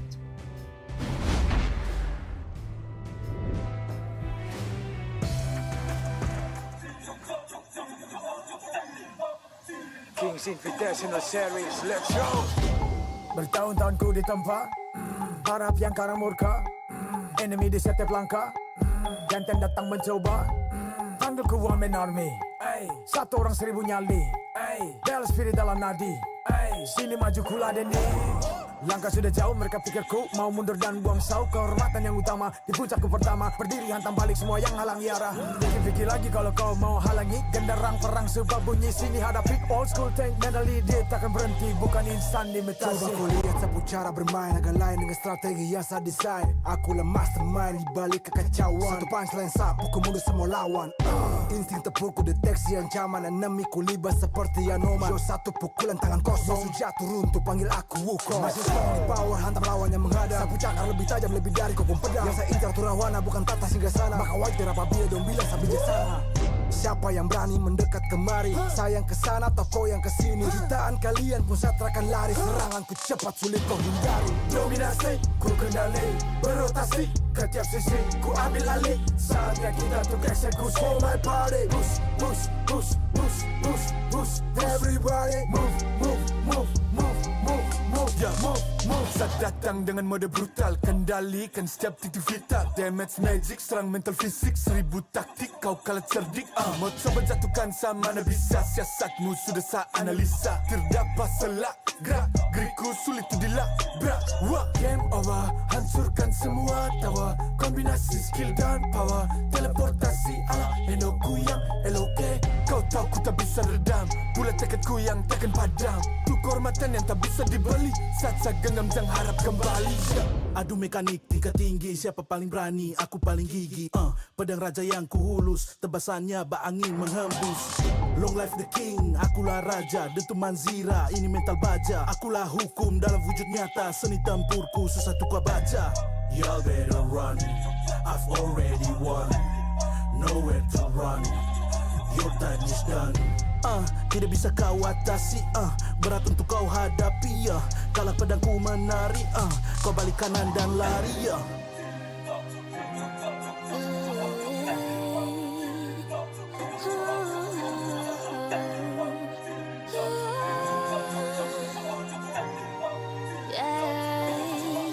Come get me, go this sing sana. Aku cinta, I'm the queen, feel the aura. Orang jajali, tanya lain dah. If you want me, profit no ema. Siapa tadi panggil, cause I'm ready. Siapa bilang aku tak punya nyali? Don't try me, ni aku sebut api. Yes, my melody, you can touch me. You ready, you jajali. Lagi coba lagi. Tegak berdiri dan kuatkan lagi. Bukan yang paling cepat, bukan yang paling tinggi. Dia menguji kepala, bukan sekadar jari. Di tangan kiri murka, kanan kehormatan. Aku datang sebagai bentuk perlawanan. Bujuk rayu nafsu ego aku kalahkan. Biarkanlah aku menjemput kemenangan. Di tangan kiri murka, kanan kehormatan. Aku datang sebagai bentuk perlawanan. Bujuk rayu nafsu ego aku kalahkan. Biarkanlah aku menjemput kemenangan.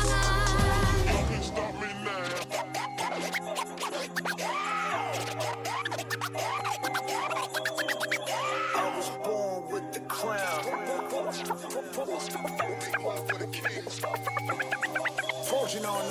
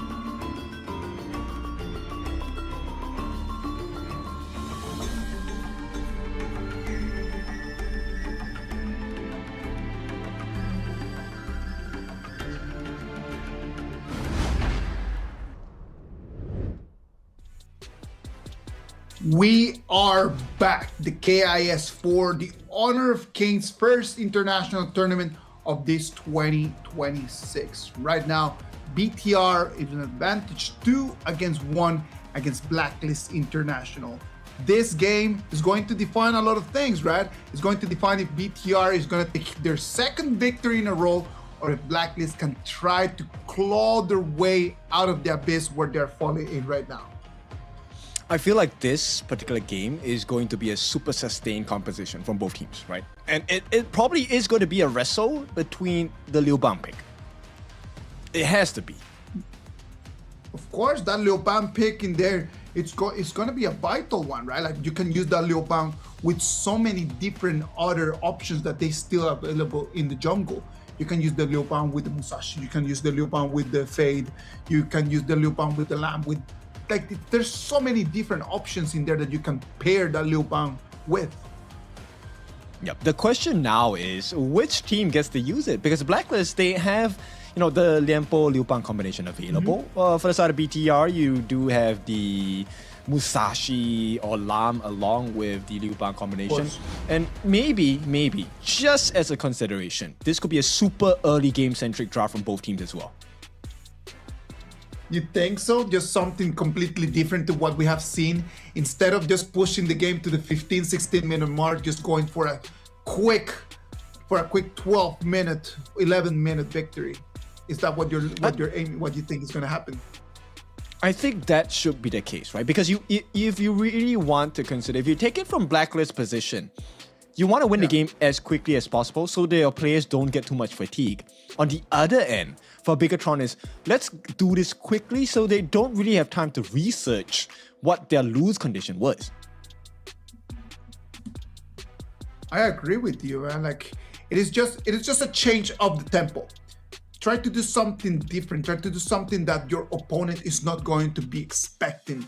That is going to be one of the things that the coaches are going to be trying to find out and try to figure out in this game number 4.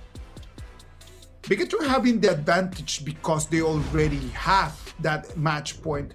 Do you think that it's going to relax them a little bit? Is it going to give them a little bit more time for them to calm the nerves? Or do you think that that actually adds up to the pressure? I think it definitely adds up, right? This is where teams kind of falter at a lot of times, right? As you are close to the finish line, you really want to give in all you got. And this is where if a team like Blacklist, they're known to be able to hold on against pressure. And when you finally break, that is when the floodgates open and Bigetron might get punished. I like the way that you put it like that, Ken. It's actually very logical. When you actually are very close to the finish line, you really want to sprint. It's just that. It's like you see the finish line in there and then you start just pushing a lot faster. And pacing here and this kind of change of momentum might bring in some big mistakes. And that's where the baton actually falls. Yes, they need to be very patient because, now we're in group stages, it's a best of 5. As we head up into knockout, it's going to be a best of 7. Teams need to learn how to pace themselves. They need to understand. Sometimes you need to burn certain compositions away from your opponents. And looks like Bigetron, that is not going to be the case. They are going in for that prio pick on the Dharma for Bao. First time that is going to be available. If it is available, I am going to take it. Sadly for Blacklist, they could not keep banning that. It was too much to keep in there if they would allow assassins like the Mashiranui or the Jet. Yeah. This is a very scary thing, right? When you're playing against strong teams, immediately you want to ban out the comfort picks. We know Zhang kills Jing. That is not something you want to allow him to play. And you pick the lesser of two evils because when you play against good teams, it's what kind of problem do I want to face? Because whatever you give them, it is going to be a problem. Oh, look at that. Ganon Mo from Bigetron by Vitality. They're really going to be looking just for the real burst damage. It is a lock, and that's going to be painful to receive. Yes, it is. And I mean, now you have massive tank from the side of Bigetron. I like this response by Blacklist International, right? So with the CS state, you will be able to get down the Flowborn tank once he's down past 10%. But in order to do so, you need the burst damage. This is why the Long is such a great pick here. Lapu Lapu and Ogren provide tankiness. They allow sustain. And when you have something so painful like the Ganon Mo in front of you, that sustain is going to be really welcome. You cannot allow yourself just to receive and just be burst out by the Ganon Mo. Because of the mechanics of the Ganon Mo, being accurate is very difficult. But in the moment that you're accurate, it pays off very highly. Yeah, this is definitely something to consider here. And I feel like Blacklist International, the answer here would be an Umbrosa. I'm curious to see if Bigetron is going to ban out the Umbrosa because Umbrosa means free dive. You have space for the Organ, you have space for the Lapu Lapu to create space for the Loom. And there's damage. I just love I just completely love to see just the way how right now Blacklist International is just putting BTR in such a difficult place. No Chano, no Direnzie, already no early for BTR, no Trichap. What option do they have? The options for the farm lane are very limited. That's true. But that's also why Bigetron is kind of like focused on that mid lane burst damage potential, right? And Blacklist International, they are happy to take this. They are hovering over the higher. That will be picked up. Now I'm curious to see what is going to be the class lane for the side of Blacklist International. But that is saved for the last pick so they can counter pick whatever the Bigetron is going to try and formulate right now. Let's wait and see what BTR is going to show us as their last two picks are just coming in online. This is a very difficult moment. Erin might be an option, just being able just to deal a lot more magical damage. The problem is with that Erin pick, there's a lot of magical damage coming in from BTR. Lady Sun seems to be a lot better, just even more burst. Yes, even more burst. The rolling raid will be able to allow you to get out of very sticky situations that Blacklist International might present you here.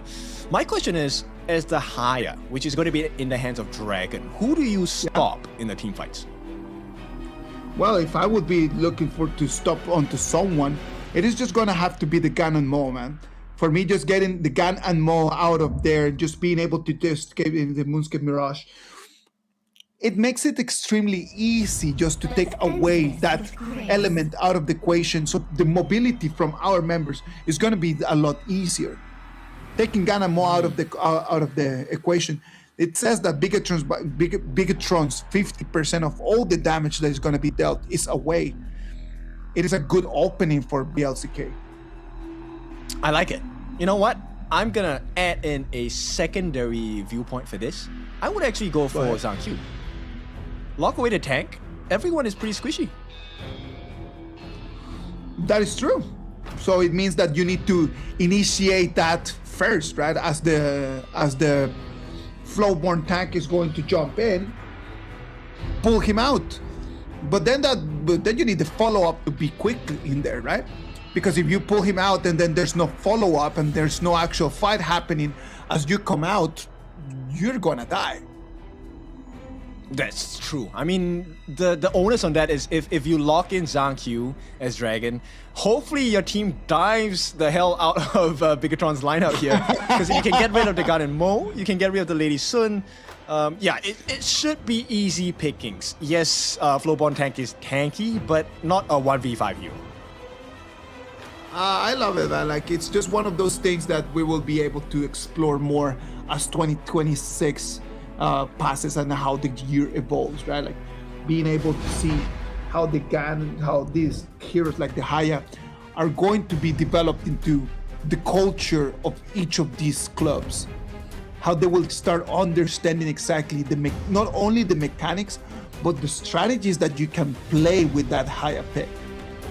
That's true. I mean, this is just an introduction to the professional scene for us, as Haya has been newly introduced into Honor of Kings Global. But with this being said, there are heroes here we are very familiar with, Jashi with Yalgren as well. Do you expect that he's going to go for the Tuskbor Camp Steel at level 1? It has to. Enemy minions. It has to. Come on, like when something is working, when something consistently functions, why just to deter out of it, right? Like, you need to just keep doing it, just keep going at it again and again and again until it does not work no more. Okay, and it looks like they understand this. So Zhang Q is actually going to stand in the brush right beside the Tuskbor as they work on to that initial wave clear. He's already learning his lesson, and he's actually someone very smart, right? Like, he already can take all that information and make decisions based on that. I like this movement by the side of Blacklist International. They do have the advantage in the farm lane here. But here comes Gen Myth. If he's looking for that final hit onto that fire beak there, will secure it for the team. So that's good news for the side of Bigetron. Meanwhile, Blacklist looking for that finishing blow. Joshi, he's ready with the Sprite Link as well. Look at that F1, still level 1. It's going to be really difficult. Joshi comes in. That's one of the beautiful things about that Auburn rally. It can be so aggressive in these first stages of the game because there's no actual damage that could actually take him out. Okay, this is not looking good. F1, he is now in the middle of two different members. F1 uses the flash. He might have to get first blood. And with that, it will be first blood. Chami1 responsible for Blacklist success in the first and a half minute. The Sakir overstepping, thought that he could get out of that brush quick enough. Even by using the flash, it's not going to be enough. It's going to be first blood for Blacklist. A very good opening one more time for the PKL team. Yeah, and this is at the cost of using the flash as well. Now F1 will be back in lane. Gen Myth does have access to his ultimate no longer. And at this point, Blacklist understand. They have the numbers advantage, they have the damage as well. Joshi is level 5. He can definitely take them on here. Oh, look at that. It's gonna come in right now. Joshi being able to take control of all of the resources. Look at that. Nothing that they can do. Tranky sees him in there. Cannot engage. Right now, he's gonna have to just clean the wave and go back. The way that Joshi is playing today, it's actually really, really well done, right? Like, very meditated. He does not jump jump too much. And at the end of the day, he comes in and he gets most of the resources. Every single time that he jumps, he does get the objectives that he wants. It's pretty important. And to complement that, you know, Chami1 has been really successful against Bao so far in this game. Once again, Joshi is going to secure every single thing available. And here we go. Bao misses his truth mantra here. Will have to pay the price by staying alone at the lane to clear the wave as Joshi will TP to the mid to ramp up his farm even faster. Bao over there on that wide ulti, right? Hits the Proxet and it's a little bit wide. That is a very big issue. But well, nothing dangerous for him. It's just one of those little mistakes that might affect confidence. Yeah, which is why I was talking about the fatigue, right? You want to end the game fast. And because if you lose a series, I feel like it's a guarantee, soft guarantee that Blacklist will take this entire series. Well, it's difficult to say. It is very difficult to say, but at the same time, I understand the logic behind it. Before I make my point, look at this, a 3v1 against Bao. Yep, response by Zankyu is immediate here. F1 as well with the heals. But Chaz is around the corner. This can instantly turn into a 4v3, which is not ideal for the side of Bigetron. Bear in mind, they do have their outs, but this is the 4-minute mark. I think the neutral objectives are more important at this point. Chaz going to use his dash to make sure he is staying safe and quite a bit of damage onto that reforged couple blades here. Wow, when the blades hit, they hit hard.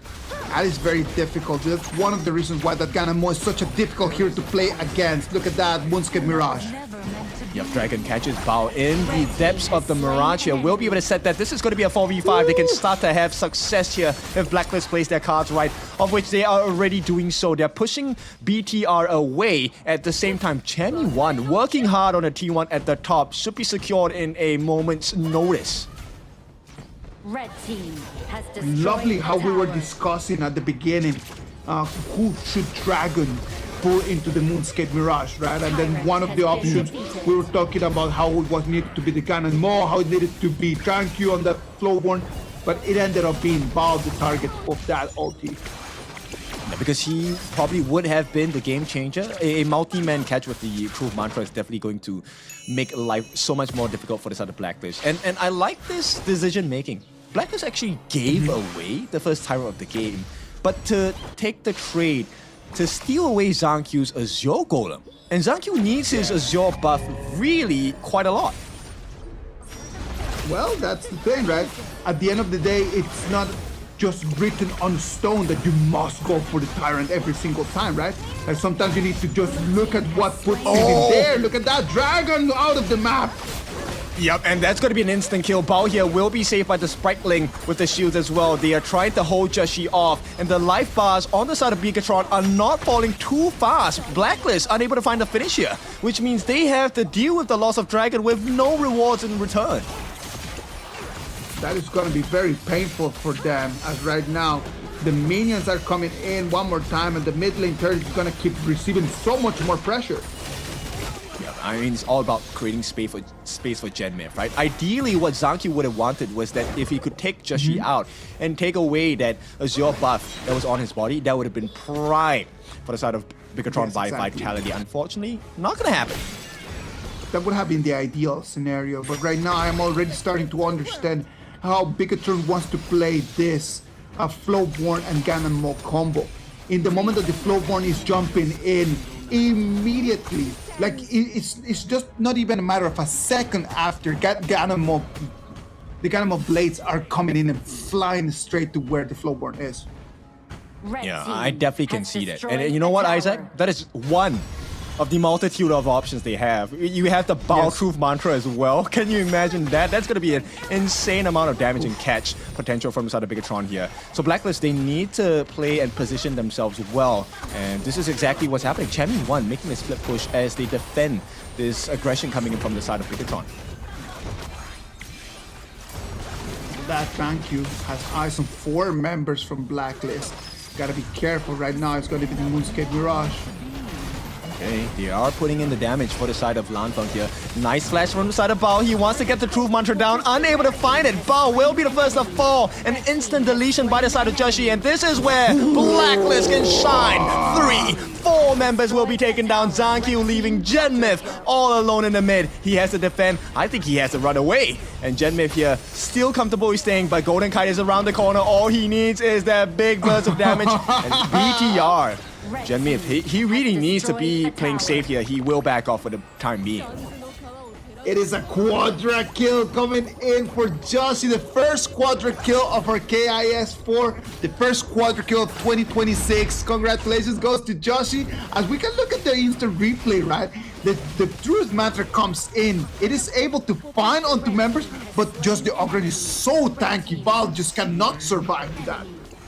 Yep, it's pretty insane because that looked like a perfect catch from the side of Bao, but unfortunately that Truth Mantra did not lay his hands on the Golden Kite. So Golden Kite actually bought some time for his team. That's how they really changed that team fight.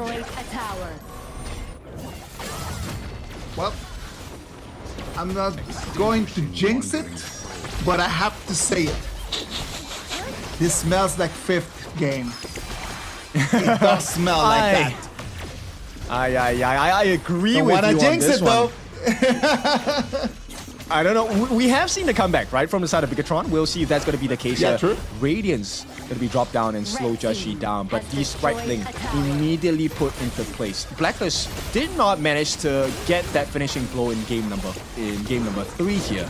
So if BTR successfully defend again, this potentially could be another comeback game for Bigetron by Vitality. Well, one of the biggest difference in comparison to the previous one is that this time they have a lot of very tanky heroes, Blacklist, right? So that's going to allow them a little bit more of that error room. There's a lot more room for mistake in terms of that.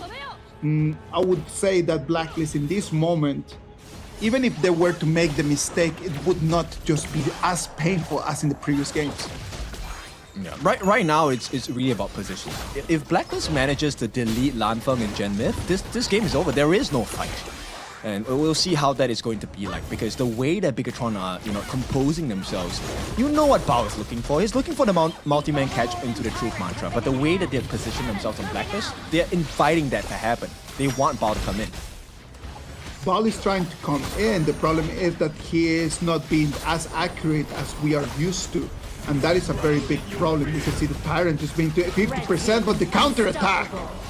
Yep, that is exactly what they're looking for as well. Lanfeng is going to be the first one to be taken down. Genmyth going to follow suit. No, will make it out for the time being. But this means Blacklist have the numbers advantage. And the Sakia F1 going to be taken down. Zhangqiu going to buy some time for the team by clearing the wave in the mid. But this is the 10-minute mark. Blacklist, they have to make the damage come through. And that's going to come in the form of the Shadow Tyrant. Zhangqiu knows not to be greedy. TP's back home. Yeah, exactly. He could have actually go in there for that Crimson Golem, but that would be a little bit too big of an overstep. The Tyrant was just a little bit of a hook, trying to bring in the BTR members. And as everyone just came in to check on the Tyrant, the counter immediately happened, taking Lanfeng and F1 back to the fountain. Right now, Blacklist has full control of the map. They've got 70 seconds of the Dark Tyrant buff as well. Look at the goal difference between the junglers here. 5-0 and 3 for the side of Joshi. He is the main carry for the team at this point. And this is a huge benefit for Blacklist because Zhangqiu is supposed to be the tank, but he is far from being able to tank any of the damage coming from Blacklist. 11 minutes in the game, we can see waves coming in from 3 different directions. The Ogrand can get eyes on the members from BTR, sending them back. The one turret is going to fall over there in farm lane. The ones in clash lane and the mid lane will still stand.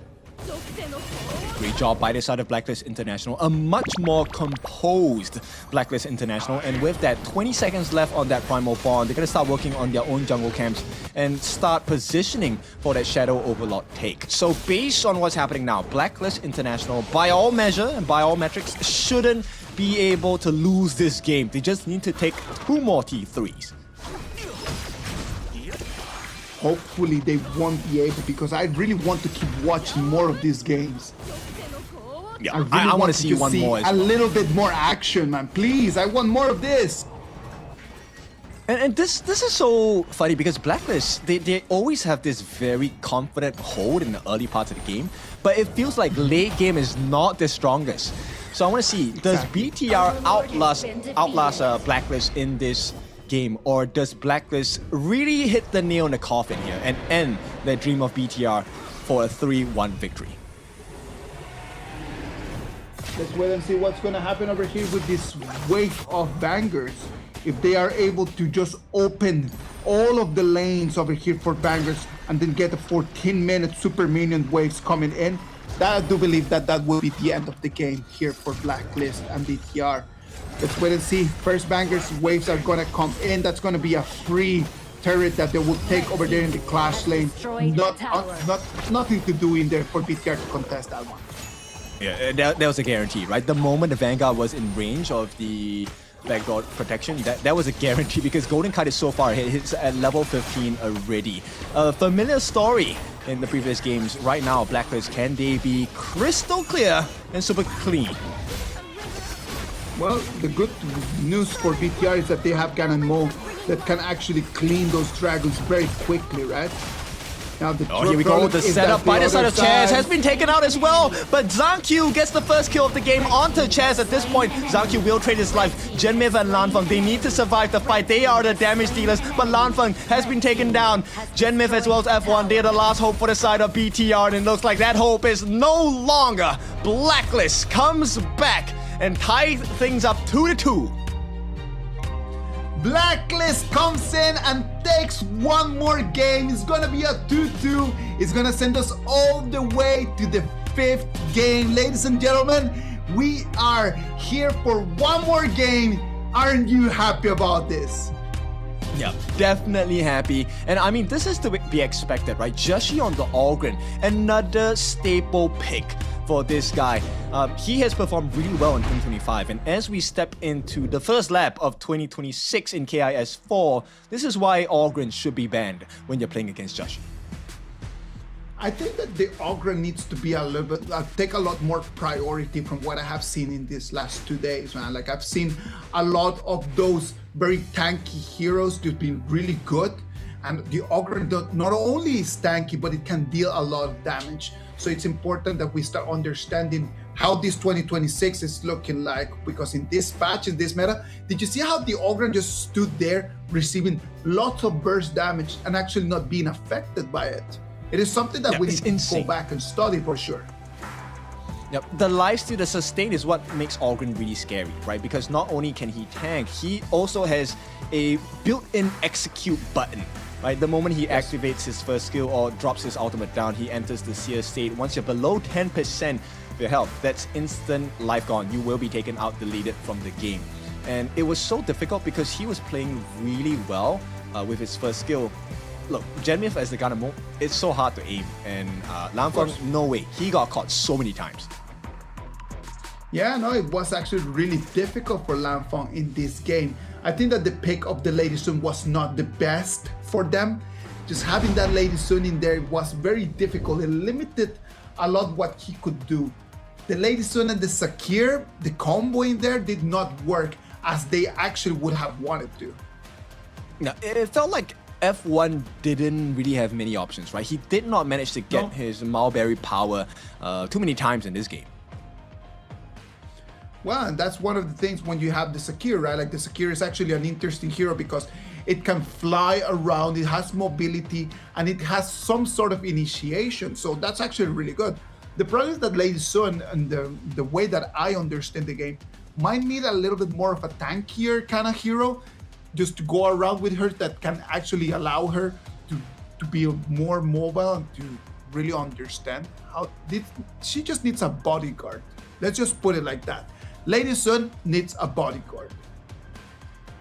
Definitely need one, because there were three big things happening for the side of Blacklist International. Chami won, as well as Chaz, and I believe Golden Kite. Okay, Golden Kite does have like his Ride the Wind burst in terms of like getting the CC down. Chami won, as well as Chaz, both of them had the Frigid Charge. So the moment they were close and within range of Lanfeng, he was guaranteed to be gone. Very good performance here for Blacklist International.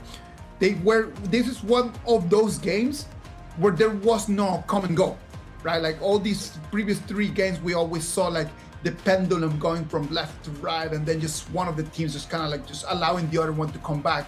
But in this one, it wasn't. It was just Blacklist since minute 2 all the way until minute 14. Look at that. Yeah, insane. Very consistent performance. There was very little room for Bigetron to do what they wanted across the map, right? The initial idea of, okay, let's get Zankyu to dive in and set the range so that Genmith could get the couple blades down did not appear too many times, and Blacklist took full advantage of the gold efficiency that they had and the gold gap. The goal gap in here just demonstrates the supremacy of Blacklist in this specific game, right? I'm really happy that we're gonna be able to see that 5th game, right? Sadly in here, like we were able to see Ball's Dharma. We created so much hype around the fact that, oh, we will be able to see his Dharma, that his performance was a little bit more on the disappointing side, I would say. Yeah, because he couldn't find the farms. He couldn't find the angles as well. And at every point in time where he wanted to commit the Flash Truth Mantra ultimate, Blacklist were always ready for it. Every single time, like they had already a plan in motion. Look at Josh's map right over there. Wow, this is just invasion. Complete top performance. Insane. Yeah, very insane. Because at the start we were kind of considering, okay, does he go for the invade? No, they just paired up, cleared the waves. But his game plan wasn't to invade at the start, it's to invade for the rest of the game. And boy, that strategy worked brilliantly for the side of Blacklist International. And the difference maker here between the mid laners, Dragon was getting all his ultimates on point.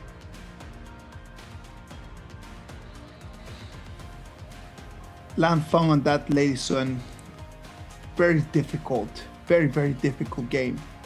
Could not actually participate in most of it. Like he participated in the kill, but how many kills did they actually have? That is exactly the problem here.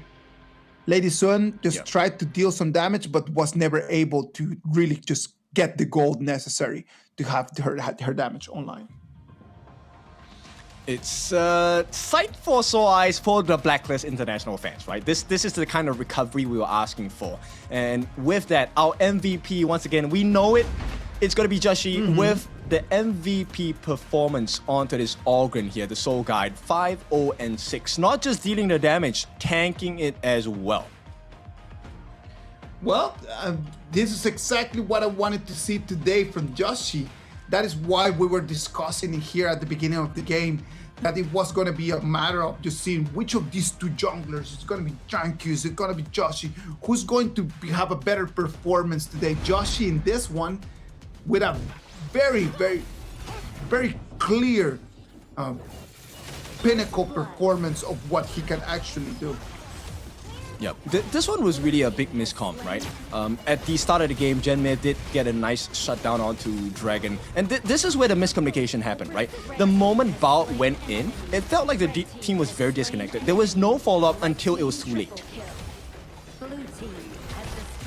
Oh. Beautiful. I love seeing quadra kills. Do you want me to tell you something, Ken? I like more triple kills than quadra kills. Because when you get a quadra kill, you start looking around like, where is the next person? Where is he? I need to find him just for that penta. At least in the triple kills, you know that you're still pretty far away though. Yeah, and that, removes that potential greed. That might cost you the game. But at this point, it does not matter. The crystal was already exposed. And of course, Blacklist International, what a performance from them in this game number 4. Which means we welcome you to game number 5. And this is going to be an interesting one because IKL had a few day-to-day with the second series of the day. They won it in the same fashion, 3-2, right? Last game of the day, secured it for IKL. Does BTR do the same with Blacklist International as their victims? I think it's kind of different because you got to remember that it was Dominator, the ones that came in. It was not the Dominator, the one that had to win 2 games at the end in order to take the victory, right? So if the script is going to continue with the same as the team that was 1-2 down is going to end up winning, maybe this has got to be Blacklist International's opportunity. Maybe this is the time for the PKL to actually take that dub in their favor. No, that would be ideal, right? Because then we get to end the day with PKL 1, IKL 1. And we know the fans from both regions. Both regions want their teams to win. And we're going to go down to the wire here. Now, we'll take a look at the bans and picks here, specifically the picks. Now, this leaves a couple of options open for Blacklist and Bigetron. I feel like the ball is in Bigetron's court. Do you want to pick up the Ogren for yourself? Why not? Let's understand Tranky's Ogren might work really well with the whole composition that they are trying to play right now. If he can get the Ogren, and then since we're already on the game 5, due to the BP, they're able just to push Joshi into something that he might not like that much, right? They can still pick the Ogren and they can still ban 2 of their jungler heroes for Joshi and get him a little bit on the pickle. I mean, because at this point of time, we have seen Zankyu play for more than a year. And so we know that Jing is definitely a possibility for him.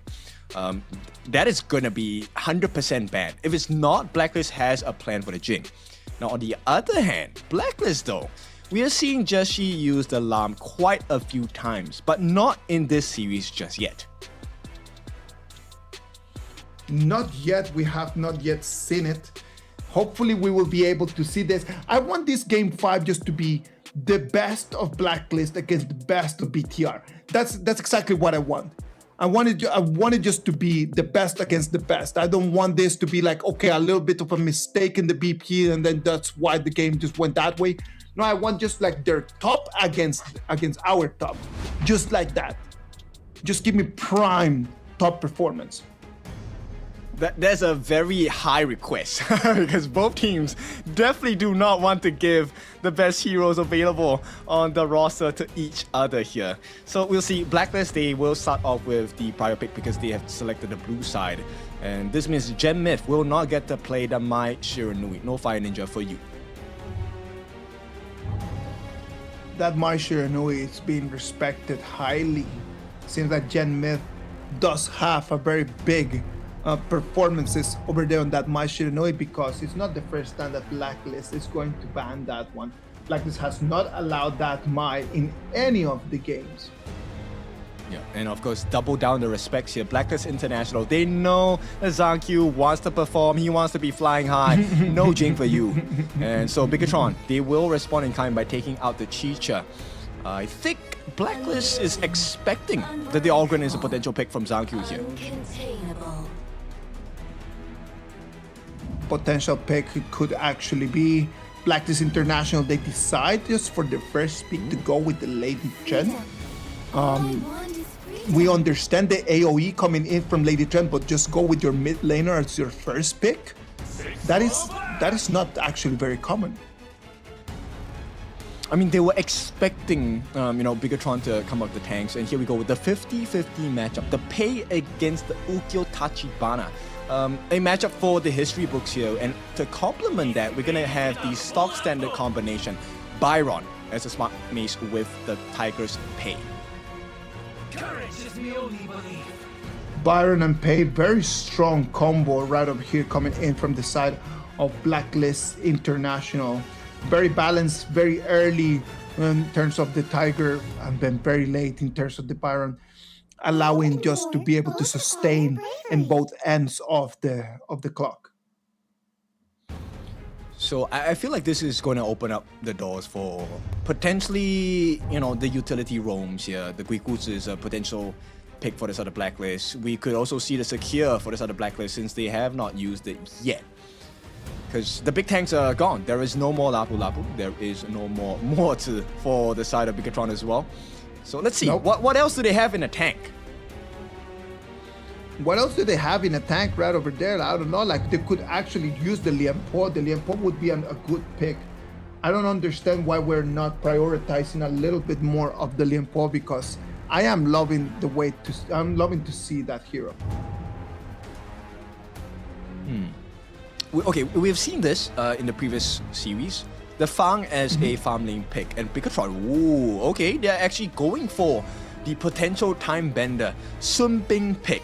And I like this, right? It gives you a lot of sustain, health rebate, as I like to call it, in the big team fights, and the silence by time lapse is going to be really important. Sun Bin is a very interesting pick, right? The problem in here is going to be when you have that Sun Bin with the Eren in the early stages of the game. It's going to be difficult for them just to try to play in the laning stages. Trying to fight against that Lady Sun and the Lian Po actually is going to level it out. I do believe that the farm laning stage is going to be very balanced. Yeah, it really then comes down to how many free hits do you get, right? For Golden Kite, can you get your frag grenade down? Because that's going to be the premise of you having extra damage.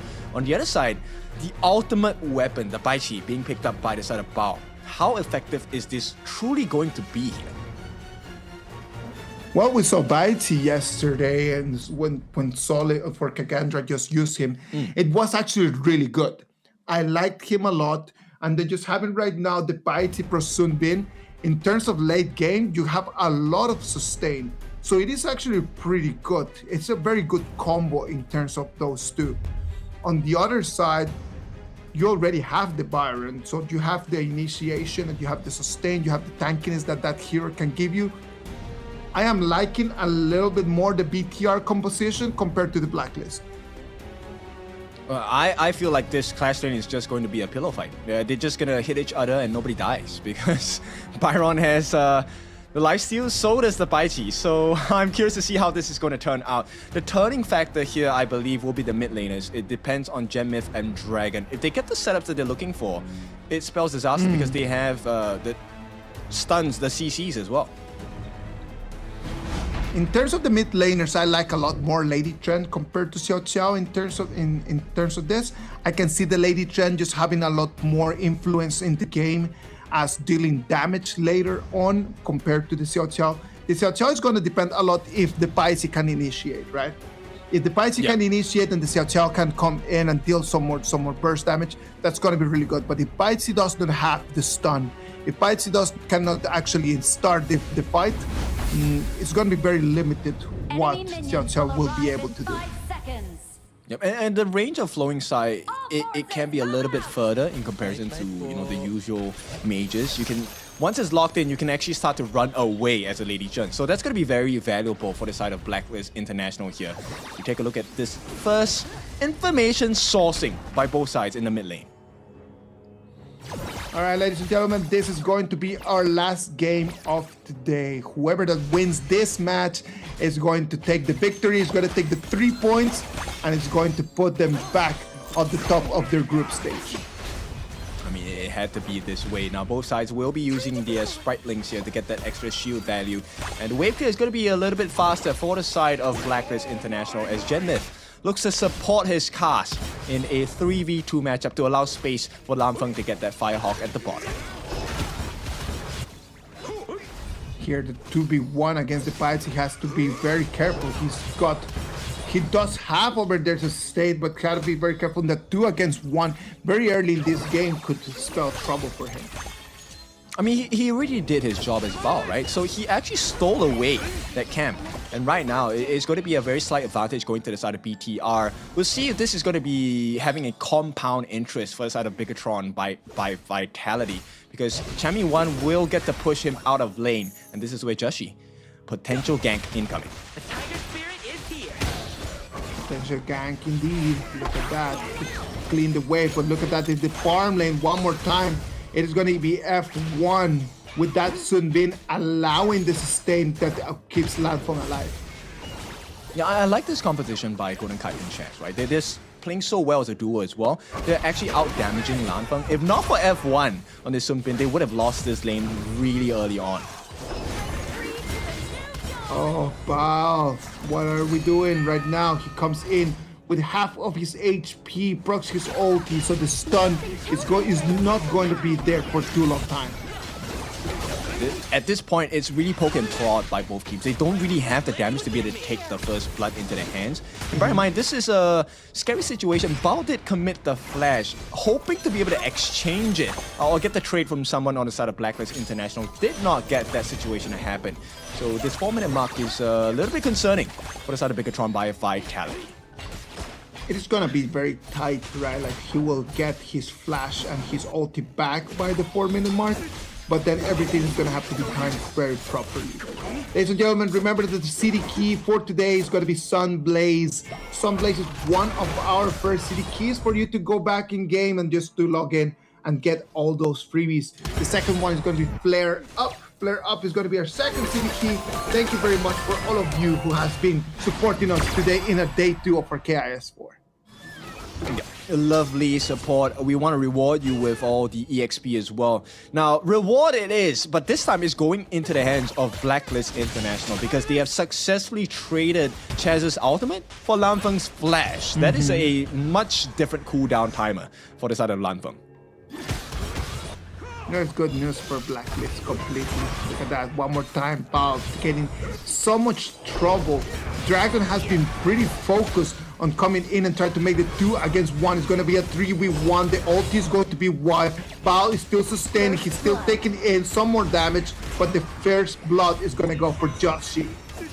Yep, that's huge. But ZanQ as well. Genmith, they're here to finish the job. Joshi gets taken down. Here comes a replacement as well. Chaz looking for an opening. Unable to find the final hit of his Tremor Smash, but Genmith still takes a fall. In the meantime, they do get a trade in the form of Dragon in the mid. So this is just kills galore. And right now, it's a even trade. Nobody gets the better in terms of finances for the time being. But Lanfeng has started this first 4-minute Tyrant, and it should go into the hands of ZanQ. It should go into the hands of ZanQ. Robert Joshi is still pretty far away, so he cannot actually come and contest it. That first advantage is going to go for BTR. Let's wait and see what they can do with it. The rotations here for the farm lane. One more time. It's already the 4 minutes, so they can start actually chipping out of that HP from the turret. Important here And we'll see what this goal difference is going to be like. Right now, it's pretty much neck and neck, right? But in terms of individual goal leads, I don't see much difference except for maybe the clash lane. Champion still ahead of Bao by just that little bit of gold. 700 sets them apart. Well, right now, that 700 gold is going to come down to just the Byron fight that he won, and Bao's just losing over there in the 1v3 gang, right? That's what creates that little window of an opportunity and creates a little bit of that gap. It is not that big a gap, and it is not that critical at this stage. We're very early into the game yet, as we know that both of those heroes are actually pretty late. Yeah, but right now, Blacklist International, I think they found a little bit more success. They've gotten the T1 at the top. Right now, Lanfeng is trying to get the trade. Should be able to do it unless Golden Kite has something else to say. That is going to be the case. And the TP coming down from Zhang Q. This is looking like they want to invade the jungle of Blacklist International. They have the eyes, they have the timer. It's going to be 7 seconds for that Crimson Golem to spawn. And it's gonna be Joshi, the one that is running back home, trying to come and protect his Crimson Golem. Will he be able to come here in time? And they're locking him away. Joshi, though, makes himself home in the jungle of the side of Bigetron by Vitality. Right now, Chaz does secure that Crimson buff into his own hands. While it did not go into his jungler, it's better to have it on a team rather than giving it to the side of BTR. Yeah, I completely agree with you. That's better. If you need to cut your losses, at least just give it to one of your team members. That is going to have some effect right over here, since Josh really would love to have that Crimson Golem for himself. But well, if it doesn't go to Golden Kite, it is good for BTR as well. Okay, I want you guys to take a notice in the difference of the roam items here. So we're gonna have Guardian going in for the side of Chaz. He feels the team needs more physical and magical defense. But meanwhile, F1 actually going for the Crimson Reaper here. They want to have the additional movement speed. And here we go, BTR attempting to steal, not gonna be successful. Is there a team fight to follow? No, they will not be. BTR, they just need to stop the movement of Blacklist International because they're trying to get the split push at the bottom. They want to try to split push. Yukio Tachibana might not be able to get that going on at the same time. But you can see that BTR has a very clear idea. The movement from left to right is kind of creating chaos in the tempo from Blacklist International. Oh, nice flash.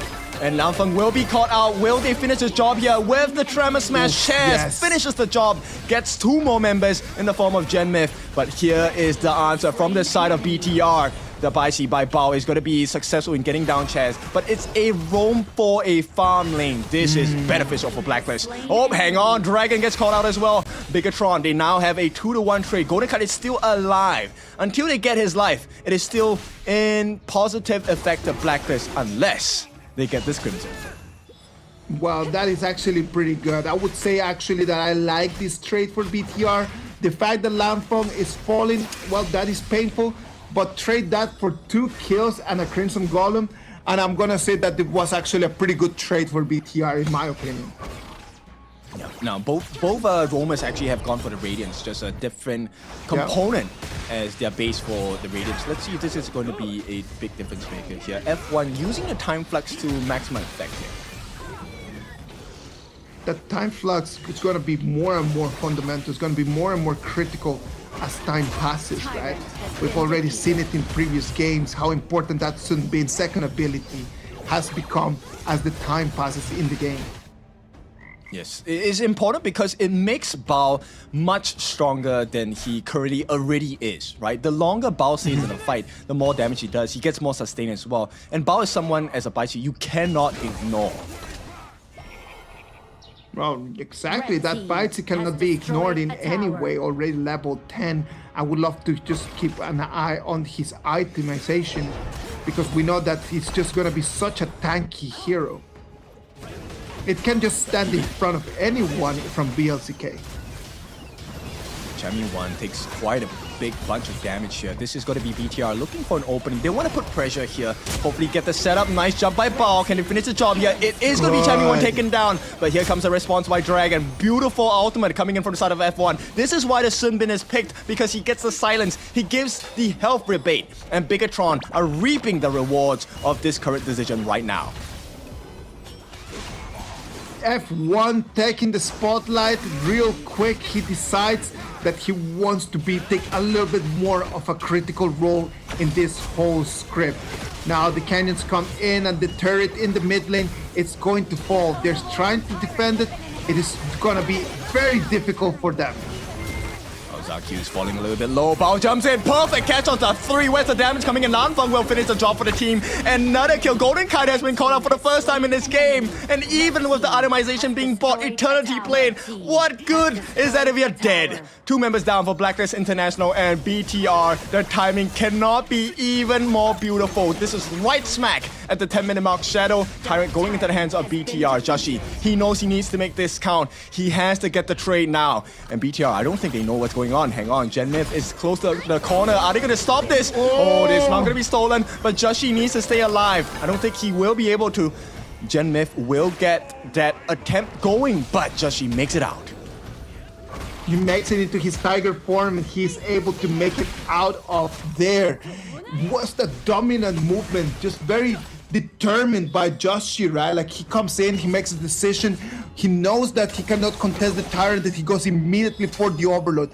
That immediate trade, that decision making in those split seconds is why Joshi is so respected here in HOK. Yep. It's one of those things that define your success rate in Honor of Kings, right? Especially in the pro scene. You have to make that call here, and it is going to be stolen by the side. This Crimson Golem going to the hands of Zangqiu. Beautiful steal. This puts Blacklist in a pretty vulnerable position. They do have the Tyrant buff on the side of Bigetron by Vitality. One wrong positioning from the side of Blacklist, it could spell T3s on the menu. Look at this, right now it's going to be the T2 turret that's going to fall. What is Joshi doing right over there? He's waiting for a very big flank. Oh! Yeah, big catch though. Chammy 1 has been called out. And once again, this is not going to be ideal. BTR, Bigetron, they know what's at stake here. They see that movement by Joshi. They will make that move to defend the T3 at the top. At the same time, they will not be able to catch Joshi out just yet. But BTR, all of that aggression has to stop. They need to defend their base. I can already see a very clear plan here from Blacklist. They're going to just stop playing the fights and they just try to go for the back door. We have seen it in the past with the pay, and it just smells like Joshi is gonna try just to wear the hero cape and then just try to go for the back door for the top win. Yeah, and it doesn't matter what hero it is, right? Joshi has taken so many different heroes, especially in the assassin jungle position, and gotten the back doors of his life. So now, Blacklist International fans, they want this to be the case. Even if you don't win the team fights, get the crystal. That is the whole point of the game anyway. 3,000 gold advantage right now for BTR as we're getting into the 13-minute mark. They've got control of the lanes. It's going to be very difficult right now for Joshi to try to win one more time that same opportunity, as right now I can imagine the BTR is pretty aware of what his plan is. Yeah, look, they are trying to pull the same strat as well. Zangqiu's waiting at the sidelines here. Actually, if he catches eyes onto Golden Kite here, especially with that final kill, they don't have enough damage to make the defense on the side of Blacklist International. Now they will try. T3 on the top is going to be chunked down quite a bit. It's going to be taken as well. At the same time, Zangqiu seems to have taken the T3 at the bottom. So Bigetron, they make the plays, they pull them apart, and Blacklist now have the face, the wrath of Bigetron, with the help of the Mega Minions. In the moment that we actually thought that it was going to be Joshi trying to go in for the backdoor, it was actually BTR responding, taking 2 of them. Bao comes in, gets the catch though. He's going to make it. Huge catch, huge knockup from the side of Chaz, but where's the follow-up damage? Bao's the only one that's really truly low. F1 with the save on the time flux as well. And even with all of the attempt, flashes used, a Blacklist cannot find the opening they were hoping for. Well, Bao jumps in a very good fashion. The problem is that he jumps in so deep that there's no one in there that can actually follow with him. That was the actual problem of that move in there. And the biggest thing now is that it's going to take a bit of time. But BTR, I think, are in better fighting shape in comparison to Blacklist, simply because they have the time flux. They're looking for that take. Tyrant is down. They have the fighting prowess as well. Zhang Q is left alone on the backlines. Joshi 1v1. He tries to chase him down, but Sage's Sanctuary, Zhang Q, they have turned the tides. It's a killing spree for the side of Lanfeng. And with that Blacklist International, it is going to be a 4v5 situation. Bigetron, they can see the future in sight. They have two big waves, one in the top, one at the bottom. Minions are coming in. This might be the last push of the day. We can see them already coming into the high ground, Ken. Yep, it is going to be Zhang Q. He still stays alive. The crystal is open for the taking, but they want to take the fight. Chammy1 may have saved the game for them. No, he cannot. BTR, this is IKL's day, and welcome to the winner's circle for day number 2.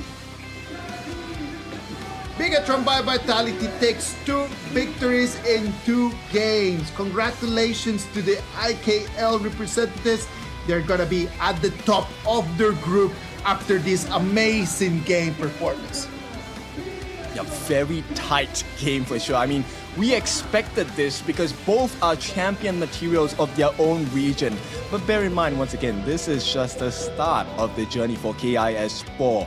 Lessons will be learned. We will see who grows faster in this part of the tournament. Blacklist International came in, they showed us how they flex their muscles, the same as the fans right over there. It's just showing us. Blacklist International came in, flexed their muscles. They showed us very good performances. We should not be actually very focused on the fact that Bigetron took the victory. We can actually understand that both of them, they showed us what they have prepared for this 2026. I love the way that the two of them played. Like at the end of the day, it could have gone either way in this last match. But Bigetron by Vitality, with that composition, using the Pyths and the Sunbin, jumping in there with the Ukiyo Tachiwana after, it is what took them and gave them victory. Yes, very nice execution of that draft as well. Blacklist, I think this is the only way this match could have ended, right? It needed to be the last game because both of these are champions of their own respective regions. And now stepping into 2026, we get to explore the diversity of styles of draft, right? They just wanted to go for super sustain on the side of Bigetron, and that plan worked for this series. No, super sustain for me has been just the way to go in these 2 days, right? Not everyone is right now at their top of their level because we are already coming out of the preseason. So super sustain for me is the way to go because it's safe and you have a lot of different heroes in there that can actually work really well under these strategies. Yes, super safe, and I think it's a safe way to make sure you have the best chance of winning, especially when it's the last game of the series. I obviously have a different kind of flavor. I like to go fast and I want to go aggressive. I want to invade the jungle. So yeah, that's probably why I lose all of my ranked games at this point. But hey, let's learn from the best of the best. And now BTR, what a way to end the series 3-2. IKL's day for sure today. Very well done. Congratulations to IKL. 3 games, 3 victories from the IKL representatives. All of the Indonesian Kings League players and fans are for sure very, very, very, very happy. Well, a lot of people were not understanding, or I know that they were a little bit confused about the Sunbin pick right over there, right? So what about if we just talk a little bit about what is the main idea of just having that Sunbin? Having that Sunbin allows you with the time flux to just be able to recover some of the damage that you have, some of the HP that you have lost in the last 2 seconds. And that is super important as we move on into the late parts of the game, isn't it, Ken?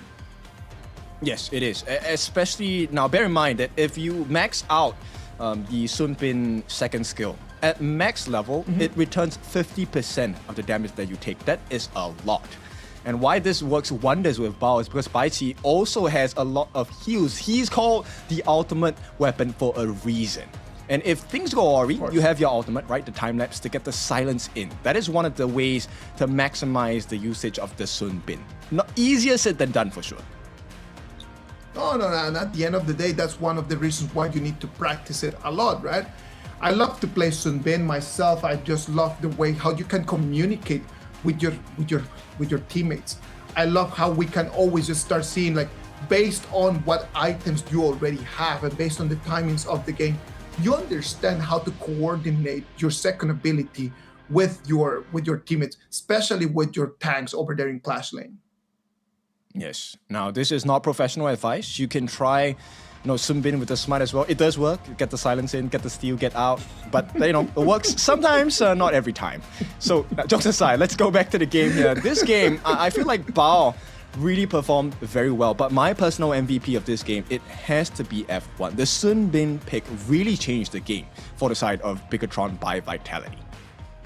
Oh, completely. And that is one of the reasons why the roamers are the unsung heroes, right? Like, because they do all of the hard work, they do all of the hard carry, but they do not have the joy of getting the kills. They do not have the joy of dealing the damage. But if we analyze just exactly how the victories are built, a lot of these times are just because of these utility roamers around.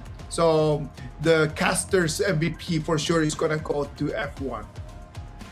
Yeah, fully agree. And to add on to that, this game was actually quite difficult for the mid laner Dragon on the side of Blacklist International, because in order to use your Destructive Deluge as Lady's Journal, I think it's safer to have a guaranteed it's going to land. But it's so hard to aim, especially with the time flux. Everyone's movement speed gets so much higher, and it also dilutes the damage that you're dealing on that ultimate. Yes.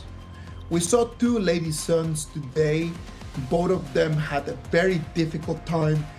Do you think that it has to do something with the way that they were played, or is just this hero in this patch is just kind of like just falling off? No, I truly believe it's just a draft difference, right? Because you want to be able to be in a position where you capitalize on the frag grenades, extra damage, rolling rates as well.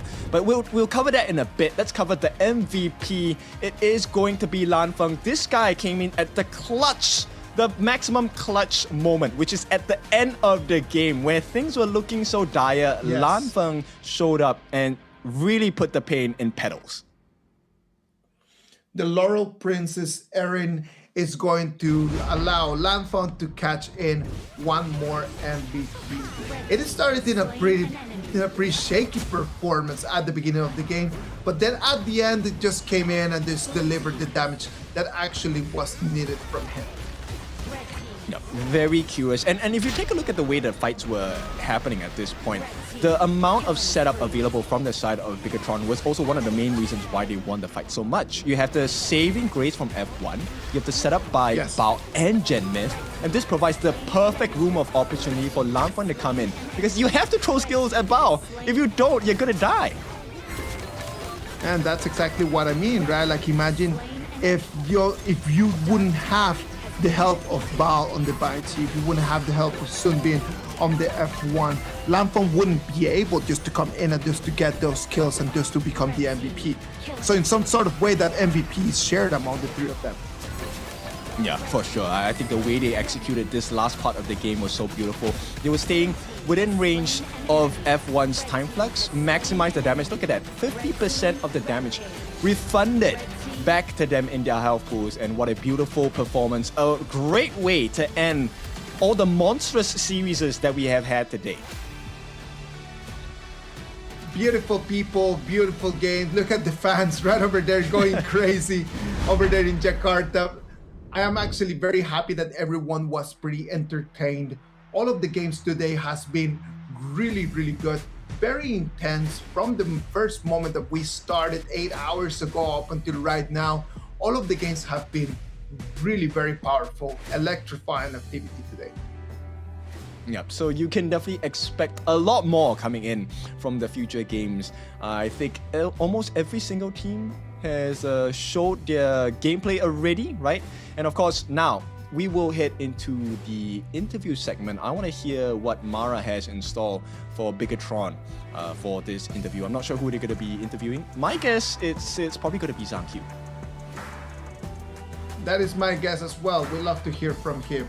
So what about if we just go and connect directly over there, directly from Jakarta, Indonesia. Mara on the stage. Let's see what the players have to say. Hopefully she's gonna be able to get someone different this time, Duncan. Yeah. If I get to choose, I think Bao would be the one that I'm curious.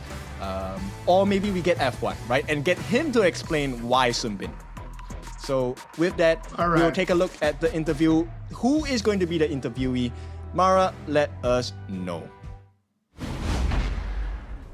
What an amazing game. You guys, BTR by Vitality, were so amazing. Bal, thank you. My gosh, phenomenal. Don't laugh, thank you. You know you did well. Now, Bal, game 1 and 3. You guys were down in the early game. How did you manage to bounce back from that and hold down Blacklist International, especially with your Bigetron? That was so great. To be honest, I don't know what's happening that time. I just go, and then I don't know, just go like that. You were just going with the flow. You were Yeah. just going with the flow. You don't know what happened. It just happened. Yeah, it just happened like that. But you know what? I don't understand what happened. Thank you. Before the game, I asked you for your prediction. You're gonna go up against Blacklist, I said. What's your prediction? And you said 3-2. 3 Blacklist, 2 BTR. What happened in that game? Why did you say 3-2 for that prediction? I say 3-2 because I say we 2 because I hope we can win 2 games, you know. But I didn't expect we can win because Blacklist is a strong team and they already played long time, right? And we are the new team. We still need chemistry, yeah, for overall. So I expect 3-2, right? Blacklist win, and tomorrow we win Nova, we get the top 2, right? You were giving them so much respect. Speaking of that, you guys have done great taking down Nongshim Red Force and Blacklist International Bal. But tomorrow, you're going to be going up against a team favorite. As Zanky said, it's going to be against Nova. So how do you plan to prepare for the super team? I think just give Zanky Jing. Just give Zanky Assassin and then just see the game goes. Watch how. So you're the key. Have Bao we trust. In Bao we trust. No, in Zanky we 20k into let him carry me. You're gonna let him carry you? Yeah. Okay, so both of you. I love the synergy. I love the chemistry that you guys have. Aku fans boleh mabaga. What did you say? Yeah, aku fans boleh mabaga. 20,000. Boleh. Yeah. Boleh. Here, thank you. I don't know if you saw the crowd was going wild earlier. They were standing, they were cheering, they were taunting the other side. What do you have to say to the Biget Troopers and the ones that was cheering the entire time for your team? So good. I love you guys. Yes. Thank you. Yeah. And thank you for giving us such a great match. Let us know how you like what they showed us. That was so phenomenal. But you know what? Our casters have more to talk about, so we're gonna go back to them. Casters, lead the gorge.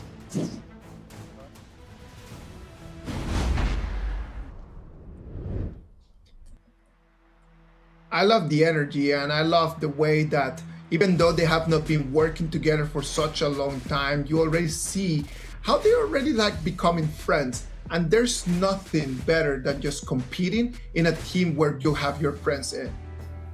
Yes, it's not just about the good times, right? Why it's so important to have friends in a competitive team is because when you go through the tough times together, when you have to really learn the painful lessons of the pro scene, it's better to do it with people that understand you, that know how to grow alongside you. Well, I hope that BTR is going to take that camaraderie, is going to take that friendship, and is going to just extend it all the way through the 2026. And let's look at the group standings after 2 days of participation. Group A, BTR, 2 games, 2 victories, sitting at the top of that Group A. Yeah, this is not gonna stay the case though. Tomorrow, I think they might. I think they would talk about it. They have to face Nova, right? Now, let's hit the Group B though. DMT, what a day! Now they are standing on top Group B with 2-0 for the scoreline here, and it's up for KAGENDRA and Boom, as well as Team Hawk to try their best to manage to get the catch up here. The only team that has had 2 performances and it still has not been able to see the victory is Blacklist. But remember that in terms of this group stage, no one is going to be eliminated. What's going to happen is that it's going to affect their seedings into the knockout stages. Tomorrow's matches, we're going to start the day with Boom Esports against Team Hack. Then after that, we're going to have Blacklist against Nongshim Red Force. It's going to be the last game for the boys for the PKL. And then in the last game of the day, Bigetron by Vitality against Nova Esports. Yeah, what a story this is, right? Blacklist looking for their first win. Boom, of course, wants to get revenge here. And I feel like Team Hawk, I mean, lessons have been learned today. Is tomorrow going to be another painful lesson, or have they learned fast enough? And of course, BTR, Nova, this one. If BTR beats Nova, that is going to be a story for KIS4. Of course, because then BTR beating Nova in KIS4's in the group stages would set them up in two different ends, and that could actually become the final of the tournament. So that would be actually very interesting for us to observe. What is going to happen tomorrow between Bigetron and Nova Esports? That's something that we're going to leave for day 3. Remember, we'll still have some more other matches. We're going to have Boom Esports against Team Hack, which is going to be a really good one. And we're going to have Nongshim Red Force against Blacklist. We're going to bring you all the important information and all of this energy starting tomorrow at the same time as today. Yes, and so be prepared, because I feel like now we're in the experimentation phase of the group stages where teams will try compositions. I mean, you know, we have seen new heroes. The Guikusa has made his appearance today. We have seen the Baichi as well. Aaron coming into the meta as well with different builds. We have the physical build with the Sparkforce Jagger. We also have the magic build that has been showcased today. To, of course, varying effects, degree of effects and results. So once everything has been settled, experimented on, and we head into the knockout stages, that's where you really get to see who is the creme de la creme in KIS4. All right, Ken. The highlights today was a lot of them, but what would you say was your biggest highlight for today? I like the DMT one. I like the DMT game against Boom, because both teams definitely still learning, and they have been screwing quite a lot, right, from what I've been told. And this is going to be a 50-50 matchup. So I think the highlights from the games of Boom as well as DMT is something you need to go and rewatch and do some homework, right? Because that could help you in your rank games as well. I think that for me, the highlight for today would have been game number 1 between Bigetron and the Blacklist. But well, let's talk about that tomorrow. Thank you everyone for being here. Mara, send us home. Season 4 group stage. And tomorrow, we will slowly determine the ranking of each group as we will see the halfway point of this phase. And more intense matches are coming. So expect great fights from every team as we'll slowly shape the face of the knockout stage. I'm Mara Aquino, and we'll see you tomorrow for another exciting day here at the Heroes Gorge. Keep it good vibes, everybody. This is our game. Have a great night.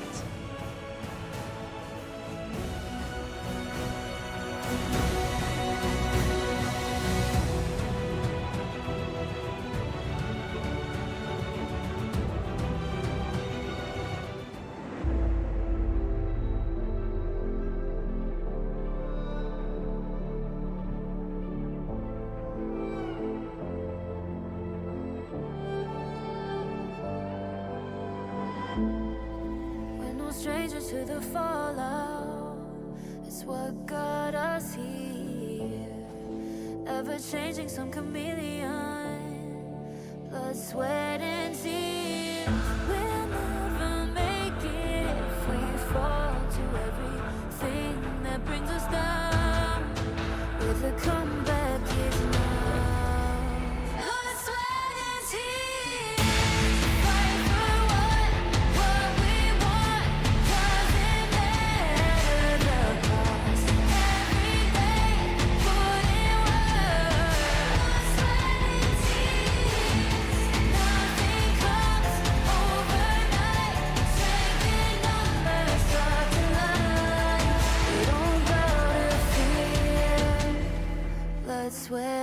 tears.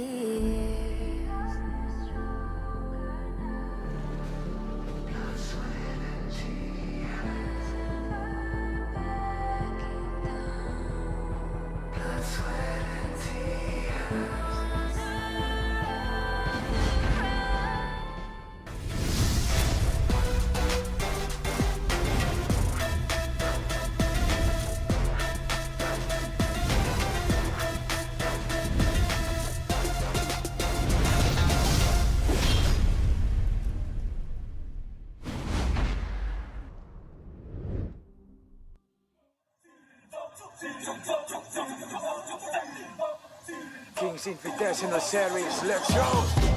Bertahun-tahun ku ditempa, harap yang karang murka, enemy di setiap langkah, gantian datang mencoba, panggil ku one man army, satu orang 1000 nyali, bel spirit dalam nadi, sini maju ku ladeni.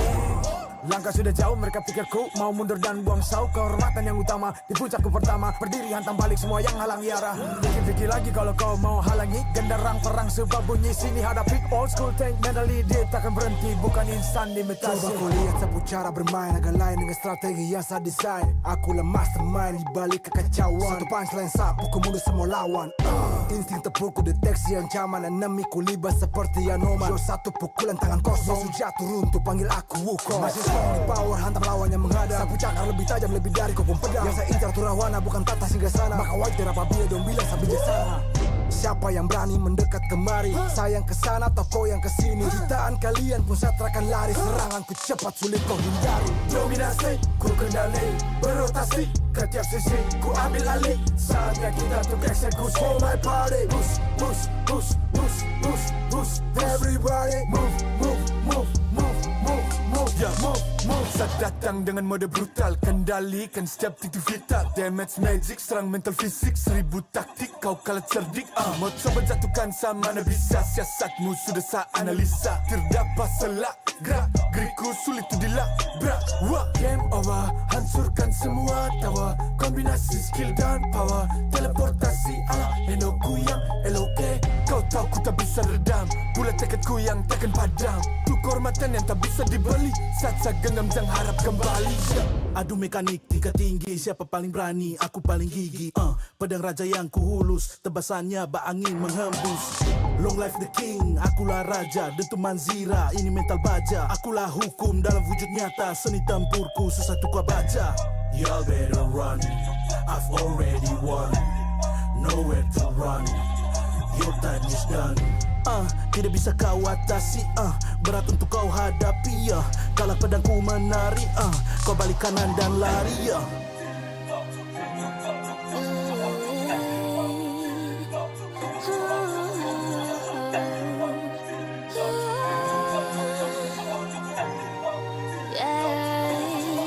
Come get me a good sing a sana. Aku cinta I'm the queen, feel the aura. Orang jajali ternyalain dah. If you want me, profit me way mas. Siapa tadi panggil, cause I'm ready. Siapa bilang aku tak punya nyali? Don't try me, ni aku sebut api. Yes, my lady, you can touch me.